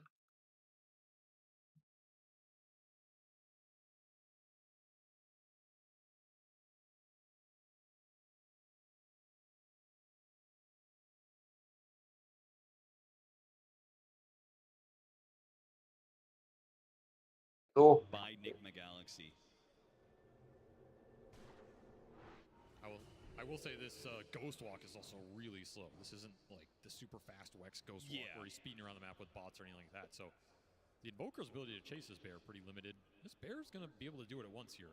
This is an incredible farming rate. If you can continue to take farm away from Nigma and cut waves. Ada waraknya banget ya. Get a couple more couriers in there. Oh yeah, there's one. It's a massacre out here. Just going ham. Nggak farming sih. Di dalam tubuh clock anjing. Someone has to put a stop to it. I mean, the damage is already done. It's been like a minute and a half, 2 minutes of him splitting the map on you. You can't chase it. He's killed 3, 4 couriers. He's taken out like 10 different waves. Gerak dia dong, ngejar kamu dong. Terbalik lah. He doesn't have the roar. It's on cooldown. He's actually got the bear. Yep, there's one. And one down, another to go. Send it back out. You made them all go to the part of the map where you weren't. Now you're going to farm the rest of it. This is highway robbery right now. Okay. This was Nigma Galaxy's Aegis period. Foregoing that they actually managed to find you, what happens if this keeps going on? Aren't you in a way forced to just barrel down high ground, hope for the best? Katomi really wants to switch some control. Oh, Omar gets right in there just at the last half second. Takes away the wisdom. Mantap sih tapi tadi perangnya tuh. Katomi Lembut tried his best, mereka. but Nigma Galaxy up in experience and up 8,000 net worth. Just the question is, how good are they at being able to close out the game? Here comes Ghost, and nice dead shot from across the way. Stops Miro. Miro will do his best to create as much time, hoping that a Manta will give him a little bit more. Nope, locked down by Ghost for too long. Map is starting to shrink a little bit. Every pick off Nigma Galaxy get here is a huge amount of time to try and get the lanes out, deal with the bear. 28. Oh, they found the bear. Noob set up trap, but he did not find it in reach of his roar. Pada di mid tuh. Ya, ada Probably just to deal with some of the pressure, still be able to join the team. Yep. That said, Nigma are still getting a lot of items on their cores here, particularly Ghost on this troll. It just hasn't been touched in so long. And you can absolutely just man fight the bear. Kiri gua ambil apa? You're not afraid of this matchup, at least for the foreseeable future. You're There's really not this fear of going another 20 minutes, right? Maybe 40. You know, 60-minute plus game, you're Nigma Galaxy, anything can happen. Yeah, I mean, you've got a lone druid that can get 12 items to your 6. If there is one team that knows how to deal with Lone Druid, it should be Nigma. It should be. They have had or at least some of the greatest Lone Druid players of all time in that squad.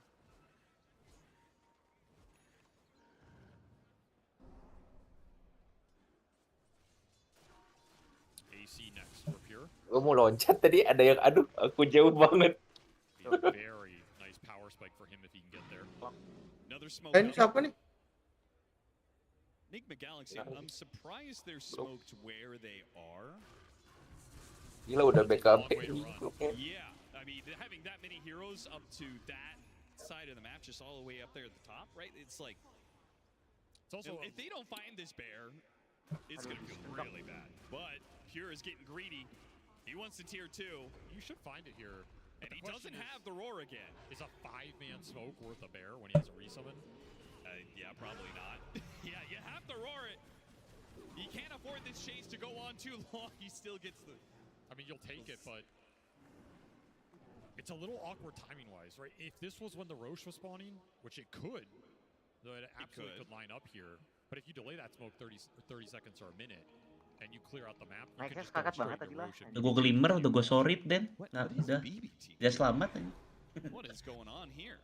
They're gonna try and sneak away a Tormentor? Yeah, that's exactly what they're doing. That's a pretty cool play. I mean, that shows you what Tormentor is worth. If you're willing to invest that kind of time, that many heroes. Oh, no, Cataclysm! Save.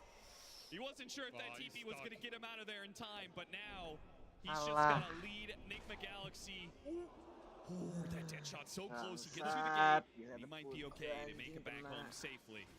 I mean, you could see BB Team's idea, though. Like, they take this Tormentor, GPK, he's TPing out of there before that thing's even dead. Yes. He's like, good luck, team. I've seen this one before. I'm not getting stuck in this corner for a second. Ditutupin dong, gue lempar They're in dodge mode right now, but they are recovering this net worth gap. Ada ulti nggak, Den? Taking away that Tormentor, I mean, it's not just a shard in their pocket, the extra gold. It's denying it from Enigma Galaxy, who clearly, I mean, they have full control of the map. They could have taken it as soon as it spawned. Oh, pas gue nanti dapat share, hitung gitu, maksudnya. Well, spot by Omar, but not in time. Gue udah mulai sakit sih gue sebenarnya mah. Tinggal BKB. They did get a second boots of travel up on that Invoker though, so double boots of travel for Enigma Galaxy. In theory, this is what you kalau need to buah keep the pun lanes putihnya in lagi for those gigit gagal nggak? kills around the map, and of course Roche is Gigitannya dia also lepas nggak? That is not an objective. Enggak sih kayaknya, bro. Kalau udah cash gigit, kayaknya ya. This one is certainly going to be ghosts. very difficult to contest too. You're unlikely to find GH. Do ada ulti? And if you Ada. do, he's just a monster around that pit. Coba ya. Especially without any BKBs on your heroes, right? You have a BKB list lineup. Udah Very hard push to lah man coba up ya, in biar competing bisa spells right menyelamatkan. now, and Enigma Galaxy know Duh, it. ada ginian cok. One of the ultimate carries of Dota 2. BM ya itunya. Battle Fury, BKB, MKB, SNY, Aegis at 33 minutes, soon to be Satanic, so he's got 2 lives and potentially 3 if he could finish up this Satanic quick enough. Do you get a little bit scared about what this lone druid's doing to you? Do you say, okay, they're not willing to fight us, let's try this high ground. Let's see what happens. The difficulty with the high ground is you are going to get ratted. And this is a very high damage rat. I don't think you know Noob is willing to roar that bear to stop it. They brought 5 heroes back to kill that bear. I mean, you see the lines instantly drawn. Okay, get out on the map. Putih bebas Coba yuk, mau coba nggak? Where if you could make a Nggak bad bisa ya? play and engage in a fight, or find the bear again, yes, unlikely Pure will play as risky with it. Or if you force the high ground, then the Lone Druid buyback is irrelevant if he only has the 1 summon. It does create small windows during this Aegis period to try and get something out of it here. Which means BBT may feel like that they have to be even more aggressive in their splitting. I can't believe this bear's just running through the middle of the map right now. He's playing a little reckless with it. They also just got Ags on the Disruptor, and we saw a refresher on the Shaker. So the AoE team fight control from BB Team is online. You cannot clump into this lineup. They're stuck. Gua kira udah berpisah. Masih 5 sih. Has worked out beautifully for Enigma Galaxy due to all the rat action. Mau di-fightin kayaknya? Tabrak tower aja mereka. Sini bisa nggak? His team immediately pushing out mid, pushing out top, but his life is forfeit. Let's see what Enigma do with this. Jauh banget. 60 seconds, no buyback available. And Bear, another Bear, not up for another 50 seconds. So you don't have that backup still. You can just go down mid here. Maybe send someone Gue back to ditangkap defend. Sob. Try and gauge where BB are sending the defensive resources versus the offensive ones. But this is a scary high ground into Refresher, Shaker, Ag, Static Storm. There's a shard on this Wind Ranger as well. Look for that Gale Force that can drag you and you can get Fissure Lock. There's the Echo. First one goes Ada out. wall sih Trying ya, to get a saya quick di kill sini and bro. refresh and they take out the troll. That's the Saya di Aegis. hook. A Lagi second jalan di life. hook. And they do not go for the Static Storm play. I thought maybe that second life Kataomi would try and get there. They try and get a glimpse back, and they do manage to get the Static Storm on him. No BKB. Can they burst him down fast enough though? Half Tower HP bro, gets out of the lumayan. Static Storm. Dia udah pisah juga nih. Not required though. The Aman damage sih simply ini isn't mah. there for the BB team. In fact, Wah ini mah kalah bro. Tumel win bro. that Crimson Guard off you blocked so much of the bear damage. NGX win. Gak ada yang TP bro. Wah. Nggak ada tele gua. That second bear is gone. He's going to be pulled into the base. Sage trying to be protected by the Aphotic Shield, but he cannot get away. Miro, he'll take some of the damage for now. A quick buyback out from the Wind Ranger as they need every bit they can to deal with the carry of Ghost. But Ben Cataclysm comes in and wipes out Miro. Another man down. 4 left. Call it 3 with no bear on the lone druid. Nigma Galaxy have full control of this base for now. How far will they push it? Satanic is flying in for Ghost right now. You get this on him, he heals up, put another Alacrity. You keep going here. Power shot after power shot. Ghost, he'll out heal it. Satanic builds him back up the full. And now what do? No Echo Slam for 25. No bear for 30. Nigma menang cok. Ya bubar kayak predik ya. It's gotta be a second lane of barracks. Seemingly Lagi, nothing BB team can do to stop this. Terlalu ghostnya terlalu ngeri anjir. Terlalu warlordnya. Di atasnya. Gelap ya tapi yang penting bawah ya. A clean 2 lanes for Nigma Galaxy with that Aegis. Exactly what they wanted in that period. And this is where I go back to the itemization on the Lone Druid. It feels like you need BKB to get in there and do anything. But you need more damage as well. Now this Crimson Guard is a big problem for you. Not to mention the mid and bottom lanes pushing in when your whole play for BB team has been doing this rat. Rat's going to be a whole lot less effective now. Octarine. Invoker, Samael is scaling up. He's level 20. They still have so much in the tank. That's the scary part about this. You're going to need to land some big Static Storms or some massive Echo Slams. I mean, you can also argue that push kind of works because they have to commit so much to bring the troll down the first time. Yeah. Right, that was the entirety of GPK's kit. In which case, Nigma Galaxy, they should probably just chill out until there's another Roshan available. Yeah, you can all in the troll this game if it's just a straight up push and they have everything. Like, you're not going to do that without 2 lives or some hard save. Sikat apa ini? Doesn't exist right now. In 3 minutes time, it means BB team will be forced to contest. Right? Like, it feels like they cannot afford masih ada to tom. give up another Aegis. That is a Gua masukin dulu, Bang. You cannot give up the third one this game. You just try and get as much on the bear as you can. He does have MKB done. That helps a lot. It does. Still no BKB though, so he can still be locked down. PKB dia. Quick Savage Roar pushes Ghost away from his mark, but level 25 Aing di right around jumping the in corner mana for lah. him. I mean, you do have to be careful of a situation where they go in, start studying a target while the bear is in range to go and hit that target at the same time. Because this bear will do a lot of burst damage. Sure. I think that's why Nigma Galaxy have been so careful every single time they've brought multiple heroes Alah, kenapa sih gua? ganking that lone druid bear. Because so much of BB team is off Gede map. ger. They're saying, you know, maybe they're behind the bear. Maybe this is a play. There will be saves that come into this game for Nigma Galaxy, though. That is something to think about, particularly in Mana nih? on GH down the road. He went an early Aether Lens on this Phoenix, not an item you usually get. Sure. But it helps him with the cast range to put debuffs on the bear, and if you eventually get to Ags, significant cast range on that save. You can pull people potentially out of Static Storm this game. So there's still some really solid scaling mechanics for Nigma Galaxy here. And of course, everything rides on this next Roshan. You get next Rosh here, you can put 2 lives on your troll, you're threatening the Megas, you're threatening that final push in the game. This bear just farms so fast. I mean, can you imagine if Pure did not have as slow a start as he did in this game? Oh yeah, I mean that's where credit is due to Omar and Noob, the fact that they won that laning phase so hard. He's looking at Refresher. I mean, is more bears better than one strong Terus mau bear? quote apa ini BTW? Kira tadi dia masih di situ. Bohong ya? Ilusi. Sumail gets caught. They caught Sumail. Sumail thought he was fishing for a bear kill. Instead, Oh, Sumail ke geng.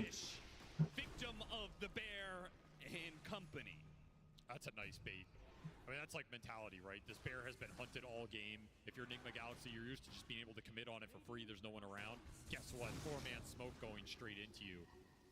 Not a move Sumail was expecting. Lucky for Enigma Galaxy, this Roche is not up yet. So you have a window to get this Invoker back on the battlefield before that objective's available.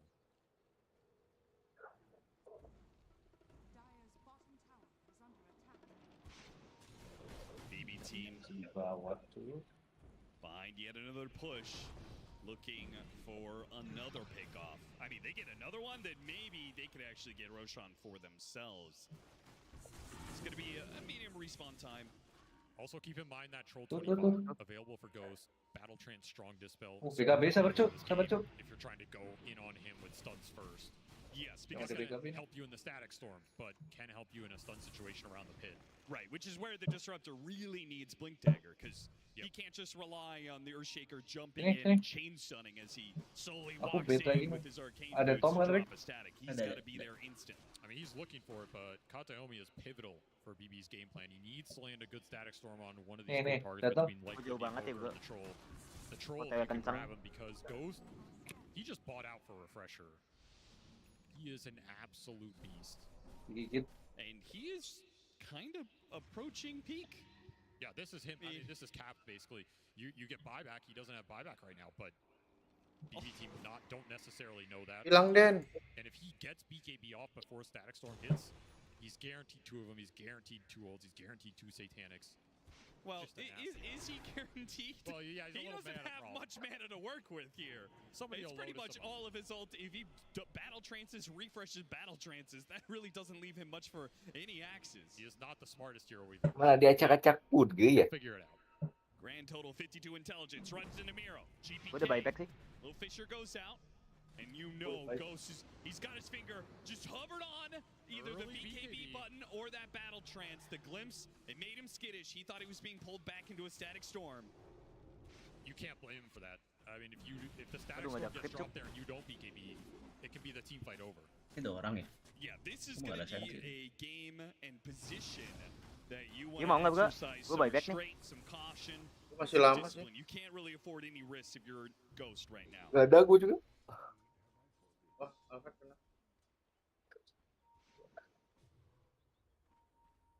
And so it all comes down to this Roche. Aduh. And it's a position that Enigma Galaxy, they have the advantage. Cataclysm scouting things out. They have the advantage, right? They have the outpost advantage. They have the Caranya biar gue keluar gimana sih? Klik aja ya. Ya, spam klik aja. In a minute's time. So the clock it's not favorable for them right now. Yeah, it's kind of Timber sih mati Den. So this bear is farming. Kalau ulti gua tembak tadi. He's 1,000 away. Pure's gonna buy out for it. Rosan nih. They give Refresher and BKB to Pure. That starts becoming a different ball game. The initiation coming up the side though. Oh, this is such a bold move. It doesn't break. I mean, the thing is, there's A on this. At least one on this Phoenix. There's Troll with that hard dispel. You cannot. Jadi gue kurang Timber sama Naik. Iya. Meleleh tapi Timbernya tadi. BB team. There is still this mid lane that's pushing in. Top is also pushing in because the helm of the Overlord. A little bit. Yeah. So they've got to start showing some pieces around the map. But again, farm for the bear right now. Enigma Galaxy just in a standoff. Yeah, they're going to set up for top Roshan. Mau Rosan nggak bro? The outpost to play with, but they will have first movers advantage. They can maybe get some early wards down. Siap yuk. Clear out the area of any wards thanks to the gem on Omar. Awas atasnya. I would love to kill this bear up here. Dua tuh atasnya. Here comes the bear, attempted kill. Nih, Rosan aja yuk. It's got where the Keburu nggak? Iya, keburu. Ada si Josh kan? Jauh ya. He's going to make sure that Savage Roar does not stop him from claiming this pickup. So there's the first resummon. Pure does buy out here. No reason to keep that buyback when you're playing with the Gua di luar tuh. back. And that is BKB for the Bear. This is the biggest power spike for him in this game. You run this thing and you BKB, it is going to do some serious damage. I think BB team is happy with the way the standoff is going Ambil nih. early. Timber tele, siap-siap nih. Might not be too happy about this. Aduh. Habis semua, bro. The Bear will TP in. And it'll start checking out the pit. Santa Claus goes out, maybe they'll just jump in. All in after Gue benjol gue, kalau kayak gitu gue. Selalu gue kayak.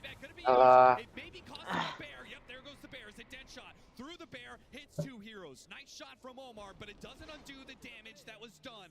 Ghost, he lost his buyback, and now he desperately needs that Aegis. Nigma are all in on this, Roshan. Concerning fight for GPK, though. Again, this is not an easy fight for the Shaker going into the calling. They can't do anything about it, right? He's got BKB, he's got strong battle trance. They jump over the Echo Slam. They force the BKB, and the Aegis will be dropped. Ghost picks it up immediately. BB team, no, they just cannot contest here. They can play for the high ground, but they say, Nigma Galaxy, they use that buyback on the Troll. It's not even guaranteed they're going to do anything with this Aegis in the first place. Not confident to go without Static Storm here. That's the biggest factor. But that means you're going to have to take this Troll down at least once without it. I mean, this is Nigma's best chance to force that last lane. Do you have the confidence to go in without the Troll buyback? Well, I'll tell you right now, Nigma Galaxy fans, I know they don't have the confidence in it. Little Outworld staff got out the BKB. Benjol. He really wants to try and hold that refresher still. Oh, he actually already used the refresher. Just noticed that. So that was his last bear for 40. Yeah. He loses it. Oscar gue bisa. KB forced. And there's the Ags for the Phoenix. Big pickup. That's a big one here, especially when you have that Aether Lens. I mean, with level 20. Benjol. Or I guess level 3 ultimate. 10 hits. What are the chances that BB team can deal with the egg? Zero. Zero? There is almost smoke no croissant world in which this egg goes down in the middle of the fight. Udah selesai. Just don't have the heroes to BKB and hit it through a lot of the disable. Yeah. He's also got a refresher shard, so he's got 2 of those eggs. Setengah darah tadi. Soalnya pas seperempat malah. So it's really difficult to jump GH first. Sure. This could be a incredibly pivotal item purchase. Ya, Nigmanya pakai Beastmaster ya pasti menang. Doesn't have a stun for it. Wah, bangsat ini bener-bener klop. Fast enough. I mean, I'm sure this is a phrase that a lot of Nigma Galaxy fans hate to hear, but I think you're supposed to go high ground. Ininya aja udah sakit sih, bro. Ternyata. Puts a little sickening feeling in my gut, Avery. Because a 3,000 net worth lead is all they are left with right now, and another pickoff has completely killed their net worth lead. Force that back up to the high ground, and this is now approaching an even ball game. Can't give up freebies like that. And you're right, the gold swing in the last 5 or so minutes here has been drastic. Not only that, but the buybacks available for BB team, they basically have them all. You go in a high ground situation, you're going against 10 lives, not 5. Potentially less because the Bear has its own buyback situation, but... And now, if you're Noob's Beastmaster, you start feeling really bad. I mean, the build was correct. You got this wonderful pipe that give you so much of the early team fight, but if this game starts going another 10, 20 minutes, this Abaddon may actually start doing more than you in fights. This is not the hard scaling Beastmaster build. You don't have the refresher right now. Yeah. Don't have that Ags. Can still absolutely find his mark, but I mean, you are just looking at this Bear vacuum up the map. The net worth Pure is soaking in right now is insane. This is where I go back to that banyak banget. the lone druid in the last picks. All skill ya bisa dibilang. Some ultimate late game throws that they are specialists on. Nah, tadi udah nyelamatin tapi nggak mempan. Samael trying to stop this Bear where it can. Ya, kayak kena burst gitu loh. For the Bear, but the Nigma Galaxy, they're gonna go and sneak a little high ground push here with a banner, and a minute and a half left on this Aegis. Now's the time. He said, sakit tuh bang, pengennya bang. time to go for that high ground. Nigma Galaxy, if they want it, they've got to do it the hard way. Bayangan itu bang. BB team space, the tier 3 gone. The pitcher leads things off. Nullifier placed onto him. activates the Satanic. Just trying to stall, hoping that they can get through this minute. That the Aegis protects Ghost and be able to all in. Wah, eta bagoy. Almost going down. Savage Roar pushes him away just in time before it falls. Ada ini. Ghost, he just runs back up to the high ground. Here comes Cataclysm. Ooh, not that much damage. Oh, and the actual change says he's gone. And on the second life, here comes the Static Storm. Where's going to be the save? It's all up to GH now, and he's got the Supernova save. He bails out his carry Ghost, and BB Team, now they're the ones on the run, as a fresh life Ghost will approach the stage with no Static Storm to stop. Aduh, gua ngeliat hero gua sendiri goblok. GPK, his Aeon Disc only protects him for so long. A refresh from Ghost. He's dealt with one. A Babak's going to be used. Can he get off another battle trance? He's got one more to go. Another Supernova save. And no way to stop the egg. Megas inbound now as on another life. They'll finish off the building. BB Team will have to play against Megas in game 1. And if you get out without being glimpsed, that is an Nggak absolute bisa. winner. You got Tidak. GPK's back. You got Megas. Two Tidak. perfect saves from GH. They were not ready for that egg cast range. I was surprised he got it. He was on the other side of that Static Storm. The item investment from GH, you saw this from 50 minutes ago. Tidak. Yeah, hover over Space. that range. It's massive, man. Yeah, it's Blood right, Aether Lens. Space. And as you said, if there's no fear of the egg going down. No, there's zero fear in this game.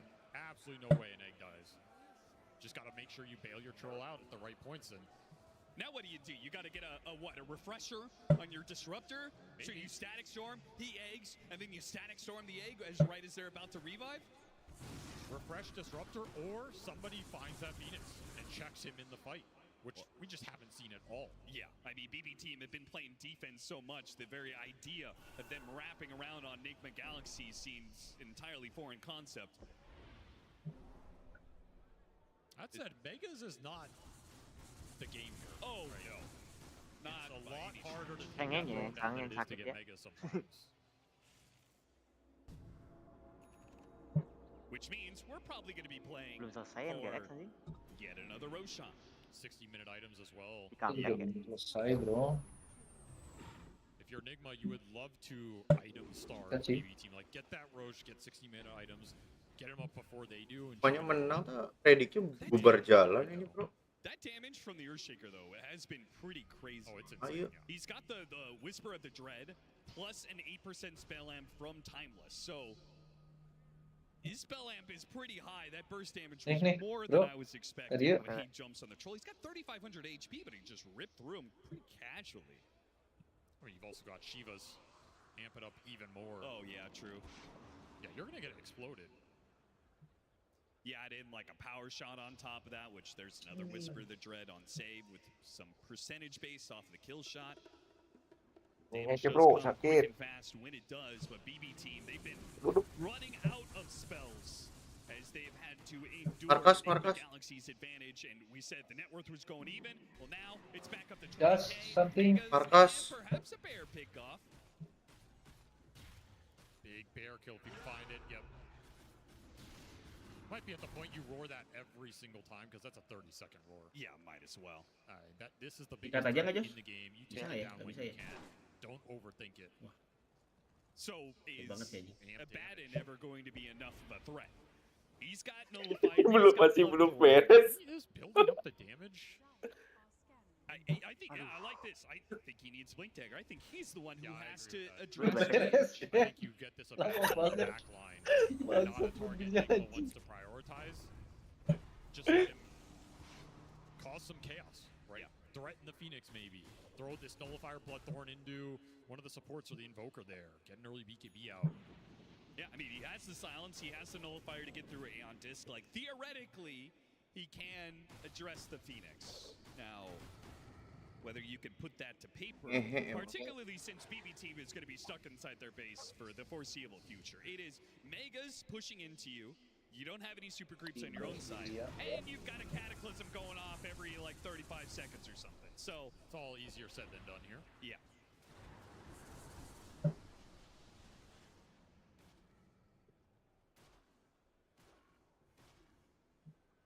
outside of this rogue bear that is roaming the map.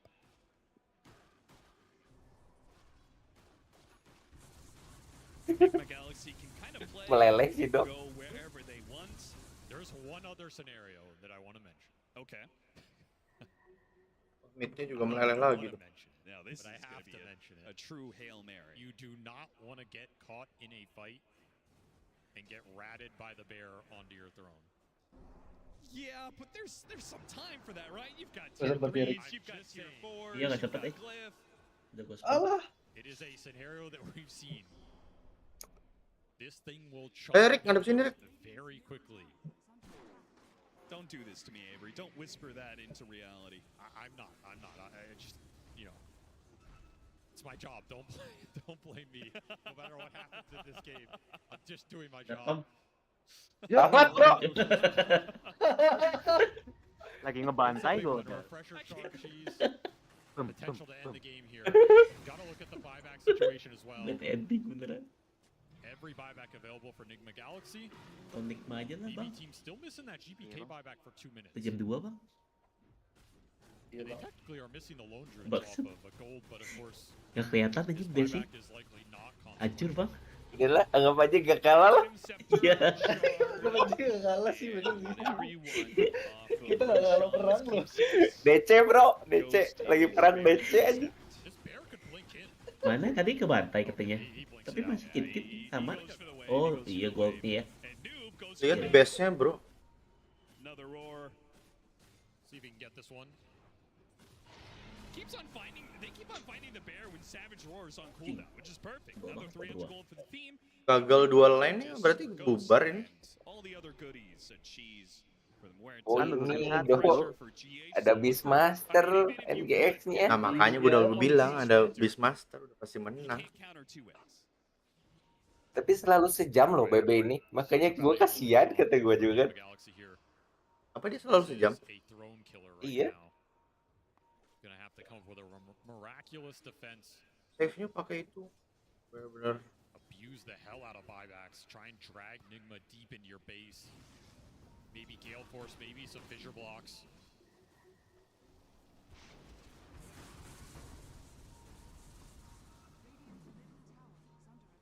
Four minutes on Aegis. Plenty of time here. Enigma Galaxy. You don't see the opening. You don't have to force it here. World Staff not dodging that. You know, GH Spine try and blow him up. They got him. Woo! Faster than he can battle trans, but here comes Zoom. Aurora goes out. Cataclysm, that's going to be denied by the Eontes. Ghost on his second life. Got to be quicker on the trigger. If he wants to stop that Echo Slam damage, he's got to get off that battle trance. Solid move. Jump on a noob. Got the BKB out of him. That's going to be Bloodthorn Nullifier used. And deal with the banner. I mean, this is going great for a BB team. They're getting so much out of Nigma right now, and they're paying nothing for it. It is. Kind of feels like Nigma Galaxy, no point to even try this anymore, considering how bad it kind of started. You also just can't go in and roar a backline target like that. I mean, it's tempting in this game in terms of target prioritization, but there's a bad, there's Aeon discs, there's 4 stabs. Sure. No one's locking onto this target when you go in like that if you're new. Nice out, World Staff. Certainly helps against the Invoker. Dealing with some of the Meteor. The Cataclysm attempted to find that lone Tiger bear apa kill. beruang? 60 minutes is in almost 30 seconds here. Nggak dipenuhin dulu darahnya. We're going to see some tier 5 items guaranteed. Tadinya NGX-nya membantai gitu, Dok. The bear, yeah. I mean, the bear can get what he can, but you've got to collect so many of those. Bukan ngebantai sih. A lot slower for sure. Yeah, you're going to be left with Lihat juga alt-tap. this drought where Nigma Galaxy Cepet banget cuman hancurin towernya dari tadi. So I'm saying, Malah man, if you can get kan some bear. someone dying or books up, just throw these books in, let GPK kill himself on the necro units. Might have a little window here to make that push a little more enticing. Gue tahu, bro. You could wait for next Jawabannya. well. Musuh tim yang ada Beastmaster-nya menang, yang ada Earthshaker-nya kalah pasti.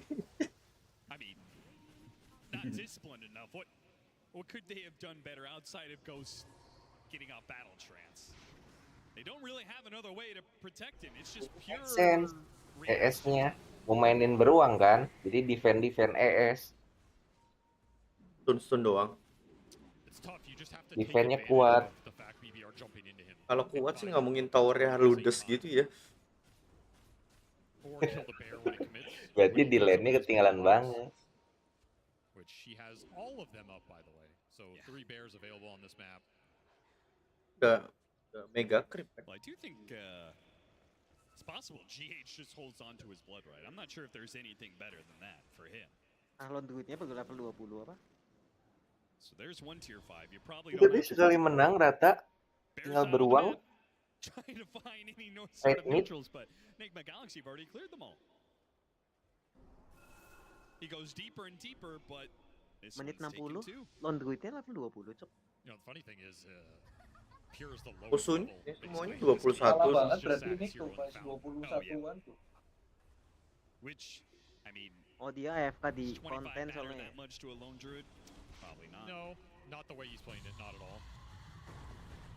Could be Oh, bad tapi for emang someone's segituan fantasy, deh. though. That's true. They're getting close to that disruptor.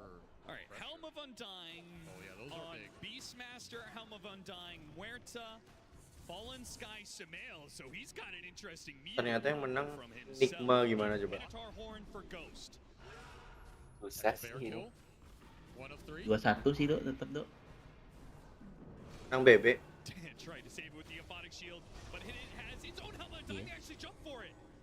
But the push away at the same time made things kind of weird. Alah. Not that swift execution they were looking for, and Aeon is going to Ya be kok left on the Muerta. kayak gitu sih mainnya? Yeah, that was. Exonya. He thought he'd get a lot more damage off the slugger, but it felt very casual. He does have the Echo Slam cooldown, but popping the refresher there feels pretty bad. This Helm of Undying on the bear is going to be insane if it's in the middle of the fight. That was a huge find from Pure. I mean, he gets 2 of them, so. Yeah, pretty disgusting. That An is, extra 100 something. attack speed, 80 magic damage from the Audacious as well. Di ulti terus beruangnya. Bear number 2. It's beginning to stack up. Ooh, trying to get it out of there. They do manage to bail it out. But still, the forces are beginning to push in. Ghost going in here. Ini lagi perang sih. Tiba-tiba Push selesai. in without an Aegis. They're not Kenapa? going to wait for another Roshan. They're going to jump in with Storm, though. Kazayomi Lagi slows. perang di high ground, tiba-tiba selesai. But he's going to be saved. They do have the bird damage. Here comes the Roar Cannon. Cleanse him. Dor. Cleanse him. Big damage. Oh, the Earthshaker. A little bit more. He gets up the Aphotic Shield, but it is not enough to save him. You're going to have to burn through some buybacks now as the Pure Bear tries to hold onto these tier 4s, but Ghost locked on with the Alacrity on him. He will make short work of these tier 4s. They cannot concede. Many more of these buildings are going to have to fight. Miro tries, draws a little attention to himself. A beautiful tornado. Catches the Earthshaker a second time. Oh, Fallen Sky on Miro. He jumps in and goes. He sees the opportunity. He goes to the buildings. They pop the glyph. He's going to back out for now. You have to Providence BKB. They got the Alacrity. He can commit. He goes after save. Waiting his time. Waiting for the glyph. Noob is just trying to create some space so they can all in on the throne. They see their opportunity. And Echo Slam jumps in. And Fisher. Oh! Another A supernova save. save from Uma. What a save from GH. And Ghost will finish this game. 64 minutes. And Di it's save sama Enigma GS. Galaxy to take game 1. MVP sih. What a performance here, especially in that last fight from Sumail. He absolutely diced them up with the double kata. Kok bisa sejauh itu sih nariknya tadi? Just burns them to a crisp. As Enigma Mungkin Galaxy, they controlled that game from itunya like the apa? mid game to the end there. Cash range. Finally able to Enchantment-nya close apa it out. namanya? Bit of a nail Wah, biter, God. but I mean, Or as far sih. as Enigma Galaxy late games go, Jauh ya, that was Seven pretty itunya convincing. telurnya. I mean, they got the lead early. Enigma Galaxy have done that time and time again, but it Baru seems game like 1, they've bro. significantly improved on Sekarang closing tidur dulu out sih the gua, game, bro. something that has plagued this team all year Ya, round, ngantuk banget anjing. and it's come a massive improvement. Ya besok aja bagannya, yes. Tuh besok poin 100.000. Kalah 2 udahlah. Lo pilihnya apa, Den? BB juga. BB. Remuk tank cuma Bang Leo doang apa yang pick itu? Kan belum kalah, Dok. Kalau Iya. udah ini tuh sistemnya 2-0, nggak ada namanya 2-1. 2-1, Dok. Nggak ada. Mentalnya mental remuk ini semuanya.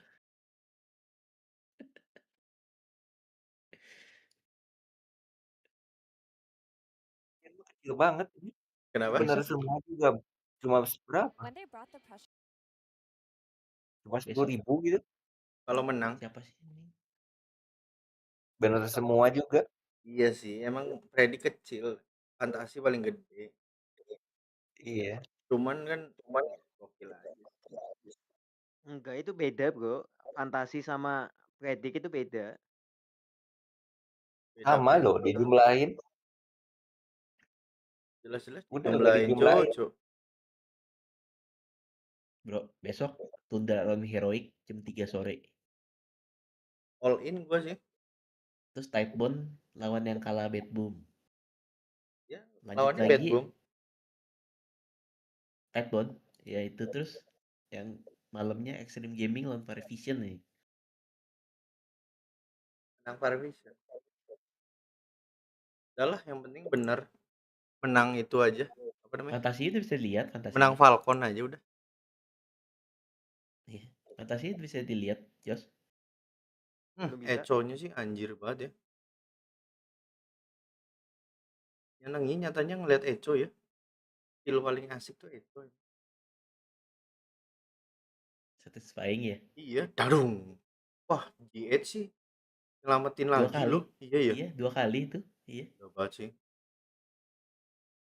Ini yang sama yang di bawah tadi ya. Oh, 3 kali berarti coy. Nih. Iya. Tadi. 3 kali berarti. Sekali. Ini 3 kali nih. Ini yang ketiga kali bentar lagi nih yang di bawah. Lah. Ya nggak diliatin lah. Iya. 3 kali bro. Tengah sekali tadi si trollnya.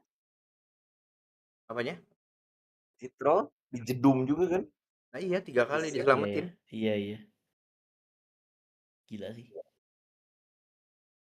Berarti sama yang tadi di atas. Yang kita gak nonton. 3 jadi total. 4. GH. MVP-nya Phoenix berarti, Bro. Udah tonton. Enggak, Bro. Udah.